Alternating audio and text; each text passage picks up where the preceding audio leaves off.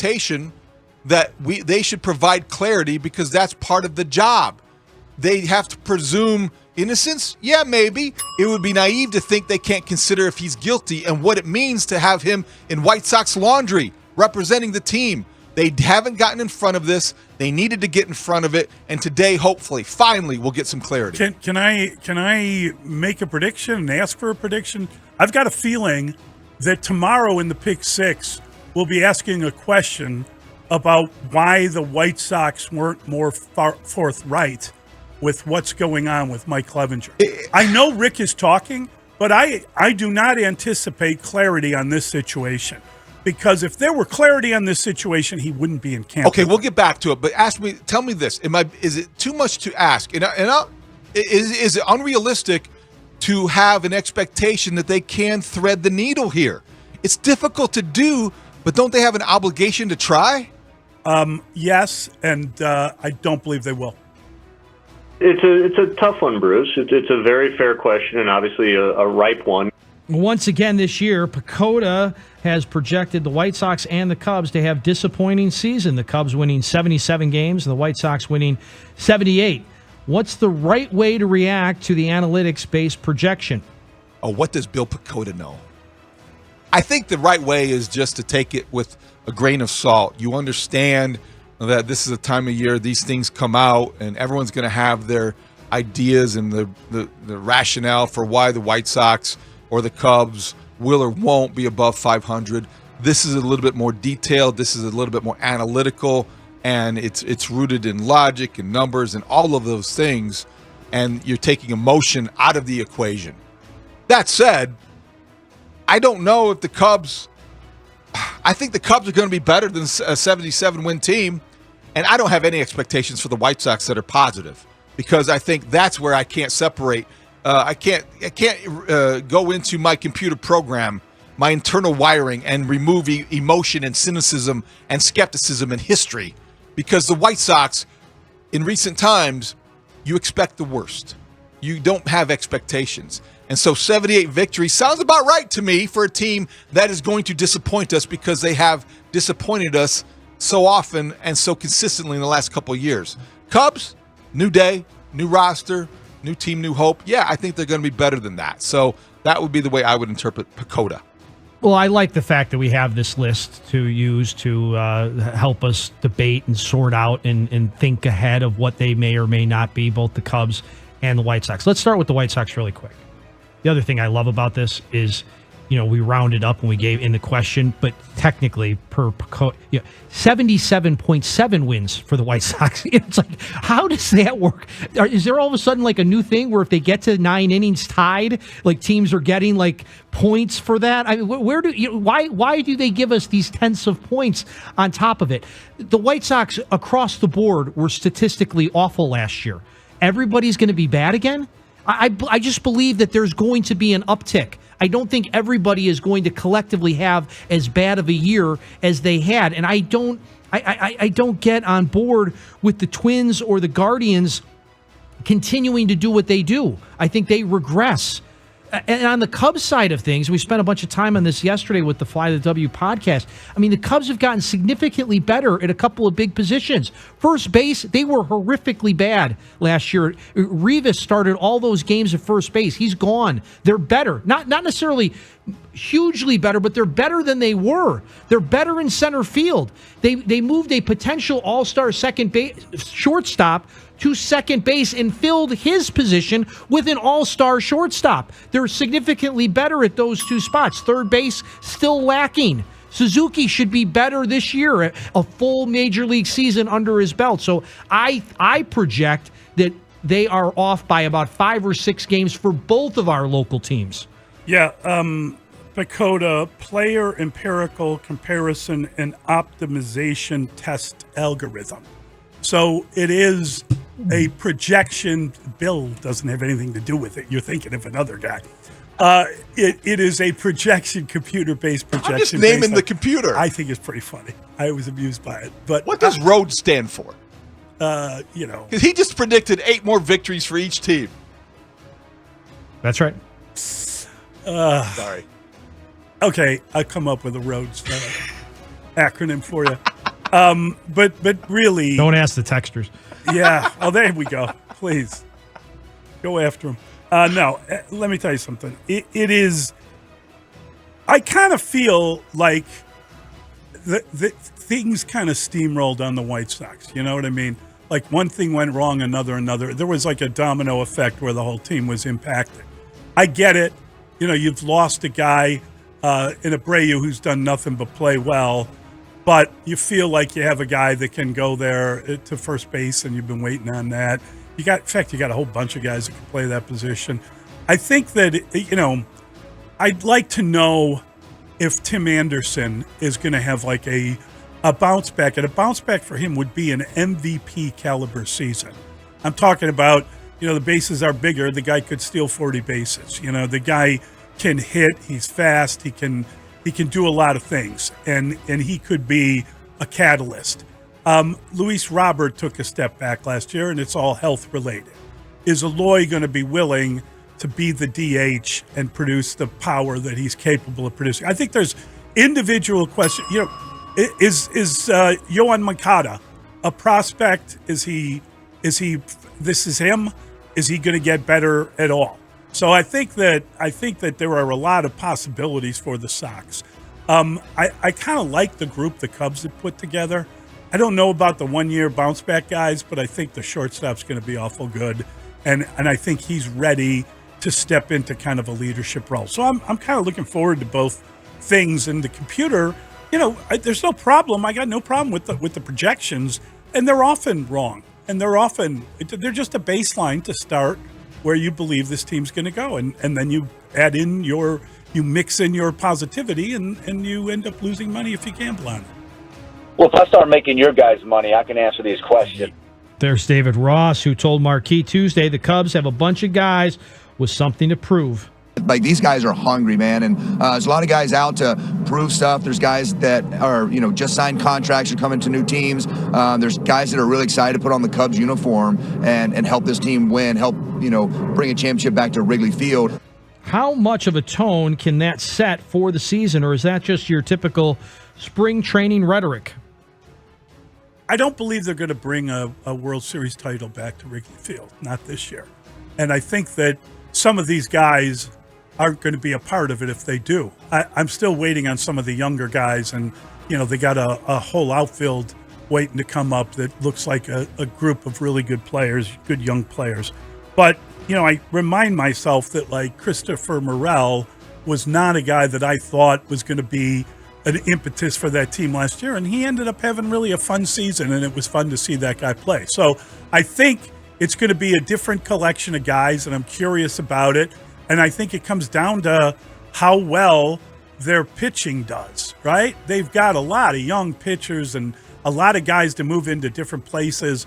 It's going to be this is spring training talk, but there should be a lot of youthful enthusiasm in a lot of areas, and maybe it's time for a winning season. Maybe.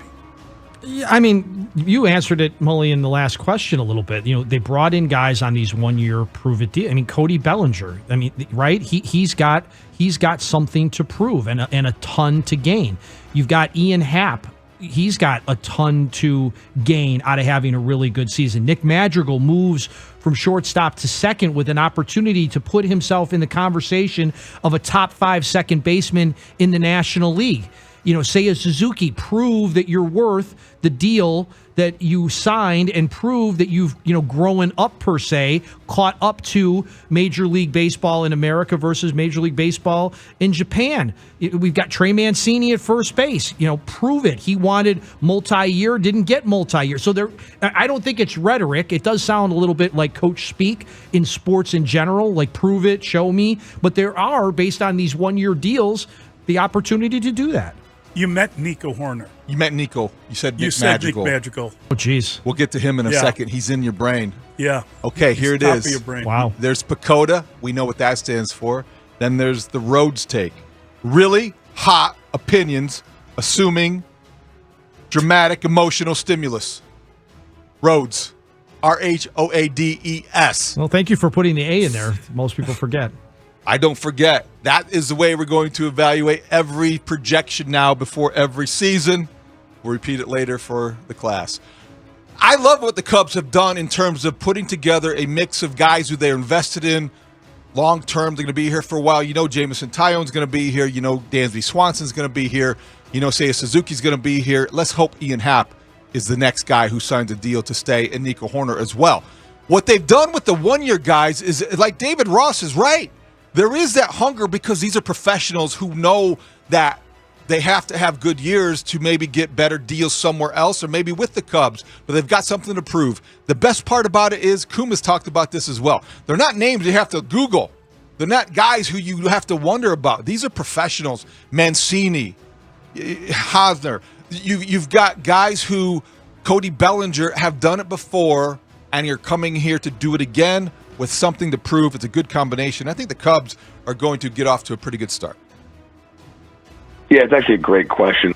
What is your reaction to Nick Madrigal taking his turn at third base as threatened in the opening day of Cubs spring training? I'm ready for anything at this point. You know, I know it's going to be a little bit different spring training for me. You know, there might be some new positions thrown at me, or just I got to learn some things on the fly. But I'm ready for it. Should Patrick Wisdom be sweating? Is Christopher Morel another better option? Could be. This is depth. This is what you want. Nick Madrigal coming in with the right attitude, saying the right things. He might not be crazy about the idea the Cubs just invested $177 million on a middle infielder. He was a fourth overall pick. What about me? What about my time? Well, he's got to prove himself all over again. And I think that a guy that can hit above 300, and you got to think that he could with 400 at-bats, has a place on your bench, has a place maybe in your starting lineup. He can play. The better he can do multiple things, the longer he's going to stay a Chicago Cub. Or maybe get them something in return to the trade deadline if they're ready to contend and they want to throw him into a deal. I don't know what the case is, but he's got the right attitude. You like a lot about what Nicky's two strikes is bringing to camp. If he wants to play third base, he may not want to be there, but at least he's going to try to do it. And as for Wisdom or Morel, these are guys who have specific roles. They're contributors. They're not mainstays. So I think that everyone can find a niche on this Cub bench and play a role on a team that should enjoy this kind of depth because they have major leaguers in the starting lineup. Well, this is what will make Cubs spring training interesting. Like I'm very curious to see Nick Madrigal make that throw. I mean, to me, it looked like he had a hard time throwing it from second to first. So I don't know how he's going to make it across the diamond. I'm curious to see. I'm curious to see if he can hit all spring training. David, predicting a 300 hitter. No, I don't think that Patrick Wisdom needs to be sweating. I see Patrick Wisdom getting plenty of at-bats as the DH because the one thing the Cubs definitely lack is pop. And Patrick Wisdom is a guy that can pop. Now, he also is a swing and miss guy, but he can hit the ball out of the ballpark for you. Yeah, I think Patrick Wisdom should always be sweating. I just think that's, a guy that kind of debuts at age 30 has to understand where he's at in his career. And, yeah, he's got to be working hard and sweating and breaking his rear end to make sure that he keeps his position. My reaction to Nick Madrigal taking his turn at third base as threatened is good God, Nick Madrigal has no role on this team. I think Nick Madrigal has some things that he does well. I think it's a very specific skill set, and I hope that we see it out of him, but he's about one more injury away from being utterly untradeable, and I hope this works out. He's not a third baseman, okay? And I get it. It's a jack-of-all-trades thing, and he wants to prove he can be a utility guy and play all over the field. I would imagine they're going to try to move him at some point because he doesn't fit. They just don't have room for him, barring an injury. He's not going to beat out Nico Horner. That already happened last year. Nico Horner beat him out. Nico Horner's their guy, and Madrigal is a guy that came via trade. Dansby Swanson's 5 times better a player, and I don't even know if he could play that spot.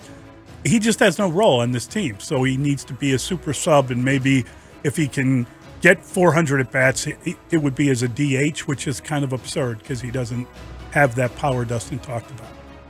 Well, no, that's a good question.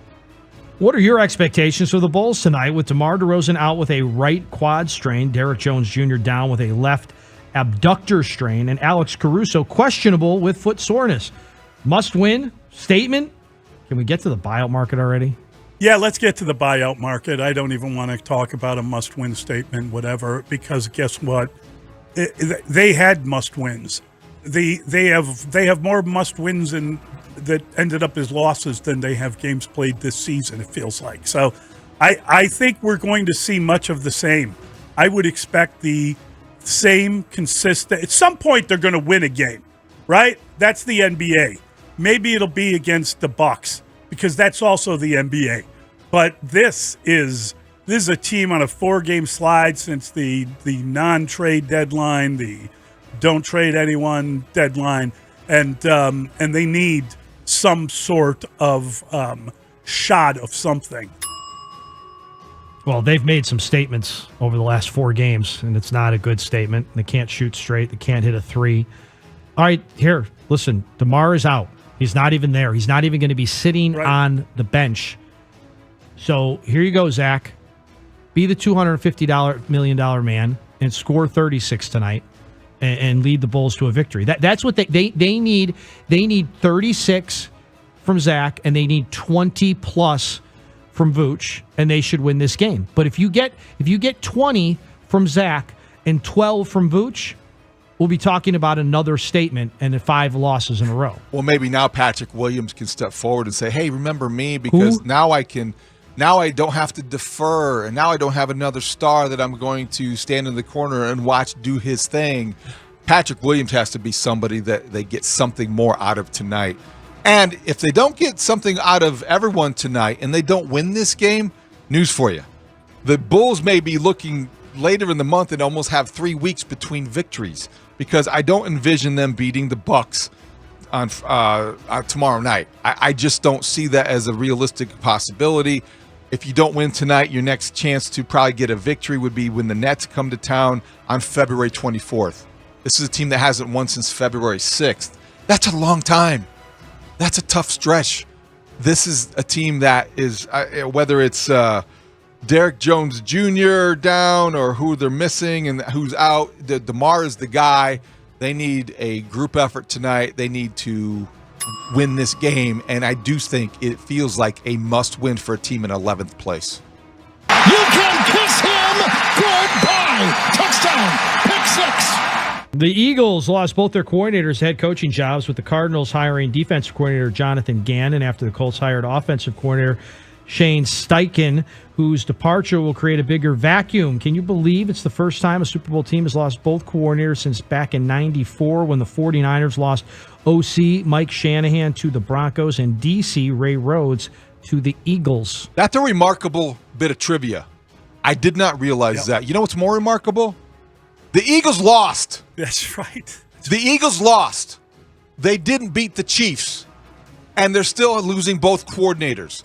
The NFL, it's difficult to look at this and be happy for Shane Steichen and Jonathan Gannon. They're good coaches. They may be great head coaches, but for a league that wants to emphasize diversity and makes it a priority to speak every hiring cycle about the commitment to inclusion and more black coaches, you know what? The Eagles lost, and both of their white coordinators got hired and are head coaches today. What about Eric Bieniemy? What about Raheem Morris, who won the Super Bowl a year ago? He won the Super Bowl as a coordinator and still is an assistant coach. So I do think that you can't help but look at things that way if you are looking at the bigger picture. And the bigger picture is, yes, the NFL continues to have a problem, and this is somewhat embarrassing to look at the team that lost the Super Bowl having both of its coordinators go to become head coaches at a place that interviewed qualified minority candidates who didn't get the job. So that's the way I look at this. Interesting trivia, but a bad day for the NFL. Bad day for the NFL, but hey, David, your guy Jeff Saturday didn't get the job, so I thought you'd be happy about that. Did you see he sent out a... we've got it. I thought we're holding on to that to play back for you. That was good. I think he was out on a boat fishing already or something like that. Good man. He'll soon be back at the 4-letter network, perhaps. As far as we didn't get to this part, the bigger vacuum, I think it's going to be very interesting to see how Jalen Hurts responds to this.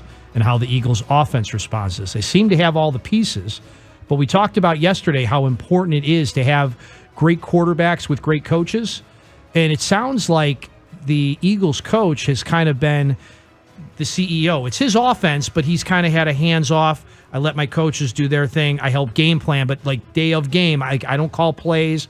They call the plays. They do all that kind of. And at this point in the game, there's a lot of openings. And how many other Eagles position coaches are going to go with these guys to the new job with the elevated status? So I think what's really interesting is, how does Jalen Hurts respond? How does the Eagles offense respond without this offensive coordinator? Yeah, I think that David makes a great point about the lack of African-American coaches in the NFL. And we have a couple texters. What you have to remember is the league is 70% made up of African-American players. And the idea that you somehow cannot then have coaches of color is mindless. That's a bad idea. And I think a lot of it has to do with guys not being quarterbacks, coaches, and offensive coordinators. And the Eric Bieniemy thing, and he's interviewing in Washington today, is one of the real curious questions in the NFL. Does he have to go to Washington and produce and be a good coordinator there in order to get a head coaching job? And why don't other people have to jump through the similar hoops? Steichen comes in now. This guy is 37 years old. Think about this. He is now the same age as Sean McVay. Sean McVay, just on birth date, remains the youngest head coach in the NFL. How long has that guy been doing it? That is unbelievable. I don't understand at all the Gannon to Arizona thing. I don't get it. What is Arizona's problem? Is it that they can't build a defense? Or is it that Kyler Murray is this great mystery that they can't figure out? It's the Kyler Murray conundrum. Who's the offense coordinator with him, and how are they going to get Kyler Murray on board with what they're doing? That is the only question if you're hiring a coach in Arizona. So I'm a little bit confounded. The guy did a real good job in 2 years, and his defense is real good, just not the Super Bowl. But, man, that is just one that it just escapes me. I'm not sure. And he's 40.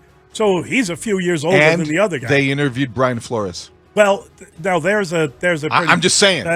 And he was a defensive coach. They went defensive coach, and they didn't hire Brian Flores. Yeah, it's crazy. All right, 312-644-6767. We'll continue to get into it. We have the extra point next. Mully and Haugh on the score. This is Chicago's #1 and most listened to sports station. We're live from Chicago, talking Chicago sports. Listen on your radio or through the Odyssey app. AUDACY. We are 670 The Score. Always live on the free Odyssey app. This segment is sponsored by The Way Back In. Sponsored by the Illinois Department of Human Services. When you find yourself betting, when you lose more than you win, and when gaming is affecting your job, relationships, and your life, are you really winning? Way Back In is here to help. Call 1-833-DON'T-BET.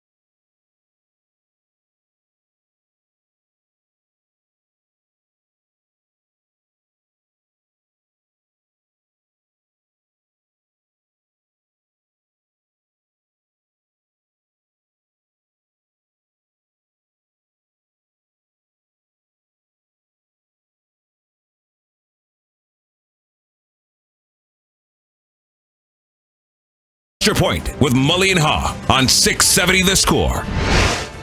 MLB games will feature a pitch clock, banned shifts, and larger bases this year. Rules changes intended to make the game more watchable, as consultant Theo Epstein explains here. Fans should be excited about baseball's changes in 2023 because they're designed to give fans more of what they like and less of what they don't like. Action. They love a faster pace of play. They love athleticism. They love doubles, triples, stolen bases, great defensive plays. And all these rules in testing in the minor leagues have created more of that action, better pace of play, more athleticism, more stolen base activity. And then less of what fans don't like. Fans don't like dead time. They don't like 30 seconds between pitches. They don't like long periods of inactivity on the field. How ready are baseball fans for these changes? Ready or not, here they come. I think it's great. I'm looking forward to this. I need baseball to be entertaining. I think people are ready for it to be different and to move a little faster. Traditionalists are going to roll their eyes. They might cringe. And already people are making fun of the bigger bases. They look like pizza boxes, whatever the case may be. I get it. There's going to be some of that pushback. But you know what? Baseball is a little boring at times. And this is the time to embrace the changes. I'm ready for the pitch clock. I like the idea of some of the banning the shifts. I don't know how I feel about it all the time, but I'm ready to keep an open mind about what it might do to make the game more exciting. The game needs to be more interesting. Theo's right. And MLB, credit to them to make this a priority in spreading the message about the changes and why they are good for the game. Their MLB Network's going to have a special on Thursday night to explain this. Then Theo is front and center. Theo Epstein is a tremendous communicator, and he's communicating a message that needs to be heard. Baseball needs this, so I'm ready to see where this is taking us because I think we need the tweaks that these changes represent. Well, everybody likes action, and if you don't like action, then I don't know what you're doing watching sports or being involved in sports. So anybody that's sports-minded and sports-interested likes action. So if this means that we're going to see the ball in play more, guys attempting steals more, I mean, any idea who led baseball in steals? Remember when we were growing up? Yeah. You knew who it was, and you knew how many they had? It was going to be Ricky Henderson or Tim Raines. Yeah. Right, but like now I couldn't even imagine to guess who had the most stolen bases in MLB. And I would bet it was under 50. I don't think somebody stole. Trey Turner? I don't think somebody stole 50 bases last year. I'd be shocked if somebody stole 50 bases last year. So I'm all for the changes. I think there needs to be. I hated the shift. I always hated the shift. So that's what I'm really excited about is that you're actually going to see some balls hit up the middle. Guys are not going to be able to go to their right or their left as well as they can when the shift is there, when the third baseman is playing shortstop and the shortstop is basically playing short center, like a 16-inch softball, if you will. I got to tell you, I think that there's a lot to be really curious about. There are almost too many changes happening at once. They might have spread these out so you could get used to them a little bit. But I think the biggest one, just in terms of normal kind of watching the sport, is going to be the pitch clock. I think the idea that you got 15 seconds to throw a pitch when there's no one on base and 20 seconds when someone gets to first. And I love the disengagement rule, which is you can throw twice to first base if a guy is on, but if you go for a third one, if you don't get him out, he gets a base. It's considered a balk. And the other thing is if you don't get your pitch, if you're not in the motion of pitching as the pitch clock is expiring, then guess what? You're giving up you're giving up a ball. It counts as a ball. I think that is super interesting. It is. And I think that one of their major problems is the length of these games. I mean, you go to a college basketball game, it is 2 hours, boom, and you're done, and you know that. You go to a baseball game, and it could be 3.5 hours. You could be in a game that lasts 4 hours. They're going to try to get these things under 3 hours. The pitch clock will help them do that. Hopefully, they could get to like 2.5 hours. That's a good point. It's not the length of the games as much as the pace of the play, and you increase the pace, and you're going to reduce the length. And Dustin, to answer your question, it's a trivia question. John Birdie led the majors in stolen bases with 41. Wow. That is crazy to think that 41 stolen bases was the most, and the Marlins' second baseman had 41 and led the majors. 41 used to be half of a season for guys like Raines and Otis Nixon. Birdie'd get on first, and it would be bye-bye, Birdie, bye-bye. I like that. I don't know if that's quite as corny as my Rhodes, RHOADES acronym for, they come to Pacoda, but we could bring that back later. 312-644-6767. It's Mully and Haugh at Chicago Sports Radio, 6-7 The Score. There's Pacoda. We know what that stands for. Then there's the Rhodes take.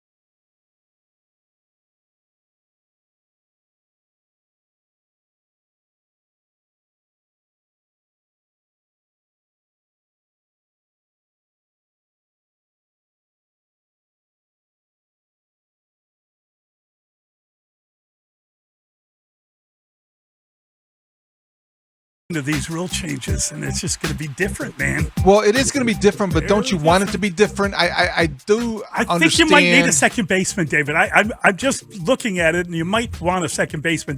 So the rule with the no shift is you have to have 4 players, 2 on each side of the plate, and they have to be in front of the grass. Mm-hmm.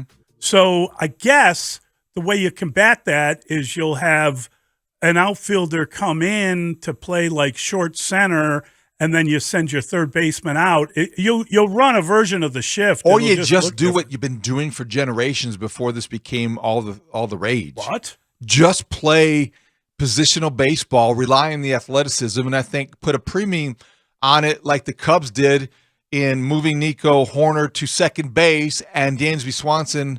You sign in to play shortstop, and you've got 2 basically shortstops up the middle because they're going to have to cover a little more ground, and that's okay. Everything is going to be okay.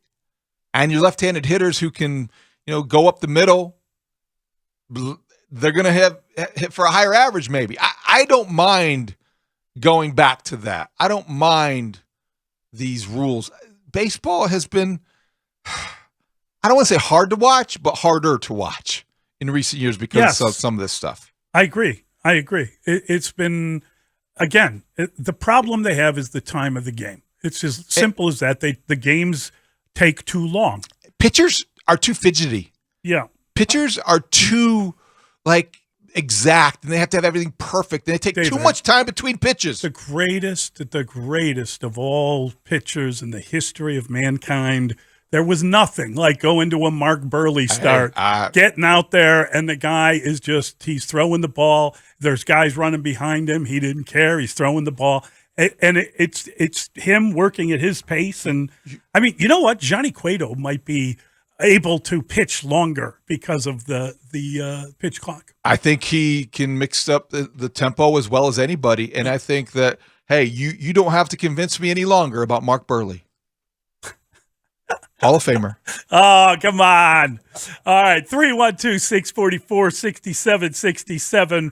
We've got some dear friends on the line, and let's start with Ron. He's our guys on the south side. Hey, Ron. Mully and Haugh, Happy New Year. I operate on the baseball calendar. Amen, Ron. Hey, David, I heard you. I listen every Saturday, and you said the 4 most important words in baseball, pitcher and catcher report. Had to make a minor correction. The 4 most important words in all the sports, David. I started to say all in life, but that would be a stretch. But pitcher and catchers report. You guys, the White Sox, certainly there are a lot of questions, so I'll be looking forward to listening and talking to you all through the season and see how some of those questions will be answered. But I am looking forward to the rule changes. We need to see a better game, a little more action. I fell in love with the game because of the defense up the middle, the shortstop and second baseman, particularly, combination. So I missed that. So those are things, but I'm just glad the game is back. Unfortunately, Mully, it's a big mess with this Clevenger thing. So we'll have to get it sorted out, but we're not going to, let that take away, from baseball coming back. Have a good day, guys. Thanks, all right, buddy. Thank you. Yeah, good stuff. It does. There's a pal that's over the season just because of that, frankly. Crowley is listening on the Odyssey app. Hey, Crowley. Hey, how's it going, guys? Good. Good, bud. We talked about this yesterday, Dustin and I, on the Fly the W podcast about these rule changes. I went to a few minor league games last season, going to South Bend and watching the Midwest League champions. The average length of minor league game last year was 2 hours and 36 minutes. And so, that's what you're talking about, Mully, about wanting that 2.5 hours, good window. Like you said, we want action. That's it. Just no dead time. I mean, everybody loves that famous Cub Phillies 23-22 game classic. But if you're sitting around and it's boring, I mean, guys just sitting there. No one wants to watch guys sit there. It's not fun. So I think the rule changes are going to be good, and I think, you know what, get them all done. I don't want to spread this out. Rip the Band-Aid off. Let's put them all in there. And that's why what they're doing with MLB is they're starting these rules today. Day one, every team is expected that their pitchers are focusing on pitch clocks and their deliveries and their step-offs and their disengagements. because they want to get all the problems out early before the season starts. But what they showed is with the minor leagues that every week the number of people violating those rules went down until it was almost nothing. Great point, Crowley.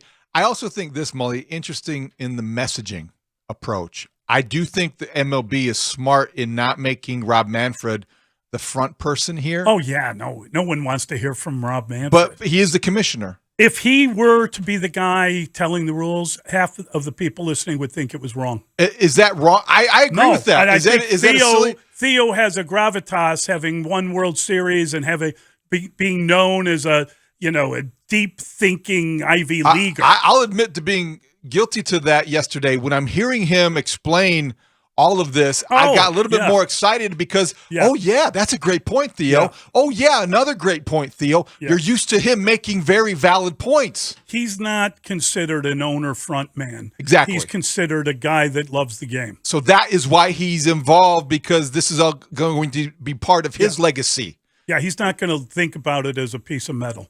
I agree. And I think that's a big part of this messaging, why people might be more inclined to think, oh, yeah, I can get behind this. Kevin's in Palatine. Hey, Kevin. Hey, good morning, guys. Agree with the previous two callers. I love all the changes. Can't wait for them. One thing that has annoyed me about the Cubs offseason, I'm really happy with what they did. But we're going down the same slippery slope with Contreras, with Ian Happ. Jed said we're going to work on this stuff. Why Happ and Horner haven't been signed already is it's annoying, because I think we're going to end up the same thing with Contreras. Horner we have for a lot longer, but I think we're going to lose Happ for nothing. And I don't know what it is about him that you don't like about your organization. He's a great dude. He's a really good player. But I have one comment, and I love Dustin's my guy, but we want to give kudos to Rick Hahn. I would suggest everyone listen to Lawrence Holmes in the 1 o'clock hour yesterday. Rick Hahn signed Mike Clevenger, who anyone with Google could have known was a complete bag before we knew any of this stuff. And he signed him the day after Thanksgiving. That was his prize. That was the guy he had to run out and get. He got him first because they got him cheap. He gets no kudos. Everyone knows the Padres aren't a dumb organization. They couldn't wait to kick his rear end out of the door. His Cleveland teammates voted for him not to come back. Everyone knew this is a horrible human being before we found out how truly awful of a human being he is. Rick Hahn gets no kudos, and Mully, you're exactly right. None of these guys will have the balls to ask him the question they're supposed to ask him today. None of them. So have a great day, guys. Thanks, Kevin.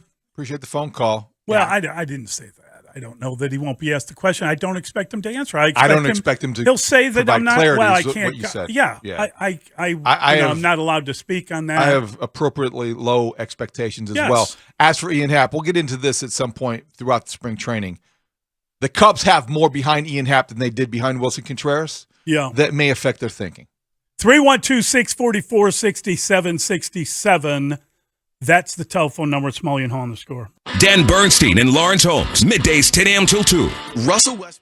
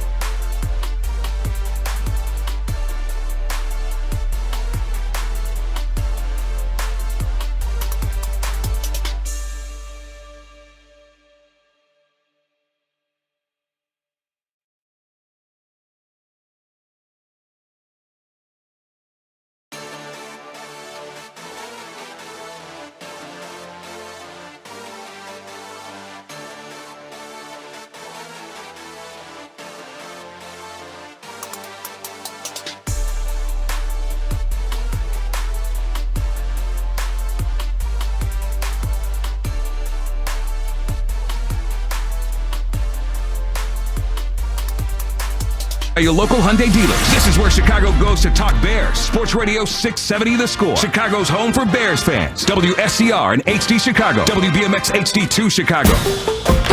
Always live on the free Odyssey app. The Score! Scoreboard update. From the Chicago Wolves Update Studio, here's what's happening. No DeMar DeRozan tonight. He is out with a quad strain. The Bulls are at the Pacers. You'll catch it here on The Score starting at 5:45. Pitchers and catchers report today for both the Cubs and the White Sox. Positional players will be here on the 20th per Bob Nightingale. Mike Clevenger remains under investigation for potential violation of MLB's domestic violence policy. He will be permitted to fully participate at White Sox spring training camp. He is not being placed on administrative leave this season at this time. And Rick Hahn will be addressing the media at about 12:15. College basketball, the Illini fall on the road at Penn State 93-81 in 2 overtimes. St. John's took care of DePaul 92-83. Ramblers, a big 62-60 win over UMass on the road tonight in Evanston. Number 14 Indiana taking on Northwestern. The Blackhawks fell to the Canadians 4-0. Blackhawks at the Maple Leafs tonight. It's Star Wars night this Saturday at the Chicago Wolves game. Exclusive Star Wars night ticket packages are available at chicagowolves.com.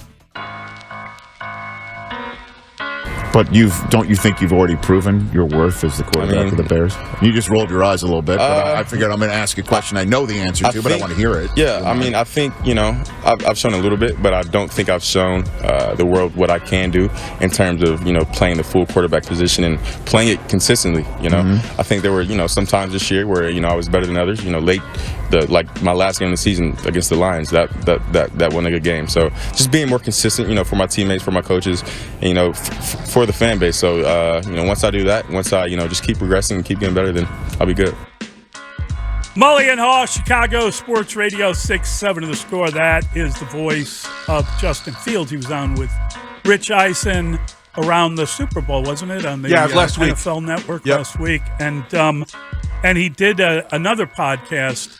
It came out yesterday, right? The Pardon My Take podcast. And it's interesting to hear him there because he talks about how he hasn't shown all that he can do at the quarterback position. And, we saw this extraordinary running ability that he showed. But if you break down the numbers, they're not as good as you would hope. And, it was kind of interesting to hear Colin Cowherd talk about Justin Fields yesterday. He gave 4 reasons he believes the Bears should trade Justin Fields. Now, I think it's an interesting argument. It's an argument that you got to have. I don't agree with it. Who has to have it? Ryan Poles? Oh, Ryan Poles. Yes. It's not I think it's a conversation. I know why you said argument. It's a theory that you need to look at in a whole fashion. All sides of what the issue would be. You do. You have to examine it. Yeah. You have to look at pros and cons. Yeah. I think that when you look at it, again, from my perspective, you could talk yourself into saying that you need to trade somebody who you didn't draft, and you could find reasons if you're looking for them. No question. Or you could find reasons to say you have so many other things to do. He has taken a step in year 2. You can see him ascending in year 3. Let's see what we have here. Let's develop and play to his strengths and build around him. But the argument is out there, and the conversation is not going to stop until the draft, and it is February 15th, and we have a long time between now and draft day. So I guess when you hear guys like Colin Cowherd make these arguments, it is a good discussion point. So this is part of what he had to say on Tuesday. And whereas with Josh Allen and Jalen Hurts, I saw tremendous, staggering growth year 1 to year 2, I didn't with Fields. He's more YouTube star, sensational plays, but the little stuff, footwork, accuracy, I think you have to consider it. Here's 4 reasons. 1 more season of average to bad, and you'll get nothing for him. Secondly, the Bears have a defensive coach and a defensive culture, and they didn't draft him. He's not their guy. Third, Chicago probably won't have the number 1 pick for a while. I don't think they'll be good, but you're not going to be in this territory again. Use the opportunity. And 4, You had Khalil Mack and Roquan Smith, and you couldn't win games. You think Will Anderson is going to come in and turn the franchise around? Okay, so I think that the first point is the only one that makes sense to me. I think that the rest of it is kind of just. Why does the first point make sense to you? Well, because this is the reality of sports, that when you strike when the iron is hot, right? Justin Fields may never have better value than he has after that season. Now, maybe he has a lot more value. Maybe he can make the jump and become a better passer, and I'm still hopeful that's the case. But right now, he's had this remarkable season that didn't translate into wins at all. But I think that always, and I understand that because that is the way executives think, and that's the way executives talk, and that's the way pro sports goes. I always wonder this, though. Is that value that you can quantify with draft picks and you take advantage of a guy when he is theoretically at his peak, when the potential is the highest? Yeah. Is that more than what he's worth to you potentially in terms of production, in terms of taking you to the next step? Maybe not to the Super Bowl yet, but Mully, I think that in developing a guy that was drafted by somebody else, that doesn't really matter who drafted him if he helps you win. I agree with you. Next year. I agree with you. And I don't know. I don't know that I would ever make that move. I'm just saying, among his points, that is the only one that makes that was the one sense, yeah. that I would have to balance, and that would be the one. Like, I would have to ask myself, okay, what did we do?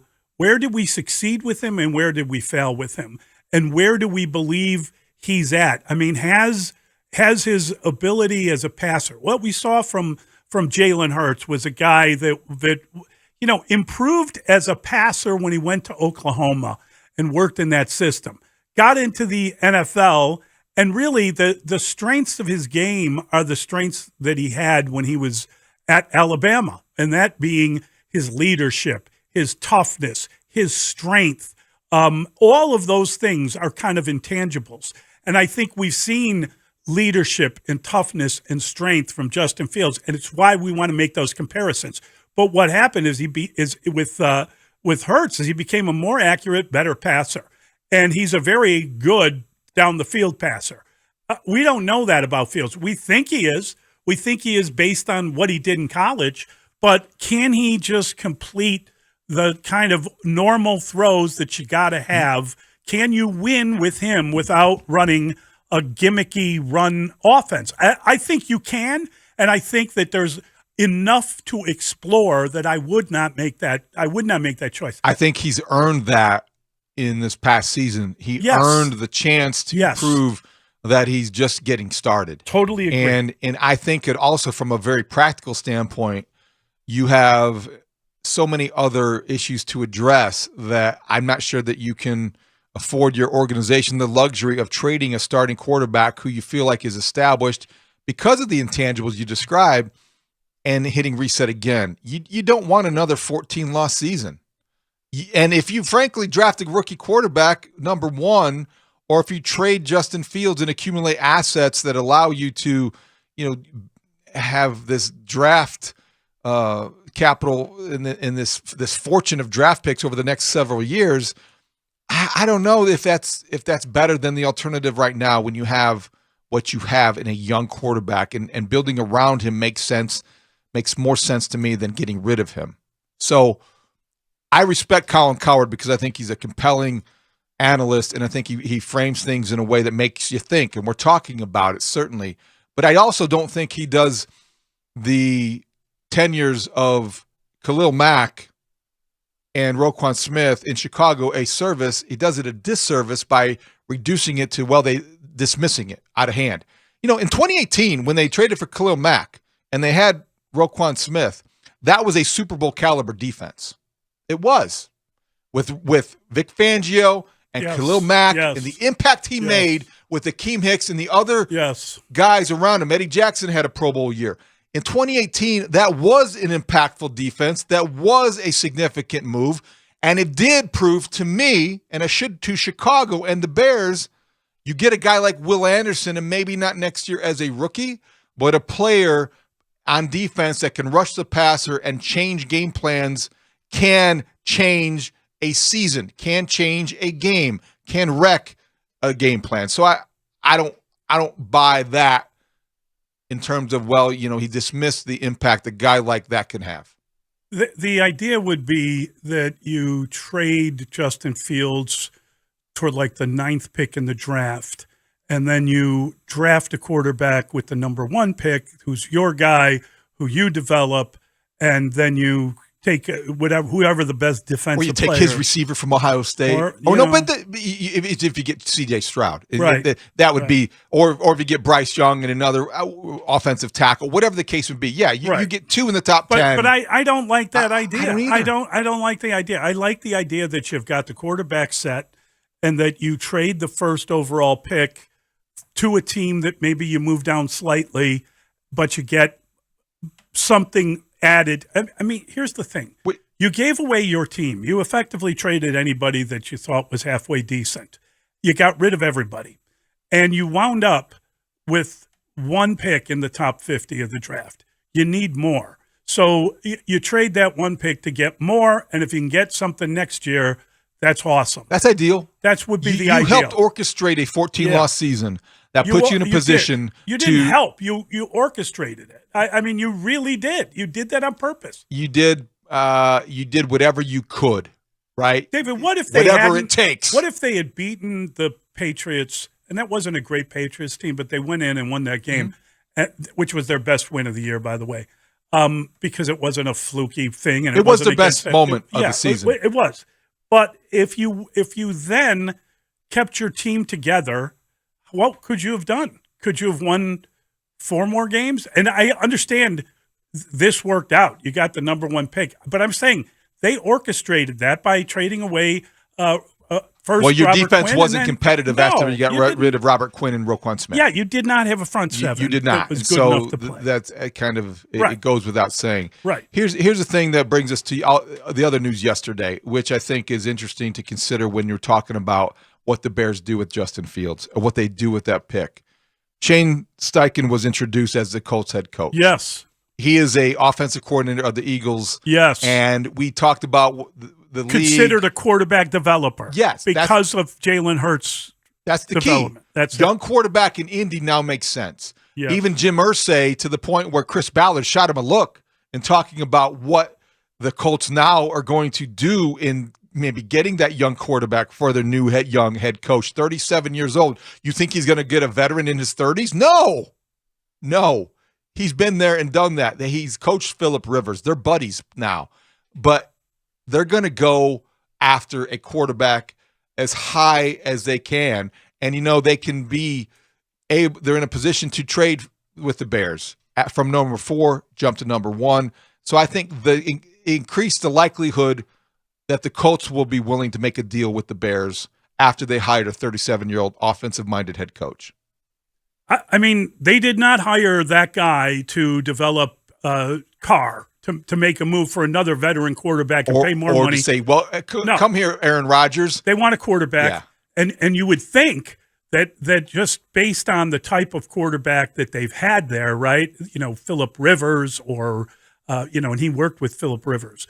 Matt Ryan, a Will Levis type of quarterback, a bigger, stronger type of guy might be what they would prefer at number 4. What's interesting is like a guy like Richardson, he's like 6'3", 6'4", 240. That guy is a really interesting player, not at number 4, but if they were to move down, that might be something that somebody between 10 and 20 is going to take a chance in Anthony Richardson. And could hit it and out a year of the from park. now, we might be talking about how everybody missed on Yes, him. exactly. That's compelling. So it does bear hearing from Colts owner Jim Irsay because of what he said and how that it could potentially affect the Bears, because it looks like the Colts are going to be all in on drafting a quarterback as high as possible.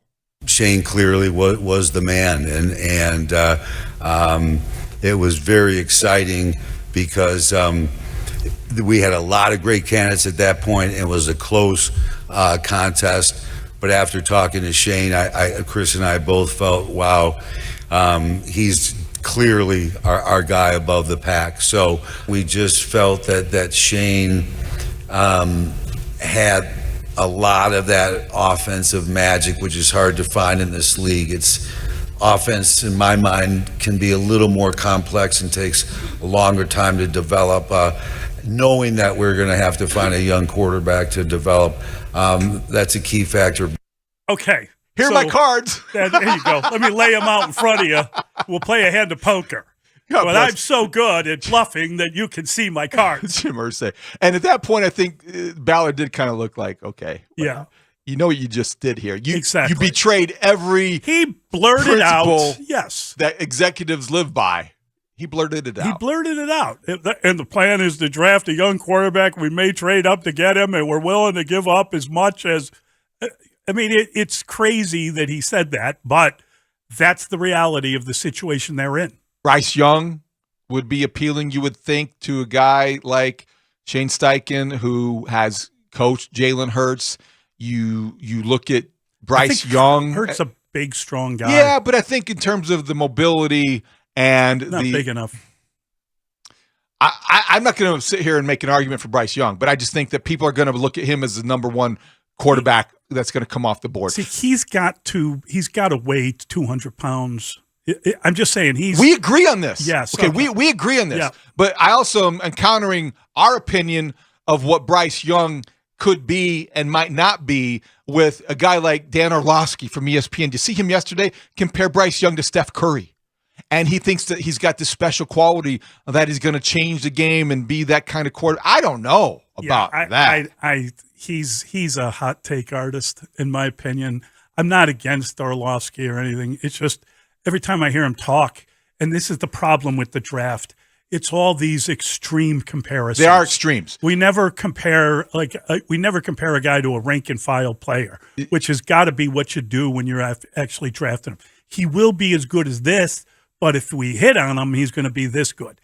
But you got to go with the lower opinion as opposed to pie in the sky. Yeah, stuff. you don't want to get too carried away and over your skis when you're evaluating prospects because it's all about Curry. potential. He's going to change the game to a point. I'm just saying, I don't want. I'm attributing that because I don't want it to pretend like it's coming from me because I don't believe that at all. Yeah. Here's the thing about Jim Irsay, though. He, as we have seen, is an owner that gets his way. Yeah. And he's an owner that's not afraid to meddle. He's trading up. He's trading up. He's getting the best quarterback that he likes. The question would be now, I think. Poor Chris. You look at the timing element. We're not in a point in the NFL calendar where there's any sense of urgency. I don't know when that arrives, but I do know that in a month from today, we'll be talking about what free agents are signing where. I do think that both teams might want to have more clarity with what they're looking for before that point. Is that overly optimistic, Mully? Is that realistic to think that the Bears and a trade partner could get a deal done before free agency? Or is this going to go up to draft night? Do you think it's going to be when they're literally on the clock? Well, I hope it's like 3 days before and they get that Niners deal, right? Where you get all those picks and everything lined up for you when you've given up the pick, and then you could even trade again if you wanted to. What if in 2 weeks Ryan Poles hears from Chris Ballard, who is sitting next to Jim Irsay, who's tapping his pencil nervously, and they make him a deal, and they say, let's swap spots. We'll give you a future first. We'll give you a second, and we'll give you a third. Well, Chris worked with Ryan Poles, so he's on the phone with Ryan. Hey, how you doing? Catching up on the family stuff, blah, blah, blah. And all of a sudden, you hear in the background, let me talk to her for a second. And all of a sudden, Foster Brooks is on the phone. We'll give you 6 first-round picks over the next 5 years. Yeah, that would be my fear for poor Chris Ballard. Will they throw in a John Fogerty guitar? And I'll give me the highlight of my collection. Let's squeeze in Mike. Mike's in South Florida. Hey, Mike. Hey, good morning, guys. Great conversation so far.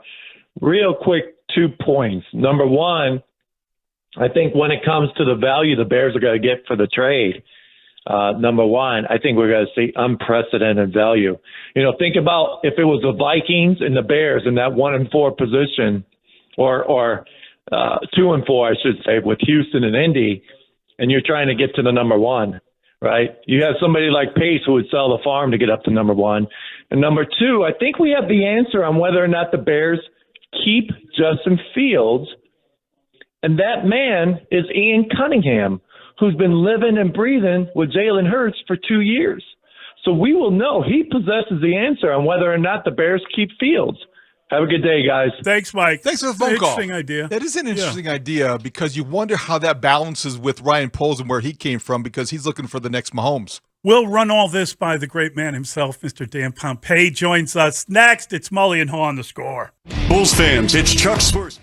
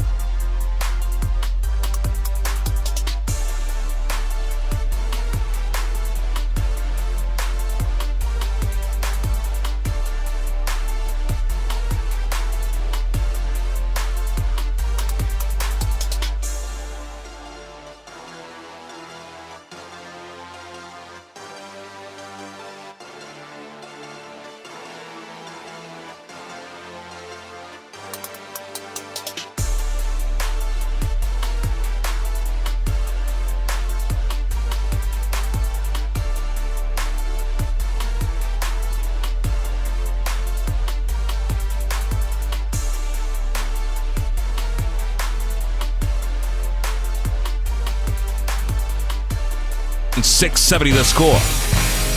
Mully and Haugh, Chicago Sports Radio 670 The Score. Always a delight to talk to our dear friend Dan Pompei, and he joins us as all guests do on the Score Hotline, brought to you by Circa Resort and Casino in Las Vegas, home of the world's largest sports book. Dan, good morning. How are you? I'm wonderful, guys. How are you today? We are living the dream, and it has been it's been a while, I guess, since we talked to you. It's been a week, and man, a lot has happened. We have a new Super Bowl champion. We do not have a new Hall of Famer. And the last time we talked to you, you had presented Devin Hester. You said it was a very lively conversation. He did not get into the top 10. It feels like he took a step back. It is a difficult thing, given the limited time on the field, to get a kick return or punt return, to get a return guy into the Hall of Fame. Were you frustrated by the process, Dan? Well, I understood where people were coming from, and there was a lot of conversation about him. I was kind of surprised, though. I was a little taken aback because there were things said and brought up by a number of voters this year that weren't brought up last year. And most of it had to do with the fact that, well, he's just a special teams player, and he only played so many snaps. Right. How do you compare that to Joe Thomas, who was on the field for 65 snaps a game or whatever? And that's the challenge with Devin Hester. He's unique in NFL history. There's not another pure special teams player who's in the Hall of Fame other than a couple of kickers and a punter. That's what we're facing with him, and we're going to continue to face with him. But hopefully we can, continue to make the case that what he did with fewer snaps had greater impact. And I think another point that I'm certainly going to keep hammering is that, if you look at his all-purpose yards, that's a big number.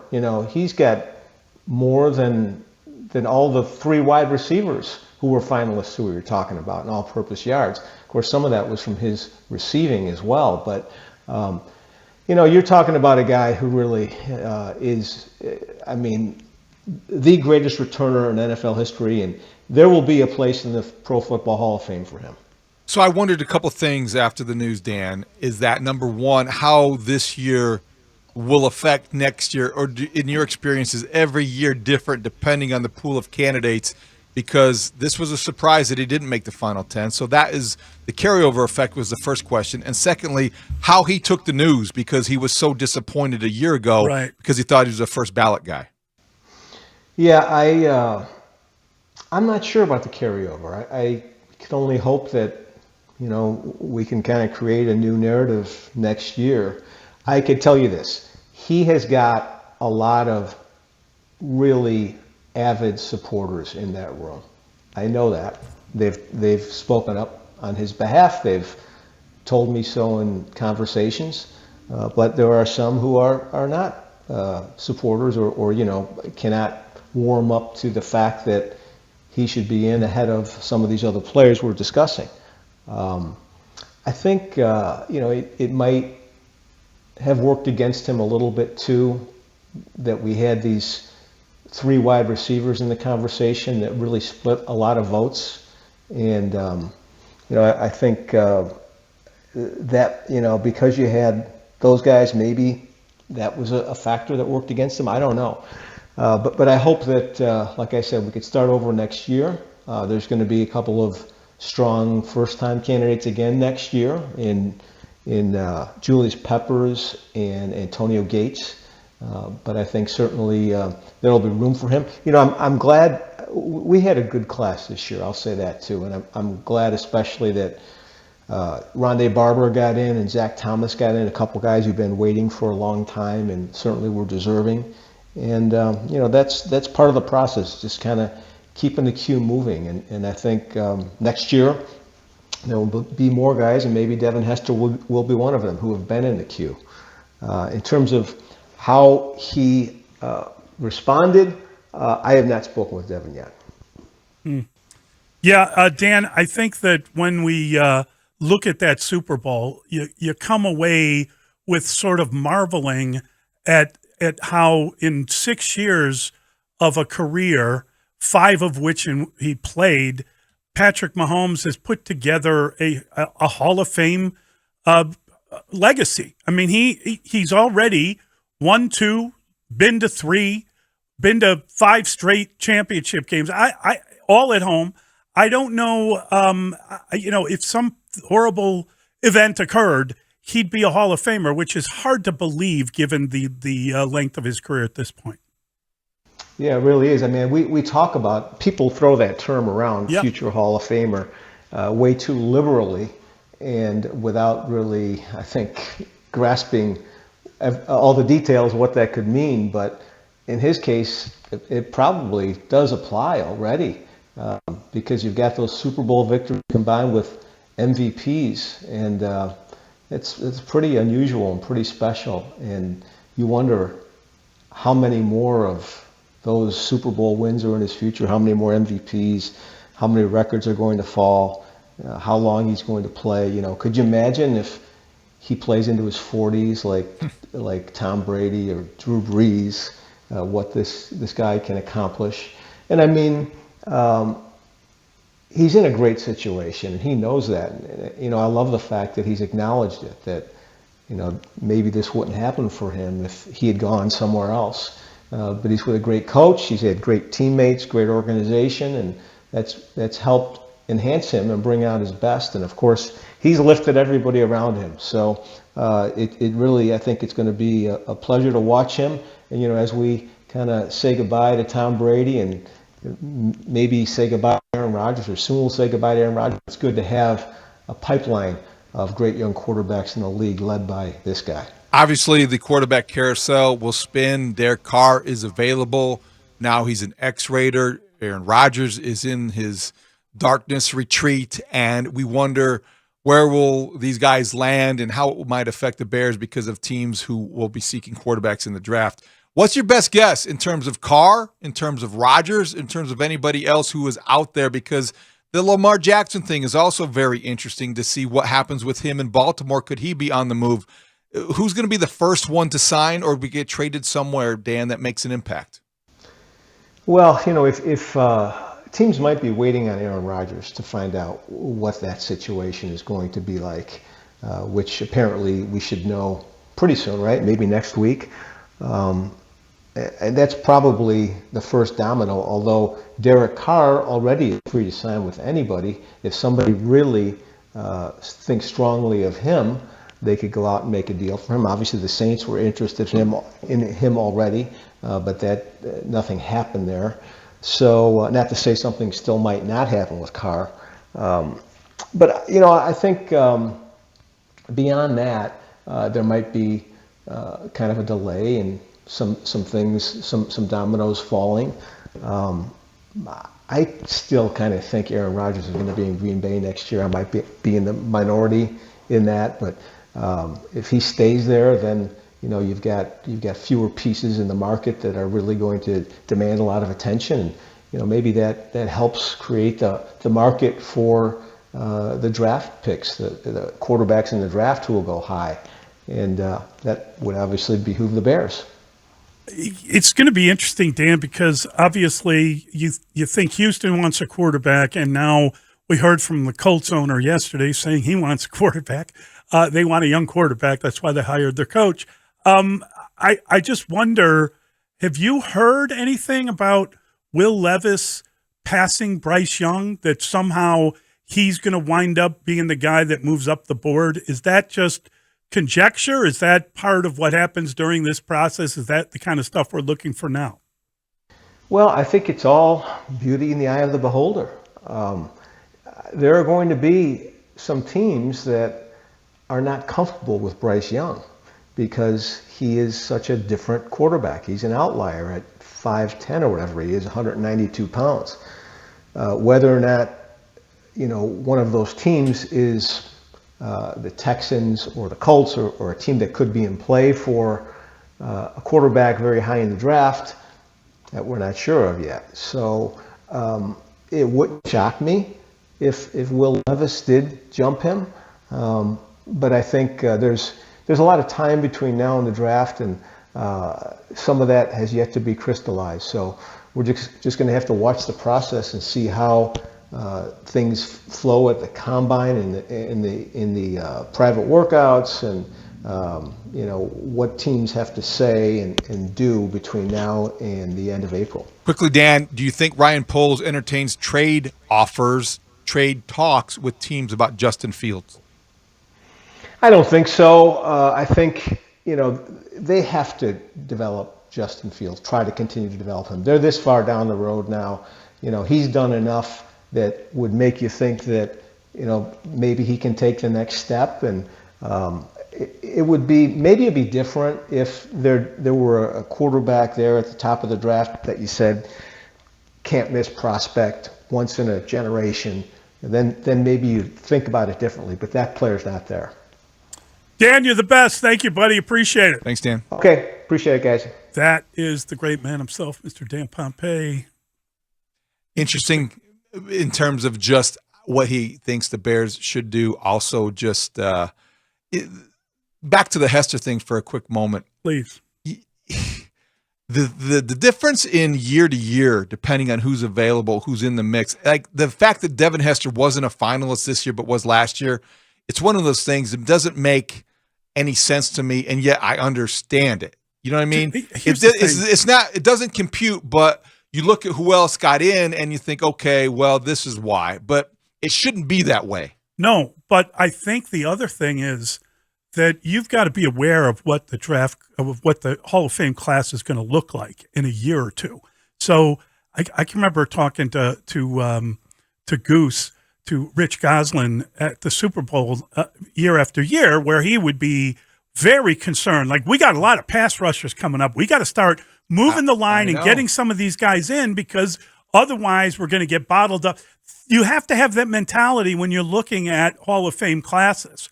And it feels like this was a year where they got some guys in that had been waiting their turn.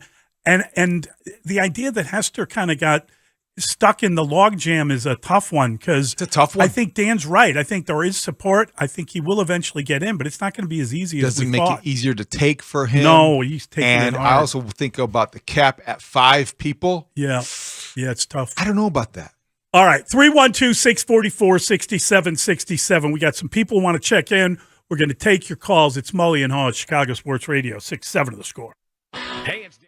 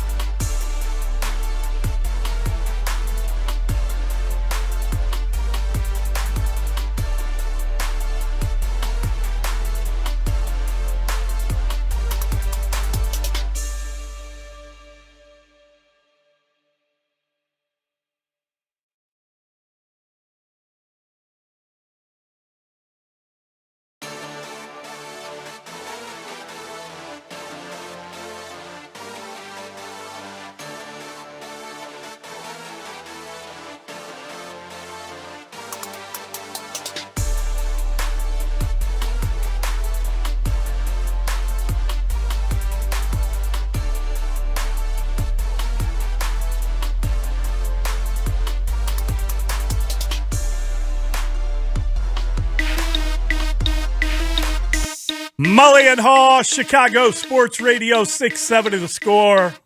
So we had some fun earlier in the program. We were talking about Pacoda, yeah. I believe. Yes. And Dustin wanted to know if, if Pacoda stands for, whatever it is. I'll go look it up again if you want, but it's a acronym. It's Player Empirical Comparison and Optimization Test Algorithm. And so Dustin wanted Pacoda. to know, he was daring the texters to come up with a Rhodes. Or us. And we finally have completed our acronym. Well, I came up with one. Yes. And you one-upped me. I didn't one-up. Well, no, it's pretty good. So mine is really hot opinions, assuming dramatic emotional stimulus. Because that's Dustin. That's the Rhodes. That is very good. Projection. That is definitely. Well, you had more time to think about it. I took my time. You did take your time. Now he's going to get mad at me when he hears mine, but it's created with love, Dustin, and I'm trying to capture your essence. Oh, it's full of love. It would be reduced height, ornery agitator, defining extreme single-mindedness. The reduced height was a joke. I fully expected that. It was with love, though, Dustin. It was with love? With love. And I feel it after Valentine's Day that I had. I can feel the love. Yes, Yeah. thank you. I needed that. No, but I mean, like, Dustin accuses me of towering over him whenever I stand next to him. It's awful. But that's not, you didn't stop there. The reduced height, ornery agitator. He's very ornery, and he is an agitator. But defining extreme single-mindedness? Don't you think that's accurate?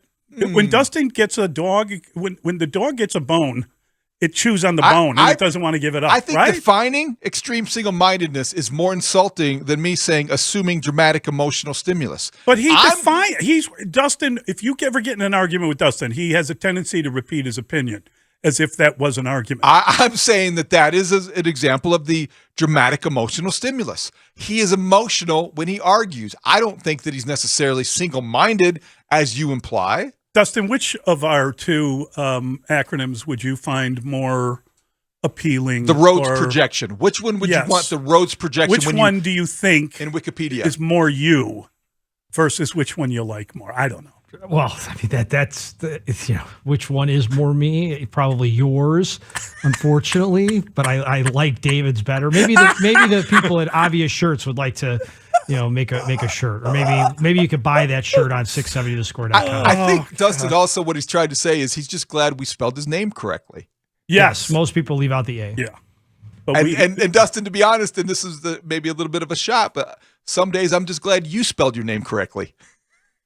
And surprised. Me and a spelling bee not gonna do very well. A texter says, I don't know about reduced height, but the rest is dead on. The reduced height was a joke. Yeah. Because that's one of his things. He would have played in the league had he been about Mully's height. 5 inches tall. Yeah, exactly. So in other words, so there you go. I push back. This is the touche of the argument. This is always it. I've wasted my size in life. Dustin would have used it to play in the league. The reality is I'm like far too short and not big enough to play in the NFL. Well, what position? It depends on what position. He wants to be a guard. I don't or a think tackle, that would have or been a center, right? You'd be a center. He'd be a center.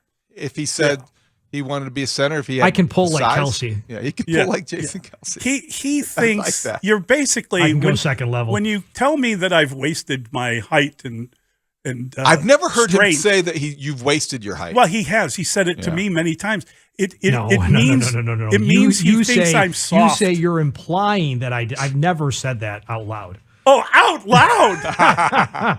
Seeing if people are listening. That's what he's saying. Yeah. That's See, what now, he's saying. I don't think that it's not a matter of size or stature as much as it is just skill set, speed, and athleticism. That's what That's what I'm missing.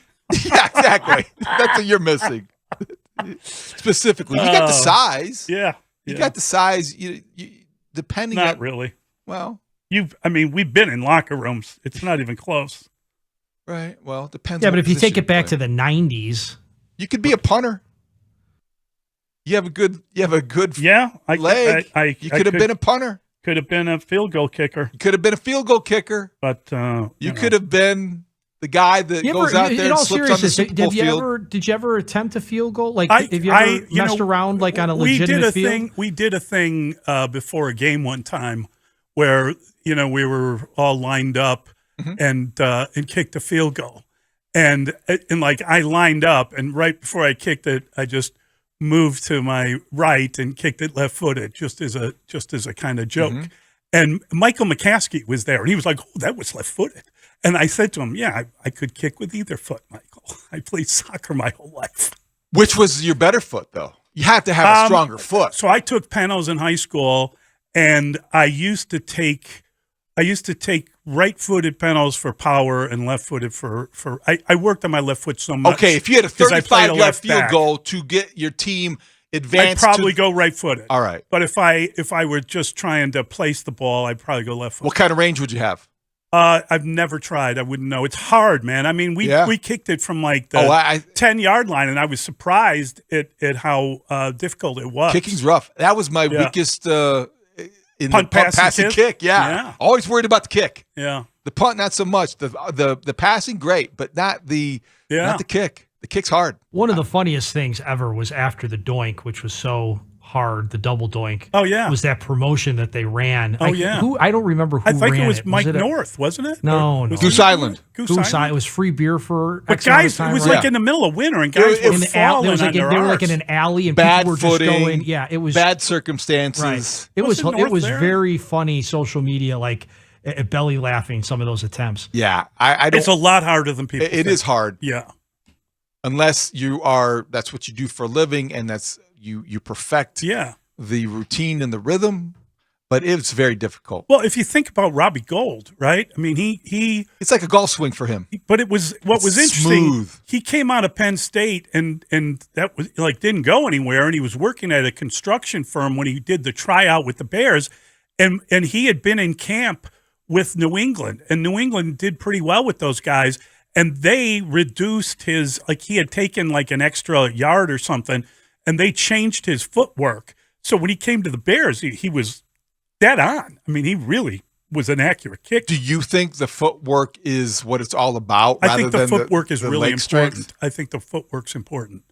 But I think the leg strength, and I mean, I played with guys that had great leg strength, incredible, just amazing because, it's all about loading up and, it's really interesting if you learn how to kick. And I had a friend of mine, I went to a clinic one time, and he was doing, he was just practicing shots, and he had this kind of Bobby Charlton way of like stretching his leg and striking the ball almost off the air. And it was unbelievable, the power you generate. Were your penalty kicks just powerful, or were they just accurate? I was more accurate. I was placing the ball. And I missed penalties. Don't get me wrong. I've missed penalties. I've never heard you describe one you missed. Yeah, no, I've missed. I hit bragging about the ones you made. No, I hit one right off the bar that got us eliminated one time. It was awful. It was terrible. Ooh, that's a tough one. That's rough. But I mean, glad you're over it. It's not like I'm not reliving it on a weekly basis. But it's hard. I mean, it's because of the pressure of the moment, and that's field goal kicking. I think it's. What you got to do is just stay in your routine, hit your spot, not worry about it. Hard. Good advice. Difficult thing to do. Isn't there a movie? It's like the anxiety of the kicker, or the anxiety of the goalie over the taking of the penalty kick. I think that's the name of a movie. That's a long name for a movie. It's some experimental thing about some goalkeeper who commits murder and then is running around in the middle of the night, as I recall. All right, 312-644-6767. We got to get back into it. We got to talk about this Bulls team. We got to talk about what's going on with them, what we expect tonight. We've got the Bears. It's Bears season to run the clock, for God's sake. We've got baseball, pitchers and catchers reporting. It's a lot going on. I'm just hopeful, and it's just a dream, that maybe we have a winning team out of baseball this season because we can't find one anywhere Pacoda else. says no way. Yeah. And so Rhodes disagrees. RHOADES. That's right. Reduced time. Never mind. Mully and Haugh on the score. Coming up today, Layla Rahimi is back.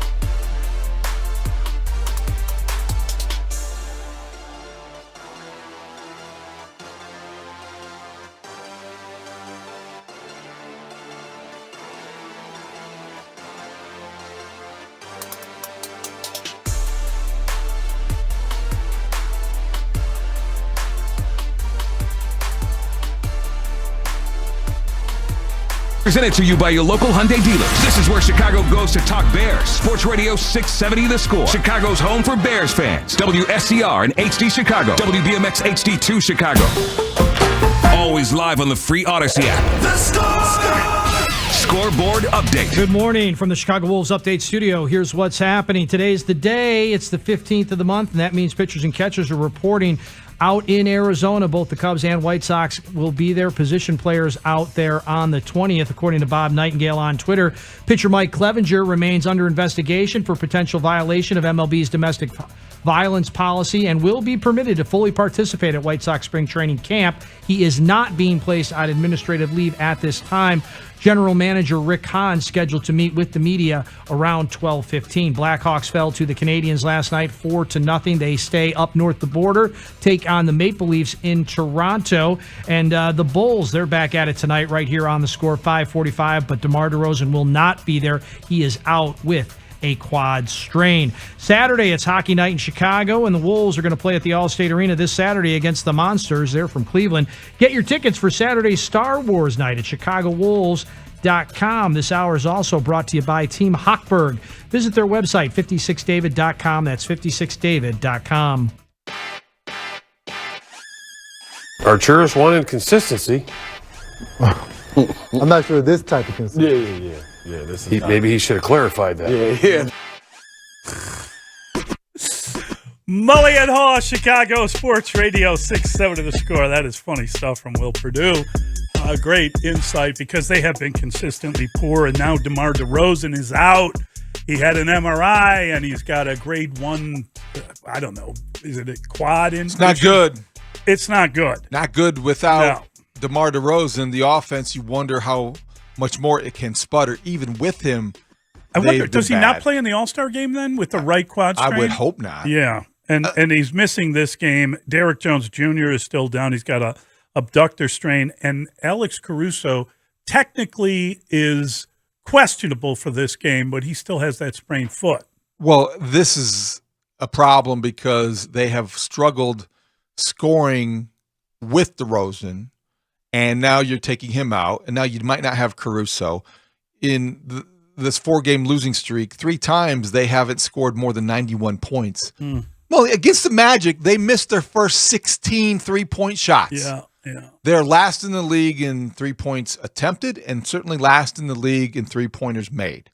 Now, you can blame Billy Donovan for many things, and he's not beyond reproach here. Certainly he is responsible for what the Bulls are and why they're in 11th place. But this roster does not have shooting. And at the trade deadline, they did not go out and get it.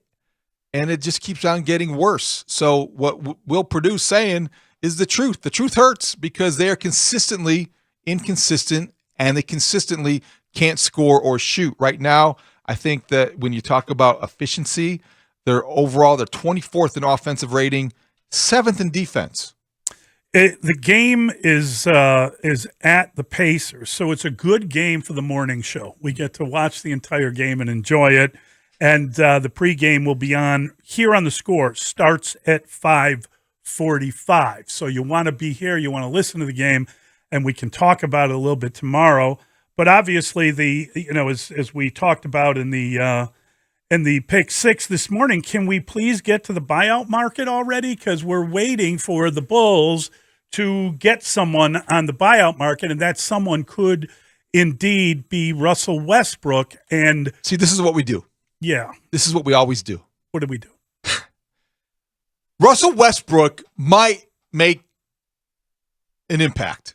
I don't think it's going to be a very big impact. We will debate whether or not he should, and we'll talk to Barry Trammell about what he will bring when he does, and all of these things are true. I'm not saying necessarily you're doing it or we do it, but this is not necessarily the primary issue about the Bulls, because he'll come here, and right now, yeah, we can debate it, but what difference is it going to make if they do or if they don't? This team has a lot bigger problems and a lot bigger headlines and issues than just whether or not to go to the buyout market and take a flyer on Russell Westbrook.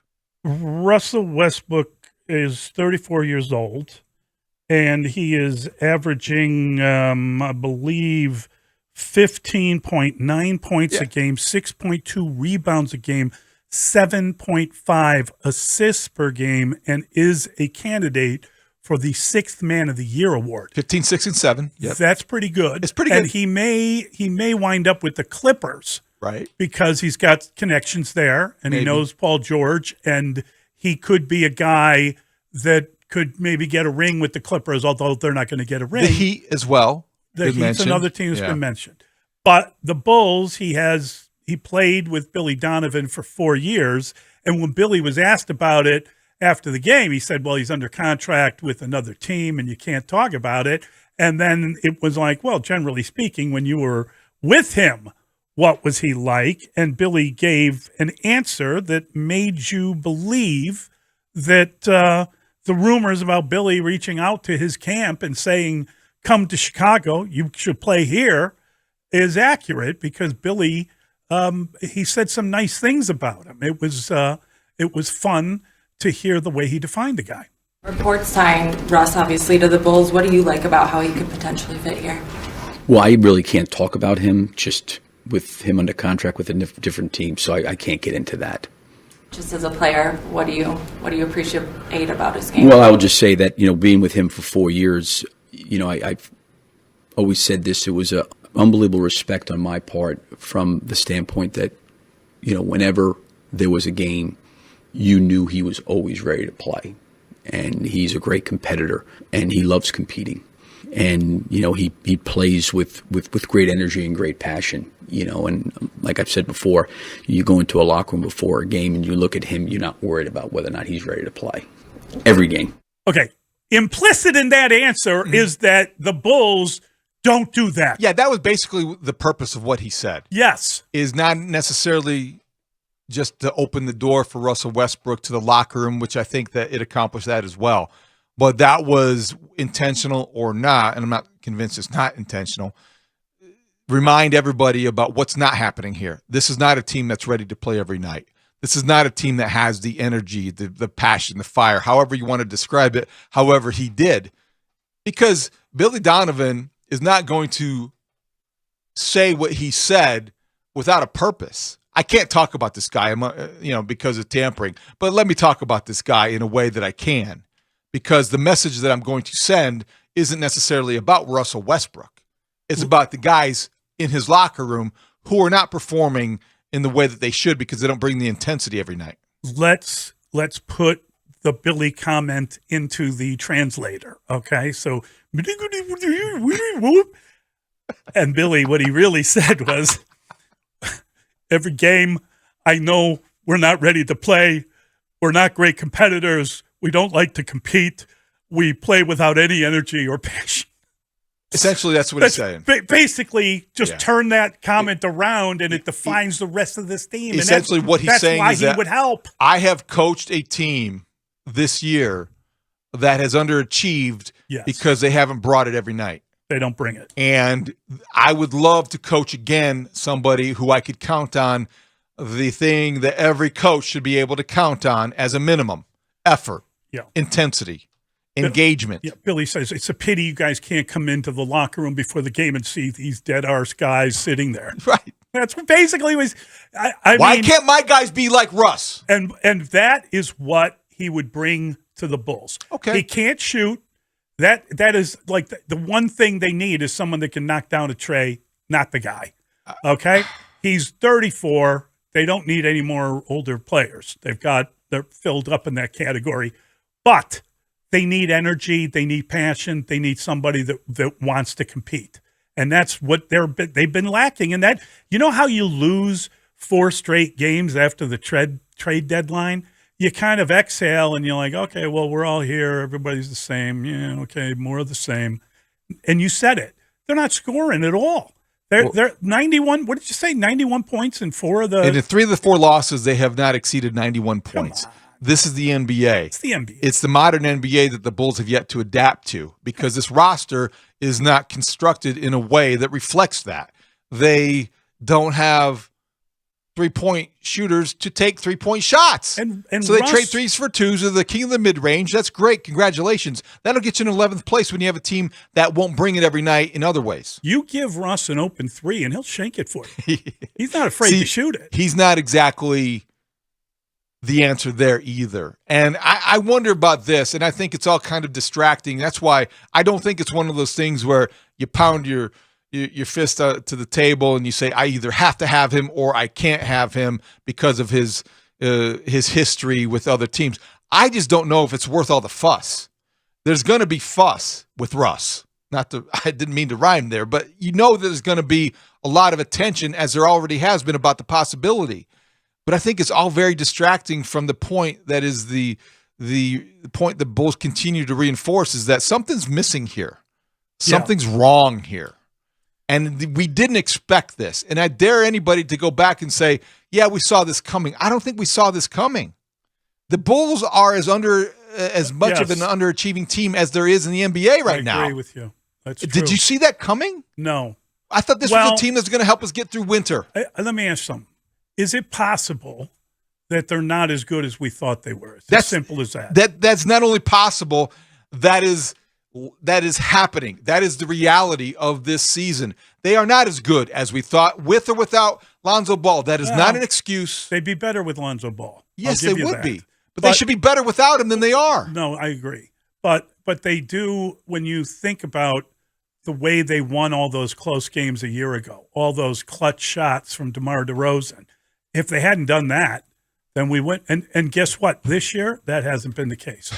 I think you're right. What's happened too is that, and I think that we're partly in this category of people that gave AK the benefit of the doubt. We like Billy Donovan because he explains basketball and he's not afraid to be held accountable for things that go wrong during the course of the games.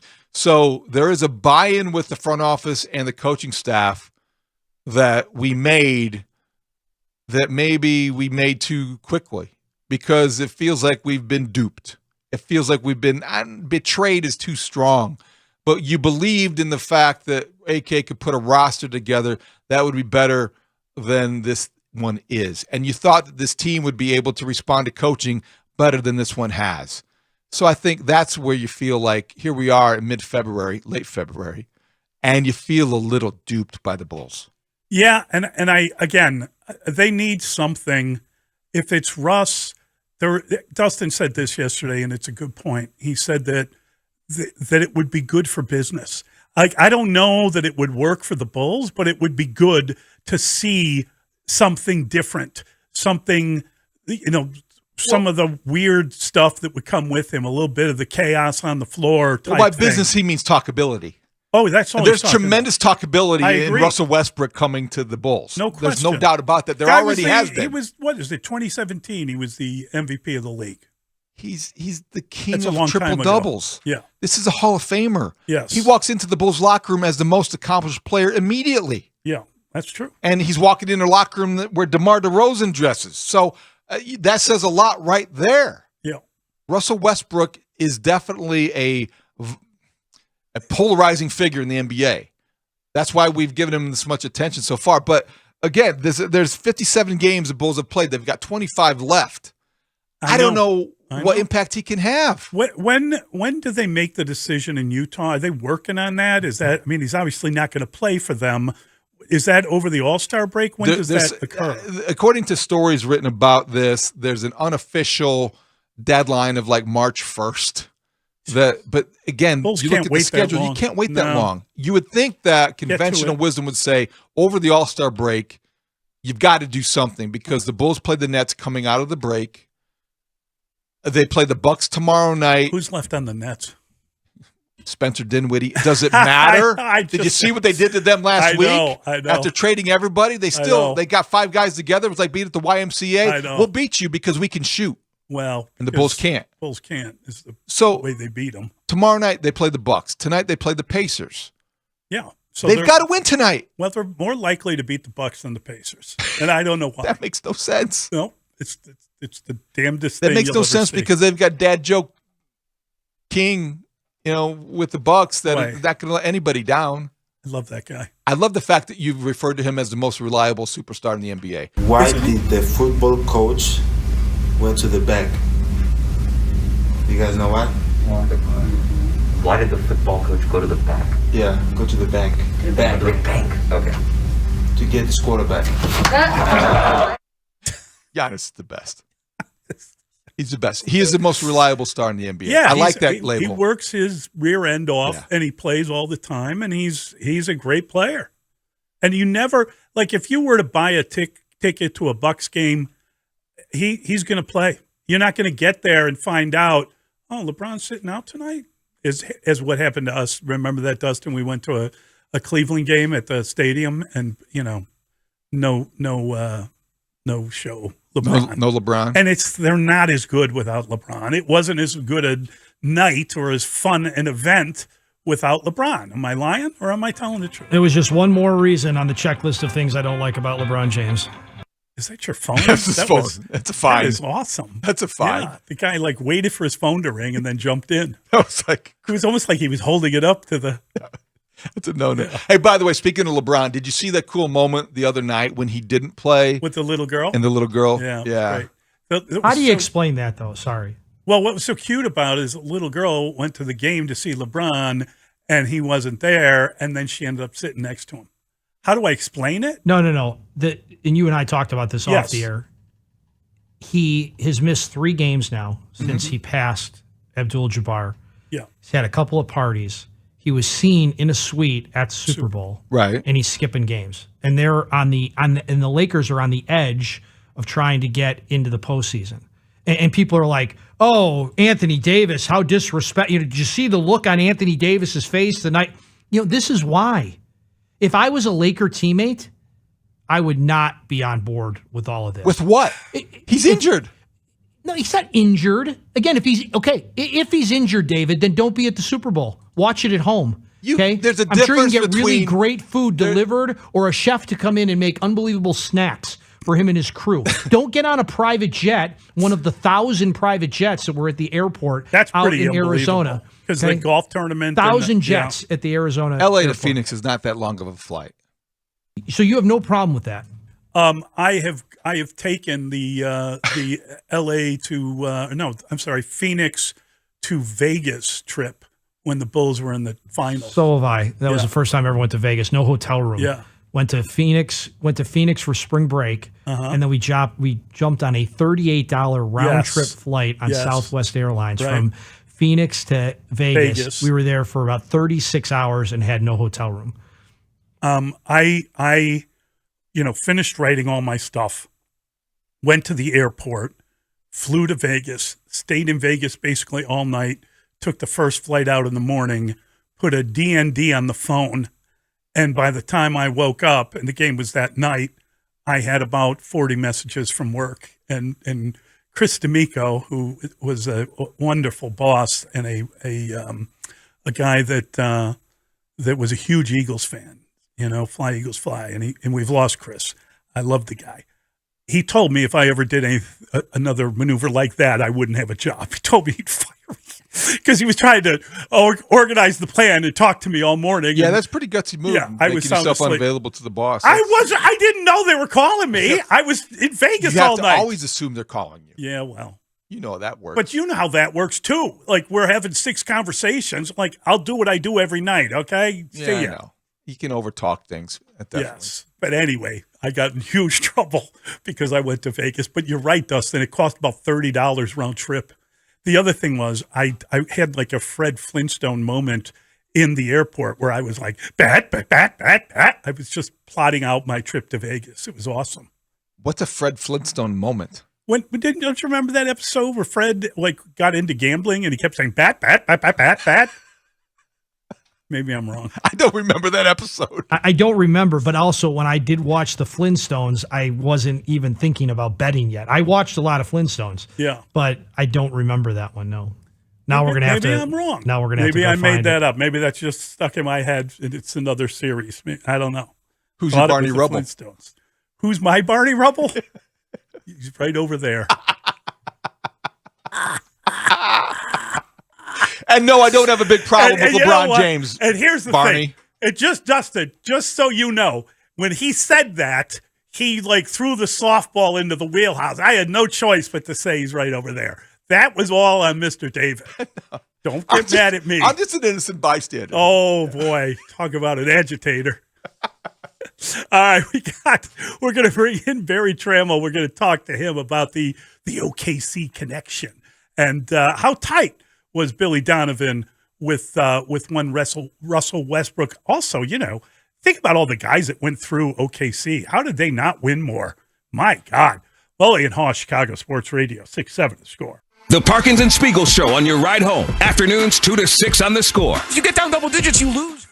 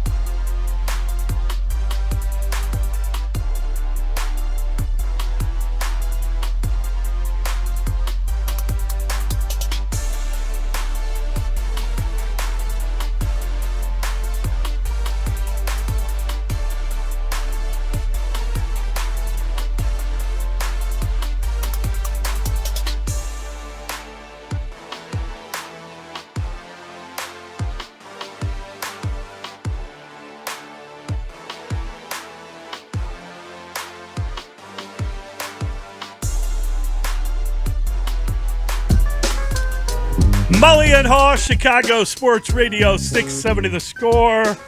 And we are pleased and delighted to welcome in Barry Trammell. He's a fine columnist for the Oklahoman, and he joins us now, as all guests do, on the Score Hotline, brought to you by Circa Resort and Casino in Las Vegas, home of the world's largest sports book. Barry, good morning. How are you?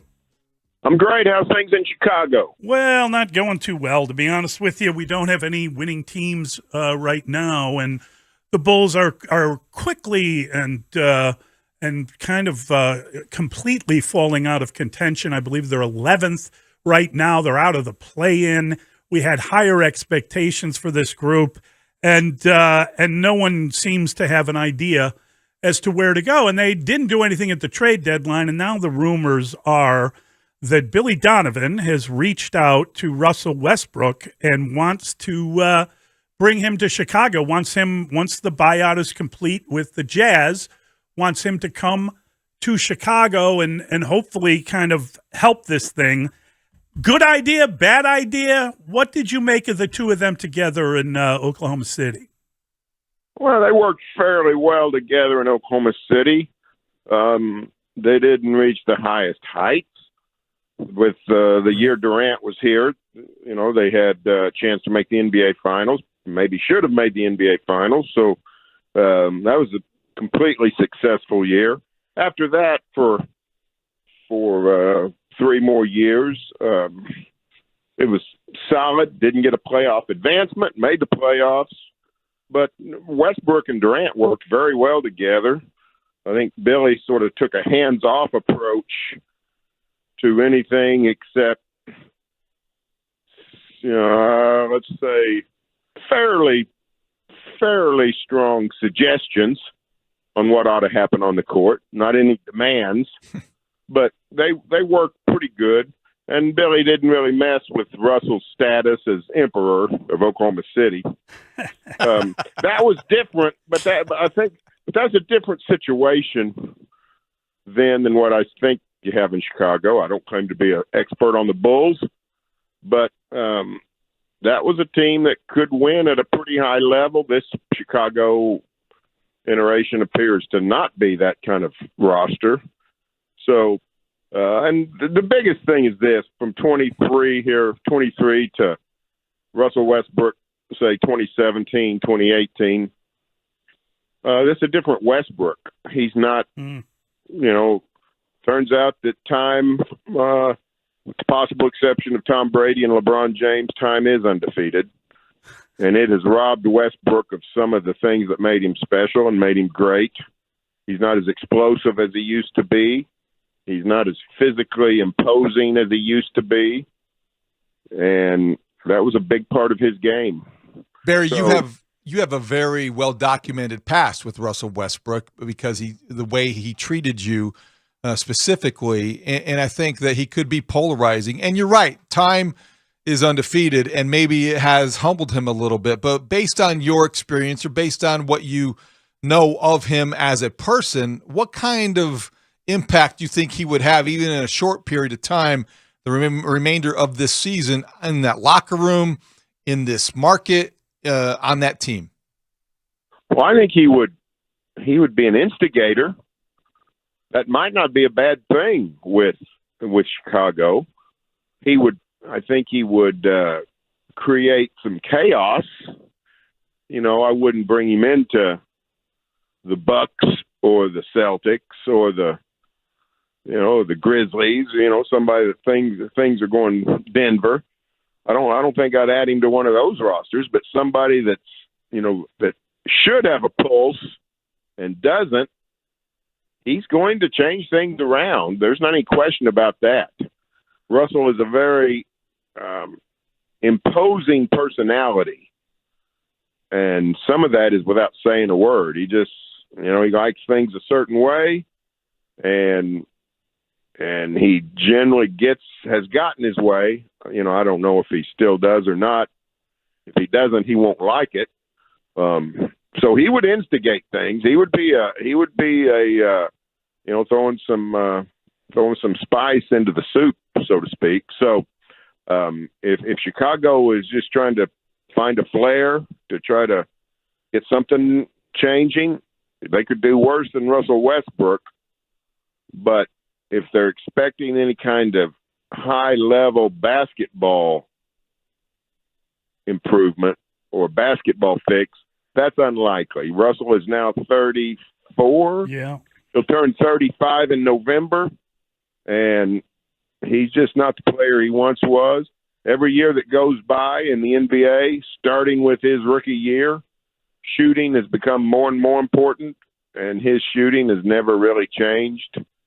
So he's not going to change the game. The game sort of changed on him, and it's to his credit, he was a fabulous player and swam against the tide and led a lot of winning teams.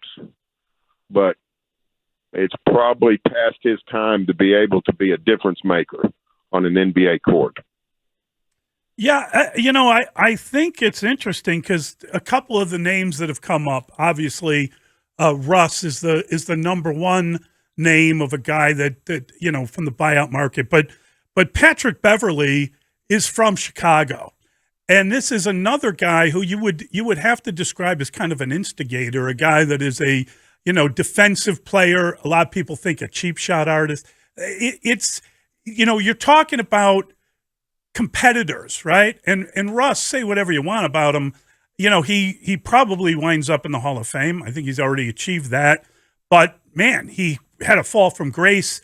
It would be a chance to revive, and he would be aware and competitive. And Patrick Beverley is another guy that would, go after people a little bit. I don't know how much chaos you want on your roster, but it's interesting that those are the things the Bulls seem to be looking for.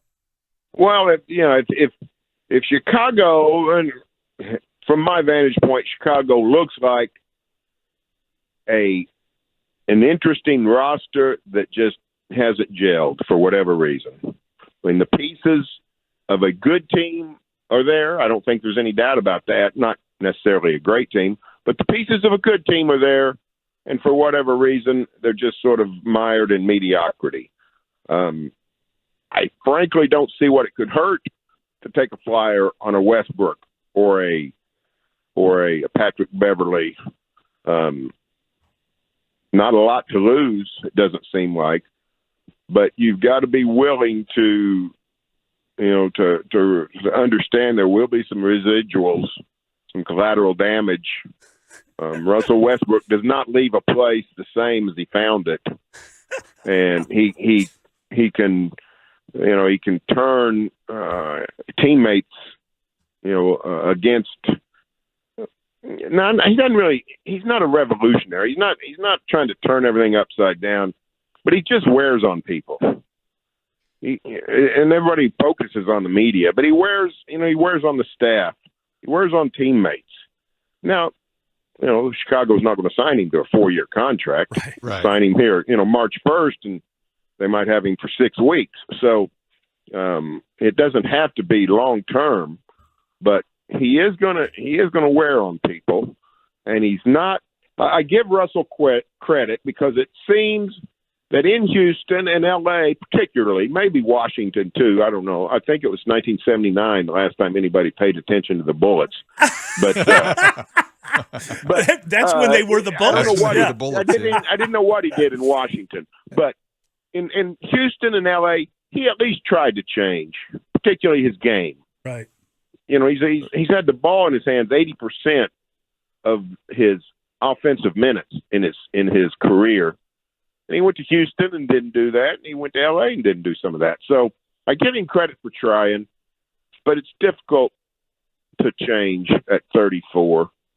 And he's not, he's not going to be able to do that. And he's not going to be able to change his ways and his attitude, because that's one of the things that made him great, that focused, singular attitude, it's my way and that's how I got here. So as long as you know that, as long as you know that, he's going to rub some players the wrong way. I mean, here's the classic Russell Westbrook story that I tell. This is from the early days. This would have been 14 or 15, maybe 13. I can't remember. But anyway, Reggie Jackson was a young player, the backup point guard at the Thunder, and a very good player for a young guy. And we were in the locker room after a game, and Darnell Mayberry, who covers the Bulls for the Athletic, was our Thunder beat writer in those days. Darnell's on deadline. We're sitting around waiting on Russell Westbrook because you get to talk to him about an hour and a half after the game. He takes so long. So the Thunder had a couple of open chairs in the locker room, chairs in front of empty lockers. Darnell sits in one and is finishing up his story, and Westbrook's sitting there getting dressed, and he looks across the room and yells, "Hey, Darnell, no sitting in that chair." So Darnell Mayberry gets up and sits down in the corner. Reggie Jackson, a first or second year player, takes his chair and rolls it over to Darnell Mayberry and says, "Sit in my chair, Darnell." And I've often thought of that, what it took for Reggie Jackson to fly completely in the face of Russell Westbrook. A year or two later, we realized that the two of them didn't get along, facilitated a trade out of Oklahoma City for Jackson. But that was very revealing to me that here's a superstar, and here's a young guy just willing to buck him just because he's had enough of the constant mess, or the constant personality overbearingness that Russell Westbrook brings to a place. 6 weeks, maybe he wouldn't be that kind of long-lasting impact, but you got to know that's sort of what you're signing up for. We'll let you go, Barry. Just curious, Billy Donovan, quickly, can you rate him as a coach? People are starting to kind of lose faith in him. The bloom's off the rose a little. I thought he did a very good job in Oklahoma City. The Thunder never exploded, I would say, in terms of success. But like the 16 team, he did a great job bringing that team through the season and having it cresting at the end of the year. By the end of the year, that's the year the Warriors won 73 games, and the Thunder was just as good as the Warriors at the end of the year. And that's the Game 6, Klay Thompson, Warriors go on to beat the Thunder. But I thought he did an excellent job, and he did a fine job the next year with Russell by himself, won the MVP, and they were 5 seed. I think it was 5 seed in the West. And he did a good job with Paul George 2 years when they were very competitive. But he just never really produced what I would call a special season, despite pretty good talent. By pretty good, I mean excellent talent. And in Chicago, again, I'm an outsider. It clearly doesn't seem to be working. I like Billy. I think he's very good tactically, and I think he's hands-off with personalities. If that's what you want, then that's good. If that's not what you want, then that's bad. But that's just my take. I think he's very good with high talent, but I don't know that team building or long-term culture building is his forte. Thanks, Barry. Appreciate the time. Thanks, Barry. Hey, see you guys. That's Barry Trammell from Oklahoma City. Love it. Good stuff on Russell Westbrook, not Michael Westbrook. He's a receiver for the former Washington football team. We got Chris Chelios next. Mully and Haugh on The Score. 3-time world champion Chicago Bulls Stacey King teams up with Chicago.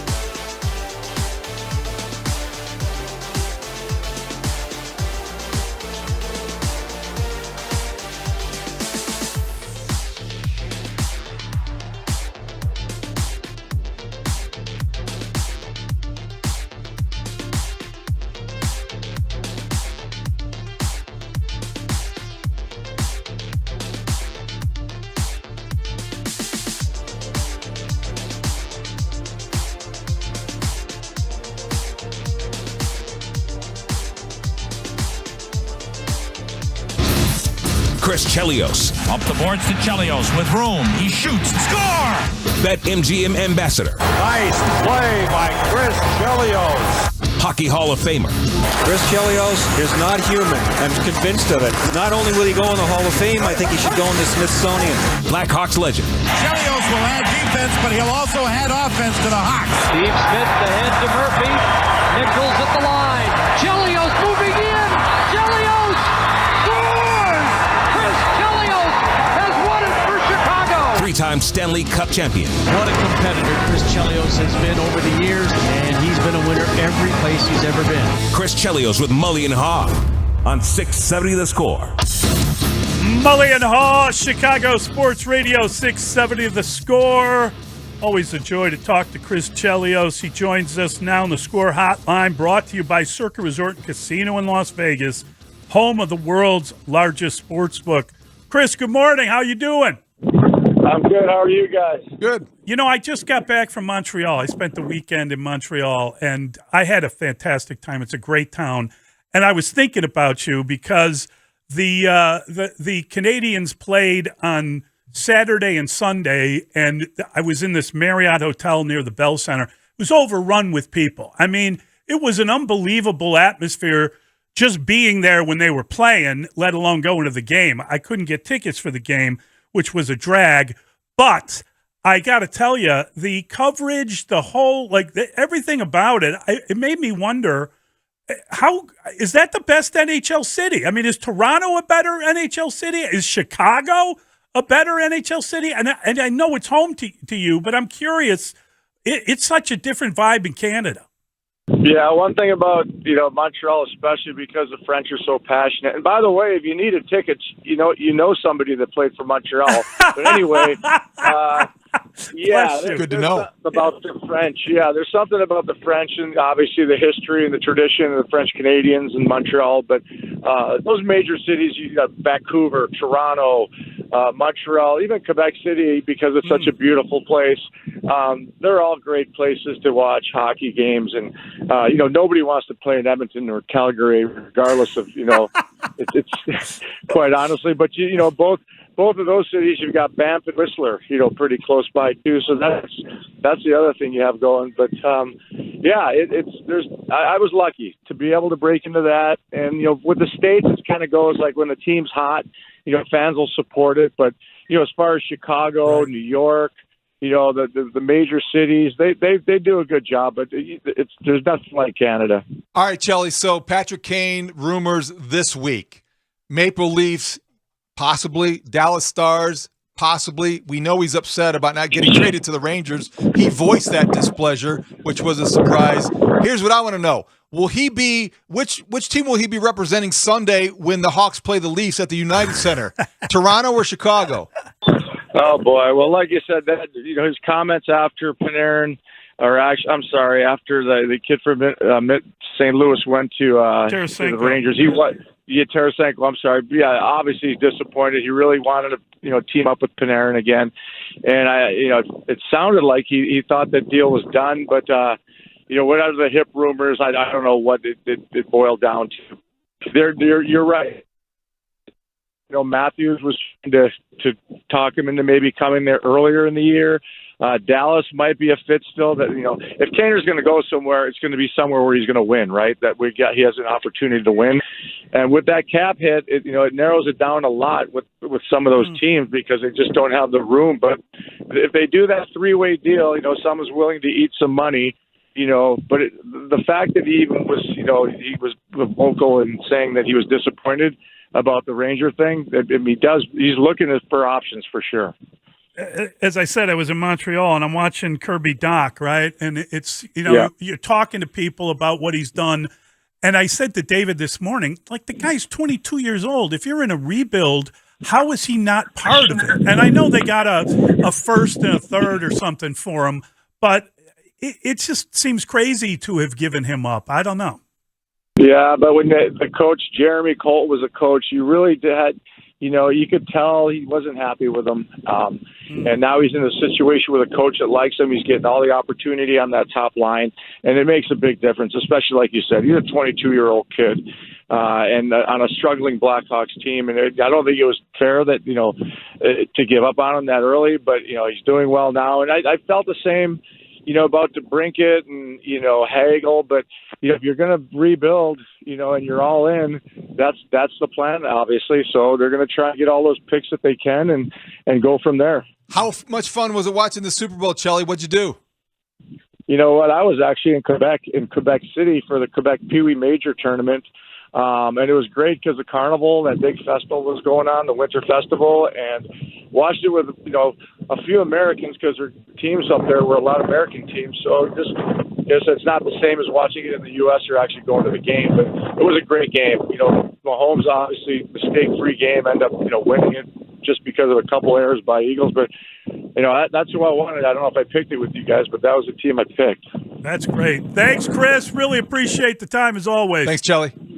All right, you guys. Thank you. That's Chris Chelios, BetMGM ambassador. Always fun to talk to. Always fun, and he's right about Montreal. And now we know next time. Oh, boy. Next time we know who to call for tickets. Boy, you want to talk about a guy who's going to regret saying that. I know, because I might go to Montreal just to go to a Canadiens game, just to use Chelly's tickets. Let's do it. Let's go next weekend. I'm in. Mully and Haugh, Chicago Sports Radio, 670 The Score. Remy Martin and 670 The Score want to give you a chance to play hoops on the United Center court.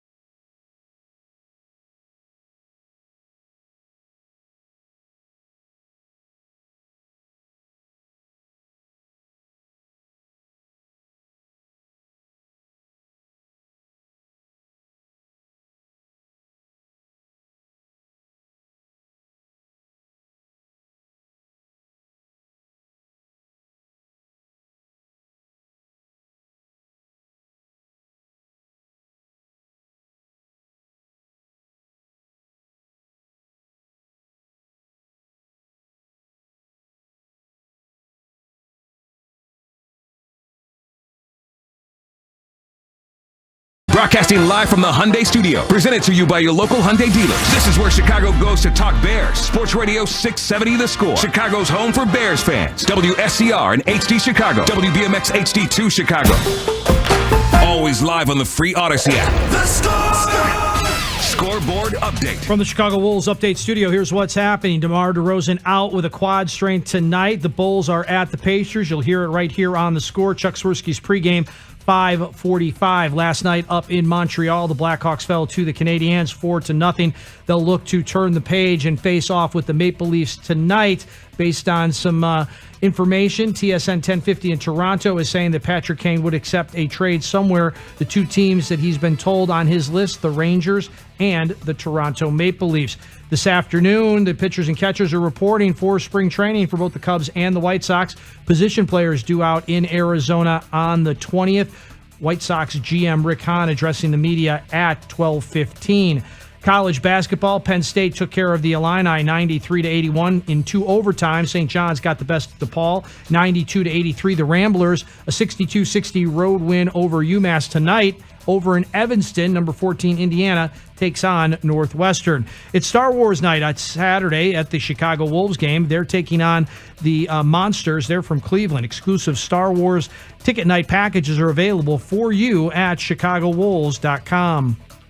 This hour is also brought to you by Cars for Kids. Call 1-877-CARS with a K, the number 4 kids. I had like a Fred Flintstone moment in the airport where I was like, bat. I was just plotting out my trip to Vegas. It was awesome. What's a Fred Flintstone moment? Don't you remember that episode where Fred got into gambling and he kept saying bat? I'll play for a nickel if you want to bet. Bet.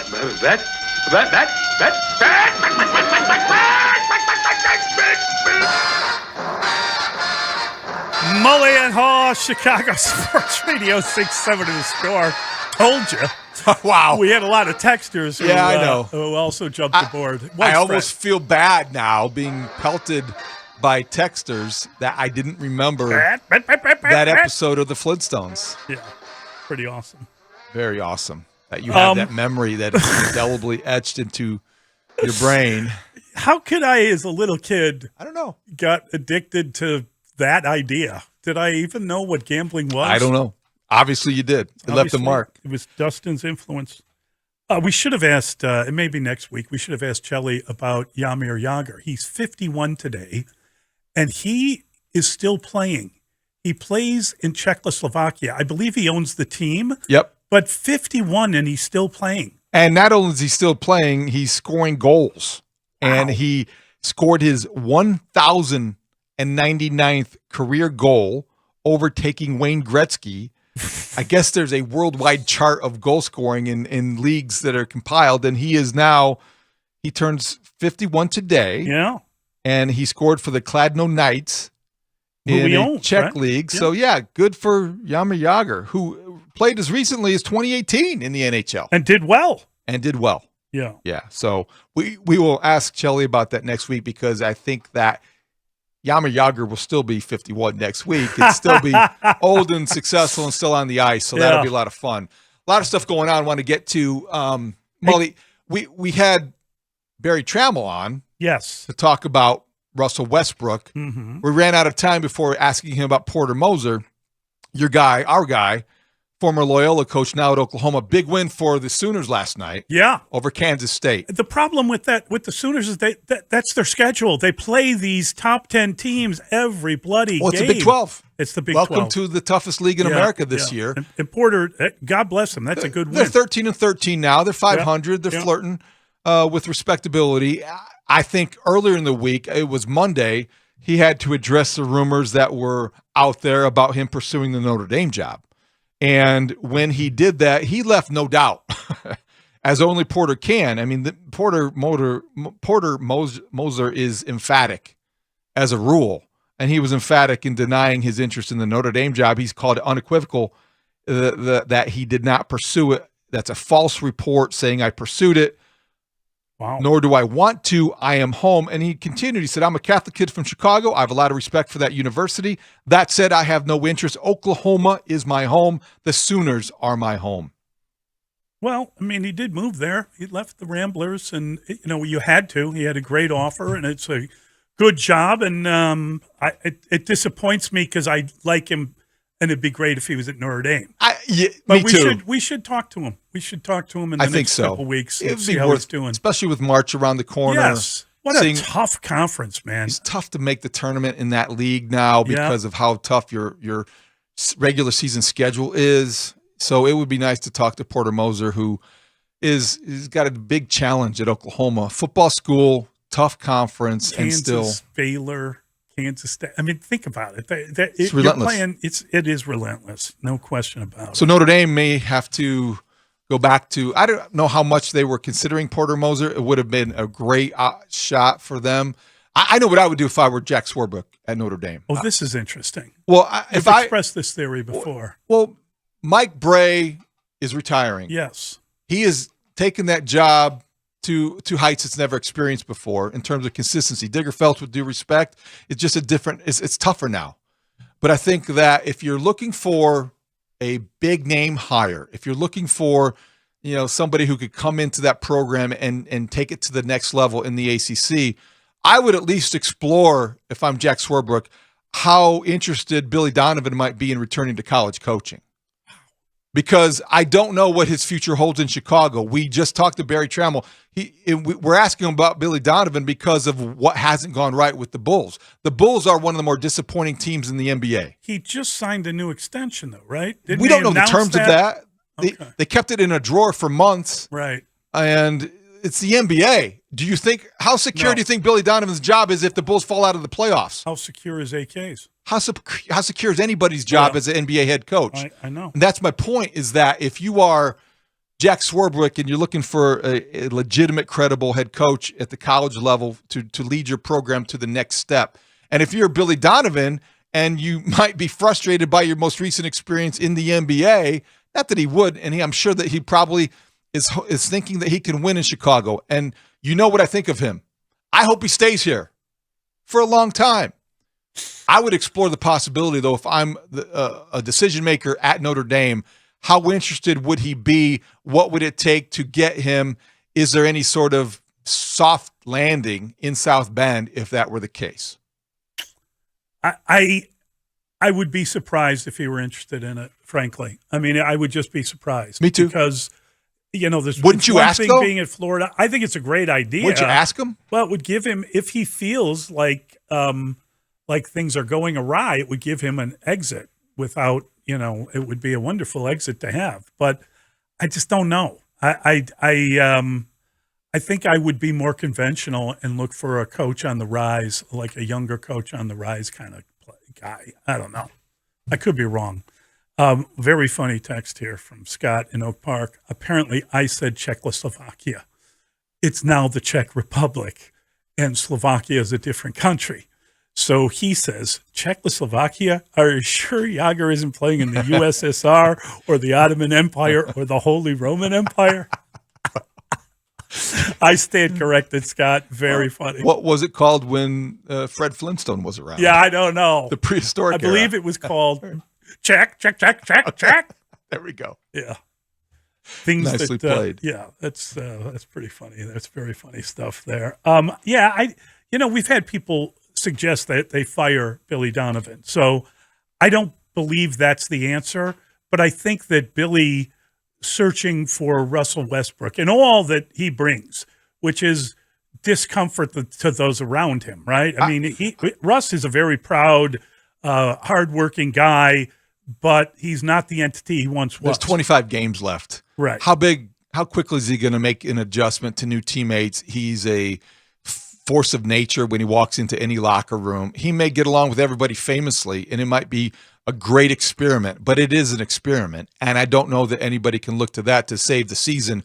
It will change maybe the course of the final, 20 games or so, because he may have an impact and just because the sheer force of his personality, but let's be realistic about what to expect. And so in that context, you wonder if you get to the end of the season and the Bulls are out of the playoffs. I'm in we may be in the minority, but I would look at this as a bigger problem with what the front office has given Billy Donovan to work with more than the way Billy Donovan has worked with what he's got. I mean, here's the problem. Like, you're right. They could easily fall out of the play-in. They are right now. I know. 11th. I'm just saying that could hold up because this has been a pretty bad team. The fear would be that if indeed that goes on, you're looking at a team. Then what do you do? I mean, how do you rebuild on the fly? What do you do with Vooch? What are you going to do? DeMar DeRozan has another year left. You got $215 million that you've given to Zach LaVine. How do you get better following that? Is Lonzo Ball still part of your plan whenever he comes back? We're expecting. Won't they announce he's done for the year at some point? I think at the All-Star break, it's probably the timing that they would look to. It might get. What are we going to do? How are we going to treat that news? With a shrug, because nobody expects him to come back anyway. And I mean, at some point, you got to look at it and say, this is on a much smaller level, as disappointing as a team put together by the Brooklyn Nets, right? You had this great three-headed monster that was going to lead you to glory, and now they're all gone. And the Bulls had three guys they thought they could build a team around, and I don't know what happens now. I mean, when they traded for Vooch, it was like, wow, they're going to make the playoffs. Look at this. It's a big push. Then you kind of get to a playoff series last year, and it fades away like this. The first half of last year, as it turns out, is the aberration. Yeah, I think you're right. And I think when you look at the postseason, Vooch, they want to re-sign him. He's an unrestricted free agent. Do you bring him back? I don't know if that's a good idea. DeRozan, can you trade him? His value will be diminished at the end of the season just because of his age. And what do you do with Zach LaVine, who you just committed all of that money to over the long haul? So you're at a crossroads in this offseason. If you're out of the playoffs, or even if you get into the playoffs, do you see them winning a series? I just don't know where you are, except for you seem to be stuck in NBA purgatory. You're right in the middle again. And so that's not a place you want to be. And I don't know how you get out of it. It'll take some creative roster building to do so. You can't really look to the draft for that. No. So it's very difficult. And I think then you start to project. And that's the only thing, is that if you are Billy Donovan, what part do you play in, contributing to that future? What do you want in your next roster? Because this one looks like it's flawed and it's lacking some things that just don't give him a chance on a nightly basis to put a modern NBA team on the floor. Yeah, I don't know what the answer is, David. I mean, that's the problem, and it occurs to me, and maybe I'm wrong, but I'm not sure the Bulls know what the answer is, because look what they did at the trade deadline. They said, okay, we'll just keep trying this. And what happened after that? 4 straight losses. So they're on tonight here on The Score, 5:45, I believe, is the pregame. And then you can listen to the Bulls, watch the Bulls, whatever. I got to tell you, it's a pain. It's a very difficult thing to do because they've been so bad. What did you say, 91 points? They haven't been able to score more. To me, the last 4 games that they have lost, all 4, 3 of them they haven't scored beyond 91 points. And they got no DeMar DeRozan, and maybe no Caruso. We don't know if Caruso will play. They got to find a way. This is one of those games you got to find a way. Yeah. The Bucks tomorrow night aren't going to be sympathetic at all, and so they're going to want to go into the All-Star break with a little momentum. Yeah, everyone does. And then the next time the Bulls play, they could go 18 days between victories, and that's assuming they can take care of the Nets next week. I just don't know what to look to, because Will Perdue was right when he facetiously said that AK wanted consistency. He's got it. He's got it, but not the kind that he implied. And I'm very curious. Do you believe that a addition, and we have these problems in sports and in sports towns where, I call it Beowulf complex, where we believe there is some entity from the outside that can come in and defend us and be our hero. And But that is a very difficult thing to have happen. You always say that, but isn't that just the nature of pro sports? I mean, it's not necessarily people kind of trying to. I always think that creative solutions are things you have to be willing to look at if you're stuck, like the Bulls are stuck. And I think that what else would you? Isn't that better than just standing pat and doing nothing? You know, they missed the opportunity to make that move. Now you're looking for like an older, broken down player to come in and convince these guys to play harder. Right. That's what if you're talking about Pat Beverly, if you're talking about Russell Westbrook, you're talking about guys that are on the back end, finished up, and hey, you know how to win. Why don't you come in here and tell everyone how to do it? Shouldn't DeMar DeRozan know that already? Shouldn't Vooch know that already? Zach should know that. These guys are professional athletes. Yeah. They shouldn't need I agree. an instigator. But we are talking about this as if, that's the guy. Oh, my God, because he competes every night. Again, this team, this is a dead arse team. This is the basketball answer to the Chicago White Sox of last season. No doubt about it. And that's our outside perspective, which I think is valid. But if you're a coach, and you know how this is, you're in a bunker and you're worried about the next game, and then you're worried about the next series. And you know what? You're watching tape of a team that consistently is disappointing you. Yes. So when you're asked about something that would change that reality, even for 24 hours, even for 48 hours, even for the next week, you're going to, I think, latch onto that idea and explore it until it's a bad one, until you conclude that it's a bad one.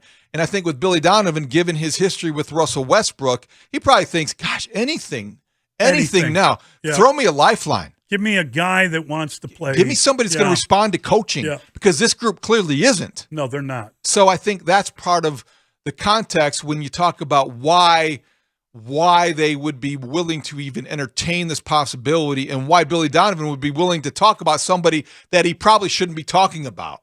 But I think that if he could get the guy to come here, and this is my maybe dumbest take ever, but if you could get that guy to come here, there's still part of me that believes they could compete for the playoffs. I know that sounds insane, but maybe if there was a change of chemistry within the locker room. And I don't know whose fault it is. I don't know if everyone's mad at Zach. You're speaking from experience. You see it all the time. Yeah. You see it all the time in pro sports. You see somebody added coming back from a injury, somebody traded at a deadline, make an impact. Maybe this is a signing that gives you a 10 to 12 game bounce and you are 8-4 instead of 5-7. That's all they need. Well, that may be all they need to sneak into the playoffs. That's what I'm saying. And then if they get hot, you never know. So I understand the logic there, which is why I don't think we can just summarily dismiss it. Yeah. But it is a fairly desperate idea. It is. It's tilting at windmills. It's a little bit crazy to consider. It's it shows you how awful they have been. That this is what we believe now will help. We didn't think we'd be in the spot. No. With the Bulls. You thought they'd be heading into the All-Star break, maybe with a couple guys back on the All-Star team, with the team that's among the top 4 in the Eastern Conference, capable of doing anything with the right sort of finish in the season. But no, we're talking about a team on the outside looking in, taking a desperate approach to the rest of the season and not having any sort of certainty about the future.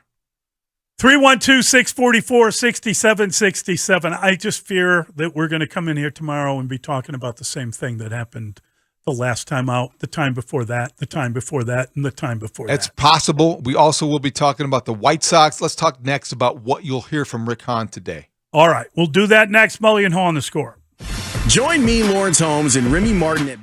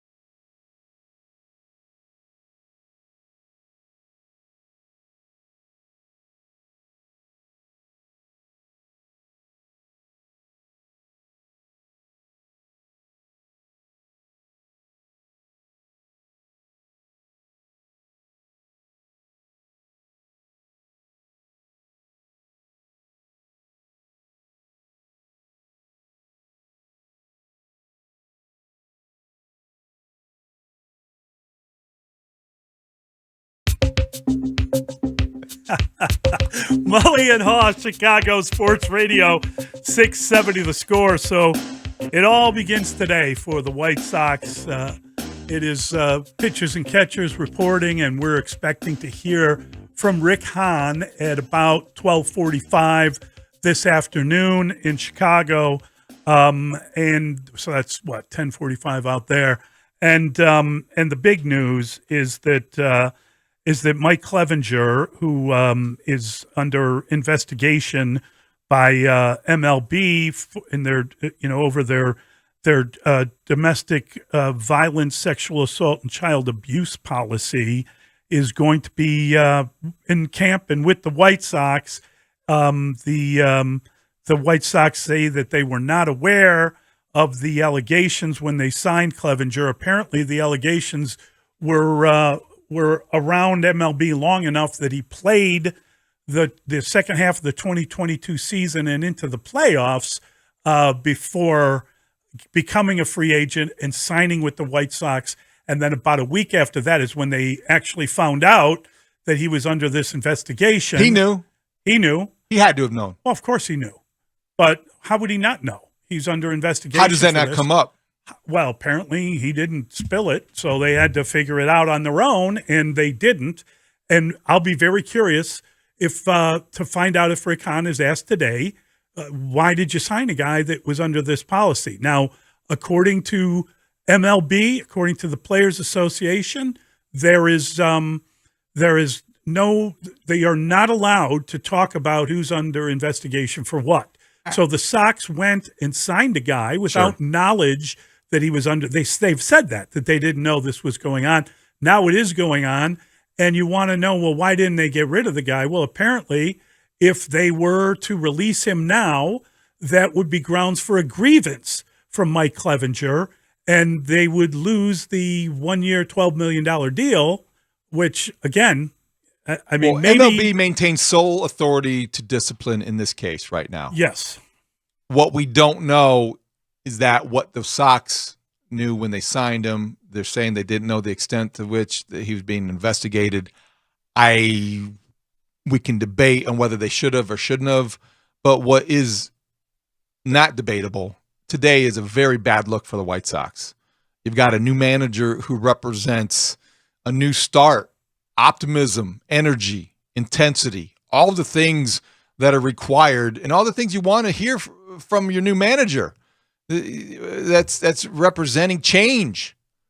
And then you've got the very familiar feeling of disappointment when you see Rick Hahn having to explain what the White Sox are doing with a pitcher who's accused of such heinous things.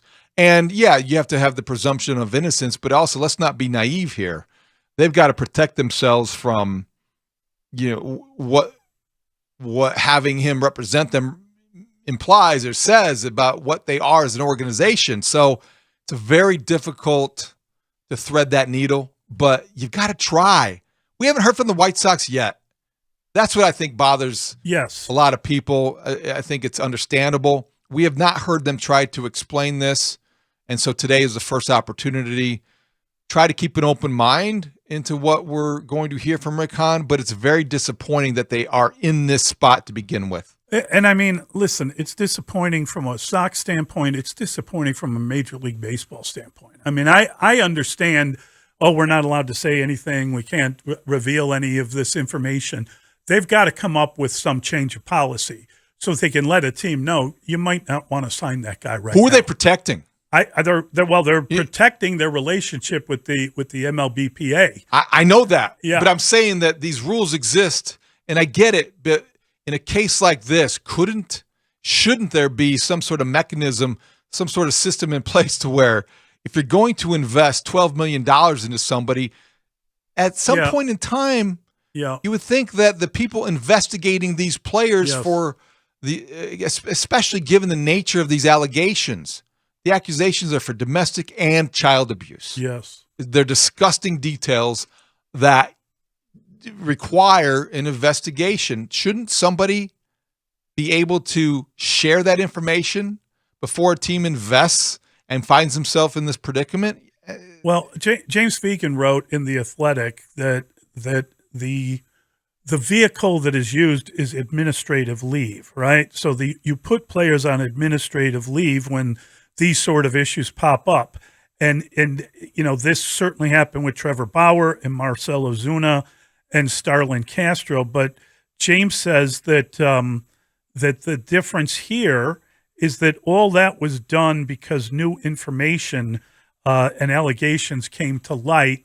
And this is not the case because Clevenger pitched, as we said, the rest of the 2022 season with the Padres and went into the playoffs while they were looking into the allegations. So they had not, or they have not, completed their investigation.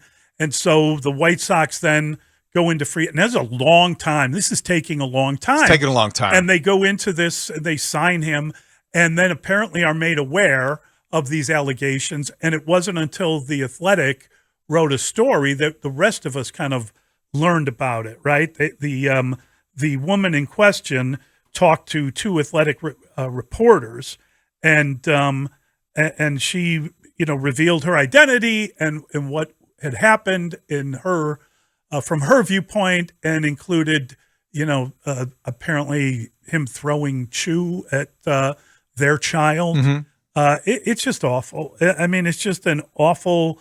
The allegations are awful.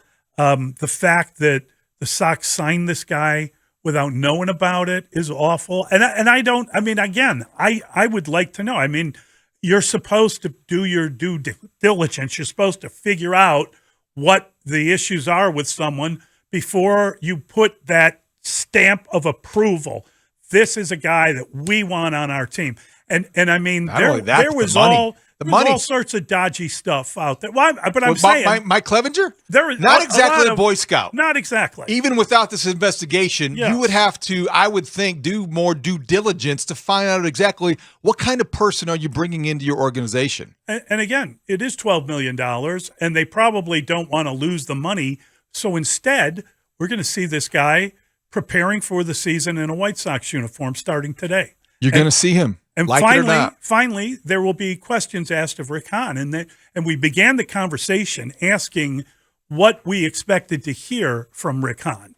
And I said to you this morning, and I will repeat it again, I don't believe we're going to get any kind of clarity at all about the situation. I think Rick is going to basically say that he's not allowed to talk about it, and I'm sure he's not allowed to talk about it. But don't sound like a victim. Don't sound like you are helpless. Don't sound like you are in a position that you could cut him and lose $12 million and have a grievance or whatever. But you don't want to have him come across today or try to come across as a sympathetic figure caught in MLB's bureaucracy web.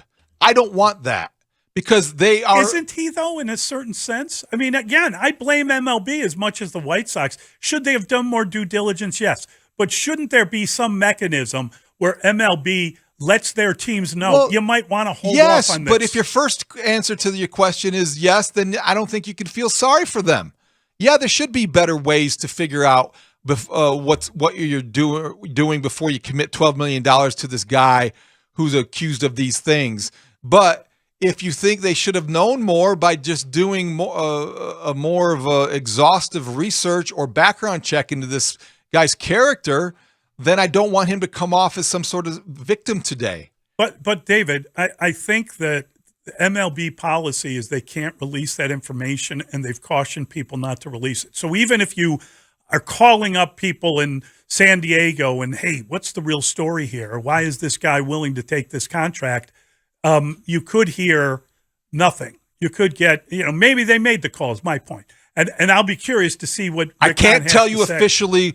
I can't really comment officially on the record about this, but let me say this. Do some more digging. You're on the right track. Don't you think somebody could say that? I mean, come on, it's common sense. These are conversations. If you were trying to hire a coach or something, wouldn't you want to know everything about people that before you bring them in? And aren't there ways to say something without saying something? There's, if you're looking hard enough. Well, you got to be. You got to be completely laser focused, tuned in to understand if someone's even giving you a hint at something. I don't want to be unfair. I don't want to jump to a conclusion. I'm not trying to. It's a very difficult job to do it well and do it right. And all these things, and that nobody is perfect. But come on, isn't there a way they could have found out there's something going on here before they write a check and invest $12 million on somebody with not the greatest background in terms of just being a team guy? He's already raised red flags before this investigation without these details. Wouldn't you already be cautious about Mike Clevenger, major leaguer? I would be. I mean, and so if you're MLB, I hear you. I hear you. I'm just trying to be fair to Rick Hahn, whether I should be or not. No, we should always be. Yes, we should always be fair. We should always be professional. But I think it always comes down to this. When we're talking about it and trying to be objective, has that person earned the benefit of your doubt? Has that person or organization been in a situation before that you think it's safe to assume they did perform their due diligence? I don't know if the White Sox are in a position where you trust them and they have earned the benefit of the doubt. It's all about cynicism and skepticism the last couple of years when it comes to the White Sox. 312-644-6767. Brian is in Peoria with a good question. Hey, Brian. Good morning, guys. You talked about the police report being made. How come the police haven't done anything and this investigation has been going on with the MLB since last summer? Maybe there's no there. Well, I don't know about that. Is there a police report? Did the woman go to the police or did she go to MLB? MLB is looking into it. So we have a texter saying MLB has nothing to do with this. How could they have nothing to do with it? They're investigating the guy since last year. MLB has everything to do with this, and that's why the White Sox have been mum. At least that's what we're assuming. Right. As far as there's no there, that is a possibility in all these cases. What makes you stand up and take more notice or just notice this at all and you give it a little bit more weight is because the alleged victim was willing to come forward and identify herself. This isn't Jane Doe. This isn't somebody making an anonymous accusation. This is somebody that came forward with details, with a narrative, with incidents, and putting her name behind what she is saying in a reputable publication, The Athletic. So I think that gives it weight. The police getting involved, the civil action which may be coming next, those are details and questions we can't quite answer. But I do think that it gets your attention and you take it seriously because of the lengths she went to get this out there. I think MLB, though, is doing no favors to the White Sox by not having this done before the start of training camp. I'm sure I agree with, they were hoping that this would be resolved by then. And now what are we doing? Now the clock is reset and we're hoping by the beginning of the season. So what happens then? If there is no conclusion to whatever their investigation is, then he opens the season with the White Sox. He plays the season with the White Sox. Is that it? Yes, that is it. Unless you'd make a decision as an organization that you're not going to stand for that. So we're going to hear from Rick Hahn today. I wonder if we'll hear from Michael Clevenger today. And I feel bad for the teammates who we inevitably will hear from because they're going to be asked about this distraction. They might not even know the guy, right? I mean, I'm just saying. Doesn't matter. If you're covering the White Sox, are you not going to ask a player about Michael Clevenger? I'm sure you're going to have to. That's going to be among the first things you want to know. Yeah. How does this create a distraction? Because you have a new manager that's talking about change and intensity and energy and staying healthy. Oh, by the way, what about that second baseman and right fielder and catching situation? No, all of the conversation is about this pitcher that you signed for $12 million and this giant distraction you can't avoid. Yeah. I mean, I'm going to be fascinated to listen to Rick Hahn. I just have a feeling that he's not allowed to, or he's not going to be talking much about this particular issue. And frankly, it is the first day of spring training and Clevenger is there and he's wearing a Sox uniform. This has to be the number one issue on everyone's mind, right? Yes. This is the story of the day. This is the story of the day. I'd be surprised if we get any resolution to it. Pitchers and catchers report. Lawyers can too if they wish. Jeez. We need one. Yeah. After today, we might need to talk to somebody to interpret what we hear. Right now, we're going to give something away. Right now, be the sixth caller to the Scores Contest line, 312-540-0670.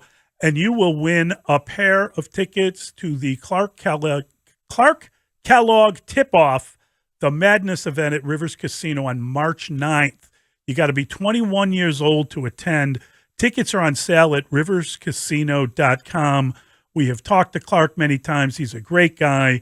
I believe he played some basketball with the president at one point with Barack Obama.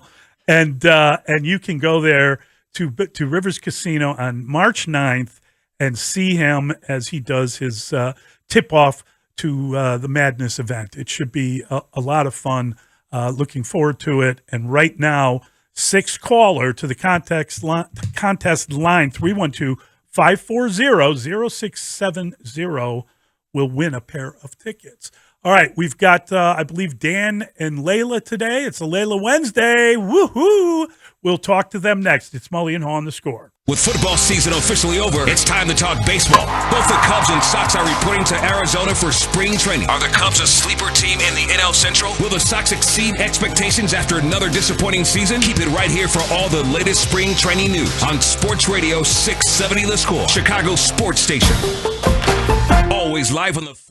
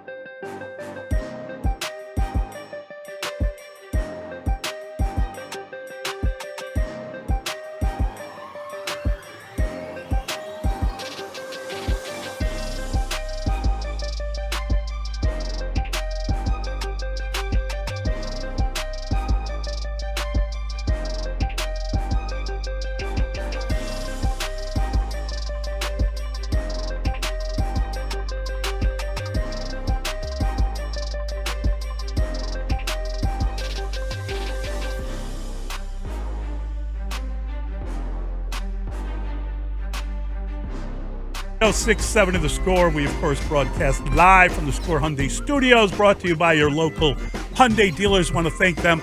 Want to thank Evan Thomas for getting us up and running and twitching and motivated every morning. And thanks to everybody for calling, texting, emailing. Moso, thank you for listening on this Wednesday. Thanks to our executive producer. He's Mr. Dustin William Rhodes. Reduced height, ornery agitator, defining extreme single-mindedness. That was Dustin dared us to treat that him was the meanest like version Pacoda. Of Rhodes. Yours was much kinder. And thank you, Brandon, for your contribution. Well, I was lacking foresight or a coherent plan. That is the voice of Rick Hahn, and we will be hearing from him at about 12:45 and we might today. Be hearing the similar things at about 12:45. Obviously, he's going to address the Clevenger thing, probably by saying he can't say anything, but it'll be very curious. I hope he has an answer. And what a joy today. We've got a Layla Wednesday. Yes. Always a joy to see Layla. And, of course, Dan is here, too. Okay, I think we've had enough of that. Thanks, Chuck. Hello. Hi, guys. Gentlemen. How are you? Good morning. How's the good life? Doing well. Yeah, I think we're all trying to figure out what's going to be said today. Yeah, I'm very curious. And Dan, you can probably address this since you are not a lawyer but play one on radio as well as doctor. What are the medical treatments for someone who can't speak?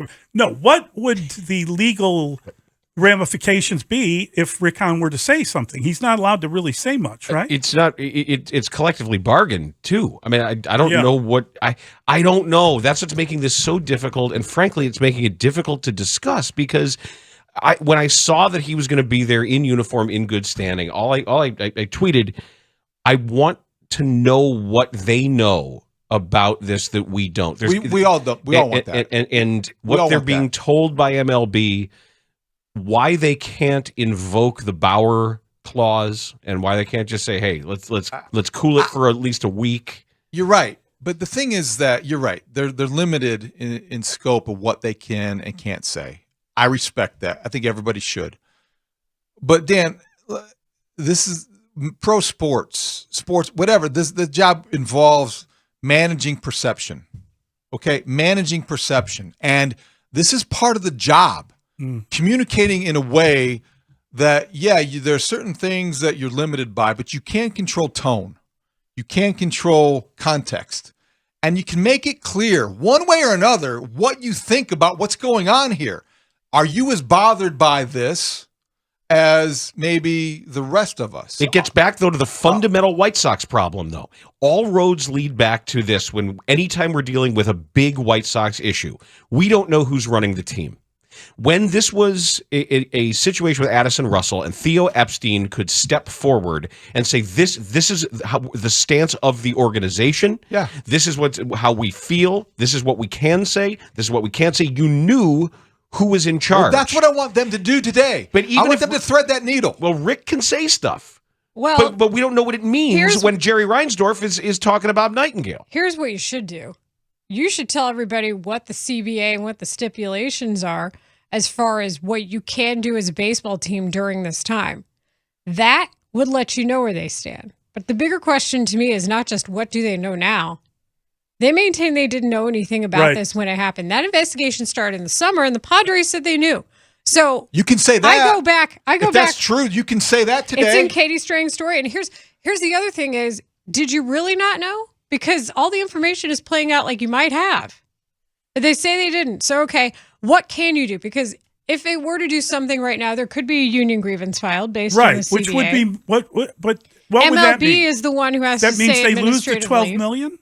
That's it. Like, isn't that worth not having this embarrassment? That's it. You can do something about it potentially. You mean it's take just the a matter $12 million of how. hit for the And the other thing is, if I'm the White Sox and you really want to show displeasure, tell them when you can do something.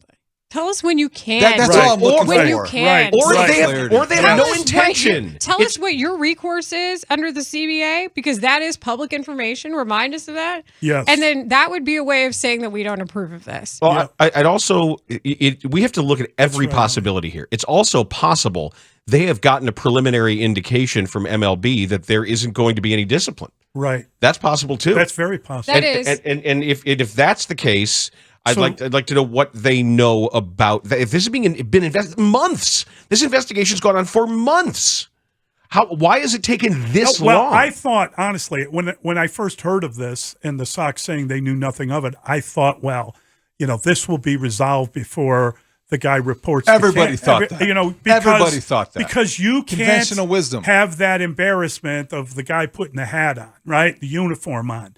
So if he's done something wrong, this will be resolved before then. Well, the problem is now what? In Now the it's the interim, start of the season? Well, now the start of the season, and you have alienated part of your fan base that was already kind of disenchanted. Tons of texts. How many saying, people? I'm no longer a Sox fan 42 years. Another guy says I'm not going to a game. All over social people media. People are upset about it. You can find that. The problem is whether or not the two are separate. We don't forget about the fact that you didn't care that your manager, who you hired and brought out of retirement and brought out of the Hall of Fame, got a second DUI. There's tape. It's on camera. Yep. And the owner didn't care. And the owner apparently didn't tell the other people in the organization. Well, that goes back to who's running the show here, and how much is whoever's in charge offended by what this implies or what these allegations say. Even though, yes, the presumption of innocence is important, but you're losing here. And what are you going to say today that makes people understand you better? I don't know that they can pull that one off. Even beyond that. Those two things are not in a vacuum. They are in your house. And beyond this incident, Clevenger has been run off teams because his teammates have hated him. Even had nothing to do with That's this. what I was saying earlier. Is that you didn't necessarily have to be somebody with an investigative team or be aware of this to understand that this might not be a guy you want to bring into this environment. Might not be the most positive teammate and an influence on a bunch of other teammates. Not to mention the health concern after the Tommy John and the fact that the pitch clock is going to affect Clevenger specifically because of how he has a delivery. That would be concerning about this. Pitch clock will affect Clevenger specifically based on his delivery. I'm very excited about the new rules. I can't wait to see what it looks like. And my fear is that they needed to introduce each one. Like 1 year you do this, the next year you do that. Now they're doing everything. And I'm very curious as to what it will look like. Control for each variable. Yes. Right. I agree with that. I think they are implementing too many things at I like the same it. time. I think it's fun. I am enjoying it kind too. of fun. I'm going to look forward to enjoying baseball. Haphazard. I've been reading a lot of guessing and sort of game theory as to how there will still be shifting. It's just not going to be what we think of as shifting. They'll have an outfielder come in and the third baseman will go we're out. going to roll out third base riskier. and right fielder can come Maybe. in. It's going to be riskier. That's gonna be fun. Right field is going to take a lot of skill. White Sox, right field is going to take some prowess defensively. Wait until you see how great Eloy does out there.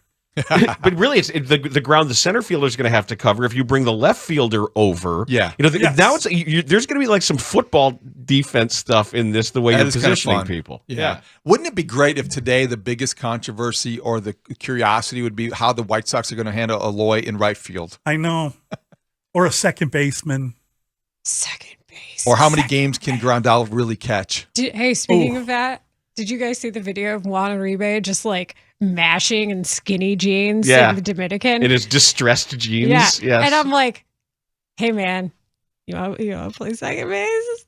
There you go. Come back. I mean, he's like 300 pounds though. It doesn't matter. Elvis Andrews still available. Come on. Yeah, but then you got to move Anderson to second. He definitely wants to play short, right? Isn't that why he's still available? I think it's all he plays. You don't have Has an played. alternative better than that right now. See, that would be great just to have a baseball conversation about this. As I'm saying. So we'll find out. Tomorrow we'll be arguing about something else created by this news conference today, I'm sure. And I think the giant bases of are course, cool. The Bulls, the giant bases. That's like when we were kids. You'd like have one would be a crushed can and then one would be an old pizza box. Like it Backpack. really would be. Yeah. Well, we never had backpacks. Did you see the picture You of didn't have everybody taking the backpacks? picture? No. Yeah. How did you carry your books? By hand? Okay. We didn't have backpacks weren't on the money. You probably didn't have books either. We didn't have money. Backpacks didn't become really vogue until after we were We probably shared one book. Yeah. It was written in stone. Put it on the projector. Why? What did Fred Flintstone do? Bat. What? I referenced that. Do you remember the Fred Flintstone where he has the betting breakdown? And David didn't recall it.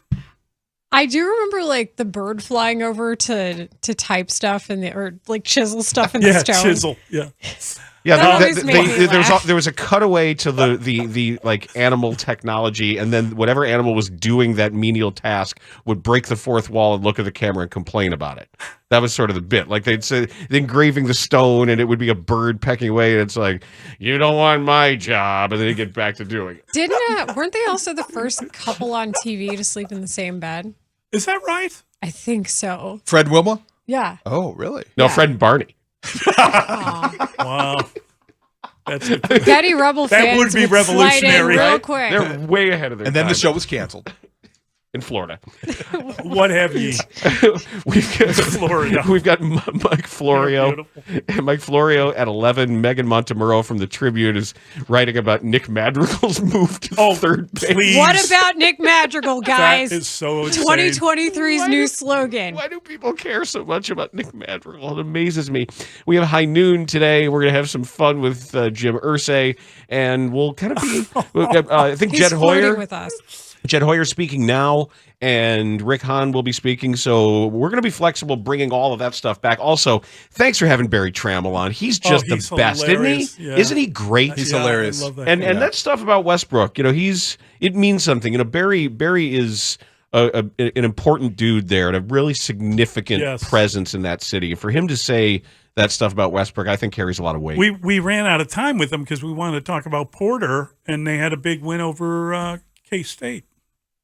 Oklahoma. We didn't get there. Yeah. Oh, yeah, that's right, true. Porter Moser. And you know what else is something I forgot? And Barry would probably speak to this too.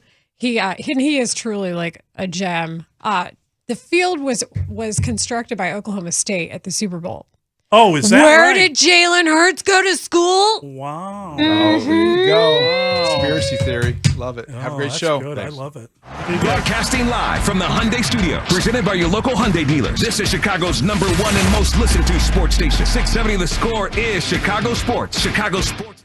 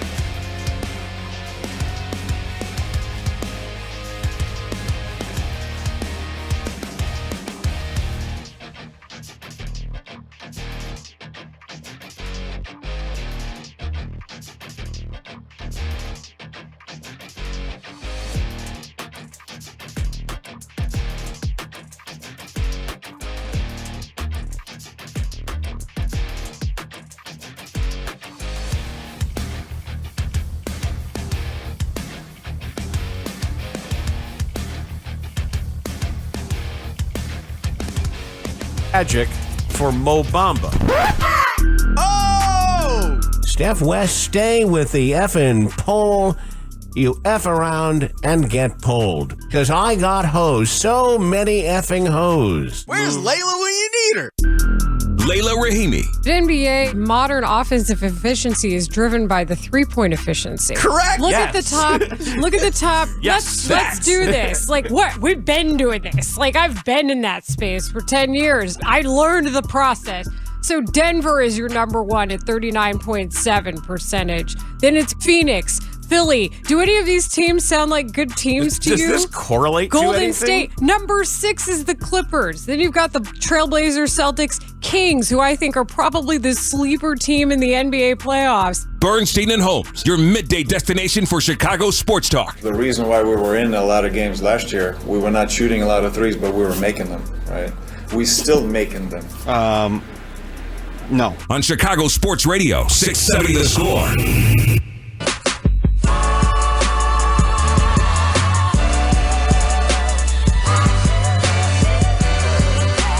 You know what day it is, Dan Bernstein? It's Wednesday.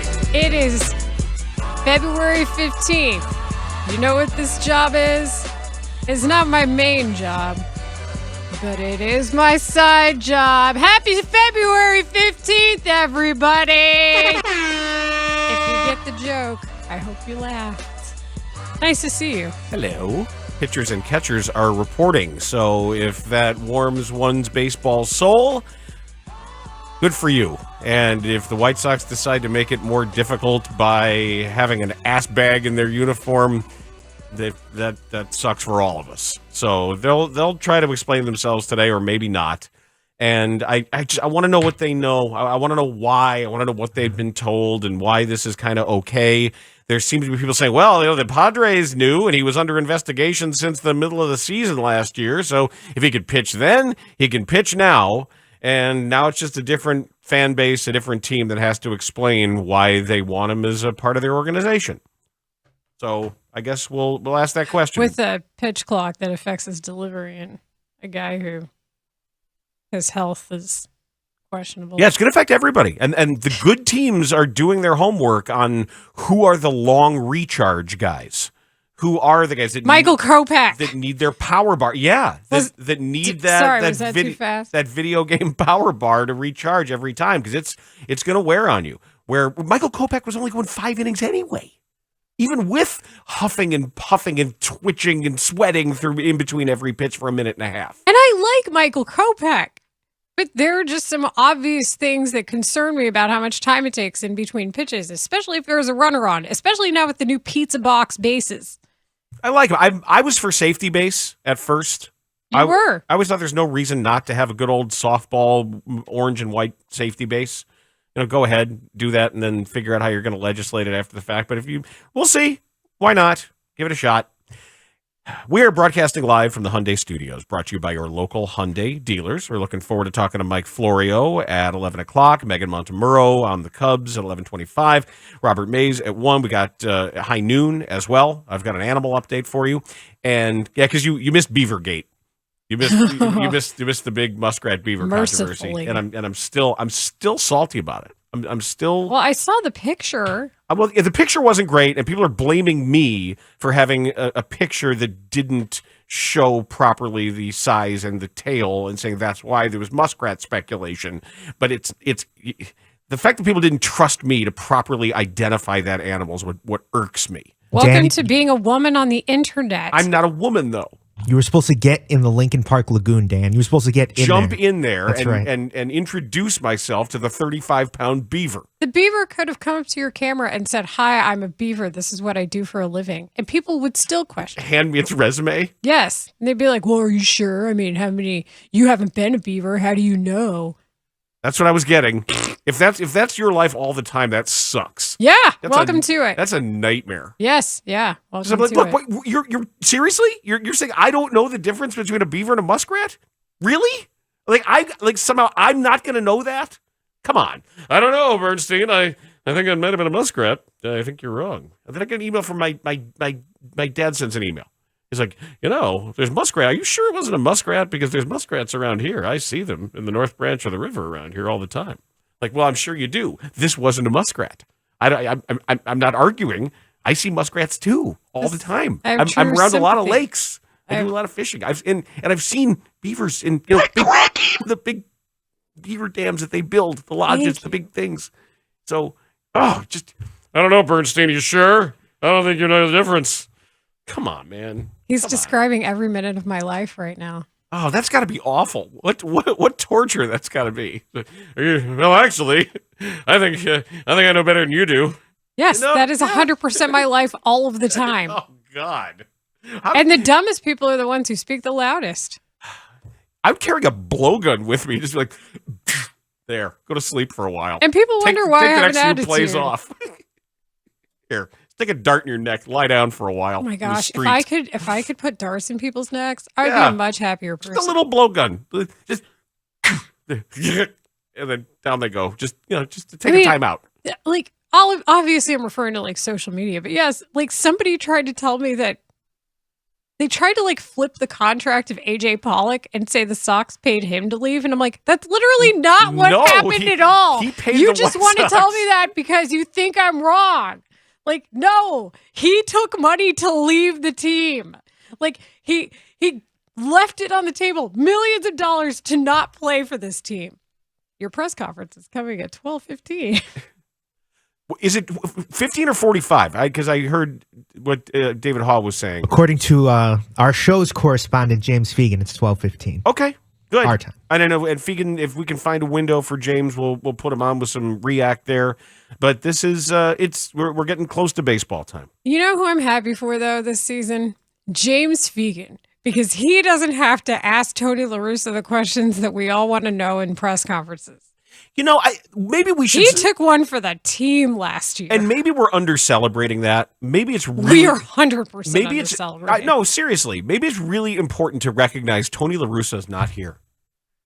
The White Sox season is starting and Tony La Russa is not here. It's not quite like remembering Jim Boylan was fired. Because I don't know how much that matters anymore. But No, you know why it still matters? Look at Larry Marketing right now. Yeah. Took 2 teams, but don't worry about that part. No, I shouldn't. There's other things to worry about with the Bulls. I know you've got plenty of Bulls angst. I have not had anywhere to park these thoughts. And you know what? While I'm sitting here, obviously it's settled in a different way. But John Wall, seeing the initial news that John Wall was going back to the Rockets after he called playing their, quote, trash, end quote, I was like, what savagery hath the NBA trade deadline wrought?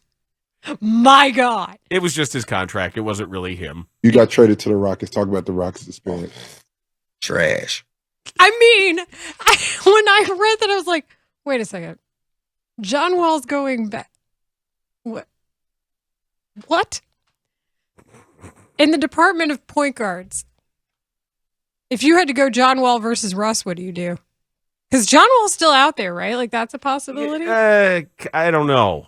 I don't, neither.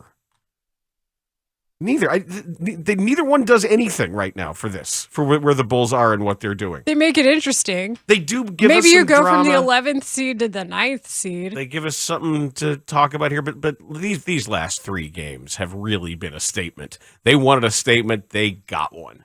And they are, what they're doing now, their defensive rating over the last 3, I want to say is 97.6. What was that word John Wall used? Like 30th out of 30. I've got some wild Bulls stats too. Yeah, and I know we're going to talk about Russ, but I do want to get this off my chest. All right, well let's do that. Let's take a quick break and let you have an open mic to share your Bulls thoughts. Venting my week-old NBA thoughts. Absolutely, Bulls venting. This is the place for it as we await baseball news today. So stick with us. This is the Bernstein and Holmes show. Lawrence is out. Layla is in on The Score. Listen to The Score for a chance to win tickets to see CBS Sports college basketball analyst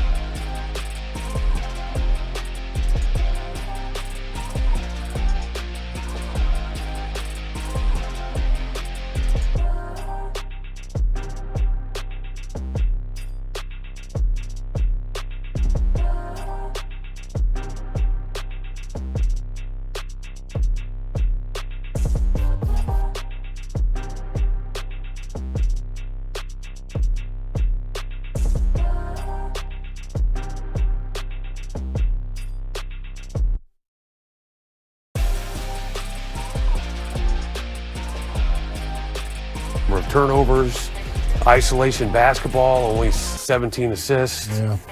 It just, I guess, because it's, I mean, I'm flabbergasted. I don't know. Trash. As Professor Purdue, who has been terrific on NBC Sports Chicago, talking about this team and trying to figure it out, but you haven't had an open microphone in front of you for a while, watching the Bulls just slowly desiccate into irrelevance. Yeah, I've earned some time off that I have to take, and I was off on Monday night. Did that stop me from watching the game? The one where they didn't make a three in an entire half of basketball? It did not. But let's just start at the beginning here instead of starting at the end. I can't say I'm surprised at all that they didn't make a single move at the trade deadline. Because given the offseason, didn't you think that they weren't going to do those things? They didn't even address the things they needed in the offseason. They didn't get rim protection. They got a rebounder. The thing they addressed was the fact that they probably knew Lonzo Ball was not going to play this season or very much, and they gave Goran Dragic a minutes promise. That was the one big thing that they addressed when it came to a need. So I wasn't surprised. What do we say they needed other than rim protection? Shooting. Yes. Shooting, Three-point shooting, depth shooting, like other teams have. And additionally, it is a shame to me that if Nikola Vucevic is going to have this wonderful season, and he's a free agent at the end of the year, that you didn't get anything for a potential rental for another team who could probably use a big. Because I could see him making a difference on quite a few teams that were potentially contending. Unless, and even worse, they got the indication from him that he's going to re-sign here, and then you're going to spend a lot of money on some of his waning years. Well, you spent 2 first-rounders on the guy. Yep. You committed to that. That was an investment that you actively made. So seeing it play out in a way where I hope there's some direction regarding his position and his production specifically moving forward would be a real key here. But let's remind everybody, you've got 3 first-round picks wrapped up in DeMar DeRozan and Vooch. So that's where I sit with that. But you're right. No matter how you slice it, the statement that they have made since the trade deadline and now looking forward to the NBA All-Star break is one that is incredibly concerning. And here's another question. We haven't even addressed this yet. DeMar DeRozan comes out of nowhere on Monday night, tells everybody he's been dealing with this strain for a month and a half. I know it kept him out of a few games last month. But does that mean you're not doing anything at All-Star? Is that what we're to take from this? Because you're talking about how forward you're looking to the break. He's the Bulls representative. So I don't know where that comes into play in all of this. I would assume that means you're not doing anything at All-Star. I didn't even think about it. What I thought about was, do you remember what we talked about before the season, how he and people who were doing his bidding were trying to shout down anybody's like, well, DeMar's 33. They're really putting a lot of pressure on a guy to deliver at that age. It was like, he's not old. He doesn't want to hear he's old. But this is part of being old. He went from 5th in the NBA in scoring this time last year to now 15th. This is part of being old. And you get sore. That doesn't bother me, but yes, you're right. His body is not going to be as fresh at times. And let's face it, DeMar is also a guy who puts a lot of miles on his body in the offseason. I understand his emotional commitment to the Drew League. That makes sense to me. But that means you probably have to manage elsewhere. So how is that going to play out? You've been harder on DeMar famously than I have.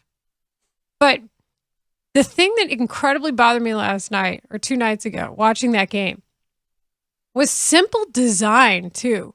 It wasn't even the lack of execution of design. It's the fact that it doesn't matter if it's weak side or strong side. If you split that court in half looking at the Bulls basket, the entire right side of the court is just open. You just leave it open. I can't count how many times somebody was open on the elbow and he was completely ignored, not just by the Bulls and their passing construct, but by the defense too. Well, it depends who it is. Unless it's DeMar. Unless DeMar's on the right side of that paint, nothing's happening there for some reason. I don't know how this is occurring in this year of our Lord, 2023. If they can't shoot. And if all it takes is one guy on the floor who can't shoot, and then other people are covered by a defense that has any understanding of what's going on. And if Drummond's on the floor, you don't have to cover him, and teams are perfectly happy to leave Io open, and increasingly Dragic. And increasingly Patrick Williams. Well, he's still around 40%. He's had a bad stretch lately. I would still make sure I've got a hand in his face. But the problem with him is Patrick Williams would raise his hand and be like, "Hey guys," and like the play's all just on the other side of the court. because he's not cutting. That's on him. He can go right to the basket. He can go beat his guy down the baseline for a lob. And if when he does it, it looks great. And sometimes he's just not. And that's what we're all asking him to do more. It's also where you use that length to your advantage. I can't tell you how many times whenever I hear Patrick Williams needs to be more aggressive, in my head, I picture him from the right side taking 3 strides easily and then just taking it right to the rack. Especially when you have a freeway of a lane. And the other part of this is, boys, they're a book out on how to defend this team. And just nobody seems to want to adjust to that. I understand you're depleted, severely depleted right now. We saw Dalen Terry get serious minutes in the third quarter. And it'll probably happen again tonight. Oh, wait, tonight's going to be a bum fest. Right. Because tonight, as of right now, DeRozan didn't make the trip.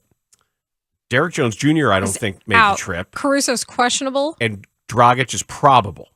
So there will be Dalen Terry minutes. You're gonna have to find a way to play Drummond minutes, and maybe we're freeing Carlik Jones. I actually, am I crazy that I want to see Carlik Jones? I've seen. I thought Carlik Jones put in some good work in Summer League and in the G League. He's earned this opportunity. I've watched a lot, more than you'd probably care to admit. I've watched a lot of Carlik Jones. This is the time to talk about it. And if you need a guy who can get his and get to the basket, downhill player. He doesn't care. He doesn't care. And when it's his turn, he's going to go. And he's got kind of a funky, slingshotty jumper, but it's not terrible. And I don't know if he could defend you on his best day. Yeah, that's half the team. I would send it is, but I would definitely send Carlik to the Doug McDermott defensive accessory wall. Oh dear. So he gets his choice of what was it? Folding chair, tennis racket, pool cue, or nunchucks. And he always go with the nunchucks. I don't know. It depends on the matchup. I think it completely depends on the matchup. If you a nice folding chair to the back of the neck on somebody, or being able to poke with a pool cue. So he gets his choice on the accessory wall. But I'm rooting for him because he has worked so hard, and all he's doing every night in the G League is scoring 30 points, grinding. I mean, it's every night you get that press release from them. It's like Carlik, win, loss, he's got 30. Oh no, Twitch! I'm not here for this anti-Carlik Jones talk. This is what we have right now. This is Carlik Jones's time. I'm not going to diminish his contributions to this team and how hard he's worked to earn this opportunity. We're not doing that today. No, go ahead. He is getting his. Good on you, Carlik Jones. That is what the G League is all about. Dang it. And if he gets his chance, and you saw what happened in Paris when he got in, what did he do? Wreck shot. Right to the basket. Immediately. He's like, I have the ball. I'm gonna go right. Because what happens? You go to the basket. You put the ball in the basket. You get points. Carlik Jones was in Paris. That's the point here. If this turns into a Carlik Jones appreciation show, I wouldn't even be mad. You know why? Because he's doing his job every day. Unfortunately, the Bulls are 5 games out of the 6th seed. It's in getting the loss worse. column. Like that's over. Like, Benedict Mathurin is going to eat today. Are you ready for the overconfidence of Benedict Mathurin tonight? That sounds like a book title, or like Dickensian or something. The overconfidence of Benedict Mathurin. It's going to happen. Yeah, he's good. But he's real good against this team, and he knows it. Yeah, they're not very good, but the Bulls are out, man. Benedict Mathurin is out there doing no-look passes now, man. He's leveling up. Or this could be a Zach LaVine 50-piece, too. I'm okay with that. Possible he gets on one and says, all right, that's enough of this losing streak ever since the vote of confidence came in at us. Wait a second. What was that lineup in Paris? It was like Carlik Jones, Dalen Terry. Well, it was the last several minutes of the game. Was Simonovic on the trip? Yes, I think Simonovic went. Yes. Yeah, he had 7 threes the other night in a game. Like that's what you want. That's what it looks like. That's what it looks like in the score sheet. I don't know if he's any good. I kind of don't think so. Like I don't really think Dalen Terry is any good anyway. Meh. I don't know. I was laughing because as as Jason Goff was tweeting, you need Dalen Terry's energy. As I was reading it, he goes over and headbutts the basket. Yeah, I push back against the energy thing. Because the numbers are actually better than you think regarding what we usually translate to energy. Their problem isn't energy. Their problem is can't shoot. Their problem is just can't shoot the shot that's worth more. Won't shoot. They can't shoot it. Because on the Organizations Win Championships podcast yesterday, our producer, Rick Camp, unearthed some things. And if you follow him on Twitter, you saw some of this. And we discussed this at length on the pod. The new episode just was out yesterday. So definitely check it out wherever you get your podcasts.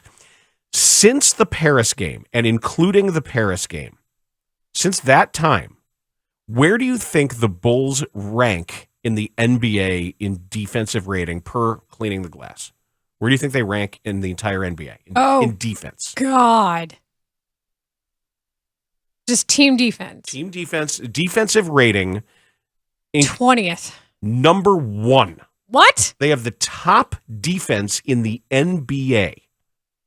Number 1 in the NBA, including and since the Paris game. 106.6 defensive rating. Now, I am sorry, Bulls. Now that and that is in large part where you would say, are they playing with energy? Are they playing hard enough? That's also Andre Drummond minutes, right? Like Andre Drummond equals rebounds. Here are the caveats to that number when you go inside that stat.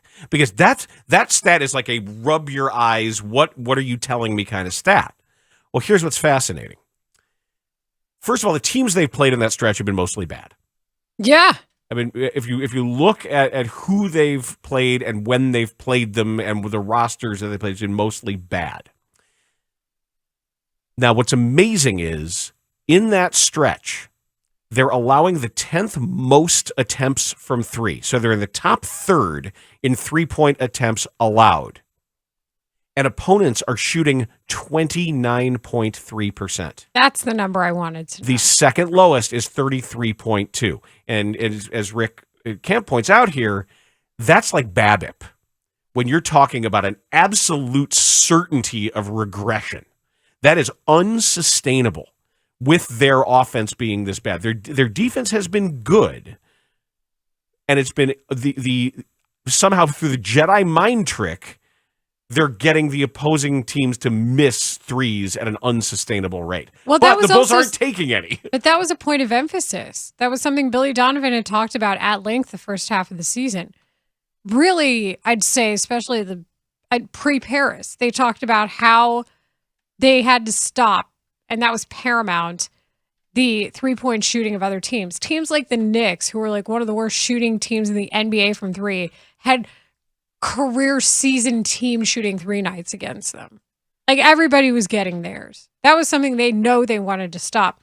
But the question becomes at what price? I also feel like defensive efficiency and defensive rating is a stat that swings greatly in the NBA.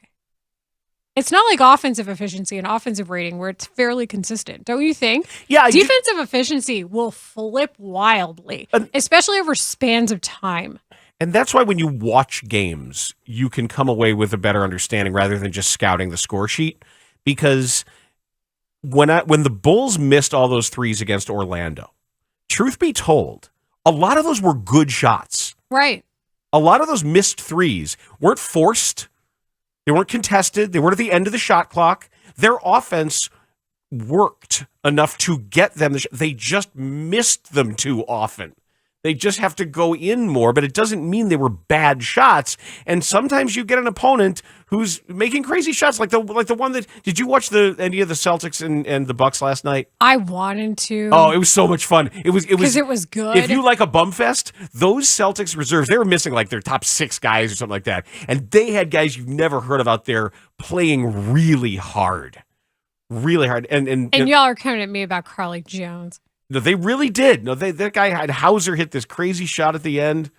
It's Haugh, get your ass to Mars. I mean, it was really fun watching them go after it. And I have to say this, I can't stand Grayson Allen. He's a pretty good basketball player. He really is. Duke, Dan. No, I don't like him at all. And you know I don't even like Duke that much. He's pretty good. Which is why it's so sad that he has to resort to such cheap crap. Yeah, I know.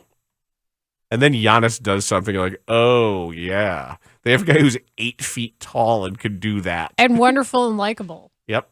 And we're pronouncing his name wrong. Did you see that?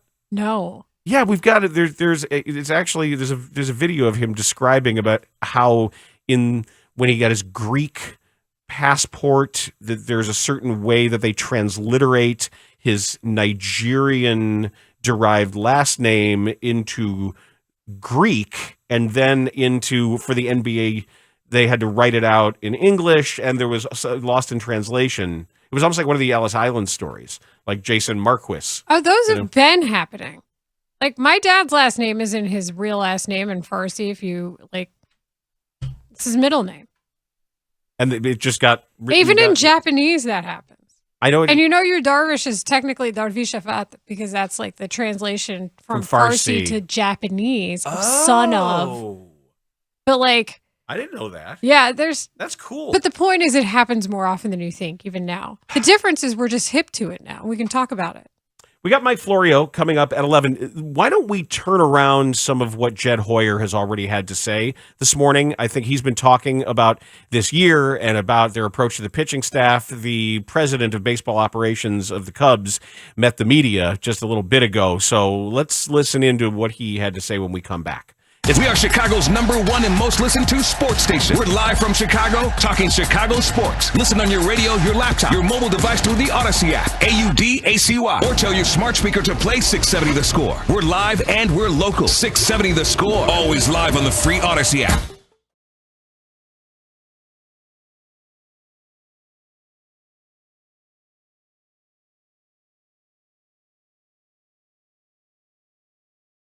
King Cobra, $42 right now.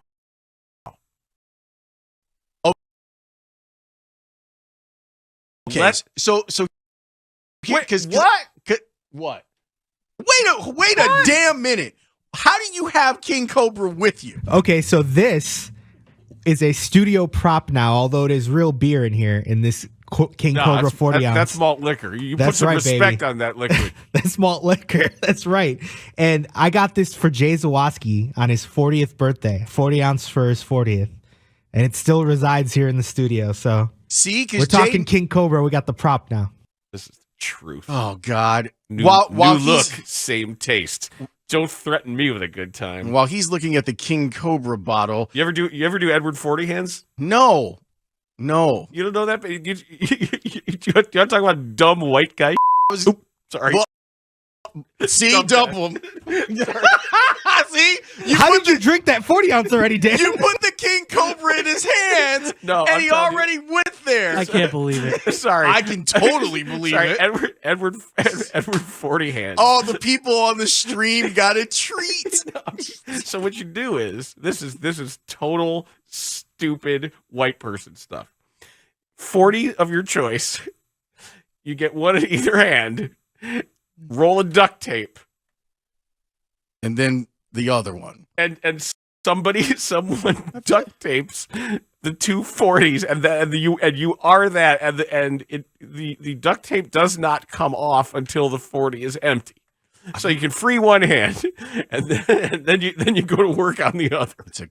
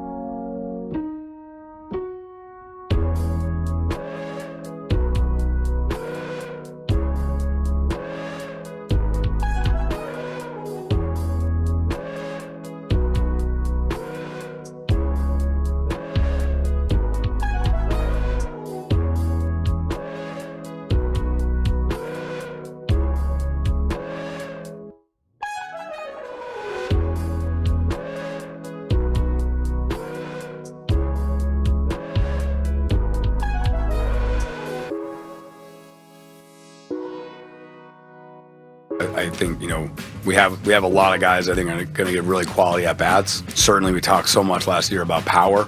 I think we added some power this winter, but it's not our strength from an offense. And I think having him, continue to improve, continue to do what he did in April, I guess, having that kind of middle of the order presence would go a long way for our offense.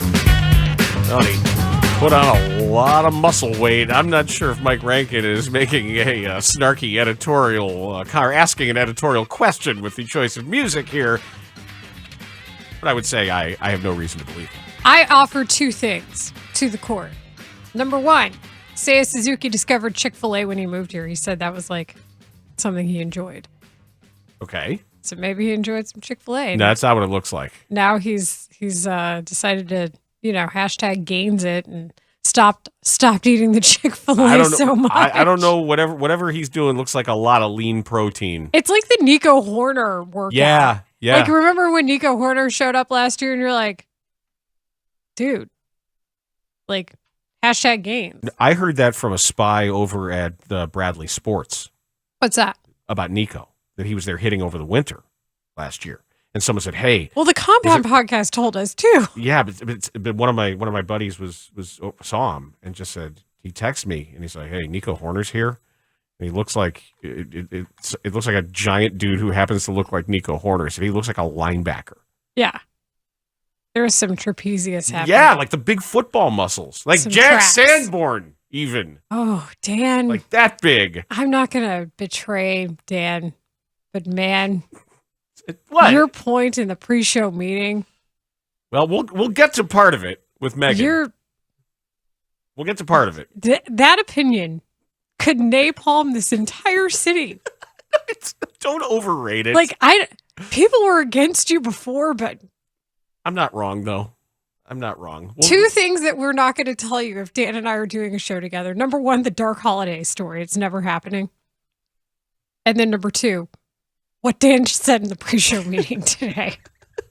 No, there'll be a time and a place where I don't think it's that big a deal, because I think it's if you really sort of add together, anybody who pays attention to me knows that I've been pretty consistent in discussing those things. But when you put them together, it's when you're all on maybe a billboard. People will don't riot. belong. So Jed Hoyer talked. You're gonna have to move. No, I'm not. It's fine. It'll all come out in the wash. I don't think so. Jed Hoyer was at Sloan. He had the backdrop behind him and the reporters in front of him. And the first thing he talked about, as everybody was welcoming each other to the opening of Cubs spring training, was just how strong their current roster construction is. I think we're going to throw a lot of strikes for sure. I think our staff has really good command.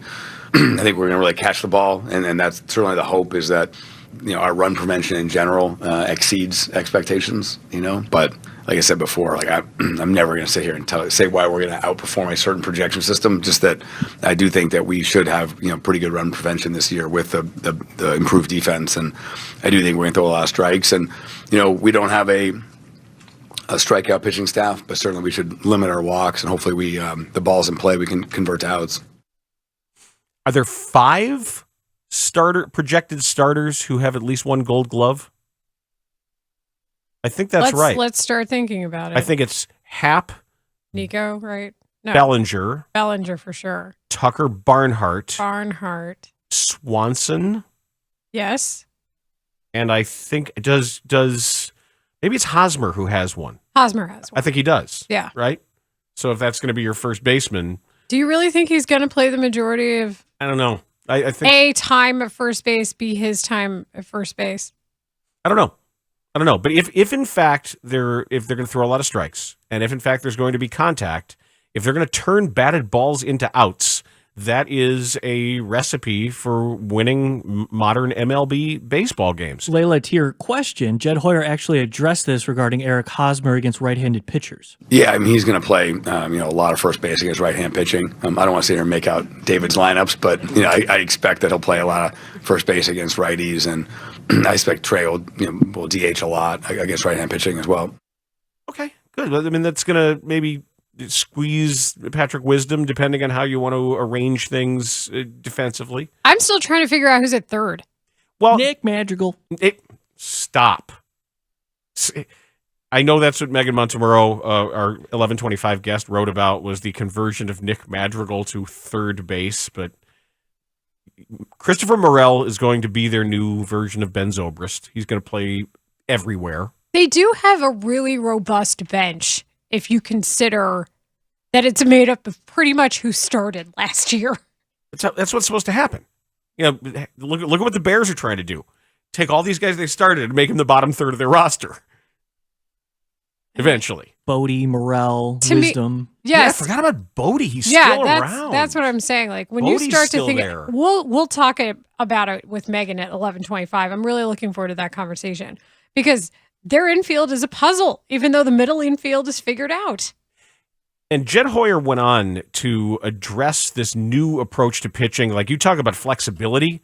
They've got multi-inning relievers. They've got guys they could stretch out. They have an abundance of arms. And AAA, as far as organizational depth, guys who throughout the year might be on the roster fringe and optioning up and down, they're just going to be loaded. So he discussed this approach to the staff. I think Craig and his group has done an incredible job of really trying to maximize every advantage. And part of it is realizing that the game has changed. I think that when we were building up last time, we focused so much on pitchability, so much on strike throwing, so much on game calling. The game has changed now, and you have to have great stuff. You have to strike guys out. Obviously, we don't have a super high strikeout staff in the big leagues right now, and we have great defense as a result. But I think when you look at the minor leagues and what's coming, they're pretty high strikeout rates. We have really good stuff in the minors, and that's what wins in today's game. And so some of it is changing our emphasis a little bit in acquiring players, but a lot of it is just really individualizing what we do on the pitching level of each player, trying to maximize and optimize every single player we bring in. I think Craig and his group do a great job of that. Craig is Craig Breslow, who Yes. is I forgot his title. He's like pitching guru guy. Transponster.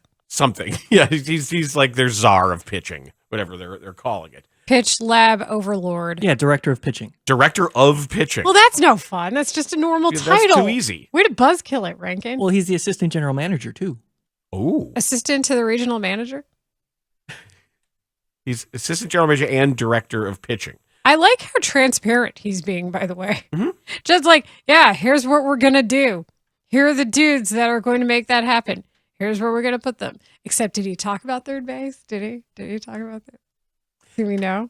His counterpart in Glendale, Rick Hahn, is scheduled to speak in about an hour and 20 minutes, and he's got much more heavy lifting to do than just talking about his baseball team's approach to actually playing baseball.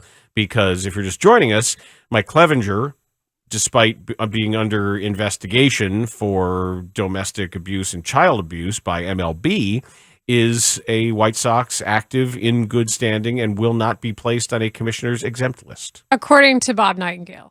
Yes. So, according to Jerry Reinsdorf. But I do want to hear how it's going to be addressed. Even that piece of it, I want to hear that from Rick Hahn if possible. And we will have it for you. As soon as we know, you will know. We've got Mike Florio coming up, putting a button on the Super Bowl as we head into the offseason. That's in just a couple minutes, so keep it here. Florio next on The Score. Bulls fans, Billy Donovan here. This is your official radio home for Chicago Bulls basketball. Listen to every moment right here on Sports Radio 670 The Score and the Odyssey app.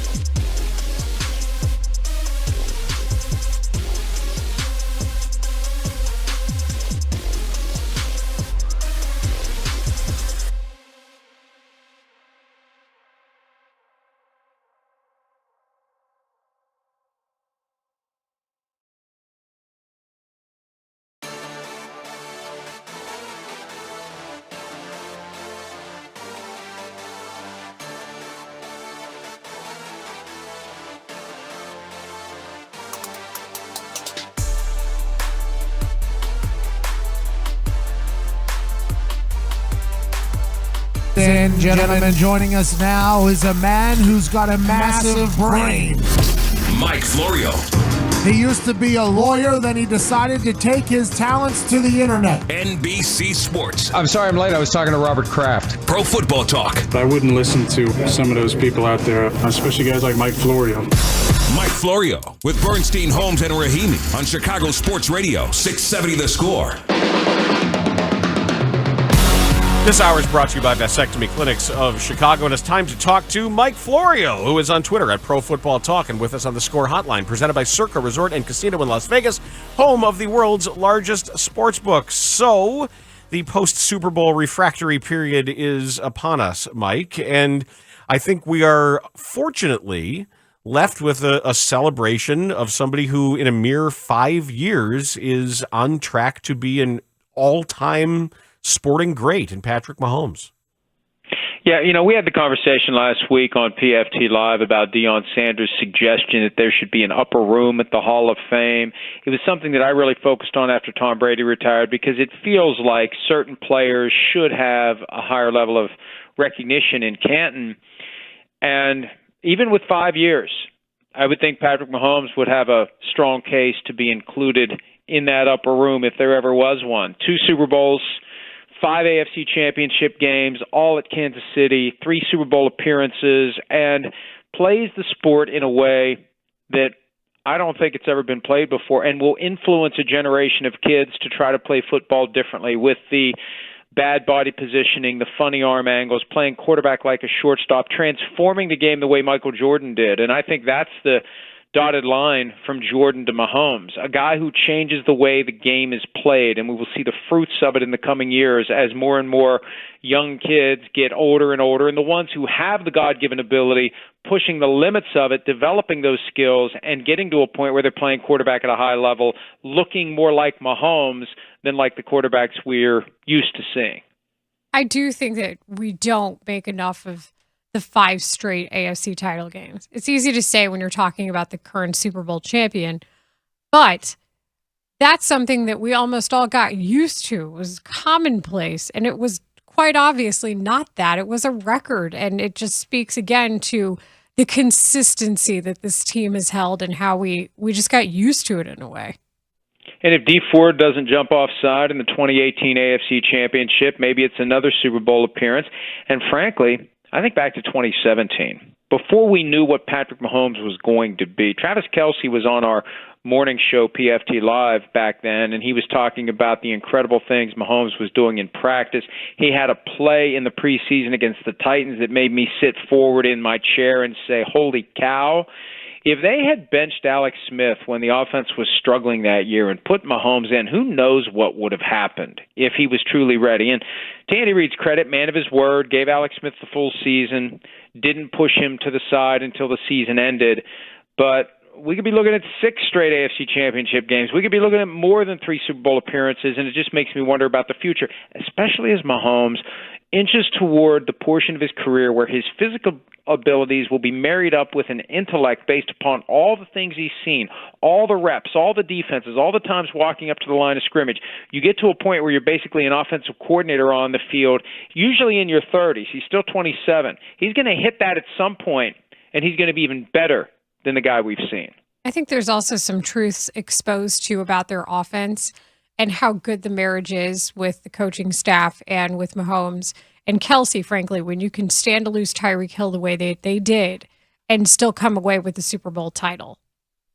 And I think that Tyreek Hill departure helped them in a variety of ways. Number one, Patrick Mahomes no longer has that temptation, that reality of Tyreek Hill running around and inevitably springing open 60 yards down the field, and Mahomes can throw a rainbow missile to him. He doesn't have to do that anymore. He's not inclined to do that anymore. He just throws to the open receiver now. And I also think when it comes to motivation, teams take plenty of nudging from the things that we say, the things that opponents say.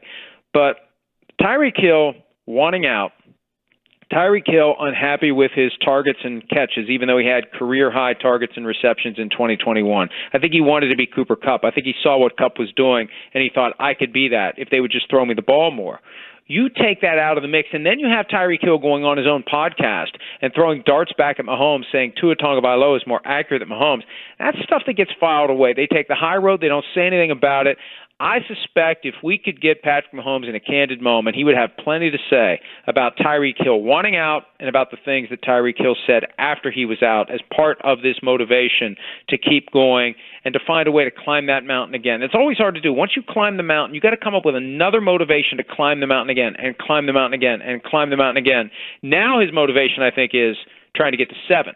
And maybe beyond 7, because Tom Brady's out there with the hay in the barn at 7, unless he comes back. Mahomes is going to try to catch that, and I'm not going to bet against him at this stage of his career. You know what I'm happy about, Mike? The fact that the defensive holding call at the end, and how unfortunate it was that it mattered so much, it didn't become a multi-day story where people are now like, well, we got to change the rule, and this back judge should be calling this instead of this. And I know there were some people grumbling about it, but I'm very pleased that Bradbury said what he said, and that cooler heads understand that you have to allow referees to call what they see. And this is the sport that we watch, and sometimes these fouls are going to come at times that are bad for drama. Well, that's right. And look, I think that the complaints that we heard in the aftermath of that game were driven primarily by people who wanted to witness a more memorable finish than the one that we got. Agreed. Who wanted to see a field goal be attempted there so the Eagles would get the ball back with a couple of minutes to play and have a chance to do what the Steelers did in Super Bowl 43 against the Cardinals when they got the ball back after Larry Fitzgerald's 64 yards shot out of a cannon.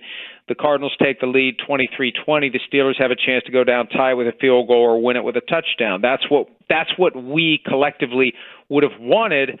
But once that penalty was called and the Chiefs were in position to milk the clock, kick the field goal, leave the Eagles without enough time, it didn't happen. Bottom line is there was holding. Is it not called sometimes? Yes, it's not called sometimes. But think of how tight that player's jersey is. We see tugging on the undershirt from time to time. You'll see the material stretch away from the player, and it makes it clear there was holding.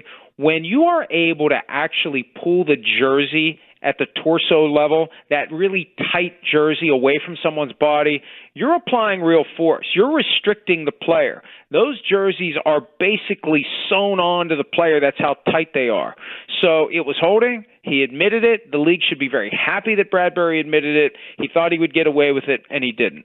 No way, man. I'm the exact opposite on this. It wasn't called all game. Suddenly they decide to call it. It didn't change the trajectory of the path at all. He didn't even flinch when it came to whether or not he was actually grabbed. There was no recognition of it by his body, whether subliminally or actively. And if you're going to call that call, then do it from the beginning of the game. And I think it is still a story, just not here. You call up WIP in Philly, I think they're still talking about it. You assume that they saw it on other occasions and chose not to throw the flag. We don't know that they saw it and deliberately said, we're not going to flag it here. Usually we see it the other way around. When a postseason game, a Super Bowl, is in crunch time, that's when the flag gets shoved deeper into the pocket, and that leads to this perception of inconsistency. But the bottom line is, when the flag comes out, what can you really do if the guy says, I held? He says he held. And one thing that I think has gotten twisted up a little bit, because people have said, well, the pass wasn't catchable. It wasn't interference. It was holding. It was before the ball was in the air. That's a foul. You can't grab the guy. You can't hit him beyond 5 yards. You can't grab him and hold him and restrict him in any way. And I guess we could argue whether or not he was actually restricted, but Bradbury knew what he was doing. He just thought he was going to get away with it. It reminds me of what the Seahawks in 2013 did. They held all the time, and they dared the officials to call it, and they knew the officials wouldn't bog the game down by calling it, so they call it 10% of the time. Well, 90% of the time they got away with it. That's, I guess, good manipulation, active and creative manipulation of the rules, and Bradbury thought he was going to get lucky there. He made a calculation, and frankly, he'd have been better off, and the Eagles would have been better off if he hadn't held, if Smith-Schuster would have run to the end zone and caught a touchdown, because then they would at least have had a chance to go down and match it. Well, but Mike, I didn't mean to wade into this, but I'm going to a bit just because we've talked about it so much. Working NFL referees is part of this game. We see it all the time with pass interference and the damning consequences that pass interference has when called and how that changes a game. And you're talking about the difference here, as opposed to, say, basketball or as opposed to, say, baseball, when you're arguing the strike zone, is the minuscule difference in the margin of error and how few games there are in football and how the price for these calls is so high, respectively. And it is something that is now coming down to nuance based on official, really, attitude. And this is the stuff that bothers me. This is the Super Bowl. Be consistent. And it's just like lining up in the neutral zone. We're seeing that getting pushed more and more again. And this is something we have to discuss because it's not consistent across the board. These calls make such a difference, not just for us, for now the money on the table as well. But it's not just defensive holding. It's the left and right tackle who are leaving a split second early and getting into their pass block sets and having a better opportunity to keep defensive linemen from hitting the quarterback. It's the holding calls on offenses that aren't called because I think at some level the NFL wants to protect quarterbacks as much as possible because it knows that if quarterbacks are injured, the games become unwatchable. There's inconsistency across the board, and it just happens, and it's part of the randomness of it. It's part of the reality of it, and in that moment, the jersey pool was seen, the flag was thrown, and that was that. And if the Chiefs had been down 7 in that spot, and it had been 4th down, and we had seen the jersey pulled away from the body, and Juju Smith-Schuster hadn't had a chance to go get the ball, I think people would have been very upset about that. I still think at the core, it's that collective desire to witness history, and we wanted a better finish than what we got. We wanted the Chiefs to have a fair chance to score, and the Eagles to have a fair chance to respond, and they didn't get one because of that holding penalty, and only because of that holding penalty, because it was going to be kick the field goal and let's see what the Eagles can do with 2 minutes left. But Mike, it's also the fact that it's not just the NFL protecting quarterbacks, it's some referees protecting some quarterbacks. And I say that because you're part of this show in Chicago, and we see Justin Fields have his health put into risk for unnecessary late hits that don't get called. And we've been seeing it. It's incredibly frustrating. I don't mean to vent on you right now. But look, we're it's happened with plenty seeing of quarterbacks over the years. It happened with Cam Newton. Cam Newton had guys flying into him all the time, and he couldn't get calls. Mike Vick went through a stretch where he couldn't get calls. Remember the controversy? Somebody, I think, said to Cam Newton, was that Hockley early in his career, said you're not old enough to get that call? I mean, this is why, and I'm going to go off on a different tangent here, this is why they need to have full-time officials, because they need to gather in a neutral location where they all live, Kansas City, Dallas, wherever, and then they fan out to their respective game locations. They need to spend 1 or 2 full days per week in a room together, classroom setting, college style, going over all these plays and hammering into these guys what we're looking for, what's a foul, what's not a foul, the consistency we expect, the consistency we demand. It can't be something that's done on a part-time basis. It can't be an afterthought to someone's professional and personal life. It has to be their full and sole professional focus. That is one way that we get to a point where there is greater consistency, whatever the call may be. That's one way to get there. And if guys have better jobs on the side, then that's a bias too, because you're already prioritizing something that isn't the work in front of you. So I don't need them either. Well, you're absolutely right. So I agree. There's, all right, here. Plenty of issues that come from that one call. And the reality is there's always 4 or 5 plays over the course of a game that make a difference, and that one that happens in crunch time is the one that can change everything, and that's where we were. I'll learn my lesson that celebrating something not being a big deal can turn it into a big deal. There's rare occasions where Dan having a reasonable take is true, right? But I am completely on the opposite end of this. And the Eagles got some calls too that were also bad. All right, who is going to quarterback the Raiders, and whom is David Carr going to quarterback? The names to watch in Las Vegas would be, in my view, people with connections to Josh McDaniels, because he's going to want someone who knows his offense, who knows how the Patriot way coaches guys hard and forces them to deal with very aggressive coaching. I would look at Jimmy Garoppolo. I would look at Jarrett Stidham, who's already there, who's going to be a free agent. I would look at Baker Mayfield, a guy that Josh McDaniels secretly worked out before the 2018 draft. Mayfield didn't want to do it because he knew the Patriots were drafting too low to get him. And McDaniels got to see what Mayfield can do on 2 days prep, because the Raiders were the team on the wrong end of that 2-touchdown performance in the fourth quarter by Mayfield and the Rams on a Thursday night. And also, what about Mac Jones? You know, Bill Belichick was asked after the season if Mac Jones is the starter next year, and what Belichick said was he's proven he can play in this league, not yes. So maybe a phone call gets made by the Raiders to the Patriots to try to get Mac Jones. Those are the guys I'd watch. I'd throw Jacoby Brissett in there, too, because he's got some experience in the Patriot way. And for Carr, I think the Saints, the Jets, the Panthers are the three teams to watch. The Panthers are the betting favorites, and they're not really being discussed. The fact that sports books are making them the betting favorites tells me that, as usual, the sports books have information that the rest of us don't. So keep an eye on the Panthers. I agree with you regarding the Panthers because they do need a quarterback. I also think Carr will succeed anywhere else because change of scenery benefits a guy like that. And I also want to throw out this name, Mike, because he's on that weird smoking whatever in the middle of nowhere retreat, Aaron Rodgers.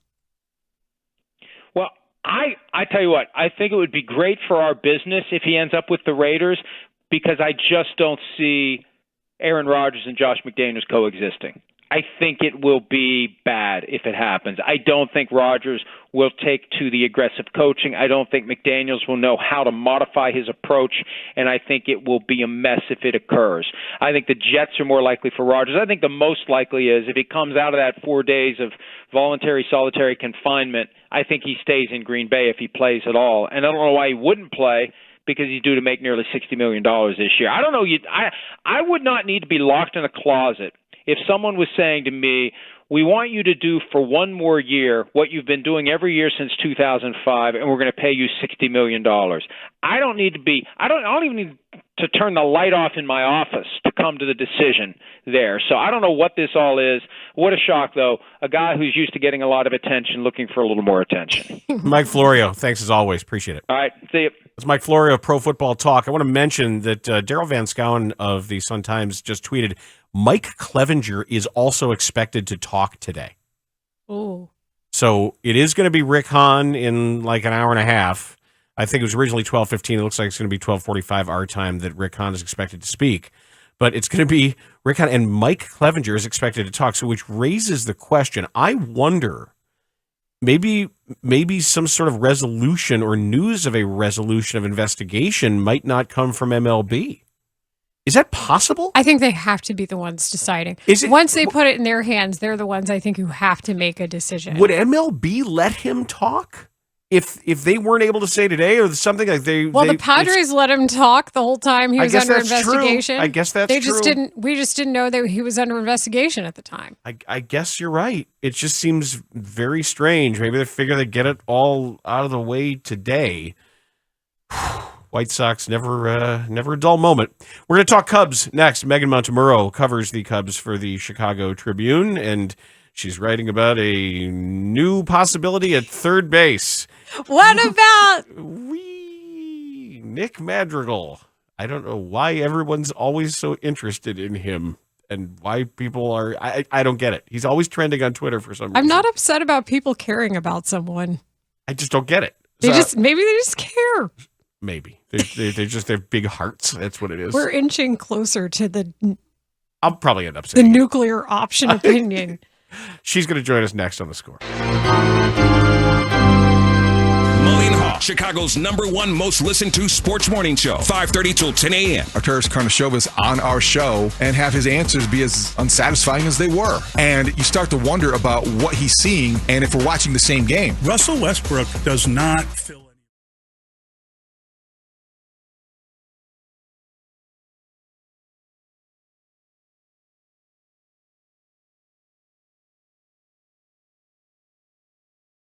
King Cobra, $42 right now. Okay, so here because what?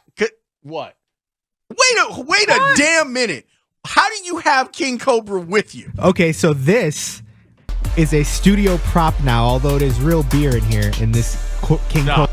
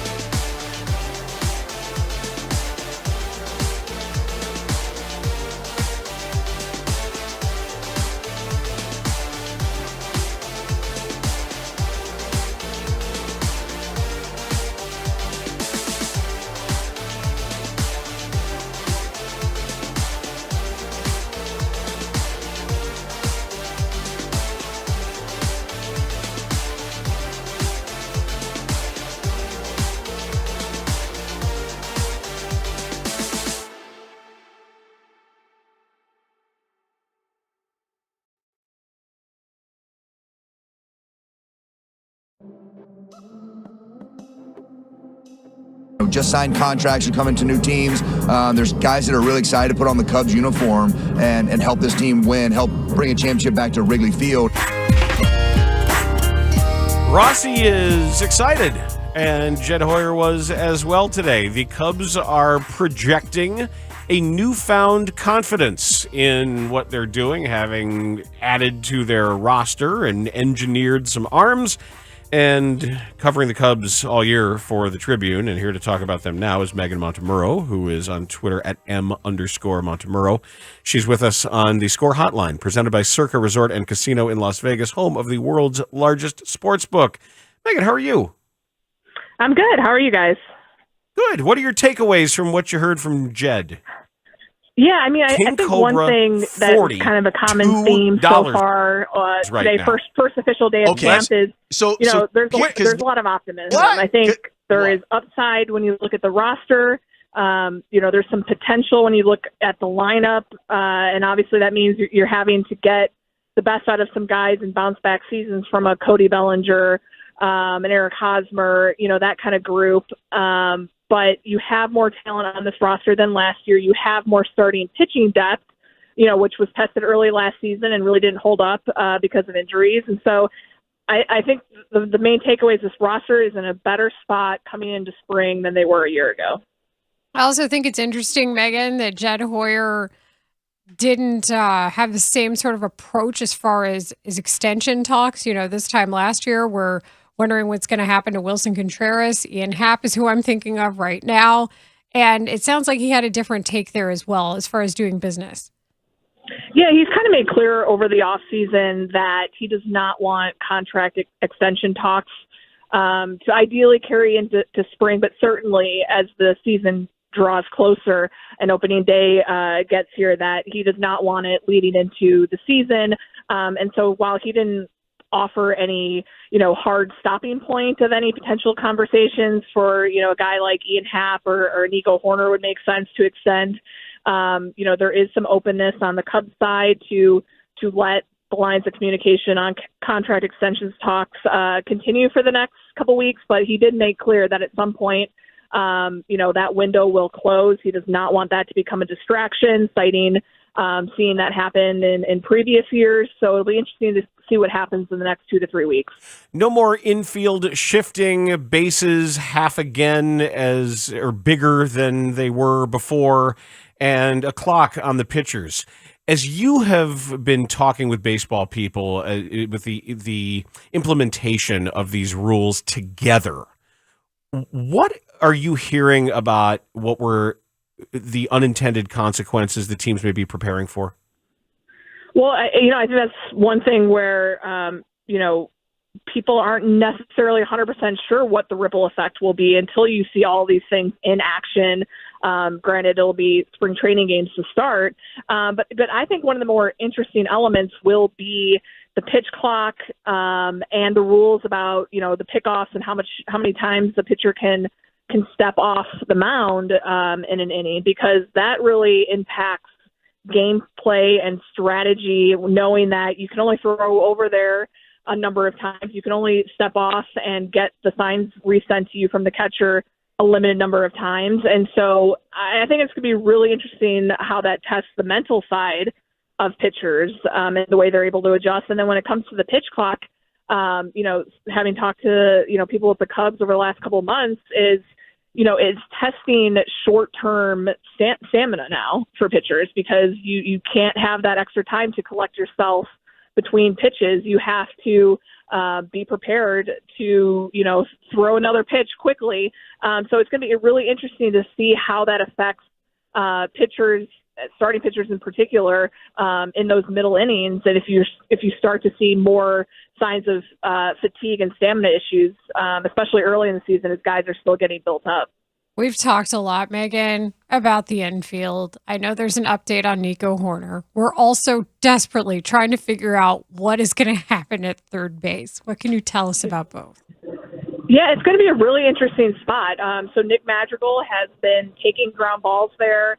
Andy Green, flew down to Arizona and trained with him for a week during the off season to help him, learn the nuances of third base. Because it's a position that, according to Madrigal, he can only think of having played maybe an inning during a high school showcase game at third. So it's a completely different element over there. So you have him in the mix. Obviously, Patrick Wisdom, they know what he can do, his strengths and weaknesses, especially in the lineup. And then you have also some utility guys. You have a guy, Zach McKinstry, who they got a glimpse of last year and obviously saw some things they liked to keep him on the 40-man through the offseason. And then you have Christopher Morel, whose energy has always really been a boost for that team. Maybe you see him get some time in center field if you give Bellinger a day off or play him at first, Bellinger. And so it's going to be really interesting. I could definitely see a platoon mix and match situation. And that's really going to be the spot where David Ross can try to optimize the lineup for what he wants on a given day. Have you asked about what outfield shifting can be done, or what the Cubs may plan to do beyond what the infield shifting had been in the past? Because you can still move guys around. I mean, you can still bring your left fielder over to that side, and spray charts are still spray charts, and you can still have people standing in certain areas and or racing over to those spots after the ball leaves the pitcher's hand. Where do you think some of the market inefficiencies are in the new rules in that regard?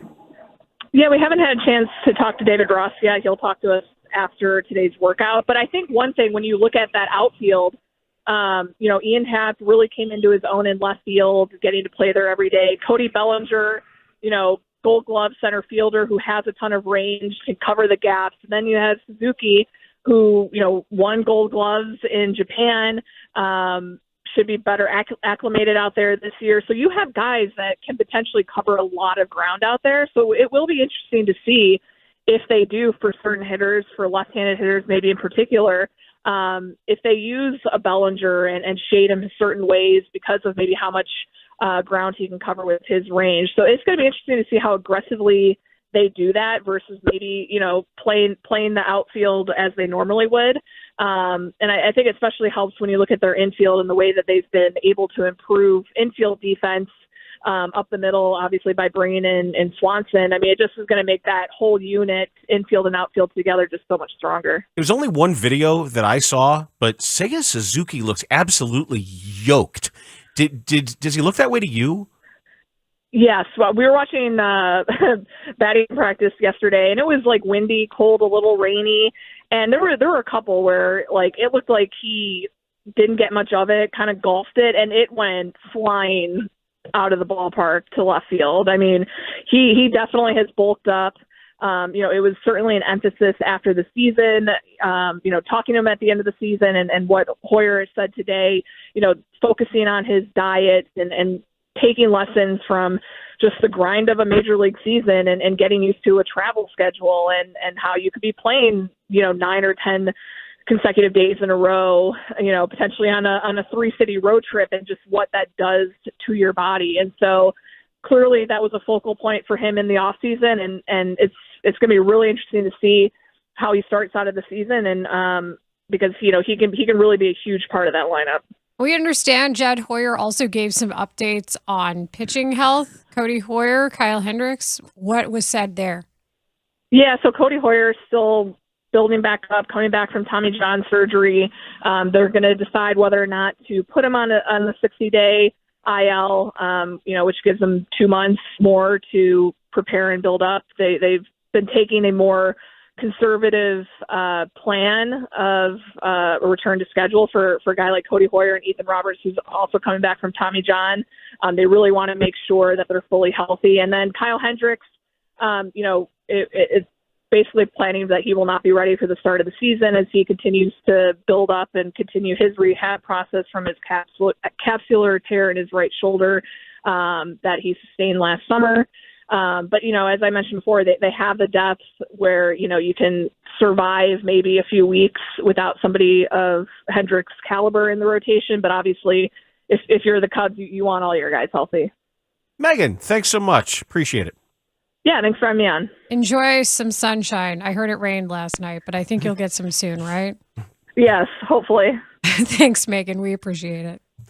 Megan Montemurro of the Chicago Tribune covers your Cubs. And I pick up the paper today, and there is more Nick Madrigal. We had to ask the question. I know. We got to figure out what's happening at third base. Forever and ever. Amen. It's probably mostly wisdom, right? Until it's not, I think. And we talked to him about it. It seemed like he felt like he was going to be the primary guy. You can't play. I thought he was going to platoon with Hosmer at first, though. Yeah, but then Mancini showed up. I don't know. Oh, yeah, right? Mancini. Remember, he's there. The Cubs slogan this year for the roster is Cubs. We have a lot of dudes. Yeah, we got this guy and that guy and another guy. And you've heard of them. Yeah. We just got to figure out how to put them all together. Yeah, they got a lot of dudes. They got a lot of flow. They got a lot of handsome. They'll be good calendar team this year. I don't know how many games they're going to win. See if they're going to overcome their 77 win projection. All right, we were going to talk about the algorithm. We were going to have hot algorithm talk on the score. Hot algorithm on algorithm action. So bad. When we come back, nobody likes it. Not even people who created algorithms. It is high noon. I have a cool update about an escaped animal that has been in this space before. So the headline grabbed me because it says, "What animal kills the most humans?" Hot damn. I think I know the answer to that. It's not as sexy as you'd think. I think I know what it is. Such a buzzkill. You still need to hear it anyway to save your life and stuff. Okay. On the score. Bulls fans, Alex Caruso here. This is your official radio home for Chicago Bulls basketball. Caruso steps in left wing three. Yes! Listen to every moment of the action right here on Sports Radio 670 The Score on the Odyssey.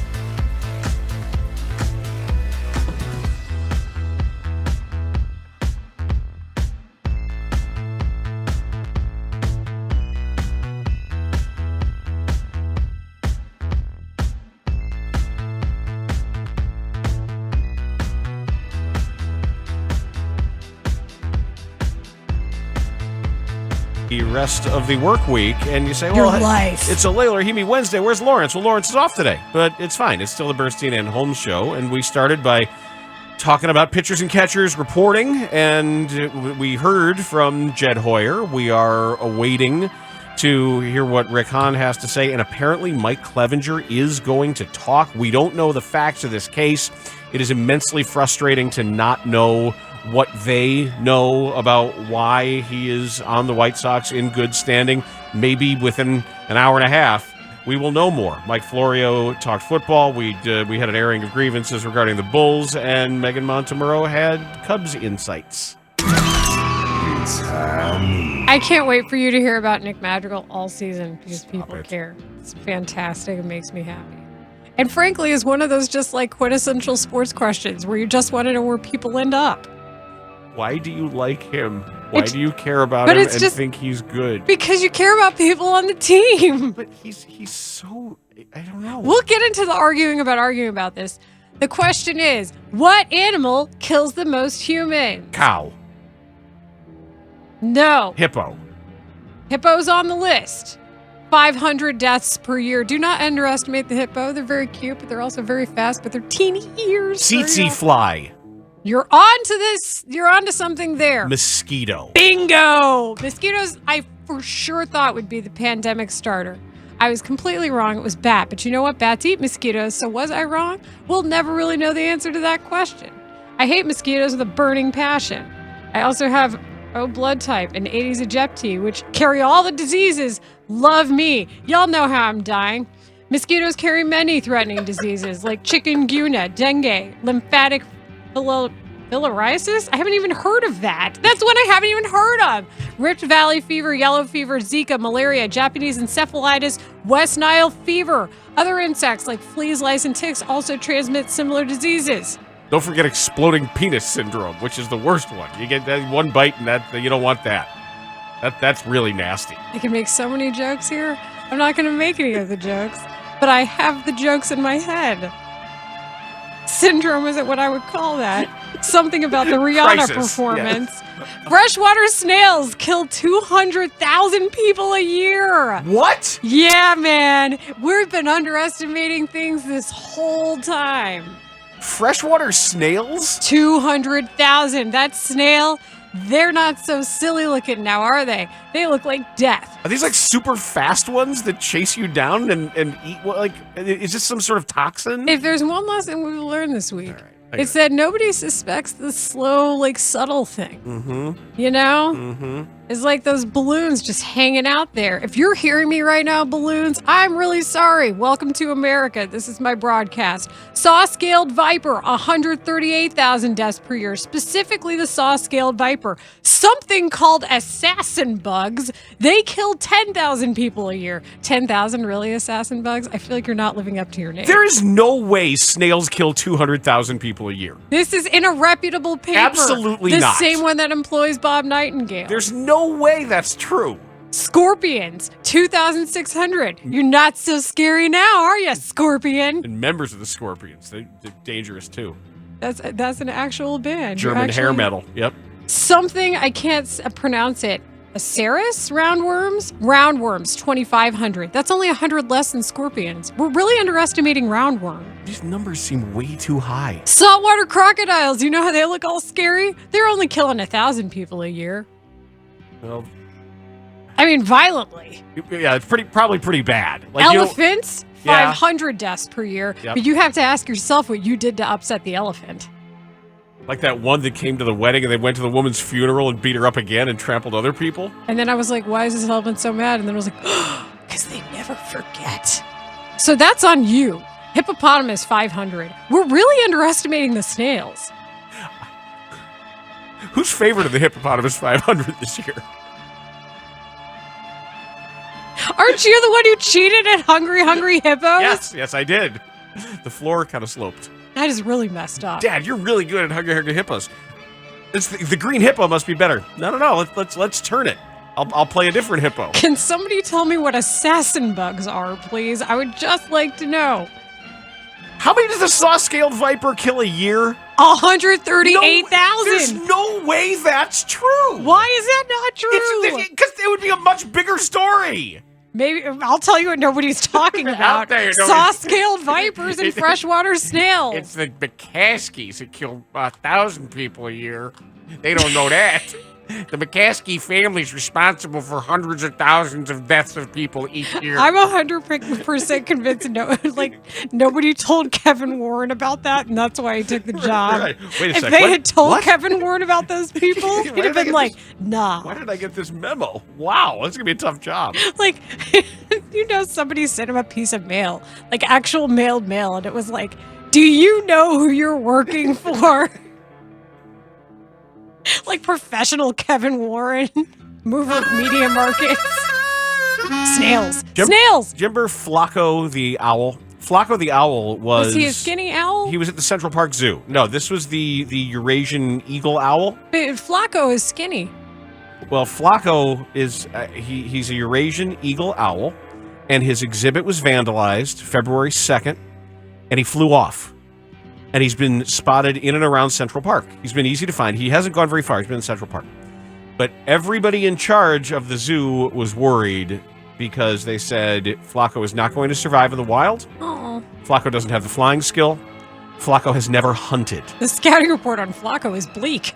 Because Flacco is a domesticated owl, had never hunted, and didn't really understand how to find prey. Well, guess what? Flacco learned how to putt. Flacco figured it out. Yeah. Flacco figured it out. Instincts. So there was a whole lot of concern that he wouldn't survive. But the zoo wrote in a statement several days ago, we observed him successfully hunting, catching, and consuming prey. We have seen a rapid improvement in his flight skill and ability to confidently maneuver around the park. A major concern at the beginning was whether he would be able to hunt and eat. That is no longer a concern. The New York Times reported Flacco had cast a pellet of animal matter. That's what the raptors will do that every once in a while. It looks like they're throwing up, but what they're doing is their body is getting rid of what they can't digest. Yeah, we dissect them in school. Sure, it's bones and fur and things, and they checked the pellet, and it was rat fur and rat bones. So Flacco's eating rats? Flacco's eating rats. He's helping New York and hanging out in the park? And and I think I sent you this video one time. I've mentioned it before. If you ever want to go down a rabbit hole, look up just New York red-tailed hawks and New York Cooper's hawks and what they do to get rats and where they go in the middle of Brooklyn, in the middle of the Upper West Side, into those metal garbage cans. Like, we'll get them in the garbage cans and come out with them. Are they for hire? Can we talk to them? They're doing their jobs here. Can we bring them around here? They're here. They're doing their jobs. You see it. There's red tails, there's Cooper's hawks, there's owls all over Chicago. All over the place eating rats. I enjoy them, but still, I feel like we could use a few more. This is a good nugget from 815. The parasites that cause another word I can't read, schistomiasis, live in certain types of freshwater snails. The infectious form of the parasite, known as Cerriare, emerged from snail into the water. You can become infected when your skin comes in contact with contaminated freshwater. Okay, but it's not you're not being killed by the snail. I mean, this credited the snail.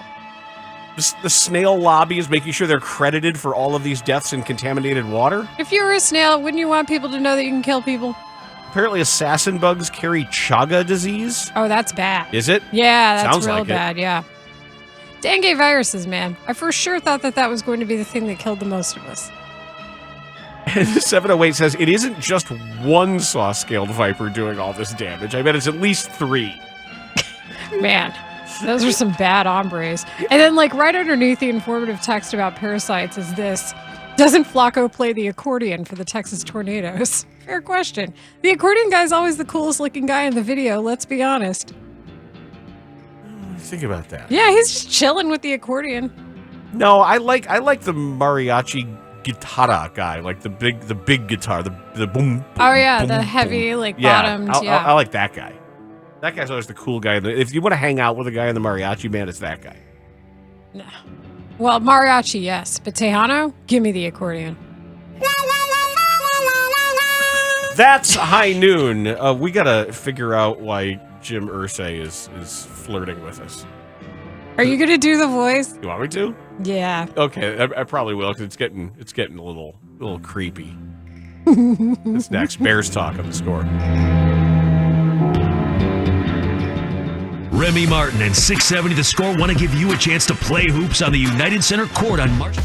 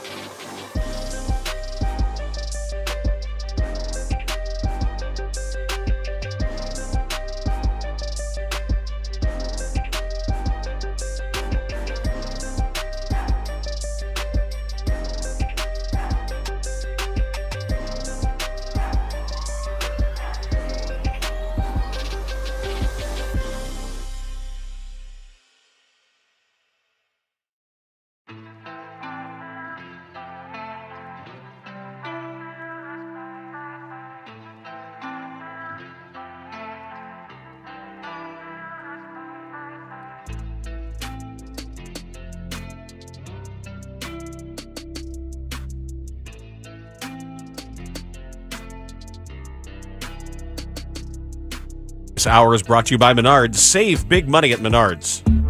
Bernstein and Holmes, middays 10 to 2 on Sports Radio 670 The Score and 670thescore.com in Odyssey Station. I don't know how to make sausage. I don't know what goes into sausage.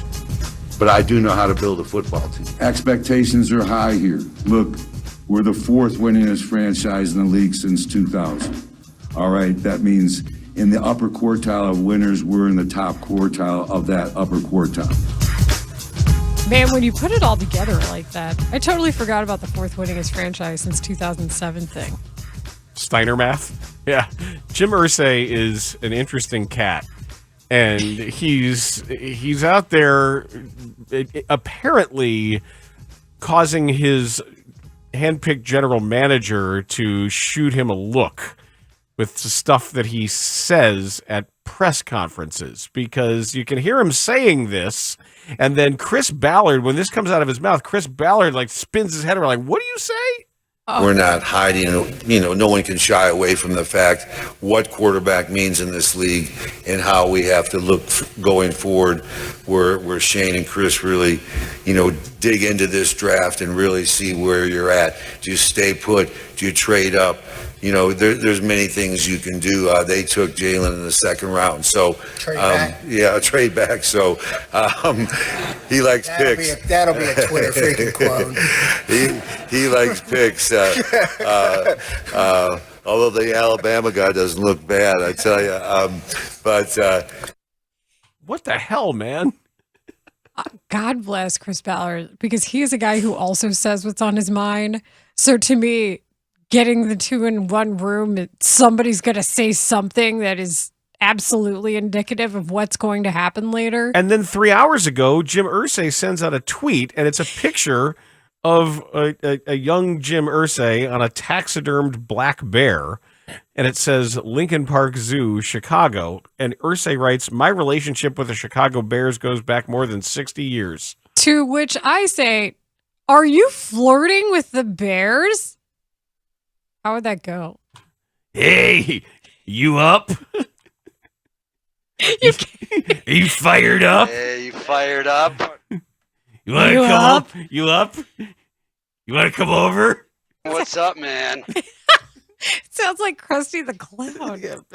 Like, is he sending texts like late at night? Like, Ryan Pulls, you up? You want to make a trade? Let's trade stuff. Remember that time you and Lawrence were like, just wait. We're all just going to wait. Yeah, just sit back. We're going to wait. We're going to let the crazy start to fester. This is it. Like a sourdough starter, it's just going to start doing its own thing. Mm-hmm. And it's happening. Mm-hmm. Let that dough rise. Let it proof. That is proofing, right? Yeah, all of that. Okay. Let it use some air and some microbes and some chemical reactions. Set the towel over it, just like a moist towel. Let it rest. We haven't even gotten to the combine yet. We're already starting to see some other quarterback movement happening. It's happening. I think I kind of like Irsay.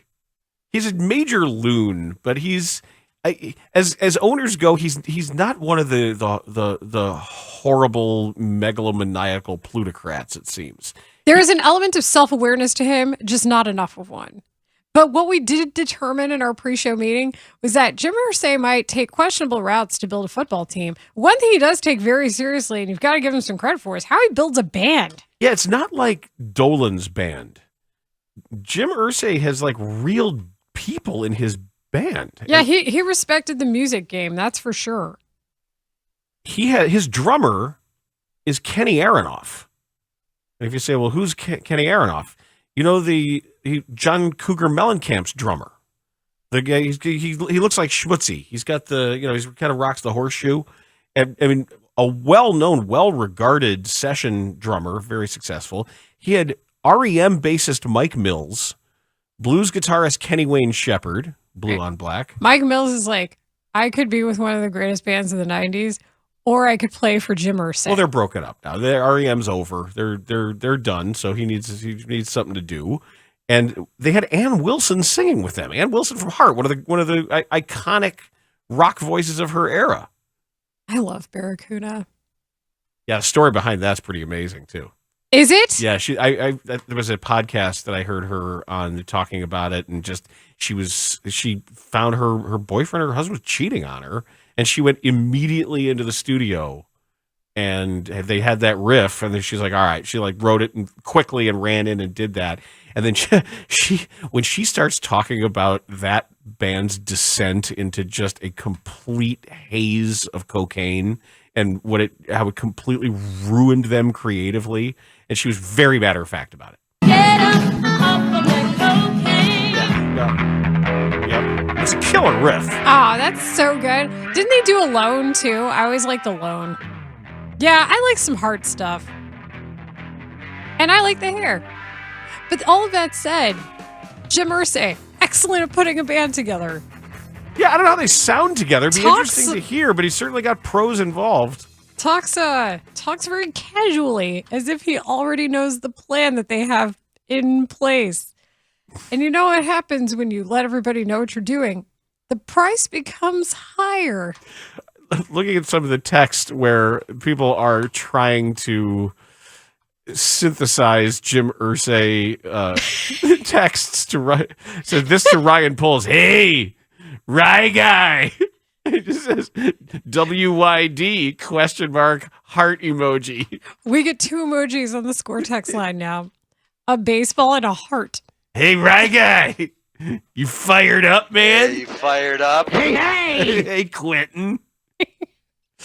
Maybe throw him in. You know, let's kind of deal. Maybe he tells Ballard that he just arranged a deal with the Bears. I get the Bears on the phone. We're talking about the pick. So I got to talk to John McClain when I hosted Football Night in Chicago a few weeks ago. The Dean. Yes. And I was like, the General, too. That is his actual nickname. I call him the Dean because he really is. Like, he's that man knows everything going on at any given time about any football that might slightly be related to Houston. And that would include this conversation, actually, about Irsay.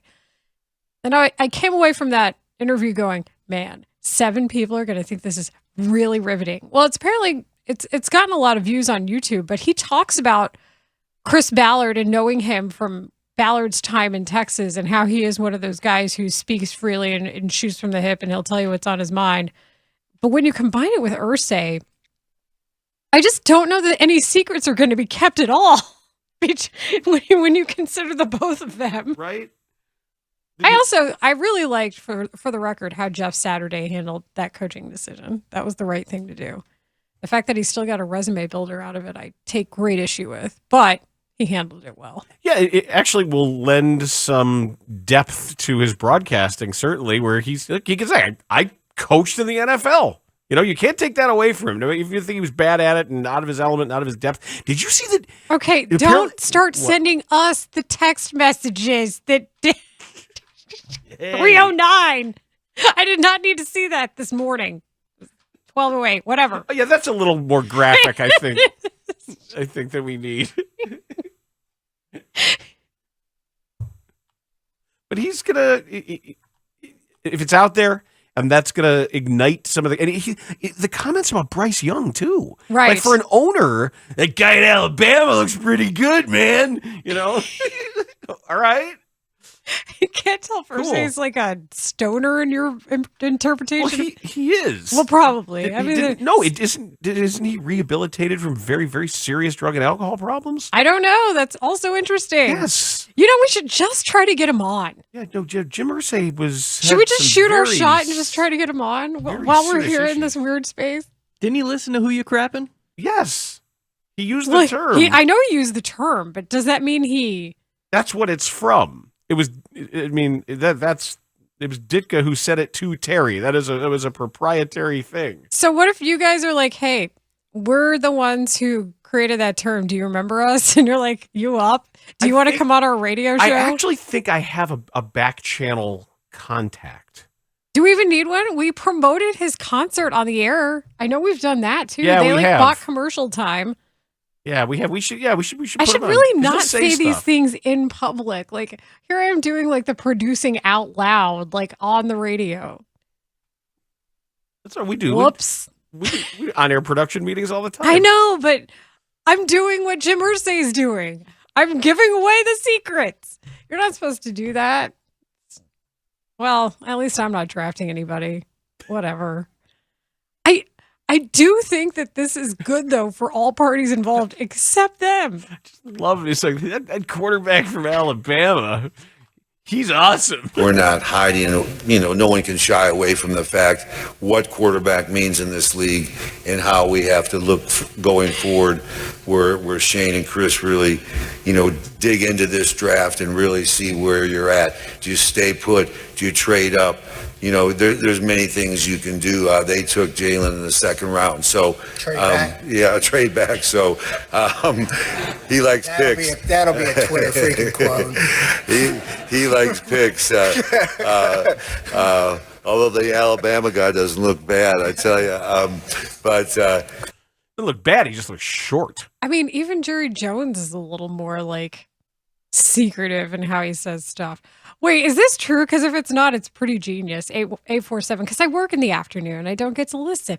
He was on with Parkins and Spiegel because Shane lied and told him they were XRT. And then I guess the joke was that they could make some trade as long as that Irsay got to DJ on XRT. Why didn't we know this? Well, we should drag it up. We'll find it. I'm sorry, Parkins Spiegel. I wish I had known this information. I try to keep up on Twitter in real time. And then it's just harder. And then the 708 says, Bors and Bernstein listener with a serious drug and alcohol problem. That checks out. You're welcome here, Jim. Yeah, we like you. Tell us more about the things you think about this draft, please. I always have wanted to say WXRT. And that's Danny's laugh, isn't it? Did Shane actually lie and say that? That's brilliant. That's the account from Shane that has been told on these airwaves. Is that's exactly what happened? Man, you miss a little and you miss a lot. That was like when we had. This is what happens when I work afternoons. When we had Tommy Harris on for 45 minutes, fantastic interview in Bourbonnais. And apparently, I think it was Jason Goff that tracked him down. They drive on the golf cart and practice ends. He tracks him down. The first thing he asked him was, "Are you the score? Because I don't like the score." And he's like, "No, man." So is it okay? And then he came over and sat with us for 45 minutes. It was a phenomenal interview. Did you reveal later that you were the score? I don't remember. We had 1 year where we got all these great. Oh, I remember the year we got all the guests. We had an intern who one day brought a friend, and this friend was easy on the eyes, and she rode on the golf cart with the intern at training camp. Like post practice, we got anybody we wanted. To the point where the Bears sent somebody over and said, "Who is this person? Does this person work for the station?" Got mad that we were getting too many guests and too many players were lining up to hang out near wherever intern's friend was, and the Bears put the kibosh on it. They issued a credential, though? I don't know if she had a credential. I just know she was on the golf cart. Wait, how did the intern had a credential? I don't know. All I know is it was like when you've been on the water for 4 hours and you switch from artificials to live minnows, and you find what they're going after that day. Sometimes you just get the right thing on the end of your line, and the Bears nope, knock it off. Can't do that anymore. Oh, you guys were asking him such crazy stuff, right? Yeah, probably. But we weren't. No, but they were just. They saw what was happening, and they saw all the players. I think they were worried about the players getting distracted. Life is a distraction now, so whatever. Right. So that we got weights and fish. We got interns with friends. It was Johnny Cannoli too. That was the intern. It was Johnny Cannoli brought a friend. Oh, and the interns had nicknames. Yeah. What was Benetti's nickname? Johnny Carmelo. Because of Syracuse. Checks out. Yep. So he was Johnny Carmelo. We had Johnny Rampage. There was Johnny Jackass. 773 is on a roll, man. She was on the cart. Yes, that was Well, it's not the cart. That was different. That was at the airport. That's correct. We can't tell that story where they had to so bring many it. things you can't tell right now. The cart. That man made a rash decision. I do want to ask you this. Do we think we're going to get more as the time marches on to April or less of statements like this out of, say, the Irsay types and those who want more the Bears draft Just pick? keep a list of it. Just let everybody get crazy and stupid because they do. This is how it looks. This is how it sounds. The sourdough starter is sourdough starting. This is exactly what we discussed. When an owner of a team is already naming names of the quarterback that he likes sitting next to his general manager, we've already ratcheted up the meter. The Bears just need to sit. And you're right. Let the dough rise. And absolutely sit back, enjoy, relax, strap it down, whatever you have to do. And you can't watch the dough. You have to go away from it. Why? You can't keep an eye on it constantly. It's like a watch pot never boils correct. Kind of thing? Yeah. You don't know when these gems are going to come out here and there from two teams in the same division who need quarterbacks, who have lower draft spots than the Bears. Baking takes so much patience. God, it's just annoying. It's also ratios. And it's the reliability of your oven. It's chemistry. It's baking sucks. 708 has a good question. We need more score tails. And apparently I quoted Murph. How did I do that, Texter? This is what happens when you don't work here. It was at the same year Murph didn't destroy the bathroom. Oh, that year. No. Idiot. The one thing they said you can't do in that bathroom. And then the very first day. The very, very first day of our entire week. Ruined it for everybody. Just the worst. Like we should have burned that whole camper down. That entire place. They should have called in some fast movers for a napalm strike on there. This is napalm strike. It was so gross. Sounds like this lasted for days. It did. Oh no. They told him.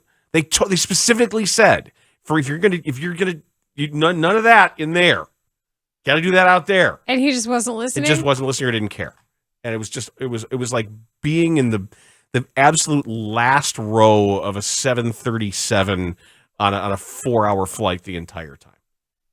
Oh, that sounds miserable. It was horrible. Just right about now, we're expecting to hear. No, that's in 30 minutes, right? As far as we know, Rick Hahn is speaking now, or he's scheduled to. And then apparently Mike Clevenger is going to speak as well. My hope is at the end of this show, like I always say about the Bulls, clarity. I'd like to know more. I'd like to know what they know that we don't, and what the expectations are, what is still ongoing, what is not, what has been concluded, and why they're making the decisions that they make, so we can properly criticize them. Because right now we've got a huge gap in knowledge. I will say this. Good on everybody who's deciding to talk today. Yeah, I guess. Well, better than not. I really hope we hear something significant out of Clevenger. And frankly, outside of all of that pitch clock is going to affect him specifically. Because he's one of those guys like Kopech, where he's got to re-energize and get everything back into him so he can get all of his maximum effort. I don't think people are going to ask him about that to start, to say the very least.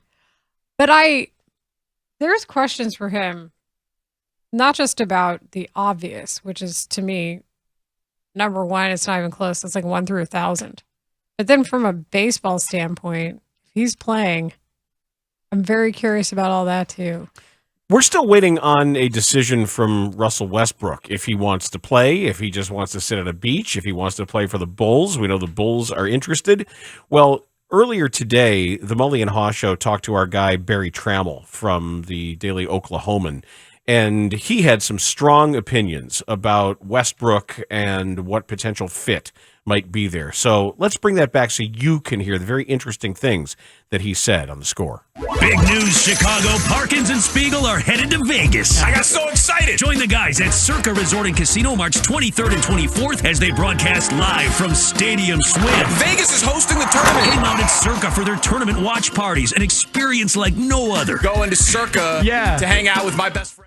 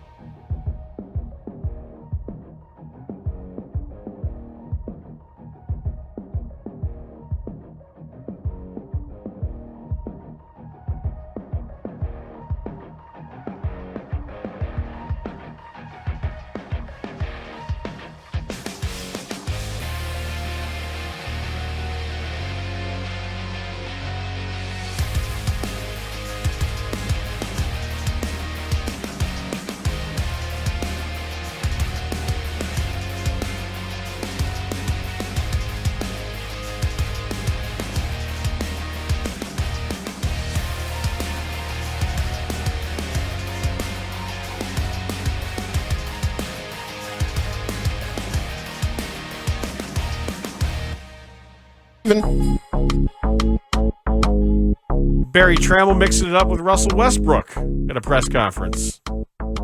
I love Barry. Now all I want to ask him about is this Oklahoma State turf that probably messed up Jalen Hurts' Eagles. Yeah, new rule. Don't brag about the turf ever. All of those back-padding articles, this is George Toma. He's 106 years old, but he knows everything about the turf. And they've been working on this turf for 2 years. Cost him $800,000. Yeah, it was awful, and it almost ruined the entire Roger Bozart. No, it was George Toma. Roger knows what's up. Yeah, there's a fight over who's the sod father. People are calling George Toma the sod father, and we know Roger Bossard as the sod father. And it just reminded me of who the actual bozo was. Because remember, bozo was always Larry Harmon in New York. But in Chicago, our bozo was Bob Bell, who became Joey Doria, but was really Bob Bell. And so when I heard that Larry Harmon was also staking claim to bozo, I didn't understand it. Now, I didn't like Bozo. I didn't care because I hated Bozo because Bozo was stupid and the show sucked and everything was bad about it. And Chicagoans who remember Bozo fondly can go have it. No, thank you. This is just another plank at a very dangerous platform of opinions. Well, no, Bozo sucked. It sucked. It was bad. It was bad. The Bozo Buckets game was bad. It wasn't funny. The cartoons were old and weird. And coming on the heels of Ray Rayner was so far superior to anything. And people are like, it's going to take 10 years to get tickets to Bozo. Take your stupid kid to Bozo. I don't want tickets. I don't want to go. Now I live right next to it. Dan, I seriously live on honorary Bob Bell Way. It's some sort of karmic balance. Dan, your Bozo opinion combined with your Nick Madrigal opinion, combined with what you told us in the pre-show meeting, combined with your Field of Dreams opinion. Well, this is all. If we put it all together, fine. It's gonna happen at some point, but I don't know that I need to be here for the powder keg of most people realize male emotional response most when you people put it all together. Realize Bozo sucked, and most Chicagoans are just afraid to admit it because you're supposed to like it. You're just supposed to say, oh yeah, it's nostalgia for when I was a kid. Not for me, because I was a kid, I thought it was dumb and not funny. It just wasn't funny. There were so many funny things on television that wasn't one of them. And if you got all these cartoons, show the cartoons Ray Rayner shows. He's got the good cartoons. And you got the stupid ones, the animated Bozo. That's even worse than regular Bozo. The animated one with Butchie Boy, whoever that was, a weird little sidekick. I mean, seriously. Come on, man. You give me a creepy clown and his adolescent sidekick? Well, this will be fun. This with the next 6 minutes of unfunny jokes. All right, so Barry Trammell was on the score. I thought you meant us. Well, if the shoe fits. Barry Trammell of the Daily Oklahoman was on the score earlier, and this was his scouting report when asked about what Russell Westbrook is and has now and what he could give the Bulls. Billy didn't really mess with Russell's status as emperor of Oklahoma City. That was different, but I think that's a different situation than what I think you have in Chicago. I don't claim to be an expert on the Bulls, but that was a team that could win at a pretty high level. This Chicago iteration appears to not be that kind of roster. The biggest thing is this, from 23 to Russell Westbrook, say 2017, 2018, that's a different Westbrook. Turns out that time, with the possible exception of Tom Brady and LeBron James, time is undefeated. And it has robbed Westbrook of some of the things that made him special and made him great. He's not as explosive as he used to be. He's not as physically imposing as he used to be. And that was a big part of his game. You have a very well-documented past with Russell Westbrook because the way he treated you specifically. And I think that he could be polarizing. And you're right. Time is undefeated, and maybe it has humbled him a little bit. But based on your experience or based on what you know of him as a person, what kind of impact do you think he would have, even in a short period of time, remainder of this season, in that locker room, in this market, on that team?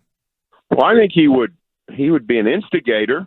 That might not be a bad thing with Chicago. I think he would create some chaos I wouldn't bring him into the Bucks or the Celtics or the Grizzlies, Denver.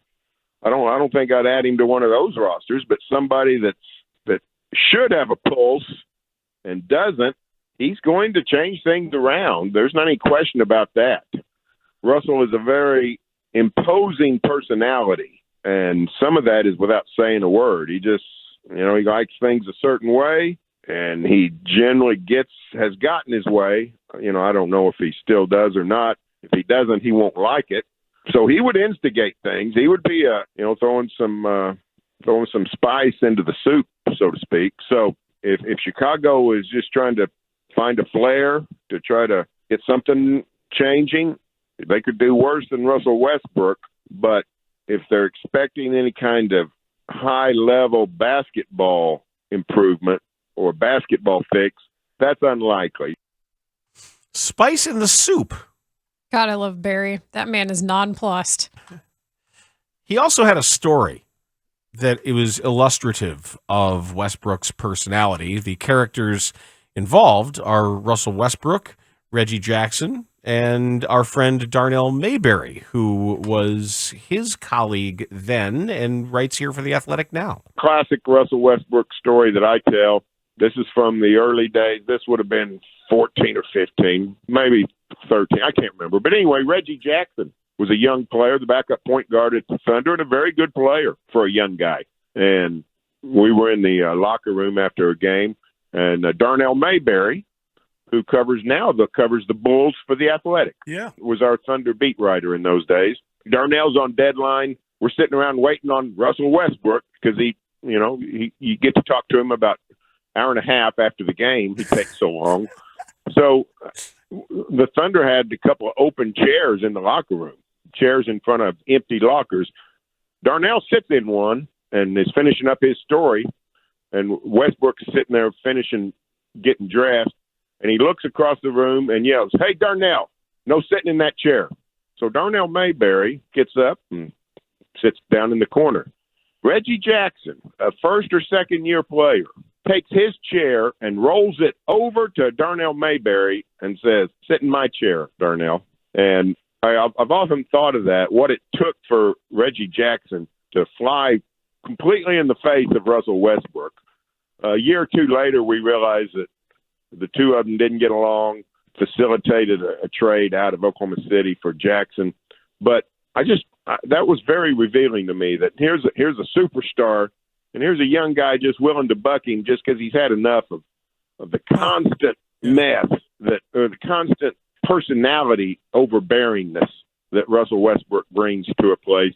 6 weeks, maybe he wouldn't be that kind of long-lasting impact, but you got to know that's sort of what you're signing up for. Mm-hmm. What I find interesting is we haven't even addressed the fact that this is a man who has an established relationship with Billy Donovan. That's secondary compared to the personality that he's had. Yeah, and he did not give Billy Donovan some sort of over-the-top mega endorsement either. I think Barry did a nice job describing exactly what Billy Donovan is. A good coach. Oh, I'm saying Russell Westbrook's relationship with Donovan. And if we believe the reporting so far, Donovan has reached out via back channels to try to entice Westbrook to come to Chicago. I believe everything that I hear when it came to that situation in Oklahoma City, having worked with the Thunder a little bit, but still being on the outside, but being adjacent where I was in Austin, just because you hear stuff when you're covering the NBA. And those three teams, the Texas teams in Oklahoma City, were all pretty, you cover enough teams, you hear about it. The Thunder played the Rockets in one of the years of the playoffs that I was there. And there was an article that had come out about how notoriously anti-media the Thunder were, and not the players so much as the people running it, which is a weird stance to have in that market. Correct. But they had never had a professional team. They're used to everything being run by sports information directors at the University of Oklahoma or Oklahoma State. So it was a very different departure. I know that they had the Pelicans for a minute because of what happened with the hurricane, but it was a different setting for them. They did have the Oklahoma City Cavalry in the CBA during the heyday of the CBA. But this was a different deal. Henry Bibby coached them. Oh, wow. That's taken back a little bit. But this is a different deal. So I think the relationship with the Thunder players was more adversarial than it had to be because of how their PR people inflated it unnecessarily. What a weird flex for an expansion or a team that's moving to a small market and trying to prove itself. You'd think you'd really want to ingratiate yourself. Yeah, there. and it was quite the opposite. It made them out to be the bad guys. And, in college, that's run completely differently. And I think that was the preference for a lot of people. I don't think it's like that as much now. Can I ask you something? Did they hire from colleges or did they hire NBA people? I'd have to look. And I wonder who the people are, but how I'm many not people sure. came from Seattle. Now, granted, the University of Oklahoma SID staff is one of the best in the country at what they do. And their athletic director, to me, was one of the best in the country at what he did, Castiglione. But just a totally different operation. It's guys going off scripts. It's you getting who you're allowed to get. And you're seeing that seep into the NBA game a little bit, but I think that's something to also keep in mind here. I also never thought I'd say this, but after what happened in LA, keep in mind Russell Westbrook is a UCLA guy. I ended up feeling sorry for him. What, the Westbrook stuff? How he was treated by fans and just even some of the questions back and forth with the media. I very much think that there's truth. Listen, he can be too sensitive at times. That's 100% the case. But I don't know how you come away from that situation in LA and not feel for the guy. At least a little bit. Now I'm thinking about Oklahoma City again. That's the only place I ever sang karaoke. It can be fun. I also want to bring this up, by the way, because this is a quote that I came across during my NBA sabbatical where I didn't talk to anybody about my basketball thoughts and it sucked. Just listen to this quote on its own. Fast forward to today. I don't look like the quitter. I knew what was going on, and I just decided I'm not built for this. One of the most salient quotes I've heard in quite some time about, frankly, anything.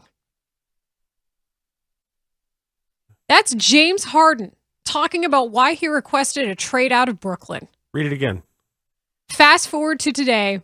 I don't look like the quitter. I knew what was going on, and I just decided I'm not built for this. Okay. But that's kind of having it both ways. If you were just the first one to get out of there because you were able to see to the canary in the coal mine. But people were calling him a quitter. And I do think there's something to somebody who sees the red flags before everybody else. I am talking about a million different things right now, and I don't even care. This moment of unlikely brilliance is brought to you by James Harden. The Flaming Lips are from Oklahoma City, says the 773. All right, cool. Wayne Coyne and his band. That's also, that was the hotel when the Barrel Racers were in town.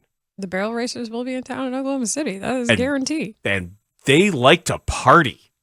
Can you blame them? They live their lives dangerously. The Barrel Racers, these were confident women with giant belt buckles and flannel shirts and throwing them back. Oh, yeah. I had friends who did that in high school, like growing up. Yeah, these were pros, though. These were seasoned vets.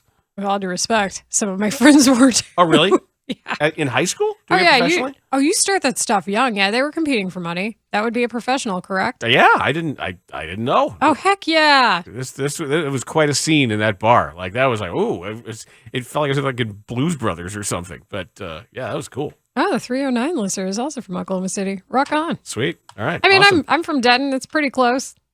It's 3 hours. We are waiting to get word out of White Sox camp as to what the situation is or isn't, frankly, with Mike Clevenger, who is in uniform, who is scheduled to talk. According to reporters, they have been informed that Clevenger is going to answer questions. I don't know if it's how controlled any of these respective environments are going to be. Rick Hahn or elsewhere, not exactly even sure of the format, if he's going to be on a podium at a lectern, at a table, or just out on the field in the dugout in the crush of microphones. So that usually has something to do with it as far as how the questions are going to be asked and whether or not Rick Hahn is speaking for the White Sox or not, or just speaking for himself. These are all questions for which we don't have answers. We don't. We're waiting. And now I'm trying to think if I actually want Russell Westbrook on the Bulls, and I still don't have an answer. I think from a content perspective, it would be great. I really do. Sure. Especially when you host a Bulls podcast or co-host one and you want stuff to talk about that doesn't end up devolving into the same issues that we're trying to, when we grab AK by the lapels and shake him and say, hey, look at your team, look at what they do, look at what they don't do over and over again. It can wear on you. I wouldn't mind something different, but to actually think that the folly of Russell Westbrook here is going to do anything to radically alter their proximity to a title? Come on. I think they'd have more assists and fewer turnovers. It depends who has the ball. I know. I used to think that any Russell Westbrook team with, like, say, James Harden, there wasn't enough ball for anybody. But they can make it work. He's made it work. Okay. I love ball. You have more confidence than I used to hate him. But, like, I can't stop thinking about it. Robert Mays is scheduled to join us at the top of the hour to talk a little bit of football, but the moment we get news from Sox camp, we will bring it to you on The Score. We are Chicago's #1 and most listened to sports station. We're live from Chicago, talking Chicago sports. Listen on your radio, your laptop, your mobile device through the Odyssey app, AUDACY, or tell your smart speaker to play 670 The Score.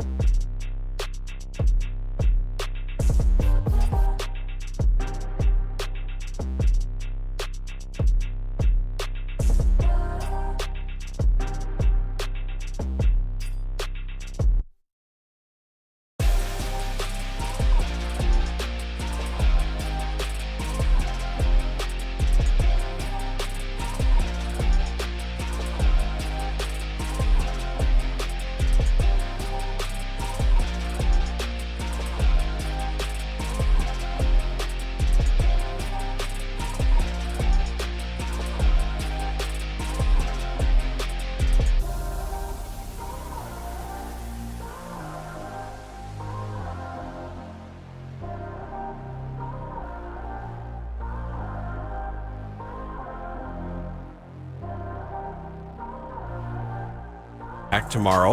Layla, you haven't hosted a show in a while. I know, it's been a long time. I was out ill, but I am better now. And there will be people who will pay for it. There is hell to pay. Actually, no, I feel like, in a world where I feel sorry for Russell Westbrook today, I didn't see that coming. We've gotten a couple updates. Okay. Shane just tweeted, source tells me Mike Clevenger is currently in uniform and talking with teammates. Okay, most of whom would probably hate him. Because that's what happens. It's incredibly disappointing. So there's that. I also see this from Ken Rosenthal, that there are teams scouting free agent reliever Zach Britton, who had a throwing session in Florida. Giants, Angels, Mets, Dodgers, Rangers, Cubs. They're on the reliever market. Mm-hmm. That's an interesting little note there. And for the whole, the Sox needed a pitcher crowd, guess who just signed with the Padres? Michael Wacha. Yeah, why couldn't you have just signed him? To a team-friendly deal. Why not Michael Wacha instead of Clevenger? Why in Thanksgiving do you have to run out and hurry up to bring Mike Clevenger to your team? Even if you didn't know all this latest stuff. From a baseball standpoint. Even if you didn't know all this. And I know we've been discussing sort of how or what the rules are behind this commissioner's exempt list. And I call it the Bauer list because it still seems to me like if they really wanted to, they wouldn't have to have Clevenger there and he could be on this week-by-week renewal like they did with Bauer.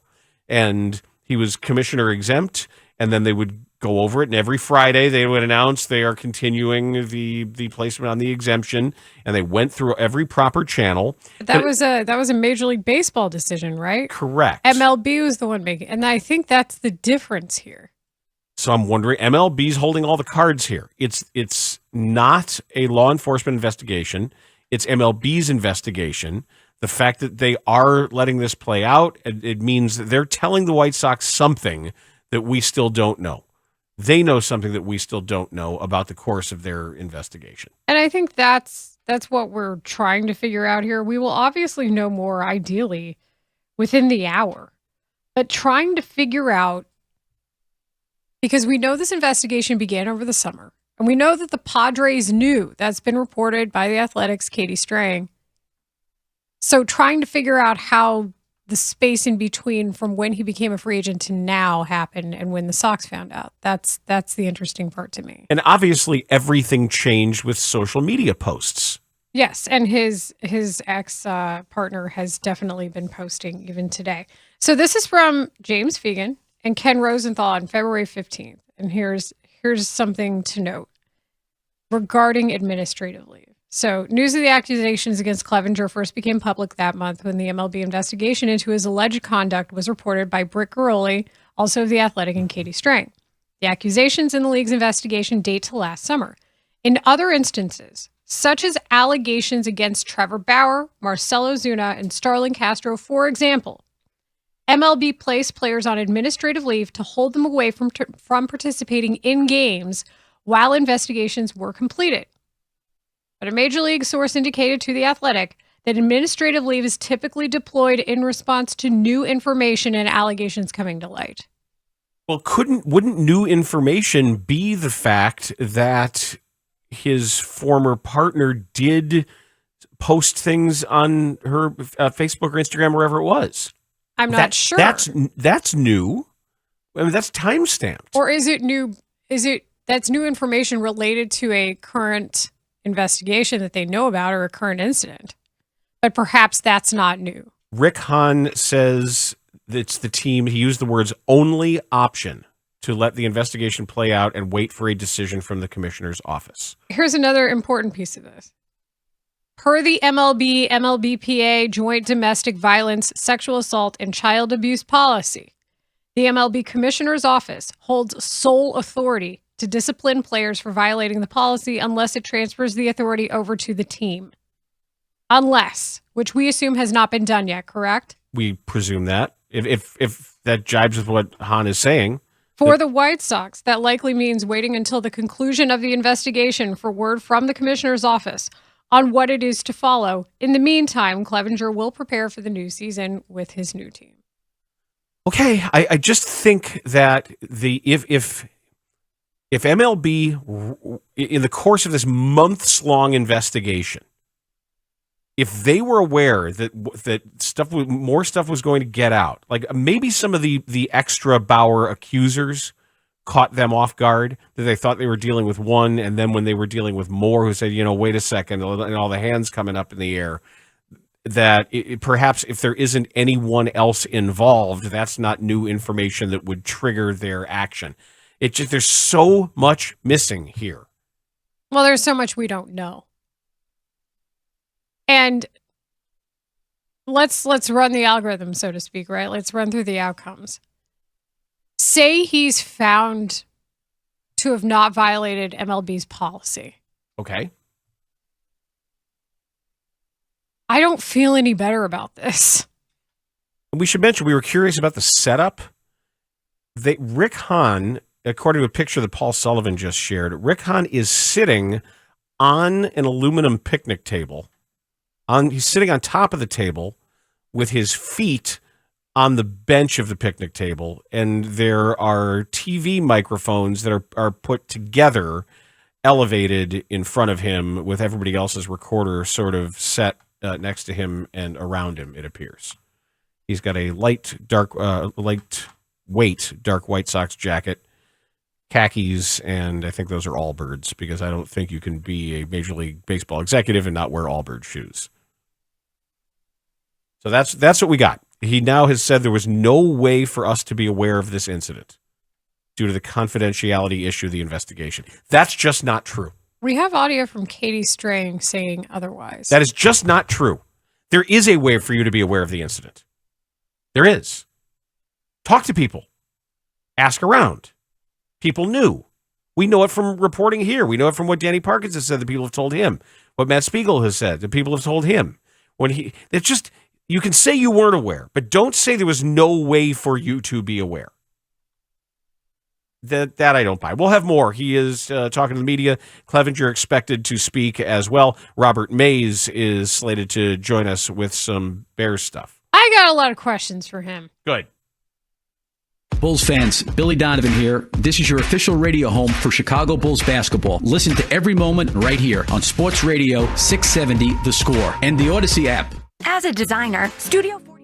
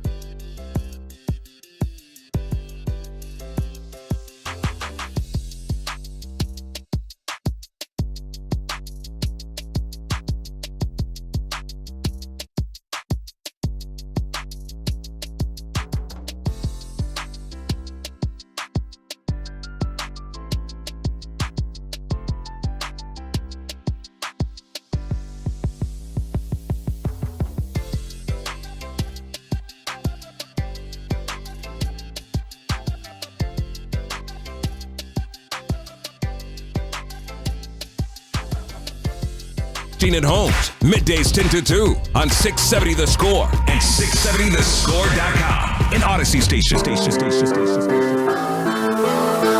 Do you want them to tell you if they're bringing in a kid to work out, or you want to be kept up to speed on this? Oh, yeah, Justin? for sure. I think, everybody would love honesty in the process. So I would definitely, like to know that. And it's a business, so I, totally understand.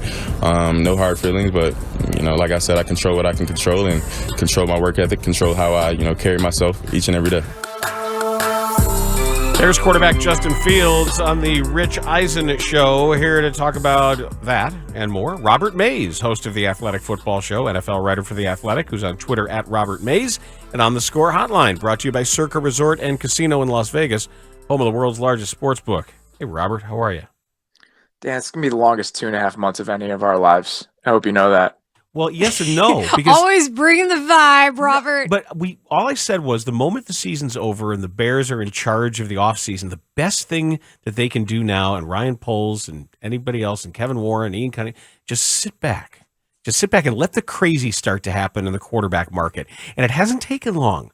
It really hasn't. You're hearing what Jim Irsay was doing yesterday, already mentioning the Alabama kid. Just let these pro days and let everybody fall in love on the quarterback love boat. Yeah, the problem is now, little stuff trickling out about the Senior Bowl, and our GM's talking about the Bears going to trade Justin Fields. It's going to be a lot. It's going to be a lot to sift through here over the next couple months. But that's what we do this for. That's why this is fun. I like it. It's basically curb your emotions for the next 2.5 months, which I am 100% not capable of being able to do. Most of me has died, so I'm well set up for this. But I wish I could believe that, but I really enjoyed the most recent episode of the Athletic Football Show with you and Nate Tice. I'm reminded of the phrase, if you want to be a better writer, read more good writing. And if you want to be better at football, watch more good football. And that game was absolutely outstanding. The way you guys saw it, I think, was also really salient in that you pointed out the things that Andy Reid did so well in that game that I don't think we are discussing as much, because for good reasons, we love the athletes we saw on the field and how they played. But I would like you to also reiterate that here. What you saw out of Andy Reid, the adjustments that he made. I don't believe that whole we played for each other at the half team thing. I thought that was just silly talk. They definitely made some adjustments. And how he was able to just call a brilliant offensive game. I think you saw it the entire game. The first half, I think, was dominated by different uses of motion in different sorts of situations. So the jet motion that they were using, just very fast motion from right to left or left to right, that changes whether it's a 3-by-1 formation with 3 receivers on one side to a 2-by-2 or vice versa. And teams have different rules for when you do that. And that's why jet motion has been a weapon in the passing game for really the last 5 or 6 years, I would say. The 2017 Rams, 2017 Chiefs, right in that era, started doing it a lot. So it's kind of a throwback in that way, but it's to take advantage of these teams that play a lot of zone heavy defense like the Eagles do, because you're changing the balance and you're changing how the numbers work. And then the other thing that they were doing is little short motions, whether it was with Travis Kelce, putting him in to a stack or putting him into a bunch. And, by doing that at the snap of the ball, you're playing with the number count of the receiver. So defensive rules are dictated by who's the outside receiver, who's number 2, who's number 3. You move outside in. So if you change that really subtly before the snap, it plays the rules. And they were doing that a ton. So if you look at pretty much every big pass that the Chiefs hit in that game, there was some sort of motion that was designed to break some sort of defensive rule. And I just love watching Andy Reid with 2 weeks to prepare, because that's what you see. You just see these little levers that he knows exactly how to pull in these certain situations. And I thought that Sunday night was a fantastic display of that. Well, and I will tell you that I hate jet motion in this town because it hasn't been executed well. And I typically hate the concept of personnel being scheme. But that's because it also hasn't been executed well. And it's more than that, as we all know. However, Reid was able to use it as scheme. Can you get into some of that and what you saw? I thought that was really a good point by you two. Well, I also think that it's about how does it fit within the grander plan that you're trying to execute, right? So there are teams that the team that most recently sticks out to me is the Steelers over the last couple of years, where you have all of these motions and bells and whistles. And it's not necessarily part of a cohesive offensive plan or a cohesive offensive approach. You have all that jet motion early in the game, And then you get into the second half of the game, and those 2 red zone touchdowns that they scored are a direct response or a direct counter to some of that jet motion they were running. That was a play that the Jags ran in week 4. And that's how deep they got into it. And I'm almost kicking myself for not going back and watching the Jags-Eagles game because, it's Doug Peterson, Andy Reid tree. I probably could learn something from that. But I wrote it off just because it was in a rainstorm. So I actually didn't go back and watch that one. But clearly the Chiefs did. And they picked up plenty because the Jamal Agnew touchdown that the Jaguars scored directly influenced what the Chiefs did in those situations, which, again, is just another piece of credit to Andy Reid, Eric Bieniemy, that entire offensive coaching staff. It's fascinating to me just how so much communication goes on and how much is already baked in to the relationship between Reid and Mahomes and his offense. And even if the Bears get some of the personnel right, even if it's like, we may have our center or our move tight end or the wide receiver, whatever it may be, how far you can still be from what that is. Like, to me, just this chasm between how high end it is what you're talking about, and for the Bears to just execute a block, to just get something off cleanly, to go from where they are, how long it may take. I'm trying to be reasonable about it. Even if you get a little magic and you get a little luck, there's still a long way from that. I don't think you should look at that as the goal, because I think that if you're looking at what the Chiefs have as the goal, you're always going to be disappointed. I mean, there's a really good chance that what we're watching right now is the greatest coach-quarterback combination that the league has ever seen. If you think about what Mahomes has accomplished in his first 5 years as a starter, he's won 2 Super Bowls. He's been to 3 Super Bowls. The other 2 years where he didn't go to the Super Bowl, one was because Dee Ford jumped off sides in the AFC Championship game in his first year as a starter. Another is because the Bengals threw maybe the greatest second half defensive game plan I've ever seen in the playoffs against them after they dominated them in the first half. And then the Super Bowl they lost is because their entire offensive line was hurt and they couldn't block anybody. We've never seen something like this. Not me. I mean, I've been covering the game for a decade. I've been watching the game with an adult's point of view for 20 years. I've never seen anything like this. And I think that if you're aspiring to this, you're always going to be a little bit disappointed. You're going to fall short because this doesn't exist.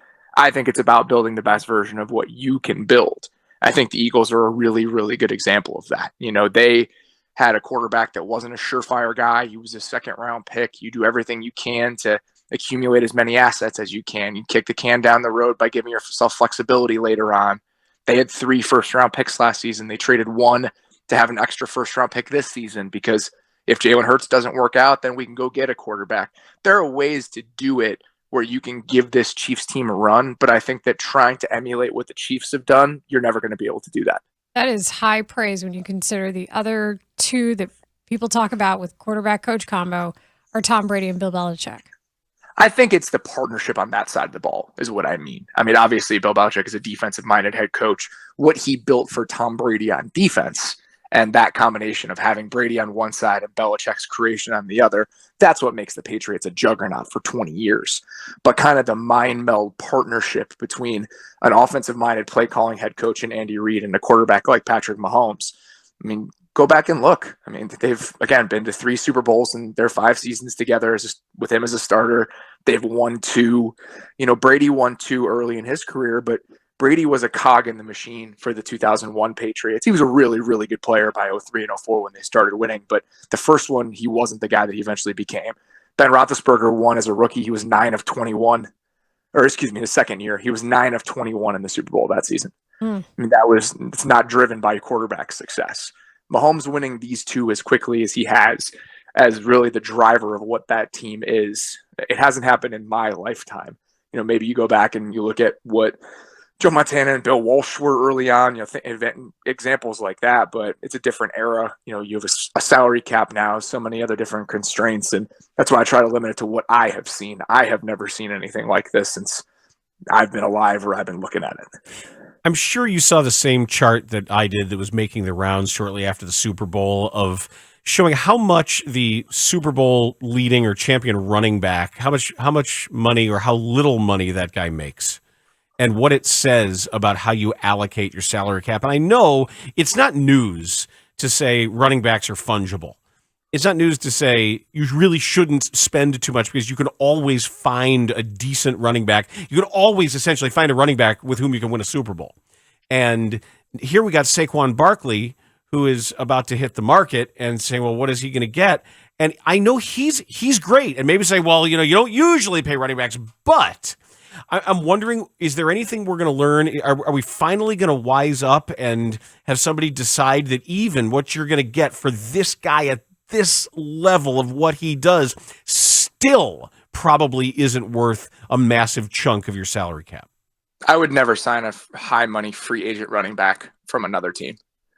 Like, I know that that's hard you shouldn't do hard and fast rules like that. I would not do it. I think the argument for paying running backs when they've been a part of your culture, when they're in your building, when they've contributed to your success, when they're good teammates, when they're good influences in the locker room, all of those things, those contracts can be worth handing out. I think that the Browns, if you don't give Nick Chubb the contract that you gave him, that's cause for some of the guys in the building to look around and like, well, they're not going to reward him. What are we doing here? So I think it's as much a cultural consideration and paying what those guys deserve based on the contributions they've provided to your franchise than anything else. I would not go out and give somebody a top 5 at the position market setting or market inline contract at that position. You can't even build a list of multiple times where that's worked out in a team's favor over the last, I don't know, however many years. Now do David Montgomery. I mean, that's the consideration that the Bears will have to do, right? I mean, is it worth paying him? Do you feel like I say no. I think no, because he just doesn't run fast enough for my tastes. Khalil Herbert has been as effective as David Montgomery when given the same opportunities.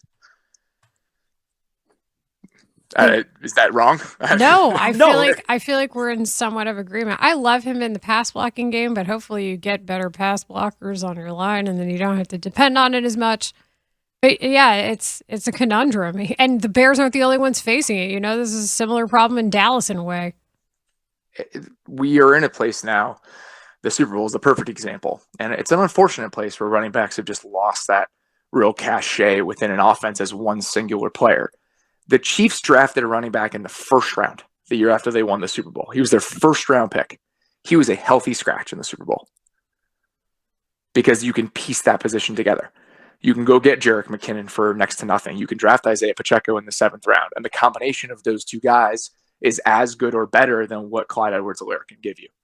And that's just the reality of the position. It's unfortunate for the guys who play it.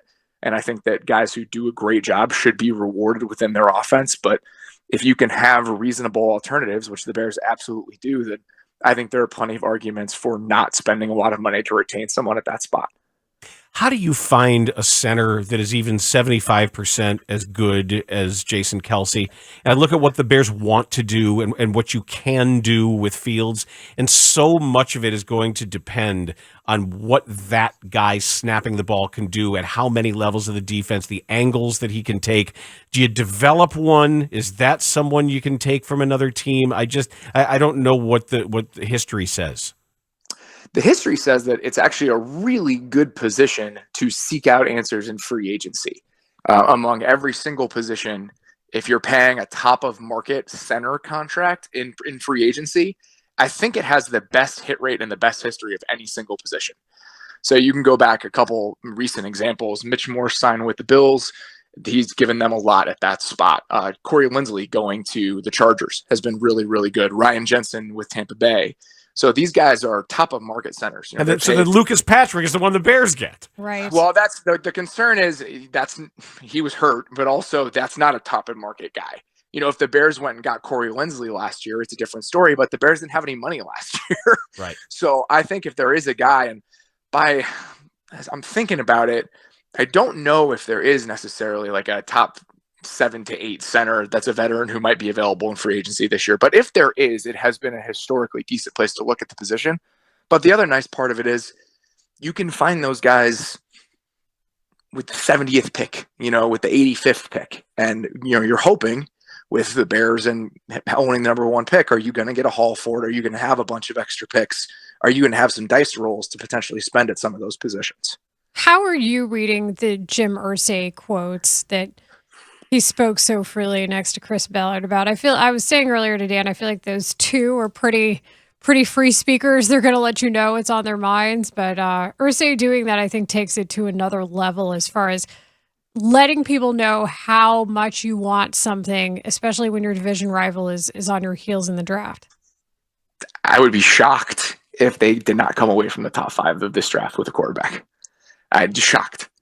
You think about their experiences over the last 3 or 4 years and how horrible it's been to be on this merry-go-round where you're shopping for a different guy each offseason, you're shopping for a new answer each offseason. I think Chris probably feels that his feet are being held to the fire a little bit. You know, the coach gets fired. You have a terrible, terrible bottoming out season. And I understand why he was retained, and I understand why Jim Irsay has faith in him as kind of the steward of that building. You know, that it's about more than draft history. It's about more than a lot of things. And they had the worst case scenario season this year, but I can understand why you would want him to kind of steer you out of that. That being said, I think there is probably some urgency, and I think this is the best opportunity for them to take a shot. You know, they have a top 4 pick in a draft where there are multiple quarterbacks.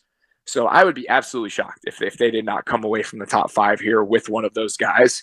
So Jim Irsay saying that, while a little bit shocking, I don't think is news to me. Robert Mays, always great stuff. Thank you. Absolutely. Thanks, Robert. That's Robert Mays of the Athletic Football Show and NFL writer for The Athletic.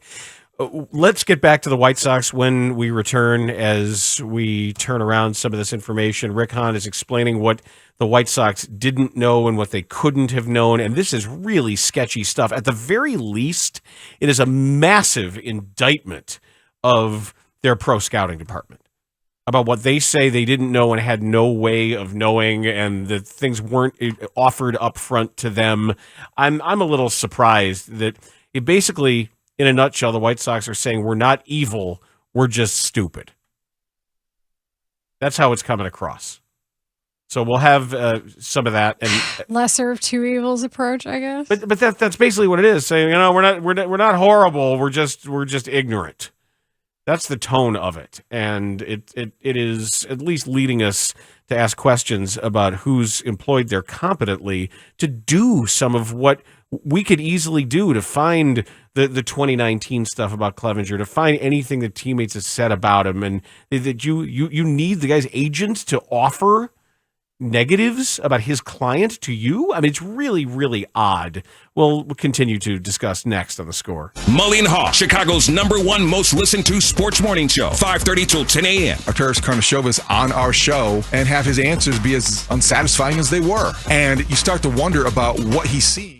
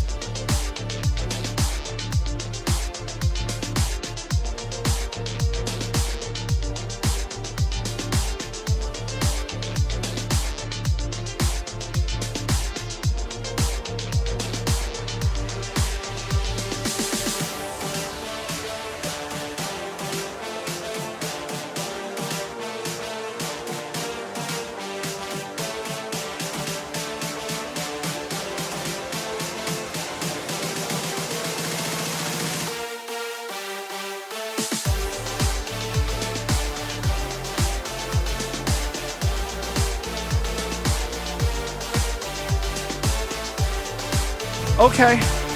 These are the options, I guess. It's pretty much what this is. That Rick Hahn says he's disappointed that Clevenger and his agent didn't tell them about the investigation. And they also said that when they were doing background checks, there was nothing that rose to the level of what's being alleged in this allegation. Do you have social media? Do you have the stuff that Clevenger's previous significant other and mother of his other child posted in 2019 about how he treated her? Where's your staff that does this? Josh Nelson of Sox Machine, our guy, just tweeted they should have learned their lesson from what happened with Omar Vizquel.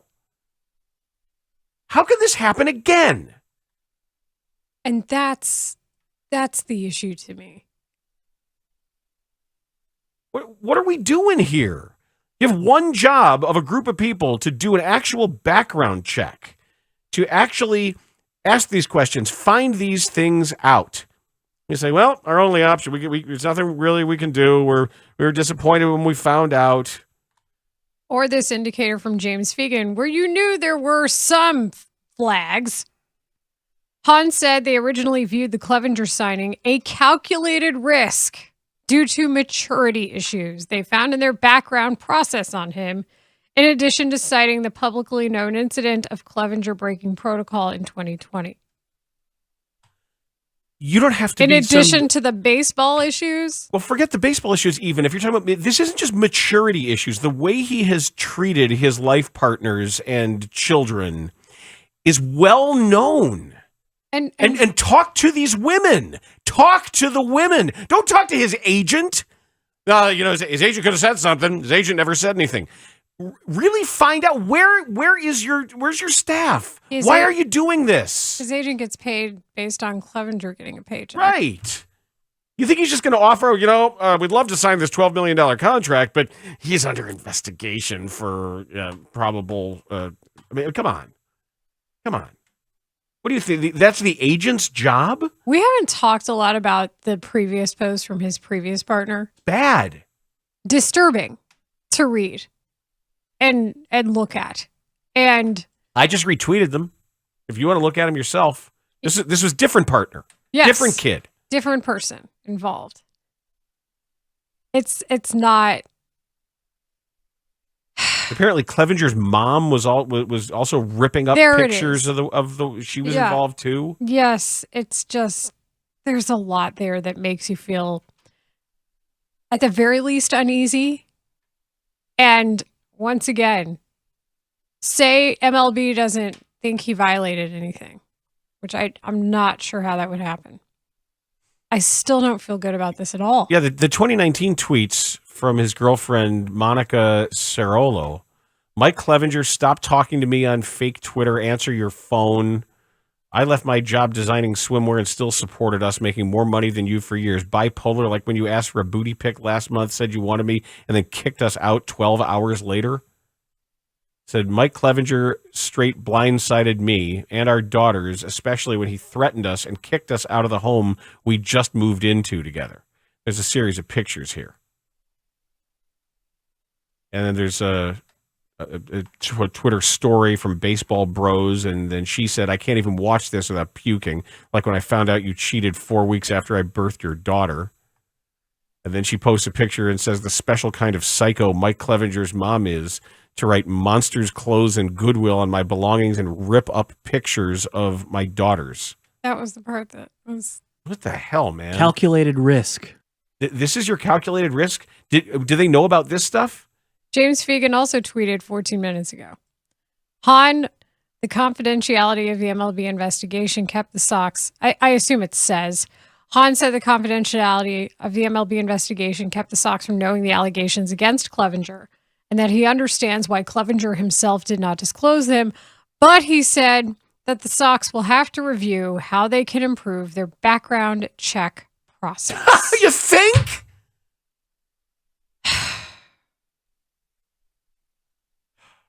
You think? And we're trying to figure out, when we read all this stuff, if we can get some indication of where MLB is at in this investigation. That's what I'm also trying to do here when I read this. And I read it out loud. We're trying to piece together what we can figure out based on timing of communication and available information. And just why you wanted so desperately to have this. Why it was so important that you beat everybody to sign him. This was well known. Just talk to people around the league about what kind of guy you're bringing in here and what you're dealing with and what other teammates have said about him. Why? At least they illustrated this, and Haugh said this, which I was asking for in transition. Stephanie Epstein. Rick Haugh said placing a player on administrative leave, that's what Trevor Bauer was on and why he wasn't with the Dodgers while under investigation, is up to the commissioner and the union, not up to the team. The White Sox have some agency in this. I would think so. It depends on how much money they want. There's no grievance if you pay him. There's no grievance if you pay him. Yeah, interesting tweet here. This reminds me of when the Bears talked to Ray McDonald's parents. You'll have to tell me about that. Yeah, that's good recall. That's when they tried to figure out, they tried to talk themselves into bringing Ray McDonald in before eventually they were shamed into not bringing a dangerous guy in. But this is just so unnecessary. Maturity issues. How old is Clevenger? Over 30. I'd like to know, when you talk about maturity issues. 32. 32. Thank you. He's 32 years old.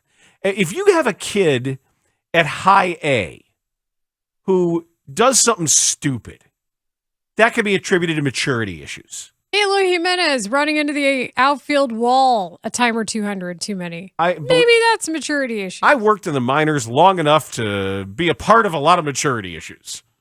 I have experienced them firsthand and have contributed to them. This is character issue. Correct. This isn't maturity issue. Correct. This is who he is. This wasn't one single youthful indiscretion. And when you say something's a calculated risk, it was calculated enough for you to race out and set the market on him. Yep. Like, you ran to him in your calculated risk. You weren't backed into it. This wasn't something that 2 nights before camp opened. This was November. So you calculated your risk. You're like, yep, 12 million. Let's go get him right now before anybody else can get him. That's not the definition of what a calculated risk is. It's badly calculated then.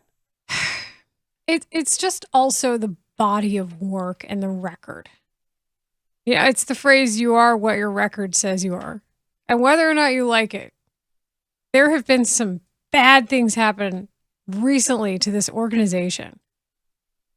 And I am including Tony Lewis' second DUI in this that only Jerry knew about and didn't seem to care. And we are including Omar Vizquel. And James...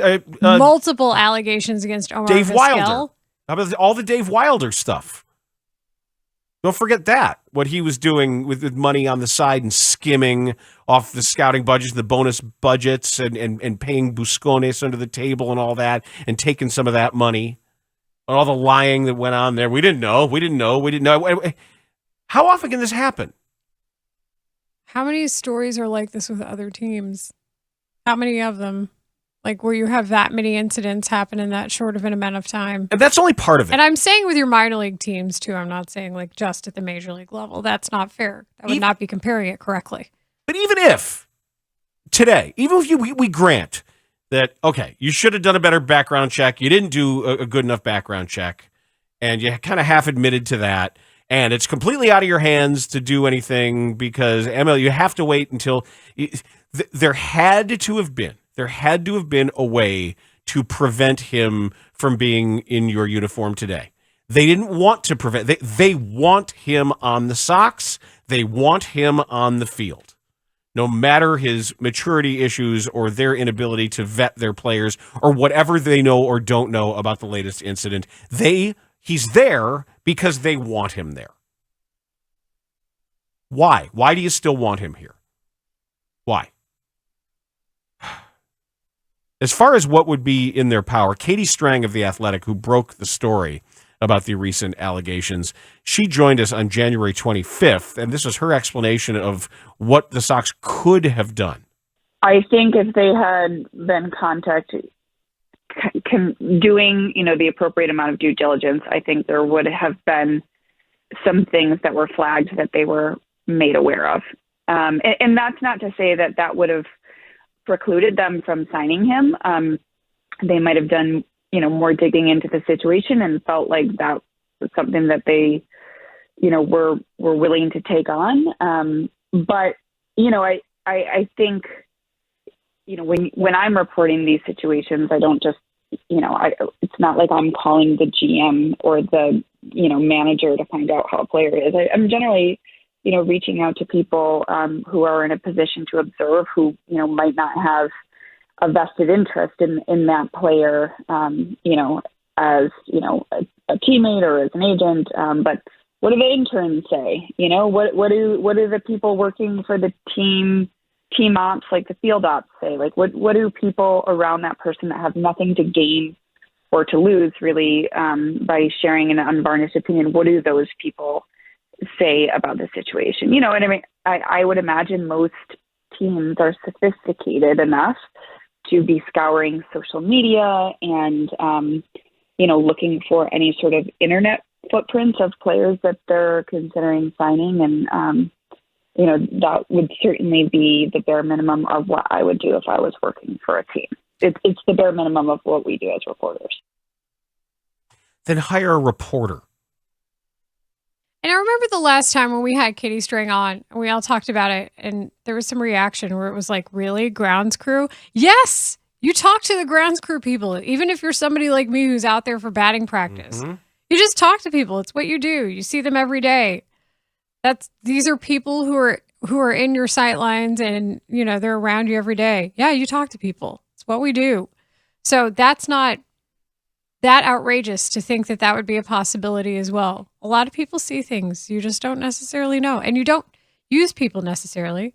Treat them with respect. And sometimes, you might learn some stuff.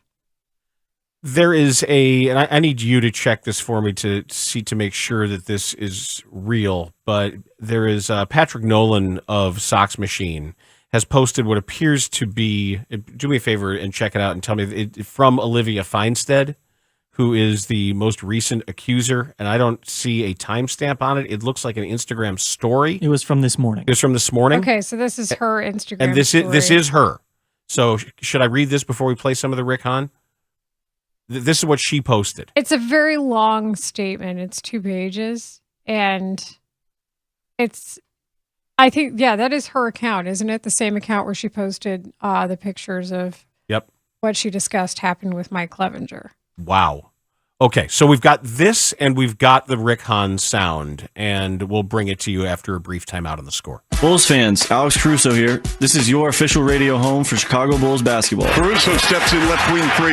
Yes! Listen to every moment of the action right here on Sports Radio 670 The Score on the Odyssey app. This segment's brought to you by Amco Transmission.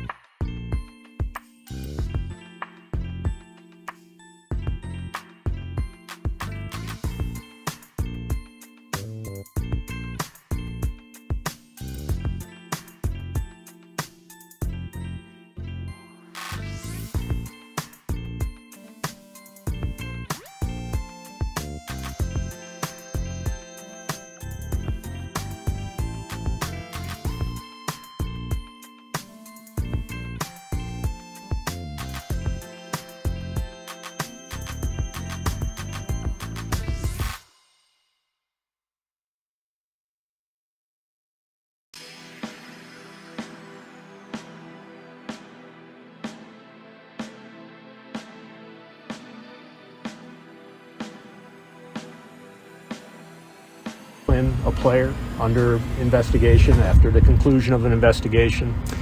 At this point, the White Sox options are the same as they have been throughout this process when Mike joined us, and that is to respect the process in the investigation and let it play out. That is the club's only option. If you don't want to be out $12 million, that's your only option. Because you're not going to have a grievance if you just pay him. It's not your only option. It's your less expensive option. And the White Sox right now have to go to Instagram, and the White Sox have to read the story that Olivia Feinstein posted today. You've got to read every word of it. And you've got to look at all of those text messages and pay special attention to the involvement of Trevor Bauer in this. And the mentions of Trevor Bauer. And how involved Trevor Bauer is in the story because he and Mike Clevenger are so close.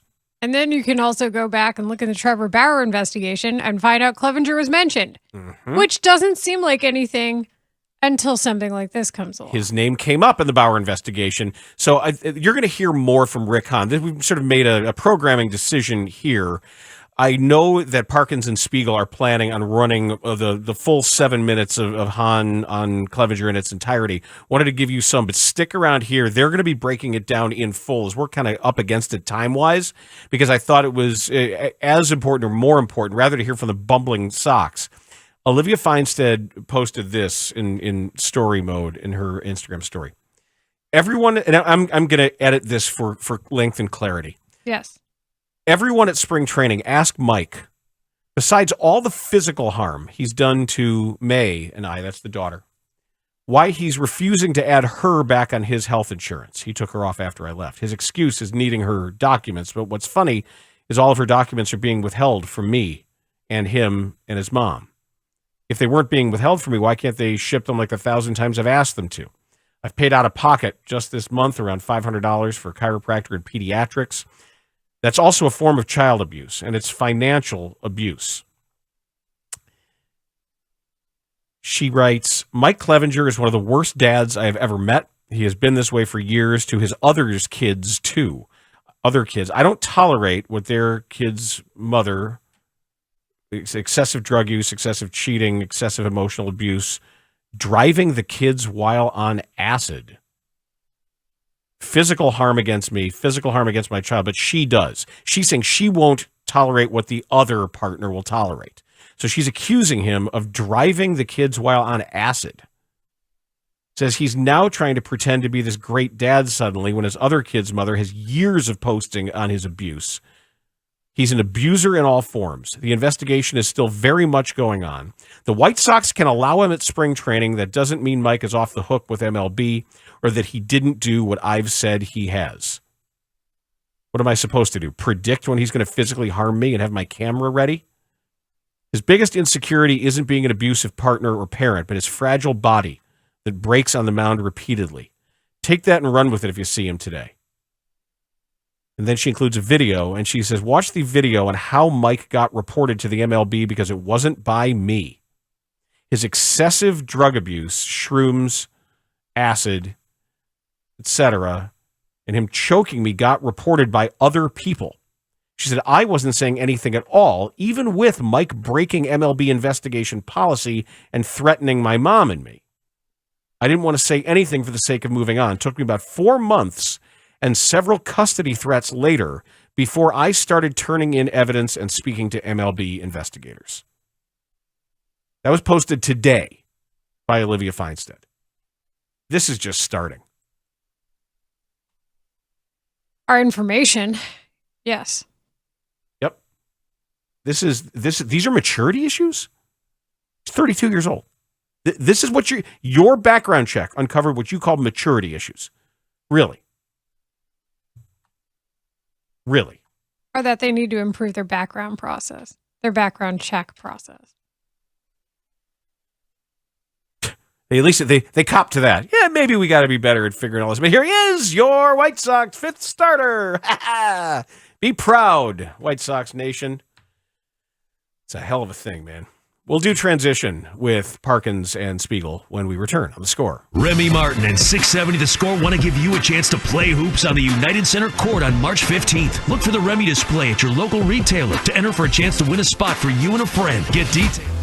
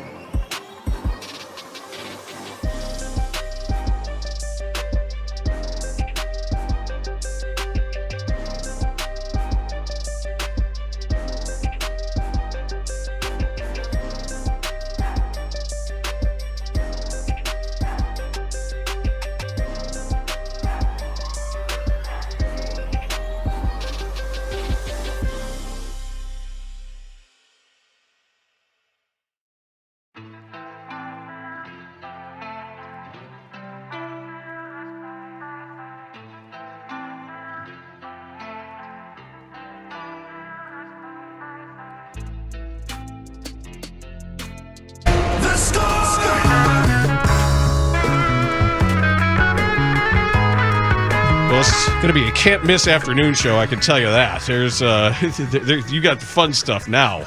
Oh yeah, this is a lot of fun. Got this is why we got in the business. All the fun stuff. Yeah, your microphone doesn't even want to be a part of it either. Yeah, apparently. Oh, I know how to fix it. Hold on, I'll work with you, Speaks. Thank you to Mike Florio, Megan Montemurro, and Robert Mays for joining us today. Thanks to Ray Diaz, Mike Rankin, Evan Thomas was in here, Brandon Fryer, Connor O'Donnell, and everyone who helps out. But well, there's a lot going on. We've got the White Sox insisting we're not evil, we're just stupid. And it's a great defense. Yeah, I guess it's the only one you got. But why bother?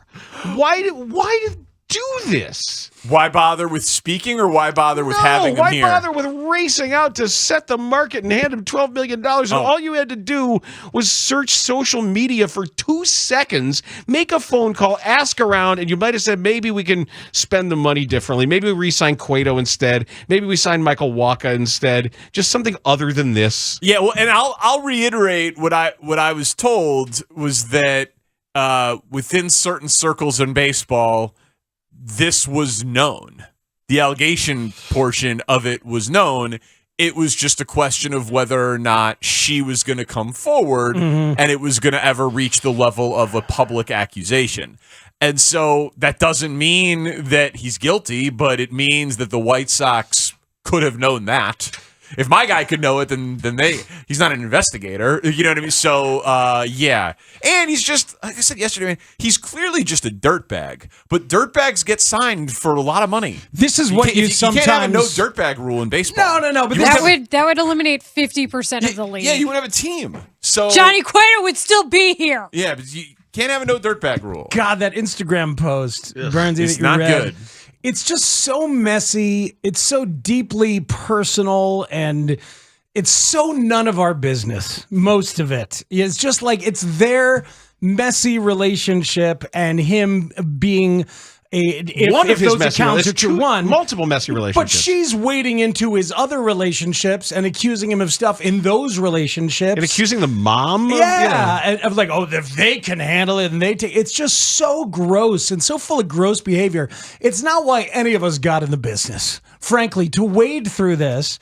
And if you're the White Sox, he as a pitcher is not worth this. When you're scouting somebody, deciding whether to sign him, and hell, man, Danny, the way you described what was known out there, the stuff that I'd heard, it wasn't this stuff, but there was enough to say like, all right. So when she says he's on acid every day, okay, that tracks with some of the drug use stuff that I'd heard. How do you do acid every day? I don't think you can. But unless you, I mean, like, I'm not. I believe, but listen, we need to believe all accusations. I understand that, but I don't think you could do acid. You could microdose. Don't you like pop your back and have flashbacks? You could microdose mushrooms every day. Hey, Sid Barrett did acid every day, and then he had to quit Pink Floyd. You know what I mean? Because he was mentally unhealthy. You can. I don't think you can. But could you drive your kids on acid? Which she says he did, but I believe that's about another relationship. And is any of that a crime to the point of not allowing him to play baseball? No. So we have all this ugly, messy crap about what apparently is some real ugly stuff. The weight of all of it, though. He's not good enough. He's not good enough to warrant this. And the fact that the Sox said it's a calculated risk. I don't like your calculation. No.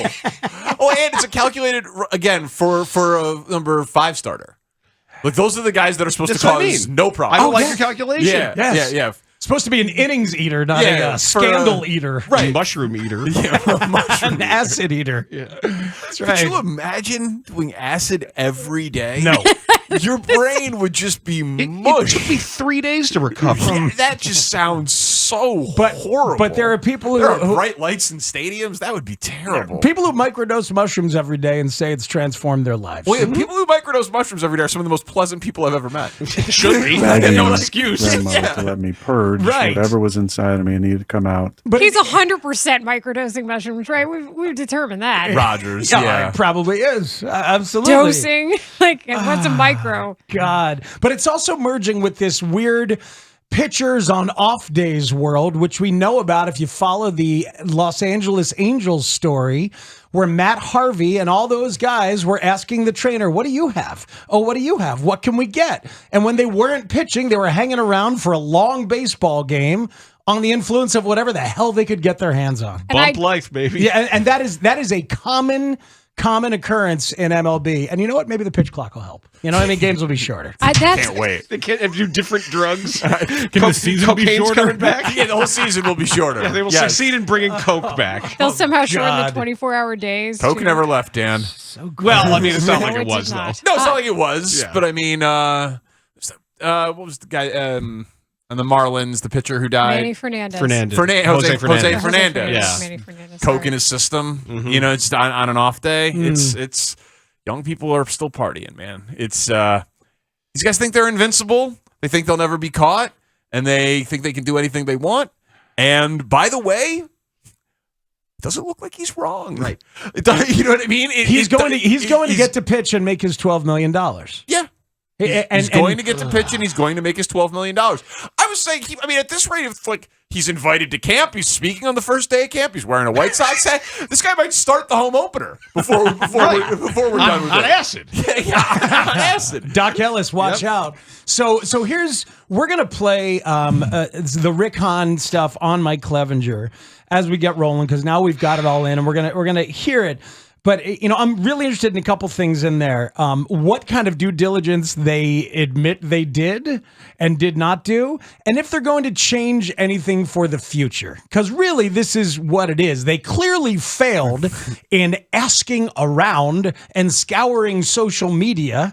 So are they going to add those things into the future? Phone. I mean, just call somebody. The quote that I saw that I can't wait to hear spoken from Rick Hahn's mouth is, we asked his agent, and the agent did not tell us about the allegations. It's his agent. Of course not. Yes. You need to go Rick deeper. Hahn an agent? You need to go deeper than the agent when you're doing a character deep dive into somebody who's got issues. Unless you don't want to find out the truth. It's like when the Browns said that they did, we did our own investigation into Deshaun Watson. Well, did you talk to any of the alleged victims? No. Well, then what? Yeah, but they clearly didn't But it's care. again with this. You had Wes Helms. You had Omar Vizquel. Yes, but like it just how many mistakes? Well, we didn't know. We didn't know. We don't know anything. Dan, it's not a mistake. These teams do not suffer. This team. But no, I understand. But I'm saying, who suffers consequences from it? Victims. No, the team. I know it's a rhetorical question. I'm saying, what team that signs bad player character guy X suffers any sort of real damages? Especially, I would say the Dodgers are out $36 million. Okay, but they're the Trevor Bauer's World Series favorite, and they're the richest franchise in the game, right? And they only did it when they were basically forced to. Correct. But I'm also talking about like you might lose a player. You know what I mean? You might like that damage might come in, but in terms of like reputational damage, things that stick with you, it didn't stick with the Cubs with Aroldis Chapman or Addison Russell. It doesn't stick with the White Sox with all of the ones that you've laid out. It didn't stick with the Bears with Ray McDonald. It didn't stick with the Chiefs with Tyreek Hill. The Chapman thing is just there's no consequences. It's interesting on the Chapman thing because it did have a lasting effect on some people's vibes and feelings. That's about it, and that of course is not quantifiable. It That's mitigated nothing. some of those. It mitigated some of those, and I'm actually among them in some ways that we've discussed. But to your point, Danny, the scary part is, and I know Lawrence has kind of hinted at this, and I don't know how true it is in terms of did they choose to be willingly evil. Because your reputation is already in the garbage. Your attendance is already an issue. The way that your fans feel about you is already so low. How much could this actually hurt? I don't think they think that, though. Because if they thought that, wouldn't there be more onus to make sure that something like this was preventable? Why? Because you're already there. You wouldn't rush out to sign him. Well, but the timing betrays you there. A bad character guy, to Danny's point, comes and goes, maybe even more so when there are other things that are going to linger into the season about how your fan base feels about you. You're already down. I think you brought up a really good point when you talked about what happened regarding Matt Harvey and the investigation into the Angels after something that was preventable. And I got to read about that a lot because I was in isolation in China when I wasn't reporting hockey. And even the way that was handled, where there should be incentive for a guy like Harvey to speak up and say, this happened and this was bad and I'm sorry. And instead they punish him too. That's the kind of stuff that leads to people protecting information that needs to get out. And I wish that was handled differently, not just in the CBA, but with Harvey individually. That's interesting. To me, like, I this think is he kind only of stuff. spoke. He only spoke because he was under oath and coerced. Correct. But like there should, like, think about the anonymity and the protection that Major League Baseball gave those who spoke out with the Astros scandal. It's like, and you can't give this guy some lenience in your substance policy for speaking out about something that was tragic. It should have never occurred. Yeah, I don't have a great example of a team suffering any real consequence in a way that they care about. Like, no, has there been any data on attendance going down, or ratings going down, or protests going down, or season ticket base going down, or you know what I mean? Like, it doesn't. So we say, oh, he's not worth it because he's not very good, and that's true. But what's the damage? But what's the actual damage? Like, it's a PR hit. It's an uncomfortable day for Rick Hahn, and tomorrow he pitches. Well, what happened? You know, it's interesting. We could check in Cleveland.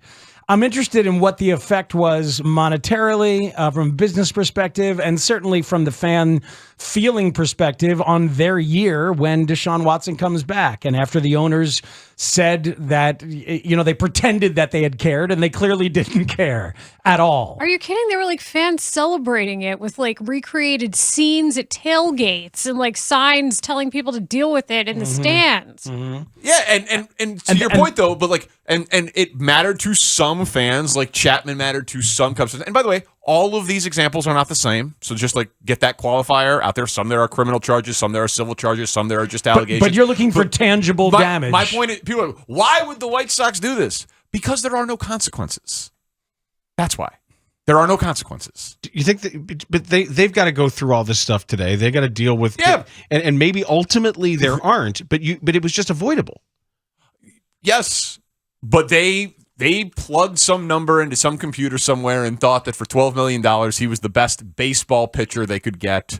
And an uncomfortable day like this that hopefully they never saw coming through sheer ignorance, but doubtful. At his best, he has swing and miss stuff, the likes of which they don't have a ton of in that rotation other than Dylan Cease. Do you think he's booed?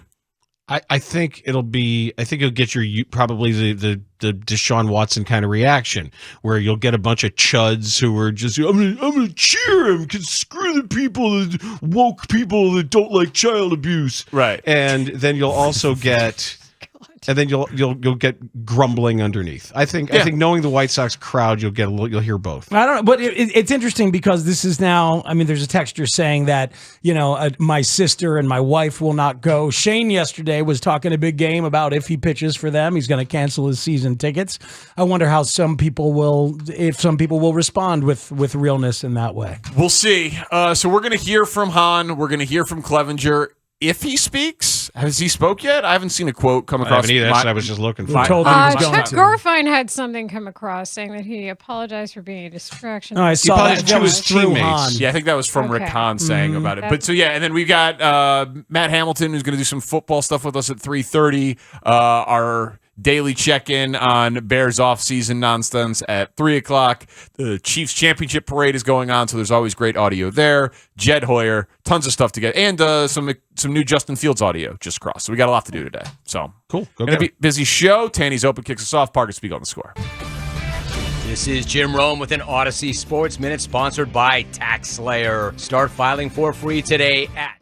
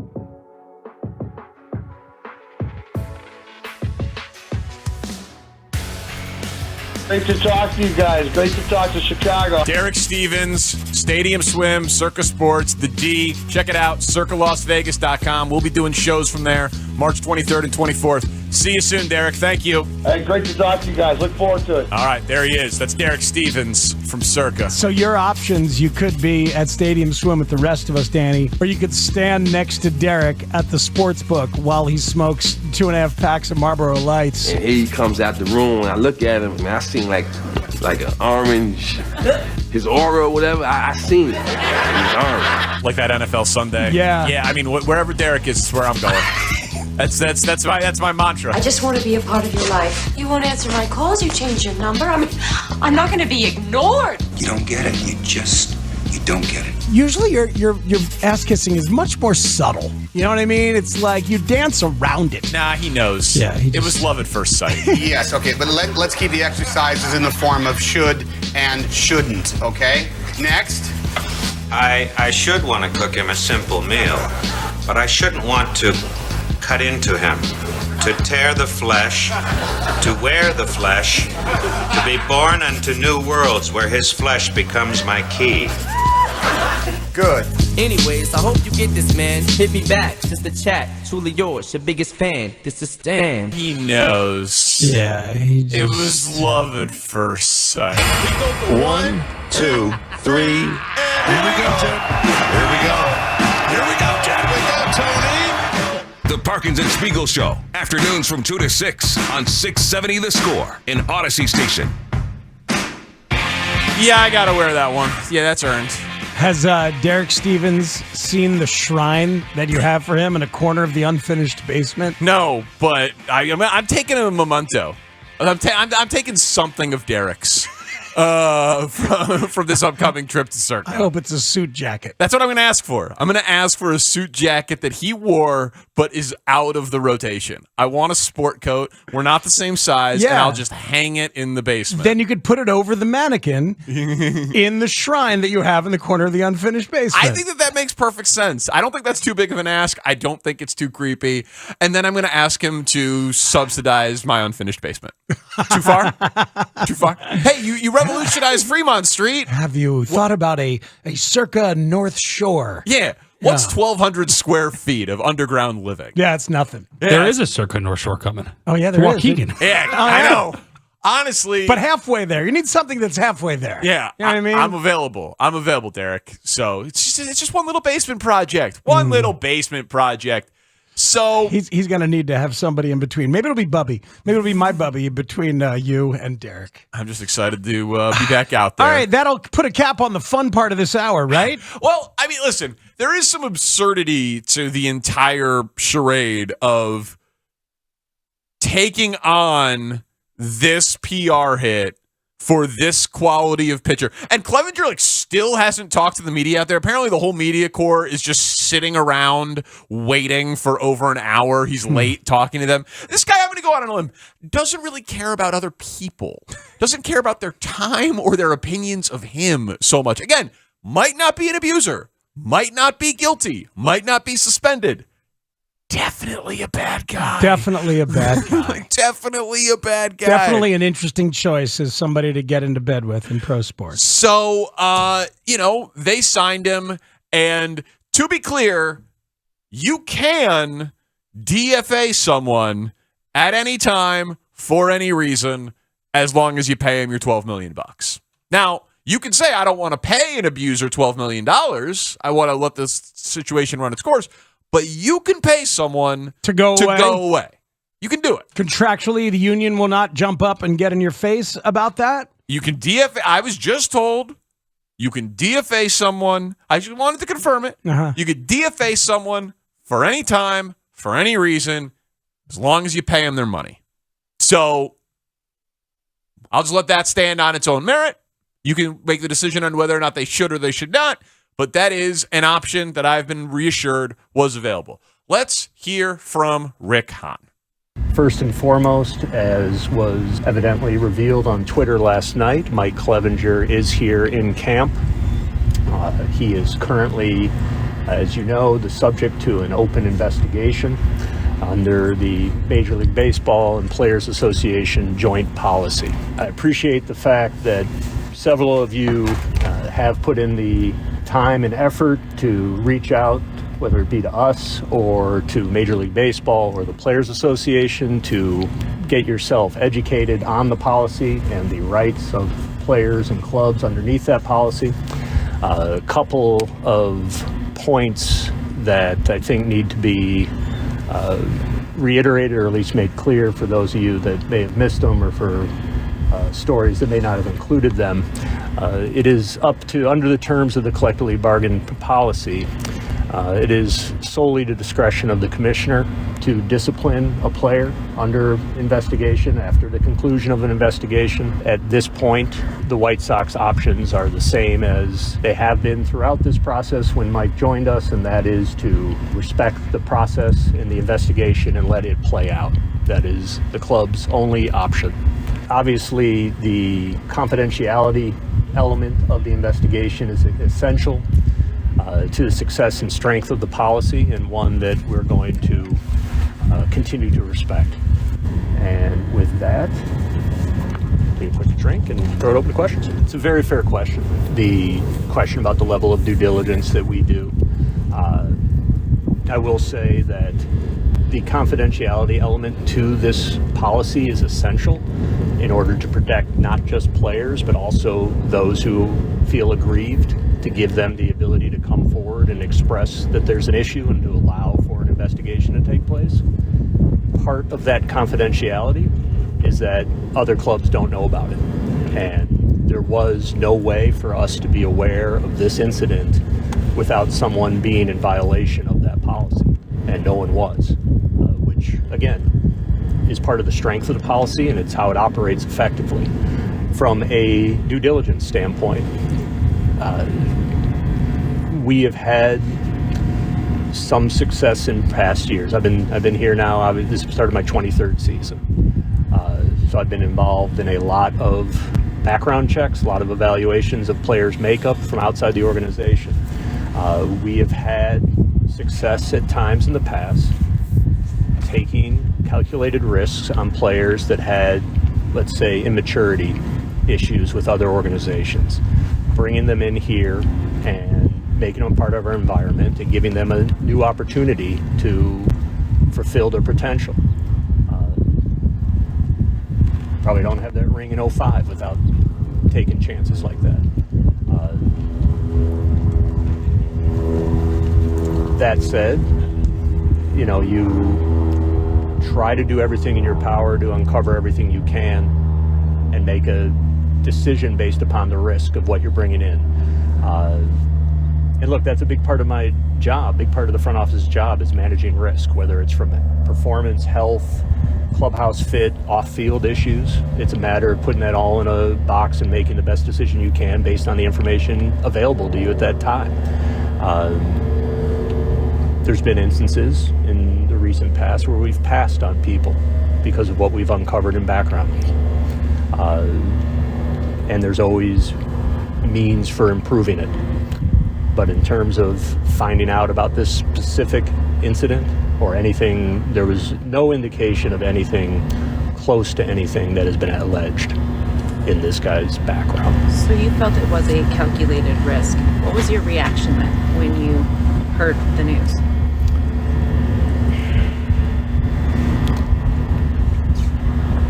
Disappointment. You never want. I regret the fact that we're sitting here today talking about this. I understand why we're doing it. Obviously, we have to. But this is a year in which we have high expectations. We have a new staff that's trying to hit the ground running to help us fulfill those expectations. And we've got a heck of a lot of players in that clubhouse right now who feel like they have something to prove. Frankly, that was part of the appeal in bringing Mike in prior to all this, of knowing that prior to all this, he had something to prove as well. Here's a guy who historically has pitched when healthy, like a guy towards the front of a rotation. At this point in his career, due to injuries, he's not out there reaping the benefits financially of what a front end starter gets. And here's a guy who could come in potentially with something to prove, a chip on his shoulder to show he belongs to be treated like the elite pitcher he has shown himself capable of being. So we were excited to all get here and start building towards that collective goal, letting these guys sort of show that they're who people thought they were a year ago, and regret the fact that this is instead the topic. If the investigation was public at, let's say, the beginning of off-season, would that have disqualified him from you guys? It's not that's a hypothetical, not the facts that we're dealing with. Wait, sorry, just to clarify. Sure. Did you, if there was no indication that there was anything to be concerned about, was citing Clevenger a calculated risk, or did you actually think this was like a pretty good... No, it was a calculated risk because of some of the maturity issues that had come to light historically and that were uncovered as part of our background. Look, there was no nothing to do with this incident whatsoever. It was very public what happened back in 2020. They were playing us at our place when they had the COVID protocol breach that he was part of. As you probably recall, he was available and ultimately moved to San Diego at that deadline, and we were part of those conversations with Cleveland at the time about acquiring him. We had several conversations at that time about what are we getting here from a makeup standpoint. There certainly were some positives in terms of work ethic and focus and desire to win and desire to compete and understanding of his own mechanics and efforts to improve, which were positives. But there were, maturity questions, and he'd admit that probably by his own volition. So that's what I was referring to in terms of we've had similar guys who have had reputational questions, let's say, because of their behavior at other places before they got to us. Do you plan to change anything about the due diligence you perform on players in the future? I think, look, we have to. Anything that we're not exactly clicking at 100% on, we look for ways to improve. This past offseason, we made alterations to our sports performance department because of some issues we felt we had. Same would be with analytics or scouting or whatever, if there's an area where we can get better. We've talked about ways to improve our background interviews, so to speak, some questions perhaps that would lead down other paths that we weren't asked. But again, I think it needs to be clear, under the terms of this policy, there was no way for us to have known this information about an open investigation dating back to middle of last year. Right. Your job would then be to find out about the incident in due diligence, not necessarily the investigation, right? Like if we could, not necessarily the existence of an investigation that's confidential, but to the source of the investigation. Ideally, if we had found that out, that would have been informative. Rick, you said your reaction was disappointment that you're talking about this. Have you had much discussion with his teammates, with other members of the process, Jerry even, about what the reaction was from them over? Yeah, we've talked about it. Talked about one-on-one with players, coaches, Jerry, Penny, everyone. Absolutely. White Sox fans I've had conversations with directly as well. Left this out earlier inadvertently. Mike addressed the team personally in there this morning and expressed to them his regret that this is potentially in any way a distraction, or the fact that any of them may potentially need to answer questions about him. I think that was a good first day move by him, step by him, to try to build some relationships and express his level of regret for the situation. What kind of conversations you had with fans? You mentioned fans. People have called, people stop me in public, people stop. The TSA guy likes to talk a lot. I'm out and about. People talk. Rick, talk. For the most part, I will say, look, it's a lot of what I've heard from fans has been pretty positive in terms of their excitement for Pedro. Most every other conversation mentions health in some level of for some capacity, which I get. But for the most part, I'm hearing from a lot of people who are excited about the prospect that is for the future that this club holds. You talked to baseball, kept you in the loop on. I'm not. Not about specifics, but just where things stand and how long this could go. That's not particularly. That's their thing. Once they feel they've thoroughly investigated everything, they'll let us know their determination. This could be more of an opening day question, but what is your what are the guidelines when it comes to the use of administrative leave? It seems like it's up to the commissioner's office usually, and I believe under the policy it's done in conjunction with the Players Association. Obviously, this going on for a while. At no point did they feel it merited placing him on administrative leave. Is the threshold I don't. Becomes too big of a distraction. That's what You'll have to ask those in charge of putting them on administrative leave. Can you speak to what a background check process generally consists of, or at least to enhance understanding of why such a thing may not come up as part of? Well, it wouldn't come up because it was a confidential investigation. I think it's the main reason. You wind up, depending on who the player is and who your connections are with that player's past, talking with everyone from former teammates, former coaches, scouts, people in the traveling party, people who've worked in visiting clubhouses. If you know people they've worked with in the off season, the people who are with them in the minors. Obviously, can be consultation with league agent to find out any past issues that may be available publicly. There's also a sort of more formal process that you go through in terms of in certain instances, police activity or anything along those lines that is discoverable. You spoke at... Doesn't have to say anything? You spoke to the agent? Agents are not under an obligation to share that. It's confidential. Should he have? It's not a question for me. Do you believe God? He said he's innocent. I'm not the judge or jury in this situation. When Clevenger addressed the team this morning, you say he apologized for being a distraction for their time to answer questions about him. Did he address the underlying incident at all? The underlying incident, no. You spoke at the end of last season about, and this is obviously in reference to something baseball related, about having to win the fans' trust back and stuff like that. Certainly this situation could factor into that. How do you kind of talk to fans who are feeling like you were mentioning positive reactions, negative ones specifically because of this issue? How do you respond to those fans? I think at this point, when I talk about winning back the trust of the fans and the face of the fans, I think ultimately that's something that only happens on the field. When I alluded to it at the end of last season, or over the course of the off season, when we were talking about this ad or that subtraction and fan confidence in that. So that part holds. When you're talking about with regard specifically to Mike, I think at this point, again, my only response can be let's let the process play out. It's a strong policy that has proven effective in meriting out discipline when warranted. So let's let that be respectful of that process and let it play out. Talking about trust on the field, separate from that, obviously what he's been accused of is something that affects a lot of people and might make people who've been affected by that feel alienated from the team that, he's on here. How do you kind of, what message do you kind of offer to them? Is it similar as far as just letting it play out? There's, again, the only authority that can discipline or act at this time is the commissioner's office in conjunction with the Players Association under the policy, not the White Sox. For now, unfortunately, all I have is words that we take this seriously. Ultimately, we've talked about for years, going back to 2016, and you need to have, it's one thing to say something, it's another thing for your actions and performance to back that up. At this time, all I have is words that we, obviously take this seriously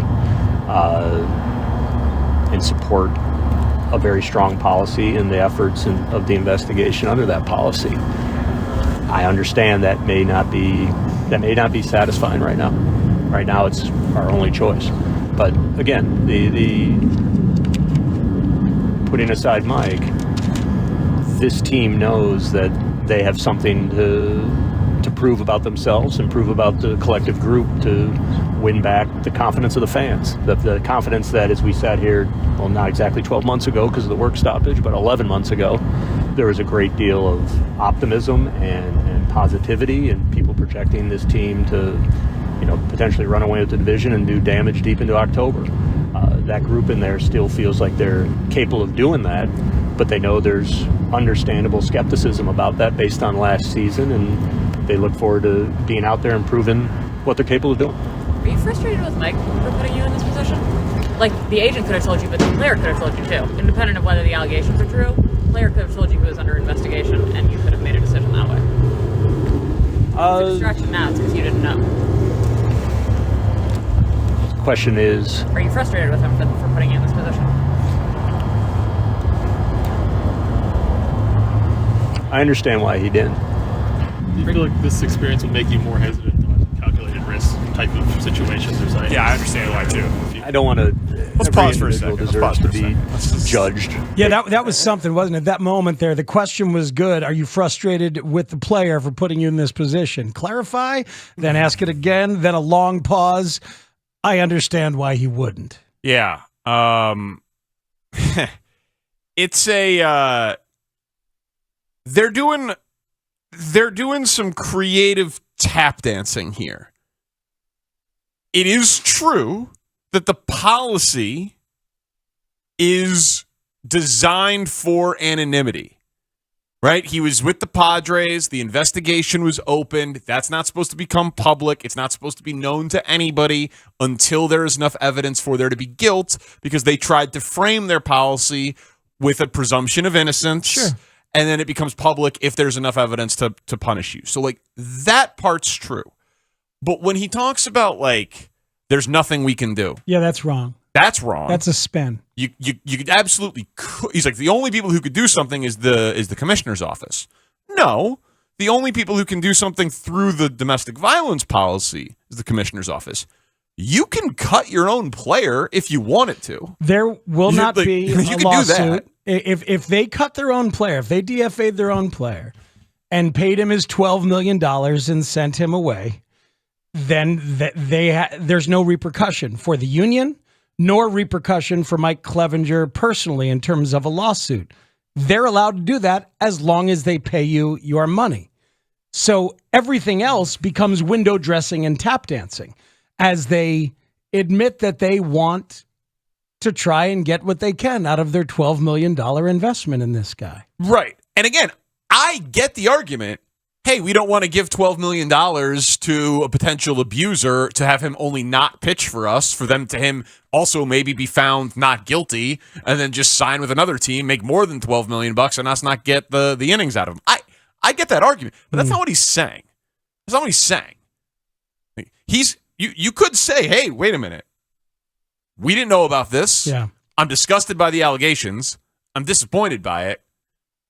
We're not going to act on this because he's telling us it's not true. And so we're going to let the process play out. And if he is found innocent, we want Mike Clevenger to pitch for the White Sox to try to go win a championship. And if it is found that it is true, he won't be on the White Sox. You could say that. You could. You know what I mean? Like you could say that. You know what he did say? And he's not. So that's where I think there's some disingenuousness here of like, well, my hands are tied. They're not completely tied. You could take a position on if he's found guilty, he won't be a member of the White Sox, or we don't want any of this, so he's not going to be a member of the White Sox. And if you could take that position, you're choosing not to. If he is found guilty, then that could dictate a possible change in the compensation, as it did with the Dodgers and Bauer, where they didn't have to eat 100% of it. They were able to kind of get that whittled down a little bit. You know what he did say? He did say, regardless of what I think about Mike Clevenger coming off 2 injuries, and I think about his peripherals and his slider velocity and yada yada, Rick Hahn said that they believe he could be a front end of the rotation arm who right now is not getting paid like one. They think they have a potential bargain as a pitching asset here. A guy with historically, when healthy, swing and miss caliber stuff.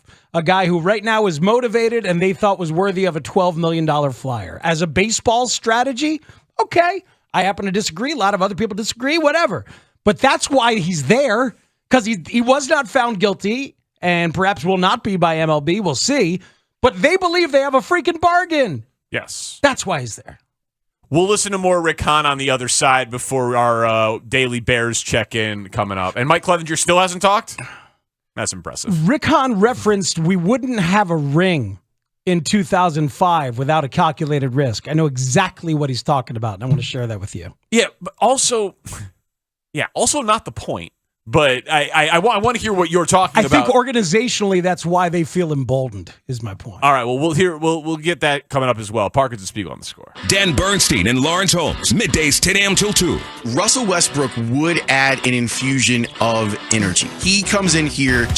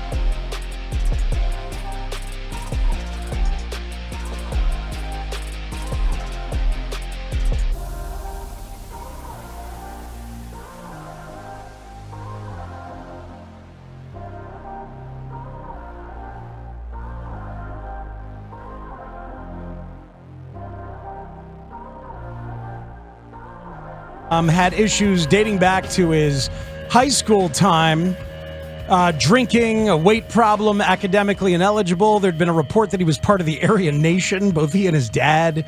The Angels still drafted him, spent 4 years on him, and then they cut him because of, again, more drinking. There were rumors of drug use. There was a report that he had issued some racial slurs. All this stuff that was out there. So that's a lot of maturity issues and some drinking, right? Yeah. And then the White Sox signed him. 2 days after he was cut by the Angels, Bobby Jenks, one of 3 White Sox closers in their World Series year of 2005, and a celebrated part of that team and beyond, who was a thoroughly capable and worthwhile part of that team. So when he's referencing we wouldn't have had a ring because they've taken calculated risks about maturity issues, I think that's exactly what he's talking about. I think that makes a lot of sense. I think it's also like maturity issues that lead to a ring. Okay, this crosses over from that, though, for a lot of people. And, hey, I'm aware that the Cubs did the Aroldis Chapman move to be the final piece to get them a ring. And that was morally abhorrent, too. And that was my point in transition. These teams don't suffer consequences for it. I just wish that they would be honest about it. Well, what he's saying is that they didn't know these allegations, but everything else they knew was similar to their calculated risk with Bobby Jenks and others. But what I'm saying is that implies, oh, well, if we would have known about this, we would have never done it. There is not evidence that supports that for the White Sox or any other team. And we just have to be honest about that. Teams sign bad dudes all the time. They draft bad dudes all the time. And hey, hand up by me, I didn't know this. Chelsea Janes at the Washington Post just pointed out this story on Twitter from a few weeks back. The lead of their story in the Washington Post, Mike Clevenger, a starting pitcher for the Chicago White Sox, is under investigation by Major League Baseball after allegations of domestic abuse and child abuse made by the mother of one of his children in a police report last year. Police report is brand new information. Remember, it came up yesterday in transition. But that there weren't charges. But yeah, no charges. But there haven't been. The existence of a police report is new. I think so too. To me, it is. That means that if you should be able to find that out. If there is a police report, you should be able to search in any sort of background check. Right? Now that is some very basics of background checking. Correct. If there's a police report. And so, Shane, can you call, sorry to do this on the air, Gus Garcia Roberts with the Washington Post? Just ask him how his day's going? Yeah, just ask him how his day's going. Just see if he could point us in the direction of confirmation of a police report, where that is, anything like that, because then that would definitely, oh, well, we didn't know. Mm-hmm. Well, hold on a second then. What if there's a police report out there about a dude you're giving $12 million for, and that's just some sort of generic search that you should be able to uncover? That feels like it would be a tremendous oversight.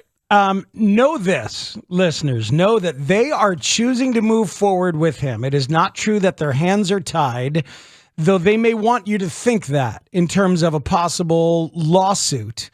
If they were to pay him and eat $12 million, it would go away and they would DFA him, as you have been saying. Yeah. And there may be talk out there about how future earnings, future years of earnings could be affected, and that a player and his lawyer could file suit and say, what about my future years since you took me out there? And I don't think that there really is too much to that. They may say that there is a lot to that. Been asking a lawyer friend who's been helping me think about it from the legal perspective, and he does not think that there would be much to that from the team's perspective of actually being afraid that if you just DFA somebody for the year, it is what it is, and you've paid him, and it's up to them, which would go more along the lines of what we've been hearing.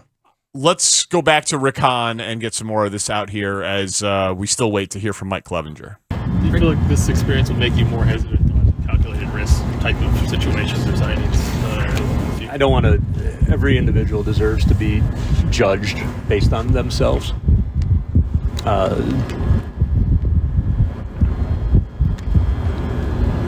I don't want to...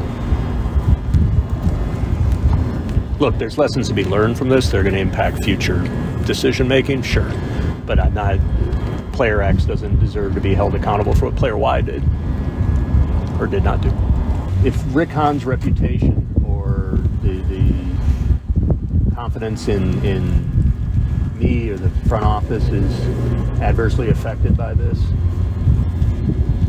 because there needs to be confidentiality in these investigations, that's okay in the end, frankly.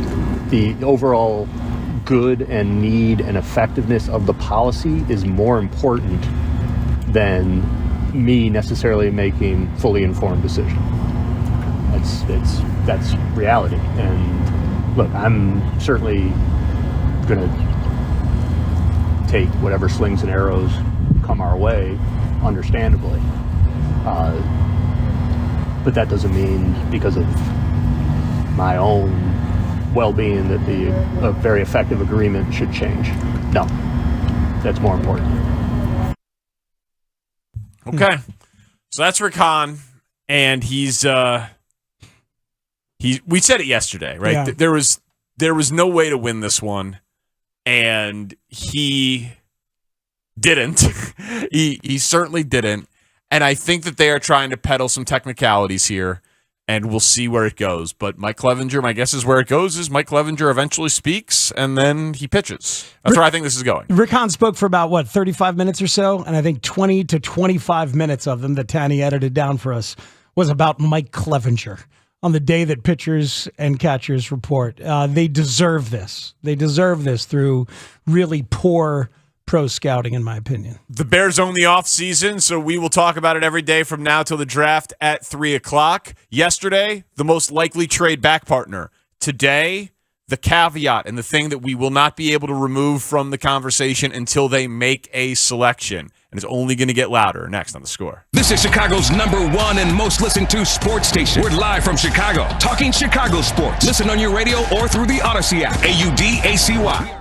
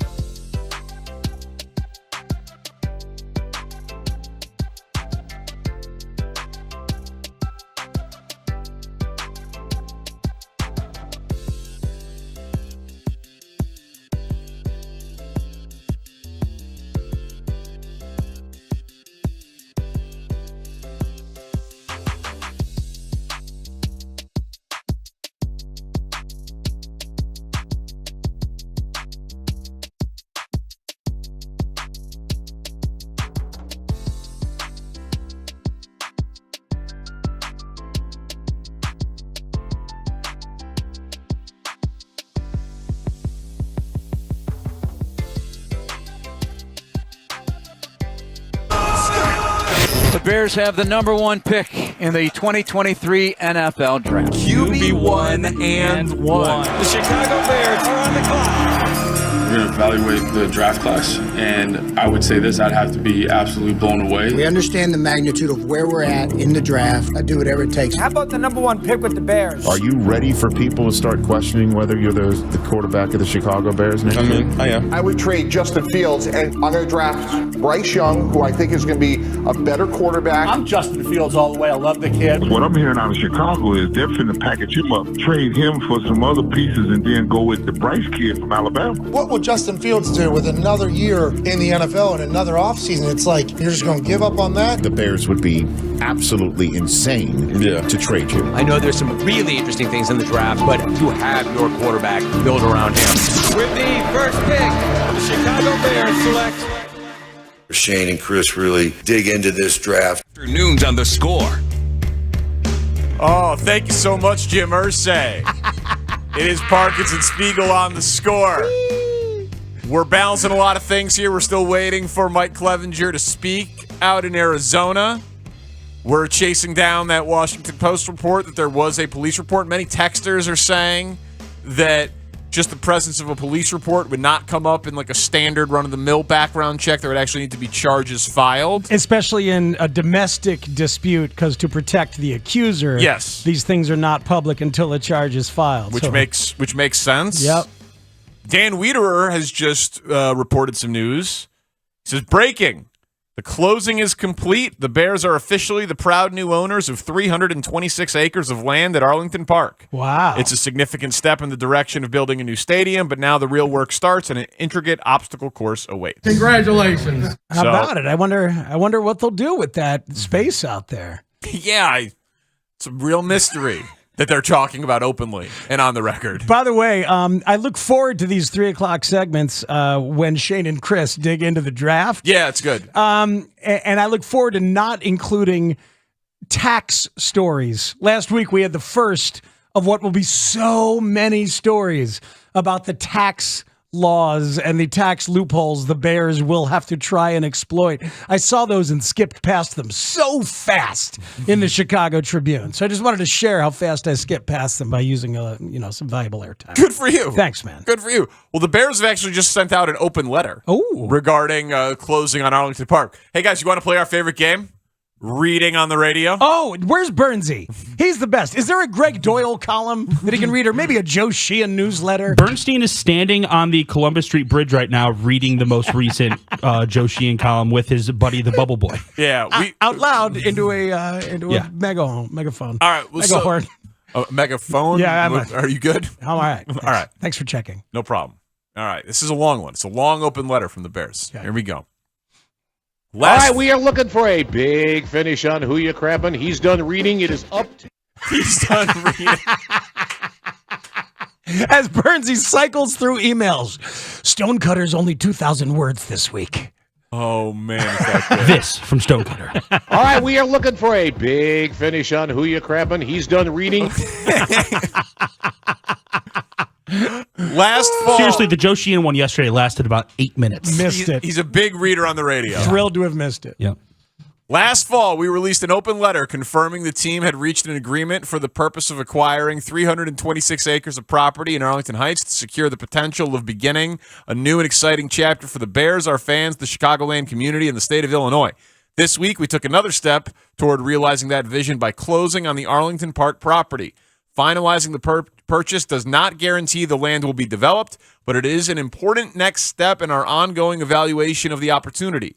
There is still a tremendous amount of due diligence work to be done to determine if constructing an enclosed, state-of-the-art stadium and multi-purpose entertainment district is feasible. I don't know why it wouldn't be.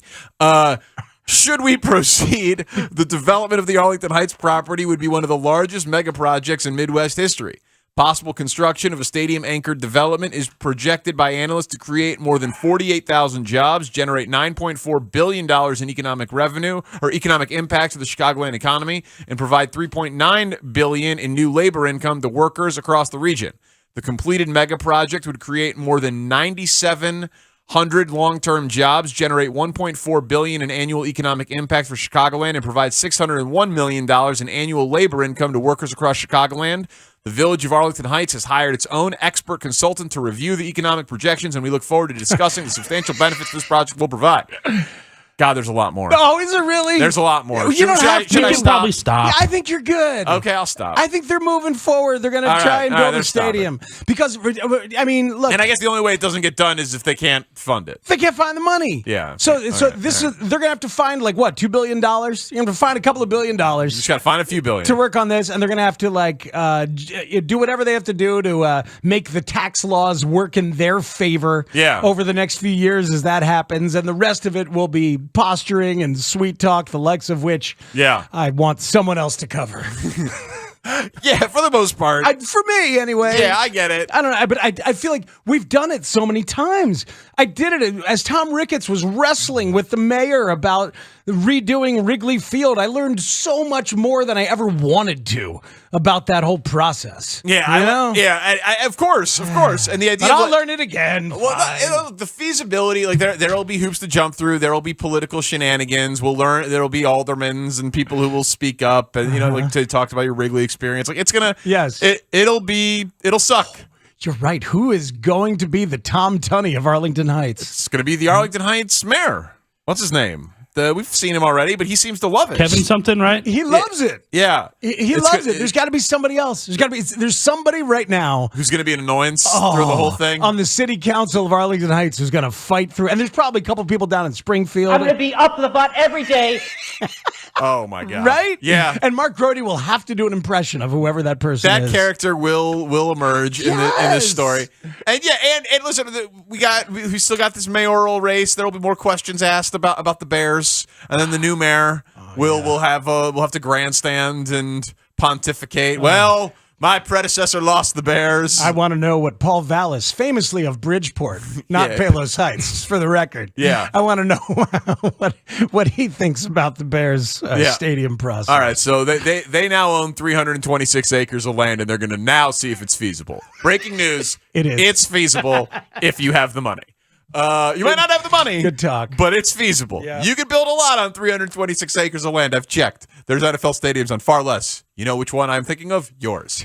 All right. So, yesterday we tackled the idea of trading down with the Colts to the 4th overall pick, the most common trade down for the Bears, because figure if two quarterbacks go in the top 3, you'd still get one of the top 2 defensive players, either Jalen Carter or Will Anderson, and moving down from 1 to 4 would be enough of a move down that you would be able to recoup your second-round pick that you traded for Claypool and pick up next year's first, presumably from Indianapolis. And they would get to jump in front of their division rival Houston Texans. It is the most obvious, simple trade on the board, so we covered that first.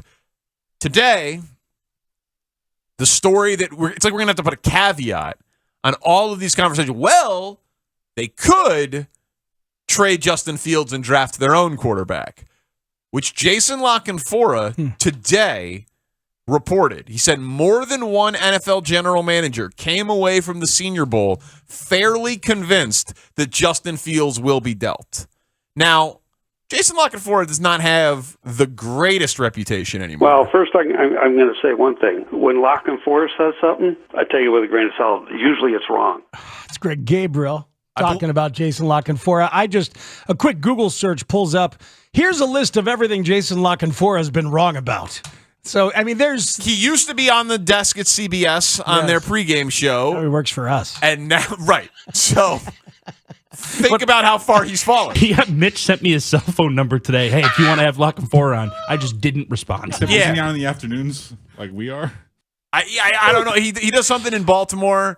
Him and I no longer really have a relationship. I used to have him on weekly. What? You hung up on him in Kansas City. Yeah, hung up on him in Kansas City because he was being all trolly and annoying. And, so... He was cutting tape this morning. There's some stuff coming in. He was editing in the background. Yeah, so... Yeah, we could put him on. I'm sure it's water under the bridge. It's been a long time. Or it's not. I don't know. People seem to hold grudges with me for a long, long time. But... Name 7. yeah. Exactly. So, listen, I work for the audience. Okay? It's funny because 6 of them come right to mind, Shane. Yeah, the seventh but that is- seventh would take Seventh is the toughest one. You picked the right number. Are you considering us 3? No. Okay, good. Yeah. Just whatever team you were thinking about, just think of another team in town, and you'll easily get the Yeah. number one. Especially if they're owned by the same people. Yeah, right. I mean, all of their employees for the most part. Okay. Well, except the players for some reason. Players are fine. They like you, Shane. Yeah, mostly it's That's through true. it's because you're their point of contact. But they seem to enjoy Yeah, coming on the they're show. fine with that. Anyway, Lock and Forest says Io would be on every week if he was allowed. Anyway, multiple GMs. so multiple GMs, and then just so you know, it's going to still be in the ecosystem. Like, so that's Lock and Forest. Take it forward as well. And I will say, he does get some things right. He was one of the first ones, if not the first one, last offseason to say that the Chiefs were looking to trade Tyreek Hill. So he does still get some things right. He just gets more things wrong than you'd want to for, what's the word I'm looking for? A reporter. But he did get it right about Tyreek Hill being traded before he was. So that's the news portion of it. Then, just in terms of how it's going to be in the bloodstream, here's my guy Colin Cowherd having some loud Justin Fields opinions yesterday. I think the one you have to really think about, and he's not a star, and you really got to think about this, put your pom-poms down in Chicago, is moving off Justin Fields. Here's why. In 2 years, he's been bad and bad. Well, the offensive line, no, it's actually rated 14th in the NFL. Burrows is rated significantly worse this year. In 2 years, he completes 59%, has a passer rating under 80, 24 TDs and 21 picks. It's bad. Justin Herbert started first game as a pro. He told he was starting 5 minutes before the game. His offensive line that year was ranked dead last in the league, and his coach was uncreative and got fired. He put up huge numbers. His offensive line is significantly worse as a rookie than the Bears this year. Andrew Luck's first 2 years, 11-5, 11-5. His O-line was much worse. Joe Burrow's this year is ranked 28th. Last year it was atrocious, and he got to a Super Bowl. You can't use the O-line anymore. It ain't great, but it's not Herbert rookie year bad. It's not Cincinnati last 3 years bad. It's not close to Andrew Luck bad. And those guys won a lot. I mean, a lot. And many of their coaches. Andrew Luck's got fired. Justin Herbert's got fired. It's not like, well, the weapons. Oh, the weapons. Bears have good backs and an excellent young tight end. They could use another receiver. But again, his protection is better than anybody wants to acknowledge.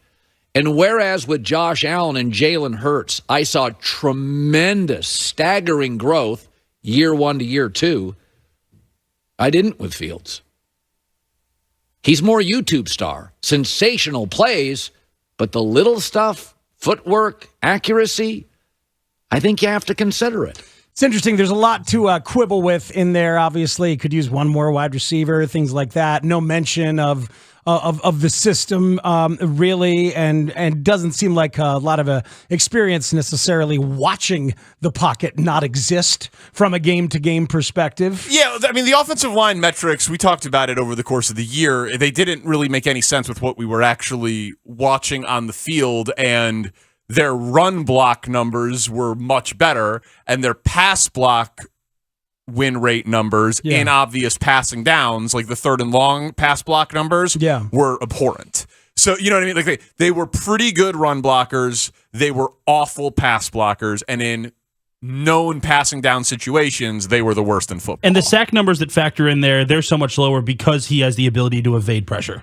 Yeah. So the offensive line is not going to be credited with sacks allowed when he can just escape the sacks. And he took a lot of sacks still, but yes, he also helped them out with his ability to run. Right. And the system changed after week 5, all of that. This issue, I'm glad we're talking about it here in the second edition of Shane and Chris Dig Into the Draft. Yes.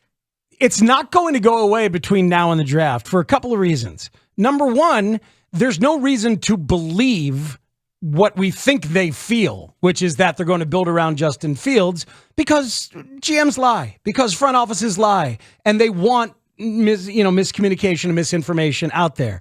Number two, there is some sense in resetting your timeline on a rookie contract to the rookie quarterback. I don't think it should be dismissed. It should not be dismissed. Not necessarily for the reasons that Colin said, but it shouldn't be dismissed. He was not their guy, and even though they have fallen for him and found a way to get a lot out of him, he wasn't their guy.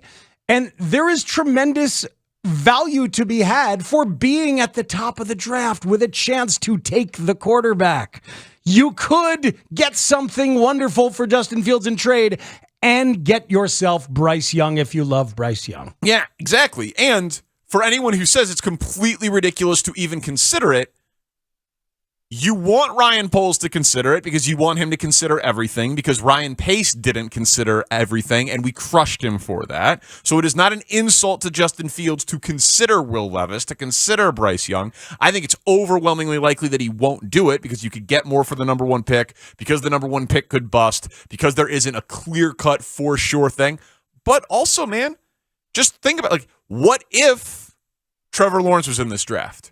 Or what if Joe Burrow was in this draft? Or what if Andrew Luck was in this draft? We, of course, would be saying, take those guys over Justin Fields. Of course we would. And there are some people that feel that Bryce Young is capable of being that guy. And Ryan Poles might fall for him and say, I don't care if he's slight. I'll bulk him up. Correct. And that's why, it's not that hard to imagine a scenario where everything we've seen from Justin Fields, if you said this was next year, and you could have 5 years of Caleb Williams for cheap versus 3 years of Justin Fields for cheap, which would you choose?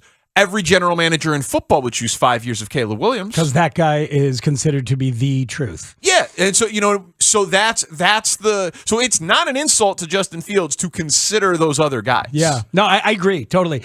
Two more data points I wanted to add real quick. The mock draft over at the 33rd team, where Mike Tannenbaum and others work, has Fields being traded to Carolina down to number 9 and Chicago taking Bryce Young number 1. So there are going to be some mock drafts that posit this. It's not going away in terms of that. And then I need to compile a bigger list, but Josh Rosen traded after 1 year. This would be traded after 2 years for Fields. The Cardinals sent Rosen to the Dolphins. They got number 62 overall and a 5th round pick from 2 years after that. And Rosen, I think, was the 12th pick at the time, so that's 10th. 10th. Okay, 10th overall in 2018. So comparable to Fields in that where he was drafted originally, but not comparable at all in that he was traded a year earlier and Fields has shown way more. Agreed. Rosen showed nothing as an NFL player. Right. He had showed nothing, but it was only 1 year, and you could have an extra year of him being cheap. Right, year of him being cheap, and an extra year of not really knowing exactly what might be there. Some mystery in that regards. But I'll keep looking around for quarterbacks traded on the rookie deal, because I can't really think of a lot of them, which it's an interesting place to be. That's for sure. First round picks too, right? First round quarterbacks traded on a rookie deal. I'll have to think about it. I don't have any other than Rosen that are coming off the top of my head. Mayor Lightfoot's office has released a statement in response to the Bears closing on Arlington Park. I love Chicago political delusion. This is actually worth reading. She's just delusional in general. It's got nothing to do with Chicago politics. They're intricately... Yeah, all right, fine. Agree to disagree. It's entwined. But yes, fine. Today's news about the closure of the Bears option in Arlington Heights has been anticipated for some time. Nonetheless, all of us diehard Bears fans, the mayor included, know and believe that the Chicago Bears should remain in Chicago. So now that the land deal has closed, we have an even better opportunity to continue making the business case as to why the Bears should remain in Chicago and why adaptations to Soldier Field can meet and exceed all of the Bears' future needs. Oh, so more videos are coming. There is simply no doubt that the economic benefits for the team of staying in a reimagined Soldier Field significantly outweigh those gained in a move to the suburbs. Oh, boy, that's... Due to the Bears' legal restrictions in the pre-purchase phase, the city was unable to engage in direct negotiations with the Bears while the land was under contract. Now that the deal has been completed, we look forward to negotiating and convincing the Bears that the team's best future remains in our beloved city of Chicago. Okay, that's the end. First of all, she's appealing to you, the Bears fan out there, and wants you to feel like one of us. This sentence, there's simply no doubt that the economic benefits for the team of staying in a reimagined Soldier Field significantly outweigh those gained in a move to the suburbs. That is alarmingly incorrect. That is remarkably That's untrue. Elliott Shore Park's levels of incorrect. Woo, man. Yeah. Owning your own stadium and reaping the benefits of that as opposed to continuing to lease and work with the city and finagle everything that you have to finagle even in a reimagined Soldier Field. That is deeply untrue. Yeah. Okay. Yeah. I get the same. On one hand, you could own it and get all of the revenue from it and the surrounding things that you build and put on it. I'm listening. On the other hand, we could own it. Ooh, I'm not listening. I'm going to stop listening. Yeah. You can keep talking if you want. Yeah. Feel free to keep writing your statements. Hell, make your videos. On the one hand, you can own businesses and hotels and restaurants and get kickbacks and percentages from events like the Final Four and the Super Bowl. I'm listening again. I'm here. On the other hand, I could share my space. You could share your space with a venue that hosts high school soccer tournaments. Could I keep sharing the turf? Could I do that? Yeah, well, we're willing to consider giving you a vote among many other people that would have a vote on the playing surface in which you play on. Let me ask you a question. If we're going to use my field for a concert the night before I have a game, do I at least get a piece of those earnings? Do I get a piece of that money? Not if you stay here. Oh, okay. But if you go to your building, you get all of them. Yeah, I'm out. Yeah. Thank you. This was nice. I'm glad we talked. Yeah. That's adorable. They closed on 326 acres, but now we think they're gonna they're gonna pull up a seat at the table and ultimately decide that was just an expensive vacation home. It was speculative real estate investment they were doing. Right. This notoriously cheap. We're just speculative. I think they're going to build a bowling alley out there. Yeah, that's what it is. Big bowling alley, maybe a hotel, something that's sort of stadium sized, but yeah, no. That's pretty good. Trampoline park. Very popular nowadays. Very Put it out popular. there. Absolutely. There's any number of places. There's Top Golf. Maybe they want to put it to big Top Golf franchise out there. Or the other one. What's the putt shack? But hear me out. Yeah. Put it on the water, make it float. Yeah, hadn't And considered put a that big in a while. screen out there. Dustin, and you can watch the Bears games from Arlington Heights while you're golfing on Lake Michigan. Are you working a double again? Dustin, is that you? Love you. Oh, God. It's much better. Their economic situation is much better. Texter's helping us with some quarterback trades to think about. Tim Tebow, Sam Darnold traded during their rookie deals. Worth considering. Darnold after 3 years, and the Jets had been pretty sure that they were done on that. Yeah, right? but I mean, Darnold's not a bad. It's not a bad. It's not a bad comp. Mm-hmm. But it's going to be tough. It's going to be tough to find it. What did 3 years after Darnold was drafted, the number 3 overall pick in 2018, the Jets got 3 picks, a 6 in the 2021 draft, and then a 2nd and a 4th in 2022. So interesting floor to consider. Right, because the difference is, again, that Fields showed higher potential, and it's a year earlier. Mm-hmm. You'd be trying to trade Fields for a first-round pick. You'd be trying to trade him for a first-round pick in this year's draft. Yeah, that 33rd team mock had him for the number 9 pick from Carolina.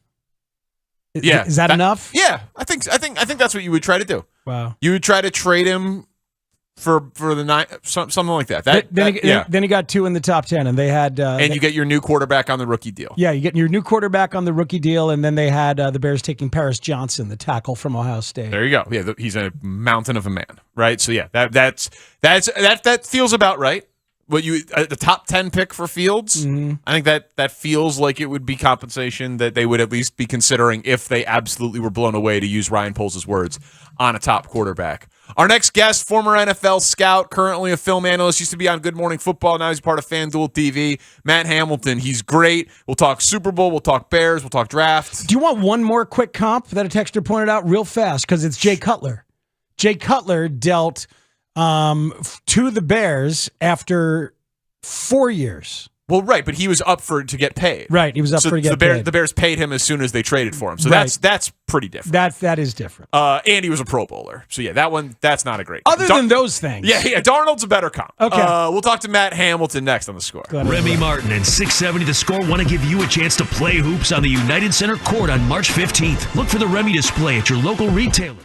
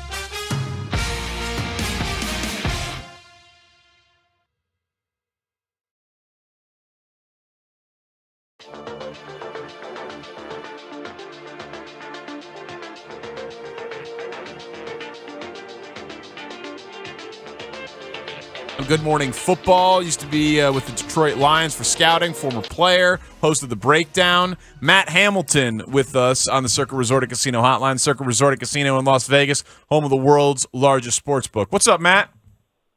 What's up, guys? Thanks for having me on. And I love that you played that clip. I love giving Kay a hard time. So somebody's got to do it. Her life's a little too good. So you're the guy who's got to chop her down to size every once in a while, Matt.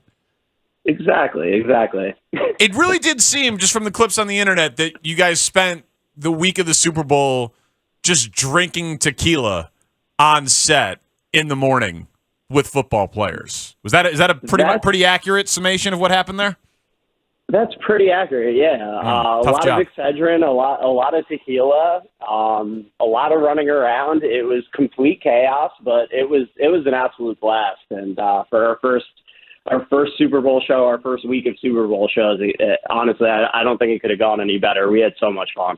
Well, congrats on the success of the show. Matt Hamilton with us on behalf of FanDuel TV. You see him on Up and Adams with Kay Adams. So we're obviously talking a ton about Justin Fields and the Bears having the number 1 pick and the idea of building around Fields or not. We think they will build around Fields. We think they should build around Fields, but it's a unique opportunity, so we, of course, want them to scout Young and Levis and the other quarterbacks in this draft. Would you build around Justin Fields or start the rookie quarterback contract clock over? I think based on what we've seen from Justin Fields so far, I think you have to build around him. It's about getting, the Bears roster has not been very talented over these last couple of years, and they're going to have a ton of cap space this offseason, obviously a lot of draft capital. I think they can build up that talent around him very quickly. It is concerning that, yes, you're already going on to year 3 of that rookie contract and really starting the roster from scratch. It's going to happen quickly because, as we've seen, you're at a huge advantage when you can capitalize when you have that quarterback in that rookie window, like the Eagles just did with Hurts, and were able to amass all that talent around him so quickly. The clock is really speeding up for the Bears to get it done, but I think Fields has shown that he is a special talent, and you want to go all in and build around it. I got a 2-parter for you, Matt, about what the Eagles have done with Hurts and what we dream of the Bears doing with Fields. Schematically, last year, Nick Sirianni made the pivot that Luke Getsy made this year. So schematically, what is the next thing then to be added in for Justin Fields and Luke Getsy for this coming year to get them closer to being what the Eagles are?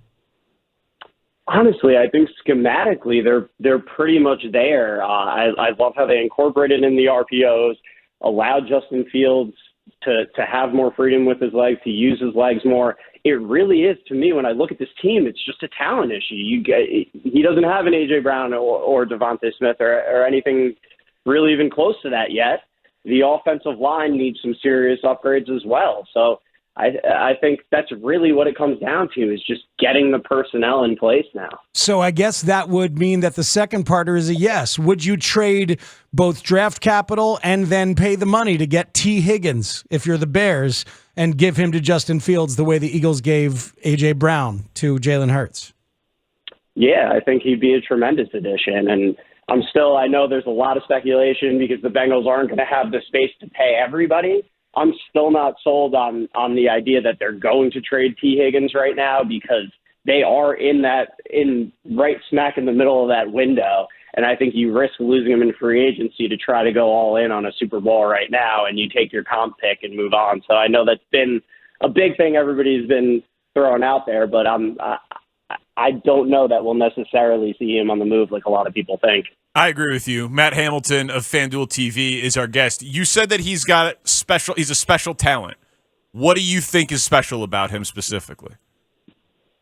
I mean, I think what we've seen him be able to do with his legs, I mean, it's beyond even what we never thought we'd see anybody do what Lamar Jackson did on the ground, again, at the quarterback spot, and Justin Fields surpassed that. We've seen the arm strength that he has. I think he's much better in the pocket than he's given credit for. He's still developing as far as, going through his reads, having the patience in the pocket all the time. But when he does sit in there and go through his progressions, he's he can spin it about as well as anybody. So all the physical traits that you want are there. And I think we saw a big jump from year 1 to year 2, and I would expect that to continue into year 3 now. We're talking to Matt Hamilton, the assistant football coach at New Rochelle High School in upstate New York, right? Along with everything else. Upstate New York for the win. Love that. Yeah. I mean, Westchester County, there is a big debate about that. People from New York City call anything outside of New York City upstate. We don't consider ourselves upstate, but you're central New York. But I think that's unfair that I put him upstate. Yeah, central New York. To apologize. It's not like you're the Finger Lakes or something like that. Yeah.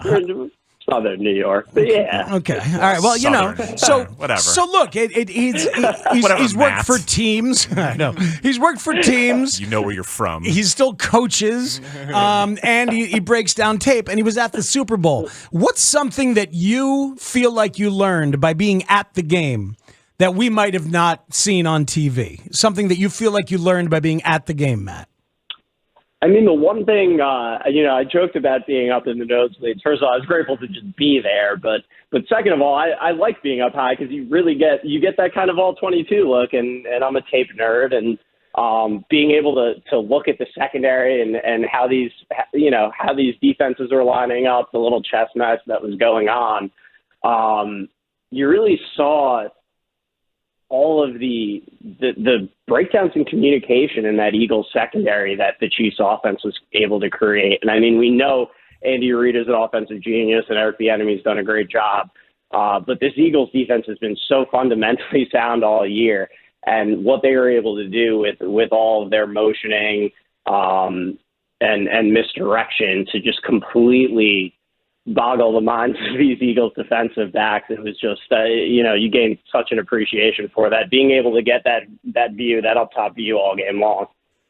Matt, I said I picked the Chiefs in the over in the game, and the big reason was I thought that Eagles defense was good, but hadn't really been challenged. When they played the Lions in week 1, gave up 35. When they played the Cowboys and they had Dak, gave up 40. When they played Rodgers and Jordan Love, gave up 33. And then the rest of their games were Cooper Rush, Kirk Cousins, the Saints, the Commanders, the Giants. It was just, the Colts. It was just not an impressive in any way. They got Brock Purdy, who couldn't throw, and Josh Johnson. Were they an all-time great defense, or were they a very good defense that beat up on bad teams?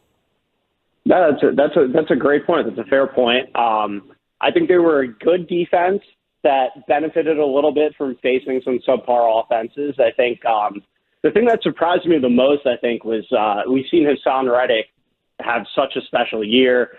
He was so impactful through their playoff run, and to see him basically be a non-factor, I think Orlando Brown made himself a lot of money. But yeah, I think you're right. I think they might have padded the numbers a little bit based on the competition, but they're still a very good defense, and the Chiefs just made them look silly. Well, it's because of that ryegrass that they bred on top of the Bermuda grass, Matt. I know it didn't help. Did you see the slippage? I mean, were you noticing the slippage to the extent that those of us on TV were? Oh yeah, and you could see it. It definitely affected those pass rushes on both sides. Every time those DMs tried to turn the corner, it seemed like their footing was going out from under them, and it really does. It makes a huge difference in these games. Hey Matt, let me ask you a question that came up last week. If you could hand one of the Kelsey brothers to Justin Fields and the Bears, you can give him Travis or you can give him Jason at the beginning of this next season. Which one do you give him? Oh, man, that's a great question. That's a tough one because they definitely need the offensive line help, definitely need another weapon for him. I think you still got to go Travis just with his ability to get open and find space no matter what. I think I'd give him the weapon, but it's a tough call. It really is. Oh, man. You love the question and then hate when people agree with me. Right.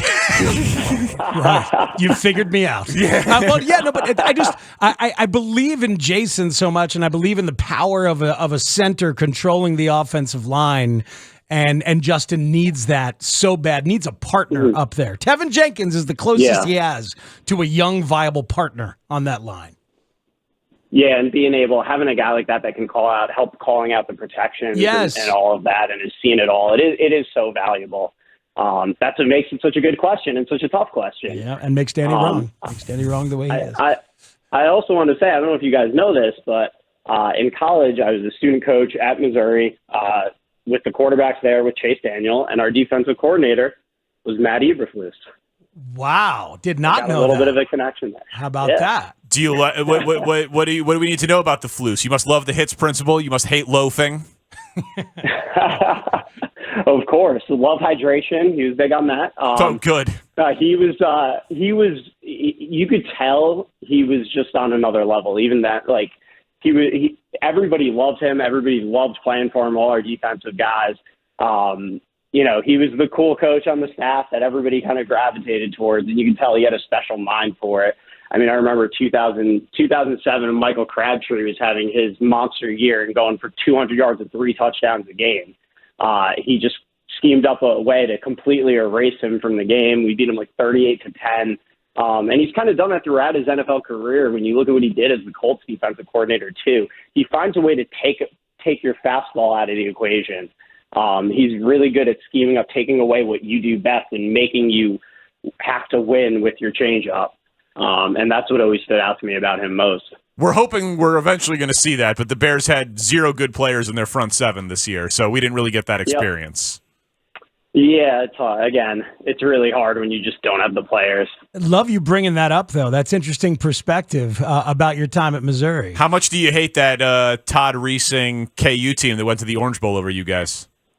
Oh, that was an absolute travesty. I mean, to beat them at Arrowhead the way that we did, and then get the BCS Bowl. But hey, I enjoyed the Cotton Bowl. That was a heck of an experience. And I think we showed them what we were able to do in that game too, beating that McFadden, Peyton Hillis, Felix Jones backfield 38-7. But But who's counting? Oh, who's counting?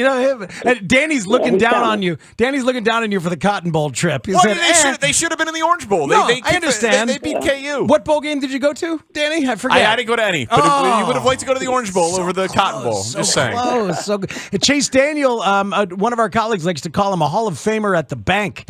I mean, that's an all-timer of a backup quarterback right there with Chase. You guys stay in touch? Yeah, we do. He's had an incredible run, and I've loved seeing him now. All his work at NFL Network, he's getting those on-air gigs, and he's crushing it. I talked to him a little bit when I was out in LA. We were actually at a Chargers game. We went with Kay as like our staff holiday party, and got to talk to him a little bit there. He's made a hell of a career for himself. He got that Super Bowl ring with Breeze. I think the reason these teams keep bringing him in, I mean, he's honestly the most brilliant football mind I've ever been around, and these teams want him around their young quarterbacks to help get him up to speed. Matt Hamilton, FanDuel TV, fun stuff, man. We'll do it again. Thank you. No, thank you guys so much for having me on. Thanks, Appreciate it. Yeah, he was fun. Yeah, I like that guy. Yeah, and I'm glad he brought that up about the Flus. Taking out Michael's Crabtree? Yeah, and Texas Tech, right? Texas Tech. Yeah. And also just everybody on the team recognizing, this guy's on a different level. Because we don't think of the Flus that way sometimes because of how he sounds. Coachy. Yeah. But there's we didn't see any defensive schematic advantage by them. We saw they were less penalized. They played kind of hard. But they did play hard. We didn't really see any Justin Jefferson averages this per game, but against the Bears, he was taken out. We didn't really see any of that. I will say we saw a level of competence from a secondary that had sometimes 4 or 5 rookies playing at the same time down the stretch. That was impressive to me, to see competence in the secondary among rookies when 3 of them were undrafted. We are very, very late. It's okay, but we have Mike Clevenger audio ready, so we'll break, come back, do whatever, and then Clevenger at the top of 4 because it's longer than what the time we have. Top of the hour, sounds Mike good. Clevenger. So you'll hear Mike Clevenger back to fun at 4:00. We'll squeeze in something fun before that. Parkins and Spiegel on the Score. Join me, Lawrence Holmes, and Remy Martin at Benny's in Evergreen Park, located at 3447 West 95th Street. This Thursday, February 16th, I'll be.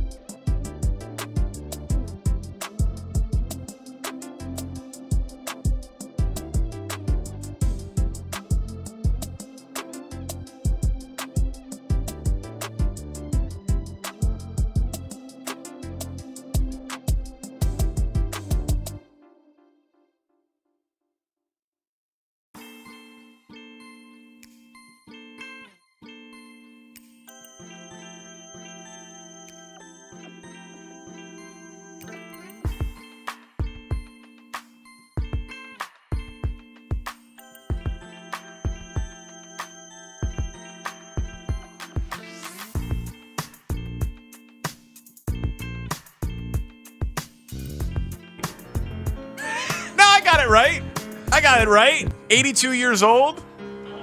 You can't eulogize anyone without us waiting for the impending. I understand. I'll say something wrong here. But yeah, Raquel Welch, the poster for Andy Dufresne in the Shawshank Redemption and a sex symbol. Yes, forever a sex symbol. What say there, fussy britches? Feel like talking? Shortly after Marilyn Monroe had passed away, Raquel Welch showed up and spent decades in the public eye. And I was just reading she Playboy ranked her the number 3 sexiest star of the 20th century. She was like number 3, huh? Yeah, I don't have the full list in front of me. Sophia Loren. I would female list, you said, or just stars in general. 100 sexiest stars of the 20th century. It was a Playboy Steve list. Buscemi. Yeah. Lorenzo Lamas. That'd be on there. That makes sense. Ricardo Montalban. You got the other poster in Shawshank? Raquel Welch and... Oh, God. You got to have it, Danny. Yeah, I got it. Yeah. I like this better, though. Raquel. I can't remember now.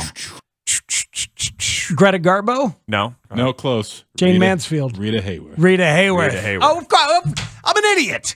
I'm such an idiot. The story is called Rita Hayworth and the Shawshank Redemption, the original Stephen King novella. Yeah. I'm a complete and utter idiot. It is. Wait. It's in different seasons, which also has The Body, which became Stand By Me. You don't have to prove all that you know just because you didn't know the question. I blew it, though. I did know it, and then I didn't Classic overcompensation. We've seen it 1,000 times. You know me too well. R.I.P. to Raquel Welch. Wait. All right. I loved her in Fight Club. Yeah. Rick Seinfeld cameo, too, if you remember, for all you Seinfeld fans out there. Seinfeld reference. What's the cameo in Seinfeld? Seinfeld reference. I don't remember the cameo. I don't remember the Seinfeld cameo either. Didn't she win with the Tony Awards with Kramer? Oh, You had me worried there that I was wrong. No. You're right. Summer of George. Yeah, Summer of George. Good, man. Appeared as herself. Man. It's up there with the Mel Torme Seinfeld moment. All right. This is a beautiful eulogy that we just did. Meaningful. We will now hear from Mike Clevenger next on The Score. Listen to The Score for a chance to win tickets to see CBS Sports College basketball analyst Clark Kellogg at the Tip Off the Madness on March 9th at the Event Center at Rivers Casino.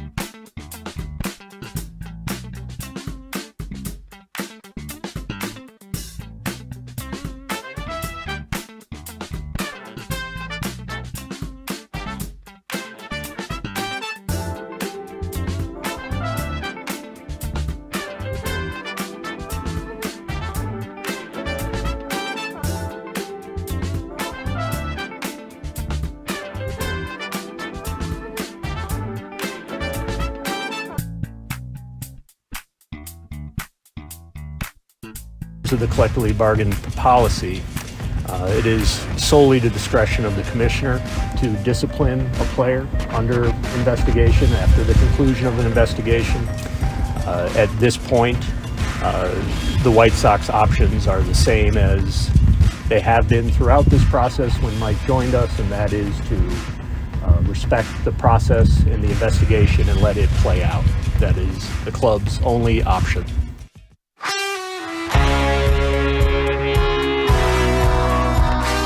That's the White Sox stance, that it's their only option. That does not account for, we could DFA him and pay him to go away. They'd say, oh, well, they could sue us then for lost wages for another team. But I've been told that you can DFA a player for any reason you damn well please as long as you pay them their money. But I'm not even really advocating that they should do that, frankly. I just think that it's kind of weird to hide behind that.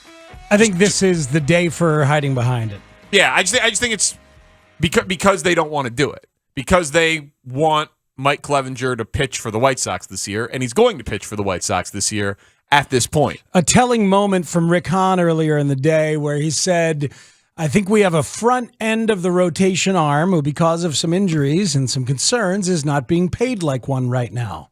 They think they made a great signing. Yeah. They rushed to make a great signing. They saw what they called immaturity issues, had no idea about this investigation, which they're not supposed to know. But again, I was told that it was not exactly a well-kept secret. Yep. They say they made a calculated risk, which they have made before. Yeah. And that this particular time, some information has now come out, which has muddied the waters. So this is obviously a tough way to start camp, but they have chosen to meet it head on, kind of, and then hopefully put it behind them. We'll see how that goes. But Mike Clevenger met the assembled media, and Speaks and I haven't heard this yet, so let's listen together and we'll see how it went.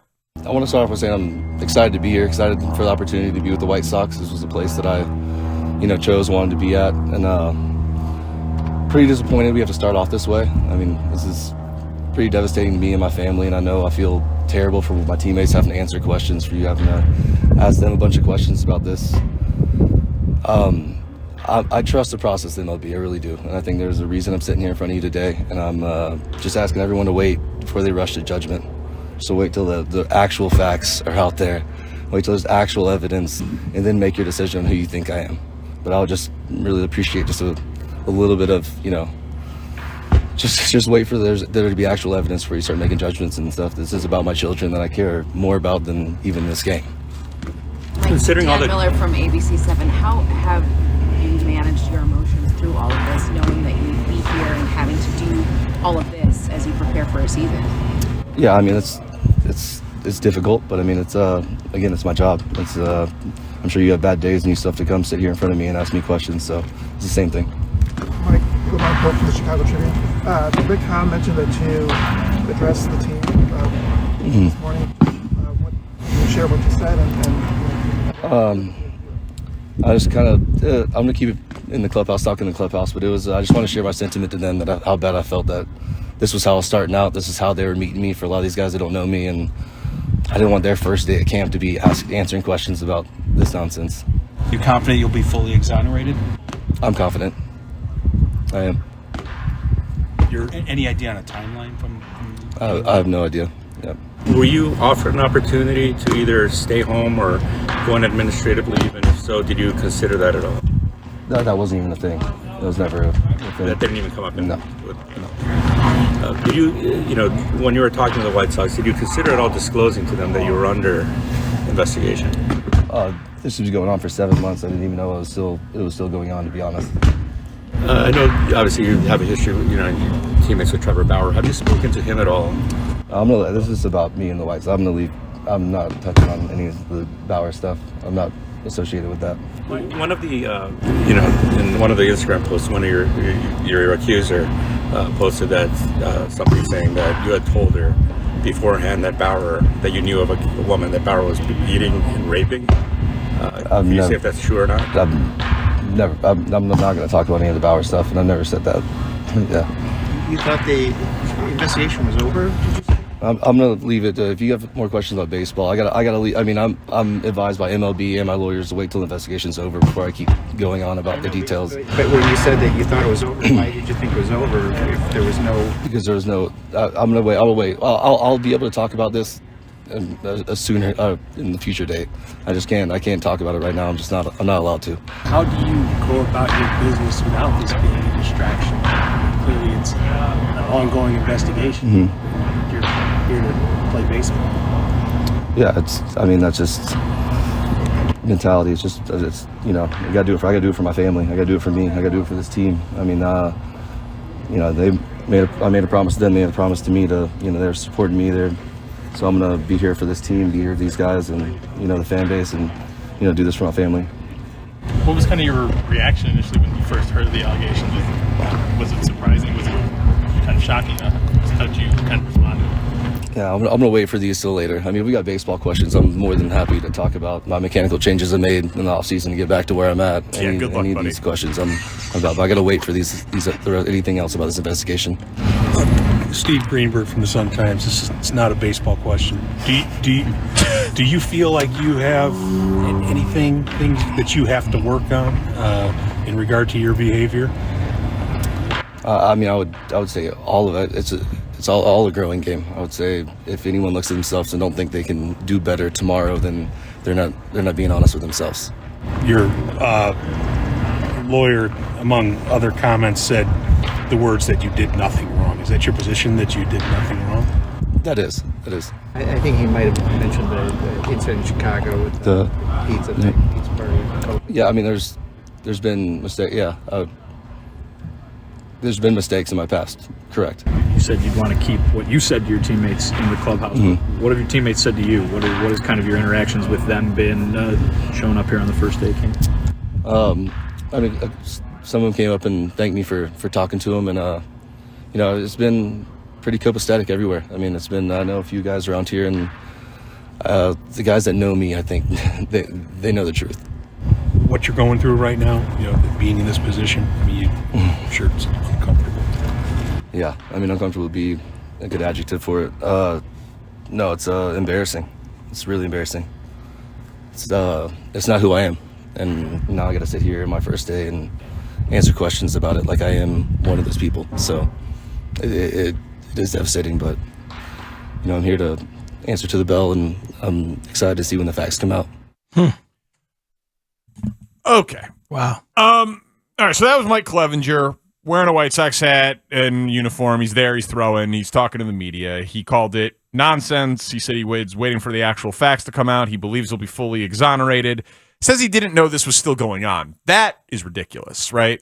Yeah, I mean, because this investigation started in the middle of last year and was never wrapped up. So, of course, it's still going on. Well, and you would think if you were being accused of such heinous things involving your children, and you knew that a formal investigation had been opened, curiosity would lead you to want to know that it was right. You don't just forget about it. Hey, like whatever happened to that allegation that I abused my kids and neglected them financially and threw tobacco on them? You would know whether that was still going on or whether it had closed. So that's ridiculous. Good strategy. Not talking about Trevor Bauer. You don't want to be linked with that guy. So there's another part of those Instagram stories that his alleged accuser, Olivia Feinstead, put out today that, yeah, they were close, but apparently, according to Olivia, Trevor Bauer is someone who did make MLB aware of Mike Clevenger being an abuser of drugs, having a drug problem, according to Olivia. Okay. So there's even more of a falling out there. Yeah. But yeah. God. Yeah. That's ugly. And but where I started losing the thread in that, and I don't know if anyone else is with me here, when he's like, I'm not allowed to talk about this. Dude, you spent the first 3.5 minutes kind of talking about it. Mm-hmm. And he just got tired of talking about it. Right. But you're saying he was innocent. He was given a couple of little plug lines. He called it nonsense. He said it's nonsense. I can't wait for the facts to come out. And then he's like, I'm not allowed to talk about it. You're talking about it. That is talk. And so great job by Steve Greenberg when he kind of chested up to the media and saying, Steve Greenberg, sometimes this will not be a baseball question, and then going on. So great job by him. Steve said, do you have anything in your behavior that you need to work on? Yeah. The only thing that I thought was lacking, and they got to it a little, and I understand what the media probably felt, which was that he would just go back to the same line. When he said, I'm not allowed to talk about this, I'm not going to talk. I would have liked to just hear how he was confronted with some of the specifics, because he was confronted with one of the specifics about the thing that he had allegedly said to someone about Bauer. Like, did you spit chewing tobacco on your child? Did you choke the mother of one of your children? I would have liked, and I'm sure he would have demurred and not answered and said, I'm not going to talk about specifics of the investigation. Mm-hmm. But sometimes how people say no, pause, get angry, deny, whatever, can be revealing. So I guess I would have liked a few more specifics. Understood. There. Just for a little backdrop on what has been going on today, for anybody who maybe is just kind of grasping this, Rick Hahn spoke for about 25 minutes about Mike Clevenger. That's Mike Clevenger right there. Also this morning, the woman that Shane referenced, the mother of one of his children, posted a brand new Instagram story alleging all sorts of things about Mike Clevenger. Mike is one of the worst dads I've ever met, and he's been this way for years with his other kids too. I don't tolerate what their kid's mother will. Excessive drug use, excessive cheating, excessive emotional abuse, driving the kids on acid, physical harm against myself and my child, but she does. End parenthetical. So she's throwing all that out there for one of his previous relationships, but she's now saying that he is an abuser in all forms. The investigation is still very much going on. The White Sox can allow him at spring training. That doesn't mean Mike is off the hook with MLB or that he didn't do what I've said he has. She went on to say that she did not, until about 4 months and several custody threats later, that's when she started turning in evidence and speaking to MLB investigators. This is his accuser, and she is airing 100% of her dirty laundry out there on the same day that Mike is there answering for it, and it's just an ugly, sordid mess that the White Sox have found themselves in today. Yeah, feel bad for the kids, right? At some point, they are going to be old enough to realize that these were their parents and Google it, and it'll be out there, and there will be some sordid he said, she said details, regardless of suspensions or separations or anything like that. You do feel bad for kids that these details are going to be out there. And then you're like, Dad, did you drive me around on acid? Yeah, that's a tough question to answer. That's not a fun one to answer. Yeah. I bet he'd say no. He'd probably would say no. Or I'm waiting for the investigation to conclude. Probably. Dad, I'm 30. Just answer me. yeah, come on. I'm on acid now. I can't answer you. Yeah. What'd you guys think about the end where he said they know the truth when talking about his teammates? Like players, it's a very strong union. I'll be interested to hear. Have we seen any quotes from any other players? No other players have spoken yet, as far as we know, in an official capacity. I'd be interested in knowing. Who's he referring to who knows him either from Cleveland days or from San Diego days? Or maybe it goes deeper than that. If there are some former Cleveland players on this roster that are not coming to mind. I'm not sure, but he is. And it doesn't have to be just guys that he played with. There could be guys that he trains with in the offseason that he claims know him. Shares an agent with, of course, neighbor in Tampa, whatever it is. But he, because this is kind of the first time that we've heard. We heard it from his lawyer, but now we hear it from him. Like he's denying all of this. See, yeah, man, there are more. So are you saying she's making all of this up? There isn't a shred of truth to any of this. She's a pure fiction writer? Like, that's what you're saying? Saying that none of it is true. You said it's nonsense. That apparently is going to be his position. Yeah, well. This is all fiction from her. He said he wants us to wait until facts come out, but it's been going on for 7 months, but he thought it was over. So what facts are going to come out that the whole thing is so bizarre and ugly, man. It is so bizarre and so ugly, and the White Sox have wanted him a long time. Another detail that Rick Hahn dropped in this morning was that they looked into his availability in 2020 at the trade deadline after Clevenger and Zach Plesac had broken COVID protocol and lied to their team and endangered their team's competitive chances because of the lying and all of that, and had basically been sent down to the minors by their own team and eventually traded away a really good arm in the middle of a pennant race at the deadline because Terry Francona and the Indians at the time were so disgusted. Rick Hahn looked into his availability then. Look into the availability. So interested in Mike Clevenger for a long time. He likes him as a baseball player. Likes him as a baseball player. Looked into the maturity, and it wasn't too much for Rick Hahn then, and clearly everything that they had looked into was not too much for Rick Hahn now. If this D-bag is still on the opening day roster, I'm out as a White Sox fan. Screw this guy, is a texter. I'm embarrassed as a Sox fan today. Embarrassed, so sad. Winning baseball games isn't worth this. Another texter. I don't mean to be cynical, but I have just never seen any evidence to support that. We didn't see it with the Bears and Ray McDonald. We didn't see it with the Cubs and Addison Russell or Aroldis Chapman. We didn't see it with the Chiefs and Tyreek Hill. We don't. Maybe that will be the case for you, sir or ma'am, on the text line. I'm not calling you individually, saying that you don't individually believe that, but on any sort of like real, impactful, bottom line situation, we just know that sports fans, by and large, go to support a team because they want to. We root for laundry, wins and losses, and that's just kind of how it works. Just how it works, and that's why this all keeps happening.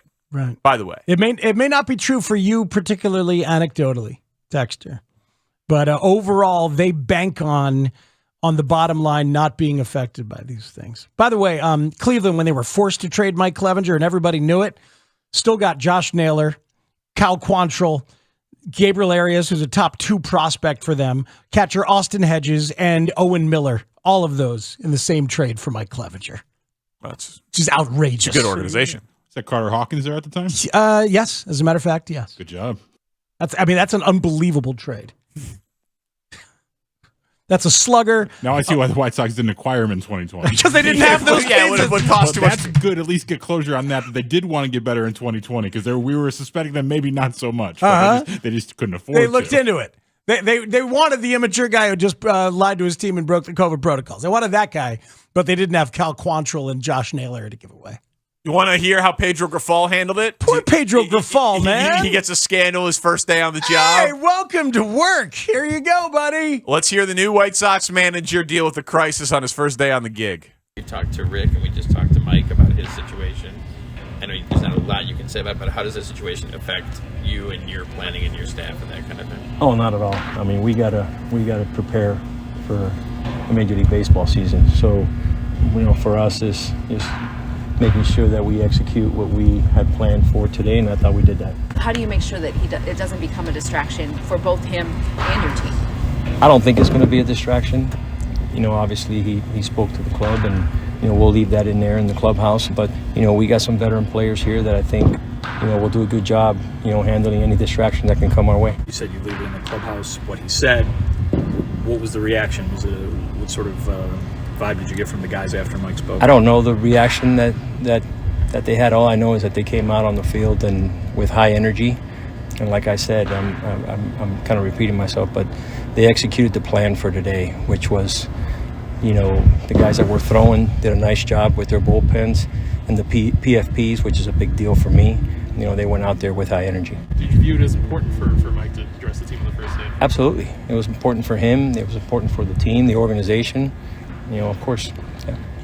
Are you planning going forward as far as his presence on the team, as far as him being part of the rotation from opening day? Yeah, I mean, we signed him to be a part of the rotation, and he's here in camp, and he's working to be a part of it, a big part of it. Do you have any contingency plan in case Mike is not available? Do you have to use some of the other guys as possible starters down the road? He's available right now, and if by any chance that he's not available, we'll discuss that as an organization and address it then. But right now, he's a part of this rotation, and we're moving forward with it. It's pretty simple for him. He's pitching, man. Yeah. Like, Shane, you said you're canceling your season tickets if he pitches. May as well cancel it, buddy. He's pitching. This thing's been going on 7 months. He's there day one. Nightingale framed it the way he did. Rick and Grifol just talked about it the way they did. They're like, our hands are tied. There's nothing we can do. He thought this guy's claiming he thought the investigation was over. He's so convinced. He is pitching. Grifol can't say anything else. No, I'm not faulting him. I know you're not, but like, if we feel like we know him at all as just a man, a guy with 3 daughters, I'm sure there's no way he wants anything to do with Mike Clevenger. But here you go. Here's your job, and there's who they signed, and here you go. God, I'm just saying. And you know what? He's been around. He's been around bad guys before, and worked them in. Not as a manager, obviously. This is his first gig, but I'm sure there's been some bad dudes in Kansas City the last 5 years that he's known about and had to work through and around. He's gonna. You just heard him there. You called him a big part of the rotation. Yep. He's on the squad. I don't say it flippantly, but I don't have any reason to believe that that's going to change. Why? Right? Why would you? I don't think so. Yeah. No, I mean, here they are. The bottom line is the MLB policy is designed for anonymity. The White Sox could have found out more. Some other teams knew more. Some media people knew more. They did not find out. Now they will, frankly, hide behind the anonymity that exists within the policy, and they will talk about the excellence of the policy, and I don't think they will do that facetiously, but they will use that conveniently, and they will choose to move forward with him because they believe that he can help them as a pitcher, and they don't think it's going to hurt them overall that much. And the truth is that they're right about that. Yeah, exactly. So we'll obviously still follow it. They're banking on it going away from public consciousness and discussion, and they met it today, and they're hoping that by tomorrow or the next day, it's out of the news cycle. That's their plan, and you can expect to see Mike Clevenger at the back of the White Sox rotation, assuming health, come opening day. You mentioned Carter Hawkins. The Cubs brass spoke today. They did. It was nice. I was little different. I was watching it as I was doing dishes this morning. Just kind of tuning in and hearing a sense of overall optimism and positivity, which is you're more prone to hearing on day one of spring training. That's a more normal day one of pitchers and catchers reporting. Yeah. Delusional optimism as opposed to delusional, we think he's fine. Yeah, right. That's the kind of delusion I'm here for. Yeah. All right, so let's see if they sell us on their optimism next on The Score. Big news, Chicago. Parkins and Spiegel are headed to Vegas. I got so excited. Join the guys at Circa Resort and Casino March 23rd and 24th as they broadcast live from Stadium.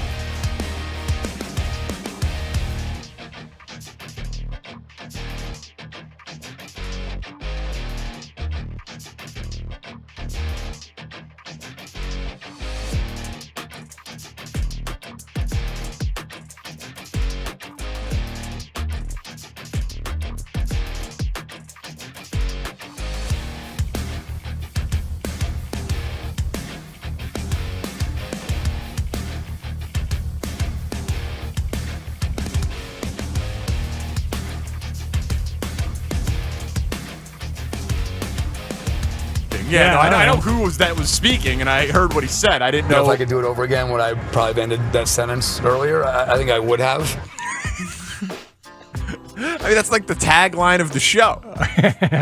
That's spectacular. Thinking of a lot of sentences that could be the case. Absolutely. Danny, I've been so excited watching little short bursts of video from both Cubs camp.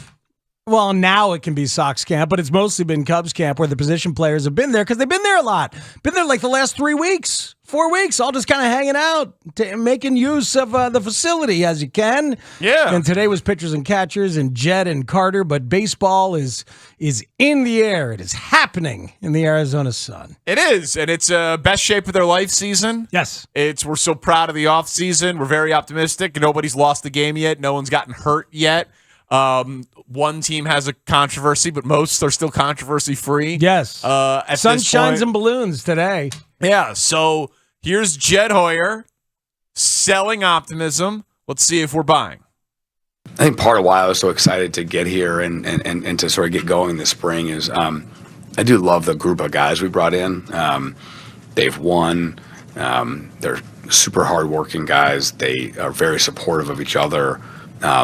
As cliche as it is, a lot of good teammates, but I think that when you look at the reputation of the guys we brought in, they're all really good teammates. I expect they'll be supportive of each other. I think they'll help the young guys.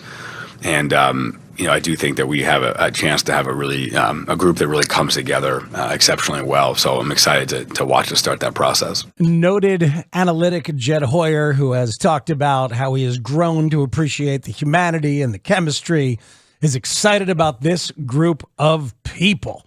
First and foremost, the people. When you add that in, Danny, to the fact that they're going to play what I think is going to be, at its basic level, a very aesthetically pleasing brand of ball, really good defense. Really good defense, really solid fundamentals, pitchers who pitch quickly and try for bad contact, trusting their defense. That has a real good chance to be a satisfying early part of this Cubs experience this year. Yeah, it should be a high floor situation, right? Good defense up the middle. I mean, really good defense everywhere. Yeah, I was gonna say, who's the weakest defender? Oh man, Hosmer is a great first baseman, as you know. Apparently, the defensive numbers don't love him as much recently, but he was a great defensive first baseman, and I certainly didn't watch him every day in San Diego. But I've seen some things that suggest that his glove has dipped a little bit. But yeah, I mean, so third base. Yeah, and that'll probably be Wisdom. Yeah, or Morel. Or Morel. So not bad with Morel. Good athlete. So it's very good defense. They'll pitch to contact. It's the cynic in me. These sound like the things that people say when they don't have a lot of talent, when they don't have aces on the pitching staff, when they don't have 40 home run guys in the middle of the lineup. It's like, we got good defense. We play good fundamentals. Sure. We're good teammates. We're good people. Hey, man, they're counting on the likes of Justin Steele and Hayden Wesneski to be their swing and miss pitchers. Yeah. So they need those guys to be the swing and miss guys. They're counting on Bellinger getting back to being himself. They're counting on Seiya Suzuki having a full year. They're counting on, they're counting on Trey Mancini being a good fit for Wrigley. They're counting on a lot of things that need to come together to coalesce to make them an over 500 team. But the high floor, I think, is absolutely right. Yeah, and so he continues to talk about his level of optimism, Jed Hoyer does, in the face of underwhelming Pacoda and Zips projections, which have them in the mid to high 70s. I was listening to him talk about Pacoda and Zips this morning, and I was like, oh, this sounds like our conversation from last week when I told you that I wasn't, applauding the arrival of the analytical tool. But here's Jed talking about it. I mean, listen, projections are, they have their methodologies. I think we've answered these questions before. I think there's definitely years, that the projections haven't liked us or haven't liked us as much as we might. But, ultimately our job is to prove those wrong. Every single year there's going to be, plus or minus 10 wins on all the projection systems. And that has to be our goal, is to be a team that's plus 10 or more, and that's what everyone's doing here, working hard to do. So that's the job. But ultimately, who am I to question someone's methodology? You know, we have our internal projections. There's going to be 10 plus projection systems we'll look at. Some might like us, some might not, but it doesn't really matter. Ultimately, it's about can we beat those projections and then compete for a playoff spot all summer. So I love that it took him a while, but he eventually gets to. It doesn't really matter. Of course it doesn't matter. Because it doesn't really matter. Because they have 10 of them. They have 10 different ones. And, they're going to have 10 different ones, bunch of different math that other people use, and then their own proprietary math, and then also just kind of how they feel. And in the end, it doesn't matter. My question, though, is what do you think their proprietary projection thinks they're going to be this year? I don't know, but plus or minus 10 wins, which means they might be better or worse from a 10-win perspective, which is a tremendous amount. It's a huge number of wins, sure. But I'm just I'm curious. That's your gray area. No, of course, but I'm curious what. And sometimes teams outperform their projections by 25 wins. Absolutely. And sometimes they underperform it significantly. Of course, Sure. for outlier examples. But I wonder. What does Ivy say? I don't know. Does Ivy think they're a 78-win team, and then he's going to project and be like, screw you, Pacoda. Screw you, Ivy. Yeah. Screw my own proprietary stuff. Yeah. I don't think he thinks he built a great team. I don't think that he thinks this is a great team. I think he thinks this is an improved team that is still lacking in some key areas. And I think that it's completely on the table that they will sell off pieces again at the trade deadline if they're underwhelming, and it will feel like another year of the grow. And I know, but it's completely on the table. But let me just say, he had me at it doesn't really matter. Oh, good. I'm glad that mattered to you. That's where he had me. You saw pictures, if you've been watching these videos, right? You've seen Seiya Suzuki. The neck is thick. He's jacked, man. Yeah, he is. I'm a little worried, though. Why? Well, because last time we talked about this and gushed over a player being all jacked up. It was Lucas Giolito? It was Giolito. And it went very poorly. Yeah, that's fair. So I don't want to. I mean, I know he's not a pitcher. That's a good call. Breaking news on the score. Nailed it. Seiya Suzuki not a pitcher. But I'm just saying, I see everybody on Cubby Internet gushing over how jacked he looks. I'm like, feels like he's going to pull a hamstring in the first week of the season. Here's Jed Hoyer on Seiya Suzuki. Well, first of all, he looks great. I mean, he worked really hard all winter. We were in communication with those guys all winter. We knew he was working hard, but it's fun to see him in person and realize that he wasn't kidding about coming in stronger. And he talked so much about what he learned from last year. He talked about with you guys about about hitting fastballs. He talked about wearing down during the season and coming in stronger. And that's the transition we were talking about last year. And I thought last year. It was sort of we talk about a 3-part season. He started off hot, slumped, and got hurt, and then finished really strong. And I feel like, I think he learned from each part of that. I think he learned that I can really compete at this level. I can translate my Japanese performance here really well. But here are the things I need to do that. And it's as some of it's as simple as diet. But also, working hard during the season, working on hitting different pitches. And I think so much, he learned so much from last year. He took it into his work this winter, and hopefully let's keep on improving and keep on, assimilating better and better. But I learned so much sort of talking to those guys over the course of the summer and hearing the things that were affecting him. And I think going forward, if we have similar players, we can do an even better job of helping with those things. So, look, I think that if we were to track the draft position in a fantasy draft for all of the Cubs players and figure out at the end of fantasy draft season who was the most overdrafted, who got reached for the hardest, that guy right there. Seiya Suzuki. Oh, man. Because he's looking like that kind of guy. You're like, you know what? 3rd round outfield flyer on Seiya Suzuki when maybe he's a 6th round guy or a 7th round guy. That's going to be the guy that Cub fans around the country reach for the most. And I might be one of them. I was going to say, you drafted Darnell Mooney in the 3rd round of a football fantasy draft. So, I was going to say, can you make it the equivalent here? Because I don't play fantasy baseball. What I'm saying is, you're going to reach on Seiya Suzuki. I'm probably going to reach on Seiya Suzuki. There's a lot of talent. There's a lot of smarts. Now there's a lot more comfort. There's I like the demeanor. He's a lot more defined bicep. He's in the best shape of his life. Yeah, he sure is. Here we go. Yeah. I'm not going to be the guy reaching on Cody Bellinger, but I will reach on Seiya Suzuki. All right. That's a big thing. because it worked so well for you on Darnell Mooney. Thanks for bringing that We up. all know you got a scout's eye for this sort of thing. Texter says, who's going to have more wins this season, Cubs or Sox? We get to actually have some Cubs Sox bets where it feels like kind of straight up. Oh God, that's crazy. It shouldn't. It shouldn't. No, of course it considering shouldn't. where they are in their life cycles. I mean, the Sox are the favorite to have more wins, obviously. Absolutely. And Vegas would say so. Yeah, Vegas would say so by 4 or 5 wins. You think it's just that many? Right? Is that what Vegas? Weren't the 76.5 for the Cubs? Is that right? It ranged 75.5 to 78. Right, I think FanDuel Zips had 70. I mean, not FanDuel Zips. Fangraph Zips had 74 for the White Sox in third place, but it ranged between like 74 and 81 out of the projections that I saw. Fun. I think they win 90.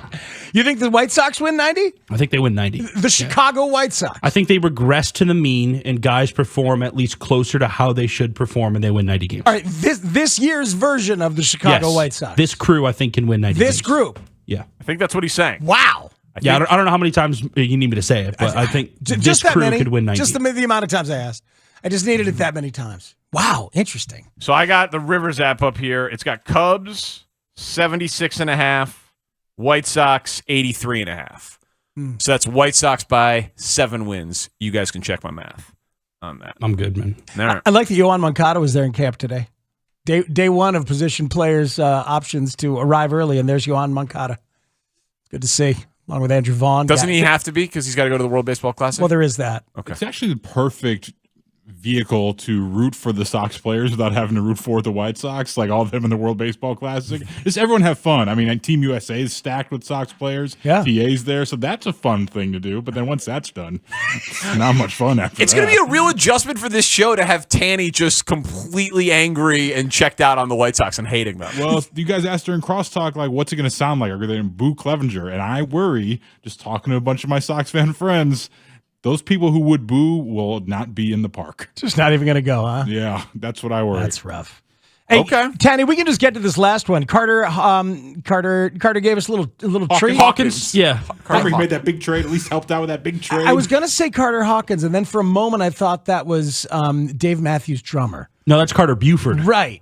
Hey, So- by the way, Dave Matthews tickets got a pair today at some point. He sucks, You're but welcome. we have a pair. You're welcome. Client loves that. I just Screw Live Nation, man. Oh my God, they really love that. So please play the Carter Hawkins sounds. I mean, I think you can look at different buckets of spring training players. Yeah. Did you hear that? Different. That was the clip. That was it.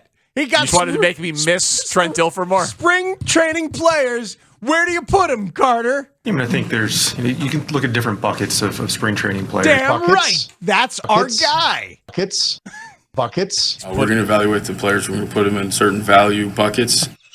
All right, so is this just like a Mandela effect that we're just noticing people of power saying buckets more often because we experienced it with Dilfer? Maybe we got so excited about Dilfer's buckets because I remember bringing it up to him and like, I'm trying to figure out how to talk about this. He's like, yeah, why don't we do buckets? And we got so excited and he said buckets 14 times in that interview. The first time, something like that. I'd kill to hear him say it one more time. Yeah, I miss it so much. Now when I hear other people say buckets, I get mad. I get sad. Oh, it's too bad. Yeah, I don't want you to have that Pavlovian response. That did nothing for me with Buckets? Carter Hawkins. I just miss Trent Dilfer talking about Justin Fields being the guy so I much. thought it was good, and I was picturing the really big buckets out there at Sloan Park Yeah, to in fit Mesa. a full spring training player into a bucket? A bunch of them. Like this bucket has a bunch of players. Yosh Kawano still bringing those out for everyone? Hey guys, this is a weird drill. Just trust me on it. You guys get in that bucket. You guys get in the other one. Some fun Justin Fields audio coming up at 5 o'clock. We're back well before that, maybe to give you away some Dave Matthews tickets. Parkins and Spiegel on the Score. Mully and Haugh, Chicago's #1 most listened to sports morning show, 5:30 till 10 a.m. Akash Karnishova's on our show and have his answers be as unsatisfying as they were. And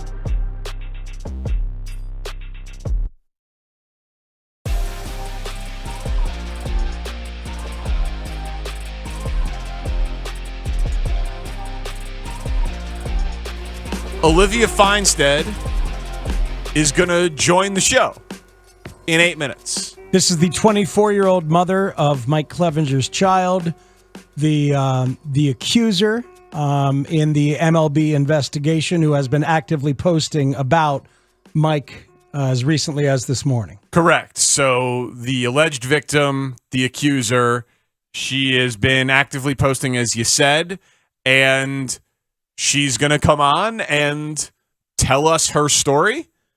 And I'm interested in how one of these investigations goes. How thorough is it? Did she hear from the White Sox at any point? I assume the answer to that is no. And I wonder if she's been advised to speak or not to speak on this. What she makes of the fact that he called her allegations nonsense and is just waiting for the facts to come out.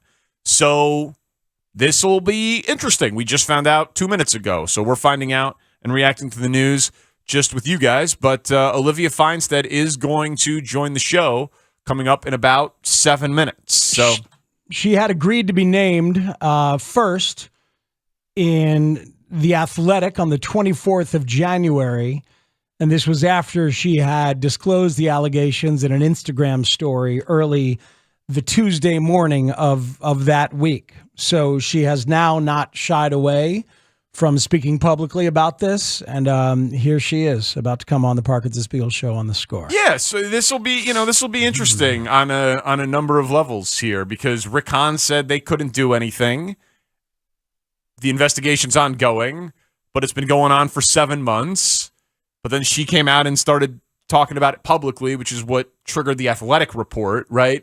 So the investigation was going. People didn't know about it publicly. Then she spoke. That's what the Athletic report happened. So wonder what made her decide to speak and how she feels about him getting $12 million to pitch. So she's been very outspoken on Instagram, and we'll see how this goes, because right now Mike Clevenger is apparently within good standing within the White Sox and Major League Baseball. Yes, with an open investigation, but eligible to pitch and be a part of the team. Yep, showed up here today on the first day that pitchers and catchers could report in uniform, and did indeed speak to the media. A portion of that we played for you earlier in the day, and played Rick Hahn talking about it. And this was good work by Shane Rudin, and we've debated about whether to do it, and it feels like the right thing to do. Yeah, frankly, we'll hear her side of the story and see what she has to say, and see where she's at after hearing Mike Clevenger speak within the last couple of hours out in Arizona. So Olivia Feinstead, the mother of Mike Clevenger's child and his accuser in the ongoing domestic violence investigation with Major League Baseball, is going to join us next on The Score. The Score is Chicago sports. Chicago sports is The Score. Thanks for keeping us the #1 and most listened to sports station in Chicago. Listen on your radio.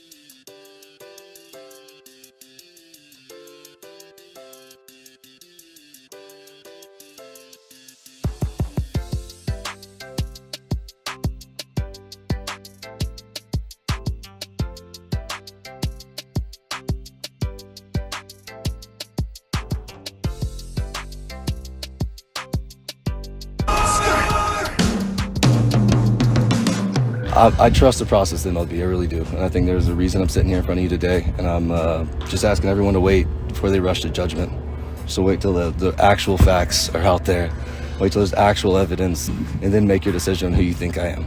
But I would just really appreciate just a little bit of, just wait for there to be actual evidence before you start making judgments and stuff. This is about my children that I care more about than even this game.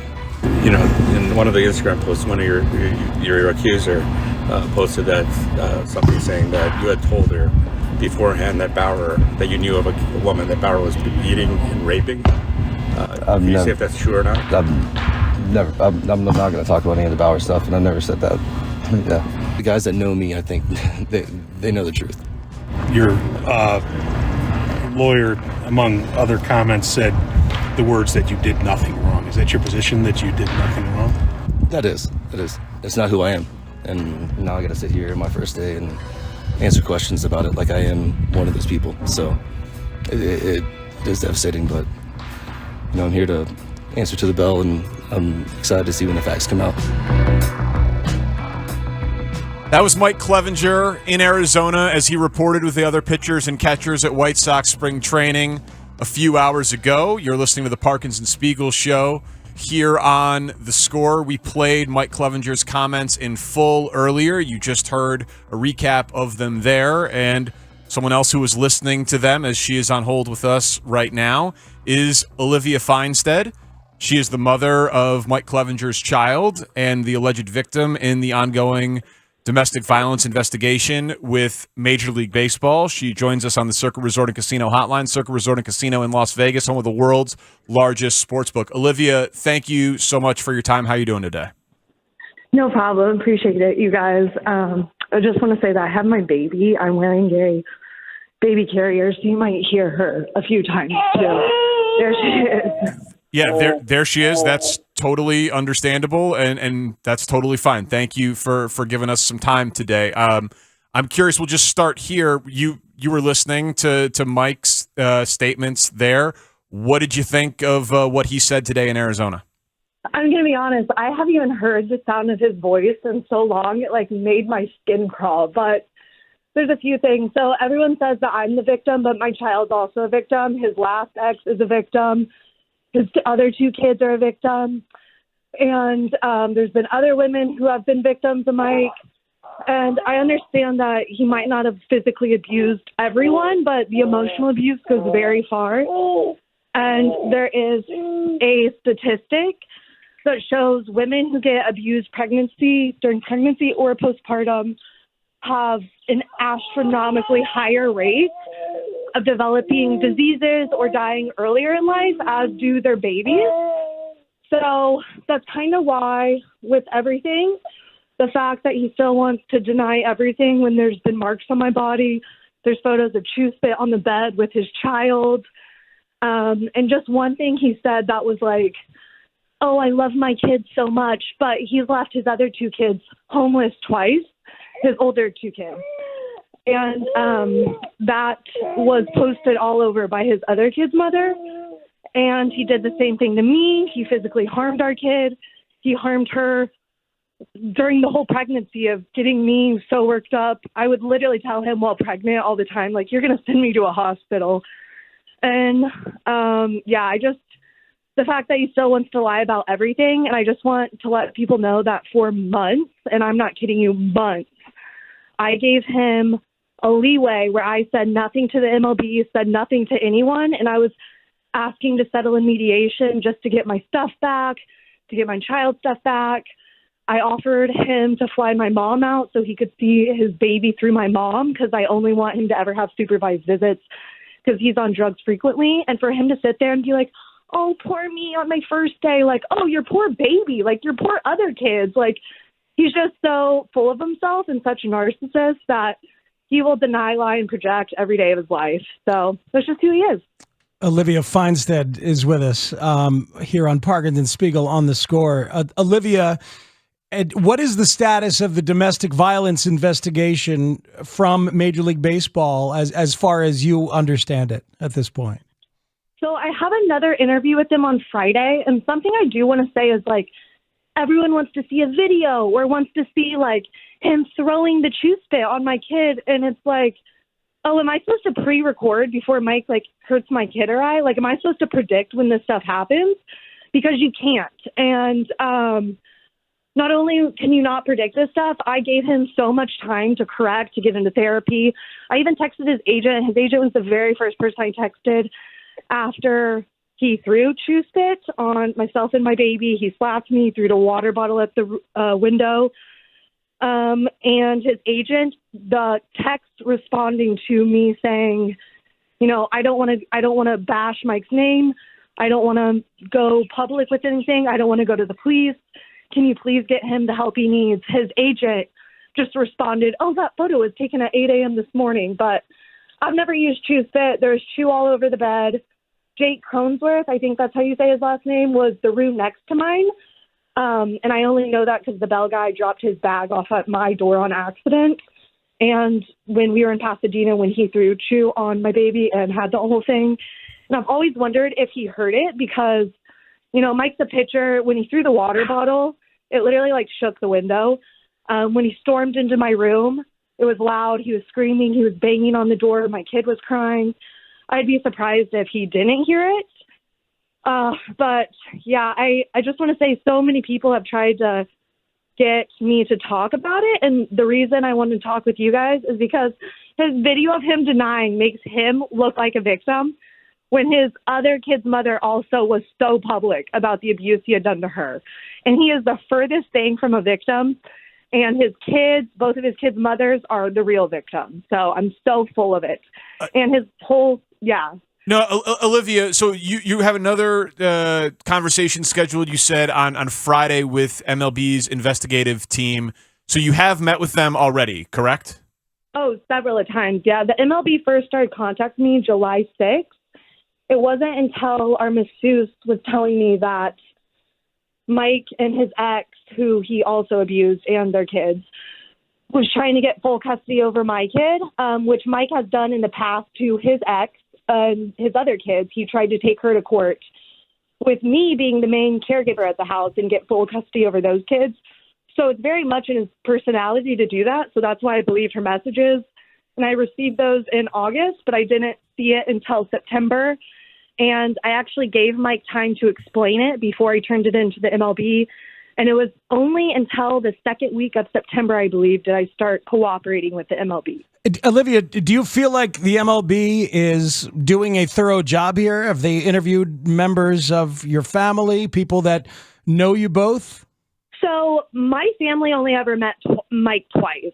So they don't know Mike at all. And I will say, if I can offer anyone advice in the same spot, it's to hire a lawyer immediately. Don't let them intimidate you. Don't act like because they have money, they have the upper hand.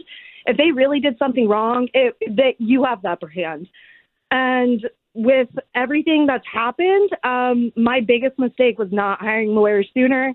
By posting, I have had so many more women come out and validate stuff he's done to them. I had one girl tell me that she had to drop out of college and put herself in like 8 years of therapy, and it's documented with a psychiatrist of the PTSD she went through.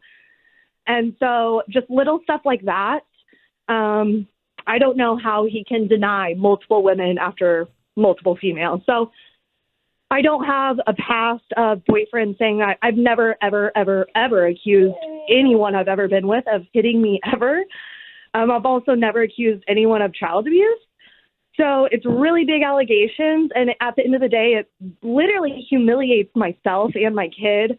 So I would never bullshit that. I would never lie about that. Yeah. Olivia Feinstead is our guest. She's the mother of Mike Clevenger's child and the accuser in the ongoing domestic violence investigation with Major League Baseball. The Washington Post, Olivia, said there was a police report. I haven't seen that anywhere else. Did you ever file a police report? I did file a police report after I got the threats of custody because I was advised to by a lawyer to go ahead and document the things that had happened. I was going to call the cops the first incident, June 23rd. Mike actually took my phone from me, so I was not able to call the cops immediately because after he choked me, that was the first thing I wanted to do. And then pretty much he was threatening my mom intimidating her, and my mom was just pleading with me, not to do anything, move on. And it's not in my personality to want to ruin anyone's life. I really don't. But he's single-handedly tried to ruin my child's life and mine. He's drove the car on acid with his other 2 kids and myself pregnant. That could have killed all of us. So he is so self-absorbed and selfish. I'm so sick and tired of it. I still don't even have the bottom attachment to my kids' car seats. I will say I think the MLB investigation team is good. But the White Sox letting him play, correct me if I'm wrong, but didn't wasn't he allowed to play for a few games before going on administrative leave? There was a timeline there from when the initial allegations came out before something happened. Yeah, but there wasn't. We wanted to ask you what Trevor Bauer's involvement is in this story and the investigation. He blatantly lies again about the Trevor Bauer thing. I didn't even know anything about Trevor Bauer. I was in a vlog that I have on my phone that Trevor Bauer made of when I met Mike. I think it was met Mike in May, and then I believe we're at lunch with Bauer some point in June or July. I couldn't tell you. I'd have to look at my phone. But right after lunch, I told Mike, I get a funny feeling about that guy. And that's also not something I say usually. I actually never say that. And Mike proceeded to tell me that he knew this girl in Cleveland that came up to him at a party and said, your friend beat and raped me unconscious. So Mike, again, is blatantly lying. God bless Trevor Bauer's soul, because he reported Mike's drug abuse and anger issues a year and a half ago. So I greatly appreciate that. Yeah, it was just. So they're not friendly anymore. Is that what you're saying after that happened? So actually, I had told Mike once he told me that about Trevor. I said, "Is it true?" And Mike says, "I have no idea." And I kind of told him "Okay, well, you need to stay clear of him, because where there's smoke, there's fire." That's a big allegation for a female to come up to Mike at a party and say. I'm not always going to just believe anything, but again, that's a big allegation. Where there's smoke, there's usually fire. And I just kind of told them, let's stay clear of him. Let's just kind of separate ourselves. And then about a week and a half later, I don't even think it was a week and a half later, the very next week, Lindsey Hill's story came out. I hadn't known it had came out, and Mike calls me and said, "Hey, Bauer?" I was like, "Yeah." And he said, "Yeah, he's tying me into this case." And I was like, "Oh my God, what did you do?" And he said, "There's another girl that came forward. I had slept with her. They were dating, and Bauer is throwing me under the bus and Tatis for just being involved with her." So Mike was very aware of Bauer's abuse. Very, very aware. Olivia Feinstead is with us here on 670 The Score on Parkins and Spiegel. Olivia, have you heard from the White Sox directly at all? No, I have not. Did you expect to, or I know MLB is doing the investigation. Did MLB say that a team can or cannot reach out to you? Did they say anything about that? Yeah, that's a good question. I don't think they can. The Padres never reached out to me. So I don't think teams really get involved like that. It really is the MLB investigators. Mm-hmm. And the investigation team I work with, they're great people. They have great resources for women who have been through domestic violence. If players aren't paying them child support or they need therapy, they offer them resources. I like the MLB investigation team. They obviously don't get the final say. Mm-hmm. As you guys saw, Bauer's suspension got reduced, which blows my mind. I didn't know beating women unconscious and raping them got you a reduced suspension. But so I don't know what the commissioner will do about it. But again, Bauer reported Mike's drug abuse long ago. Right. So Olivia, do you have any ill will towards the White Sox or another team that would choose to sign Mike? Do you feel like they should or should not in this situation? Okay. Well, let's be real, guys. My child eats off of Mike's paycheck right now, So Mike losing money doesn't benefit me at all. It doesn't benefit my kid at all. Would I like to see Mike be put in drug rehab and therapy and owe me an apology and my child and give us our stuff back? Absolutely. And I don't think he'll ever get there until a suspension is issued. Am I upset at the teams? No, it's their job to hire these people. You know, they're a company and Mike is their product and they're just buying their product. So I have no resentment towards any of the teams. I have resentment, obviously, towards her dad for being a liar and abuser. And my little baby just said dada. That was her first word. But yeah, I don't have any resentment or frustration towards the teams. Olivia, you've mentioned driving around on acid and drug use. What more can you tell us about that? Because obviously that is a huge part of this story. Yeah, and drug use goes very deep in Mike's family. So it's not something that people in his family are unaware of. I'm not trying to throw anyone under the bus, but it is very unfortunate that, you know, he has family members that have been in and out of rehab for hardcore drugs. He has other females in his family that have lost custody of their own kids from drugs. It is something that runs in your genetics, as, you know, people learn in rehab. And so drugs is a huge part of it. But then other women will tell me that, you know, Mike just is this way. But I saw the great side of Mike for a while. I think Mike has his good sides. I think the stress from his job definitely can play a role in the drug use. His other kid's mother has harassed him every day of his life and made his life not too easy. So I think that plays a big role. When I met him, he would do any drug there was. He would do acid way frequently. But then when I came around, he had to hide it and he stopped drinking. But yeah, the incident of driving the kids around acid, I will never forget that. And that's kind of why I get so frustrated about the custody threat, because I can't prove acid. It's a spinal tap. I can't prove shrooms. That is food poisoning. But there's a long history of people who will tell you he's been doing them almost every day. As far as I know, Mike did stop doing acid daily when I came around. He would convince me the shrooms are only microdosing, but then there would be days he's having really hard trips. And I'm pro psilocybin for medical use. But if you know the medical side of it, it is done. I think some of it's done like 2 weeks at a time, and it's done with the professional's help. Mm-hmm. And it's done that way so that you don't have bad trips when you're in the middle of your daytime with kids. And I do not believe the heavy doses of acid are good for him at all. And No. especially not ever necessary around the kids. No, it's understandable. Olivia, did you struggle before deciding to come public with all of this stuff about Mike? And why did you eventually feel like you had to speak the truth as you have in your Instagram and you are here with us today? Oh, it has. I'm not kidding you when I say I feel like I've been through hell and back. And I actually have never felt better than I do right now from the whole situation, because I have support from all the other women of his past. And I'm in contact with great lawyers now. But there was a time period, and the MLB knows this, but from stress, all of my teeth were bleeding. I went to several emergency dentist offices for days at a time. My teeth would be gushing bleeding. And I had no cavities, nothing. Like, it has truly been like hell for me. But, you know, it's all right. Well, you're very strong for coming forward and telling your story so publicly, Olivia. Do you feel like you're being believed by the investigators and the public at large?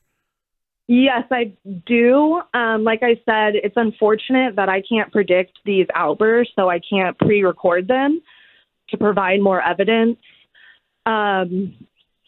What made me come forward was the first custody threat came from our masseuse, and that was, she sent me it in August. I didn't see it till September because it was on my direct messages in like the hidden folder.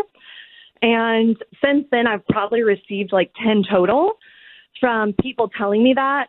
And it's super upsetting, but it's a worry for me because of my kid.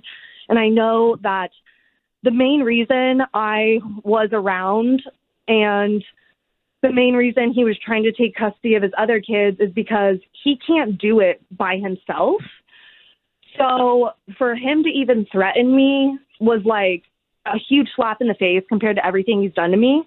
And it worries me for my kid because he's had several of other women around his other 2 children. He's been on several drugs around them. If it wasn't for me, I don't know how he would have ever saw those kids last year.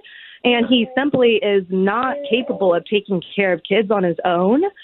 So I just thought it was like ridiculous for him to even tell people he's going to get custody over my child. Just an awful situation as described by Olivia Feinstead here on The Score. Olivia, what would be not a win, of course, but like what is a desirable outcome of this for you? What would you like to see happen at this point for Mike and for you?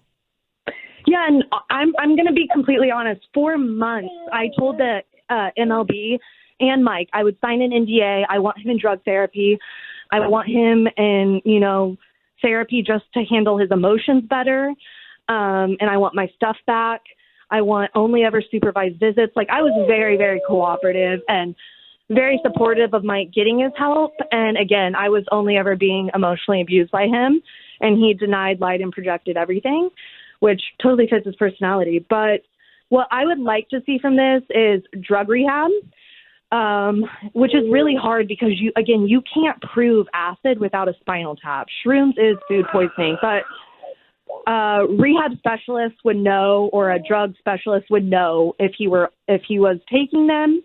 I would want him to get the emotional support he needs because there is just female after female after female after female that would tell you he has emotionally abused them for a very long time, including his ex, who went through so much. He has probably cheated on her 1,000 times and would kick her out of the house whenever she found out, which is terrible. She had 2 kids under 2 when he would do that stuff. So just for him to gain more self-awareness of his actions and how they affect his kids, I would like my stuff back. I would like my child's stuff back.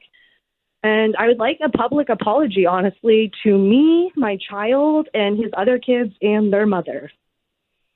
Olivia, I hope you get everything that you want out of this. Thank you for telling your story publicly. Thank you for trusting us to be a platform for you to tell it to. And we'll be in touch. Good luck with the meeting with the investigators on Friday. And we hope this resolves for you and that baby who sounds adorable, although a bit heartbreaking when you say the word dad and then hear how you talk about her dad. That must be very difficult for you. So thank you very much for your time. Thank you. Yeah, thank you. I appreciate it, you guys. Thank you. That's Olivia Feinstead, the mother of Mike Clevenger's child and an accuser in his ongoing domestic violence investigation with Major League Baseball. One of those moments when journalistically it's our job to step in and be a part of it, even though it feels so none of our business, doesn't it? It is an odd walk for our listeners to make along with us. It's a great get by Shane Reardon. Yeah, I mean, the whole thing was uncomfortable and a high wire act, but she's telling her story publicly. And if Mike Clevenger gets to speak in front of television cameras and on news outlets and have that amplified, if the accuser wants to do the same, I do not feel bad at all for affording her that opportunity. If he can call it nonsense on a 50,000 watt radio station, she can tell her story on a 50,000 watt radio station, as far as I'm concerned. I think that's well said. And there are several people texting, like, how you guys give her a platform. Mike Clevenger had a platform today. He had a platform in front of assembled media and will again and again and again. And she has her Instagram account. And didn't it kind of seem like she removed blame from the White Sox or didn't put blame on the White Sox? She said she had no... She had no malice at all towards the White Sox. Yeah, that was... And she posited that she was not able to be reached out to by the White Sox because she never heard from the Padres either. Yeah. So, yes, that's an important point. So we'll continue to process the last 25 minutes of what just happened. You have the opportunity to do so as well. 312-644-6767. Parkins and Spiegel on The Score. The Chicago Bulls play here. Put back at the buzzer. Got it. Haugh Sumu, the basketball gods, love the Bulls. Listen to the Bulls compete with the best in the NBA right here on Sports Radio 670.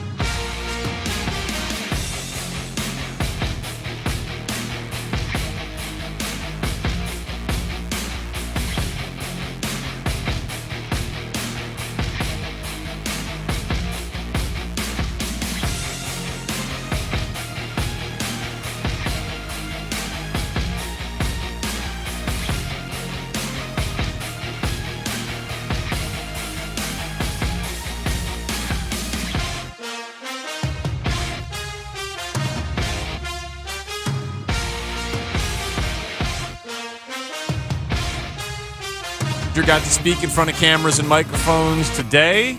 She has her Instagram account, and she wanted to speak. So we listened and asked some questions. A lot of texters making the point. It's her allegations. We don't know if every word she is saying is true, obviously, but a lot of texters are making the point.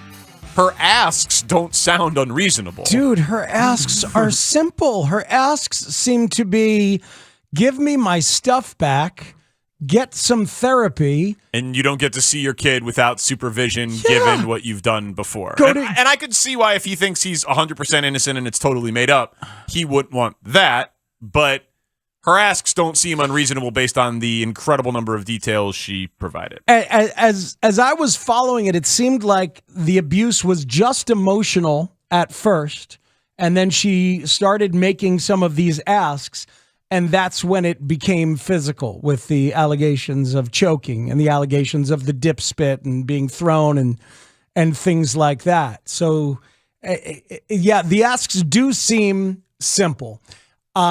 And her anger is not directed at MLB, not directed at the White Sox, not directed at the Padres or the institution of baseball.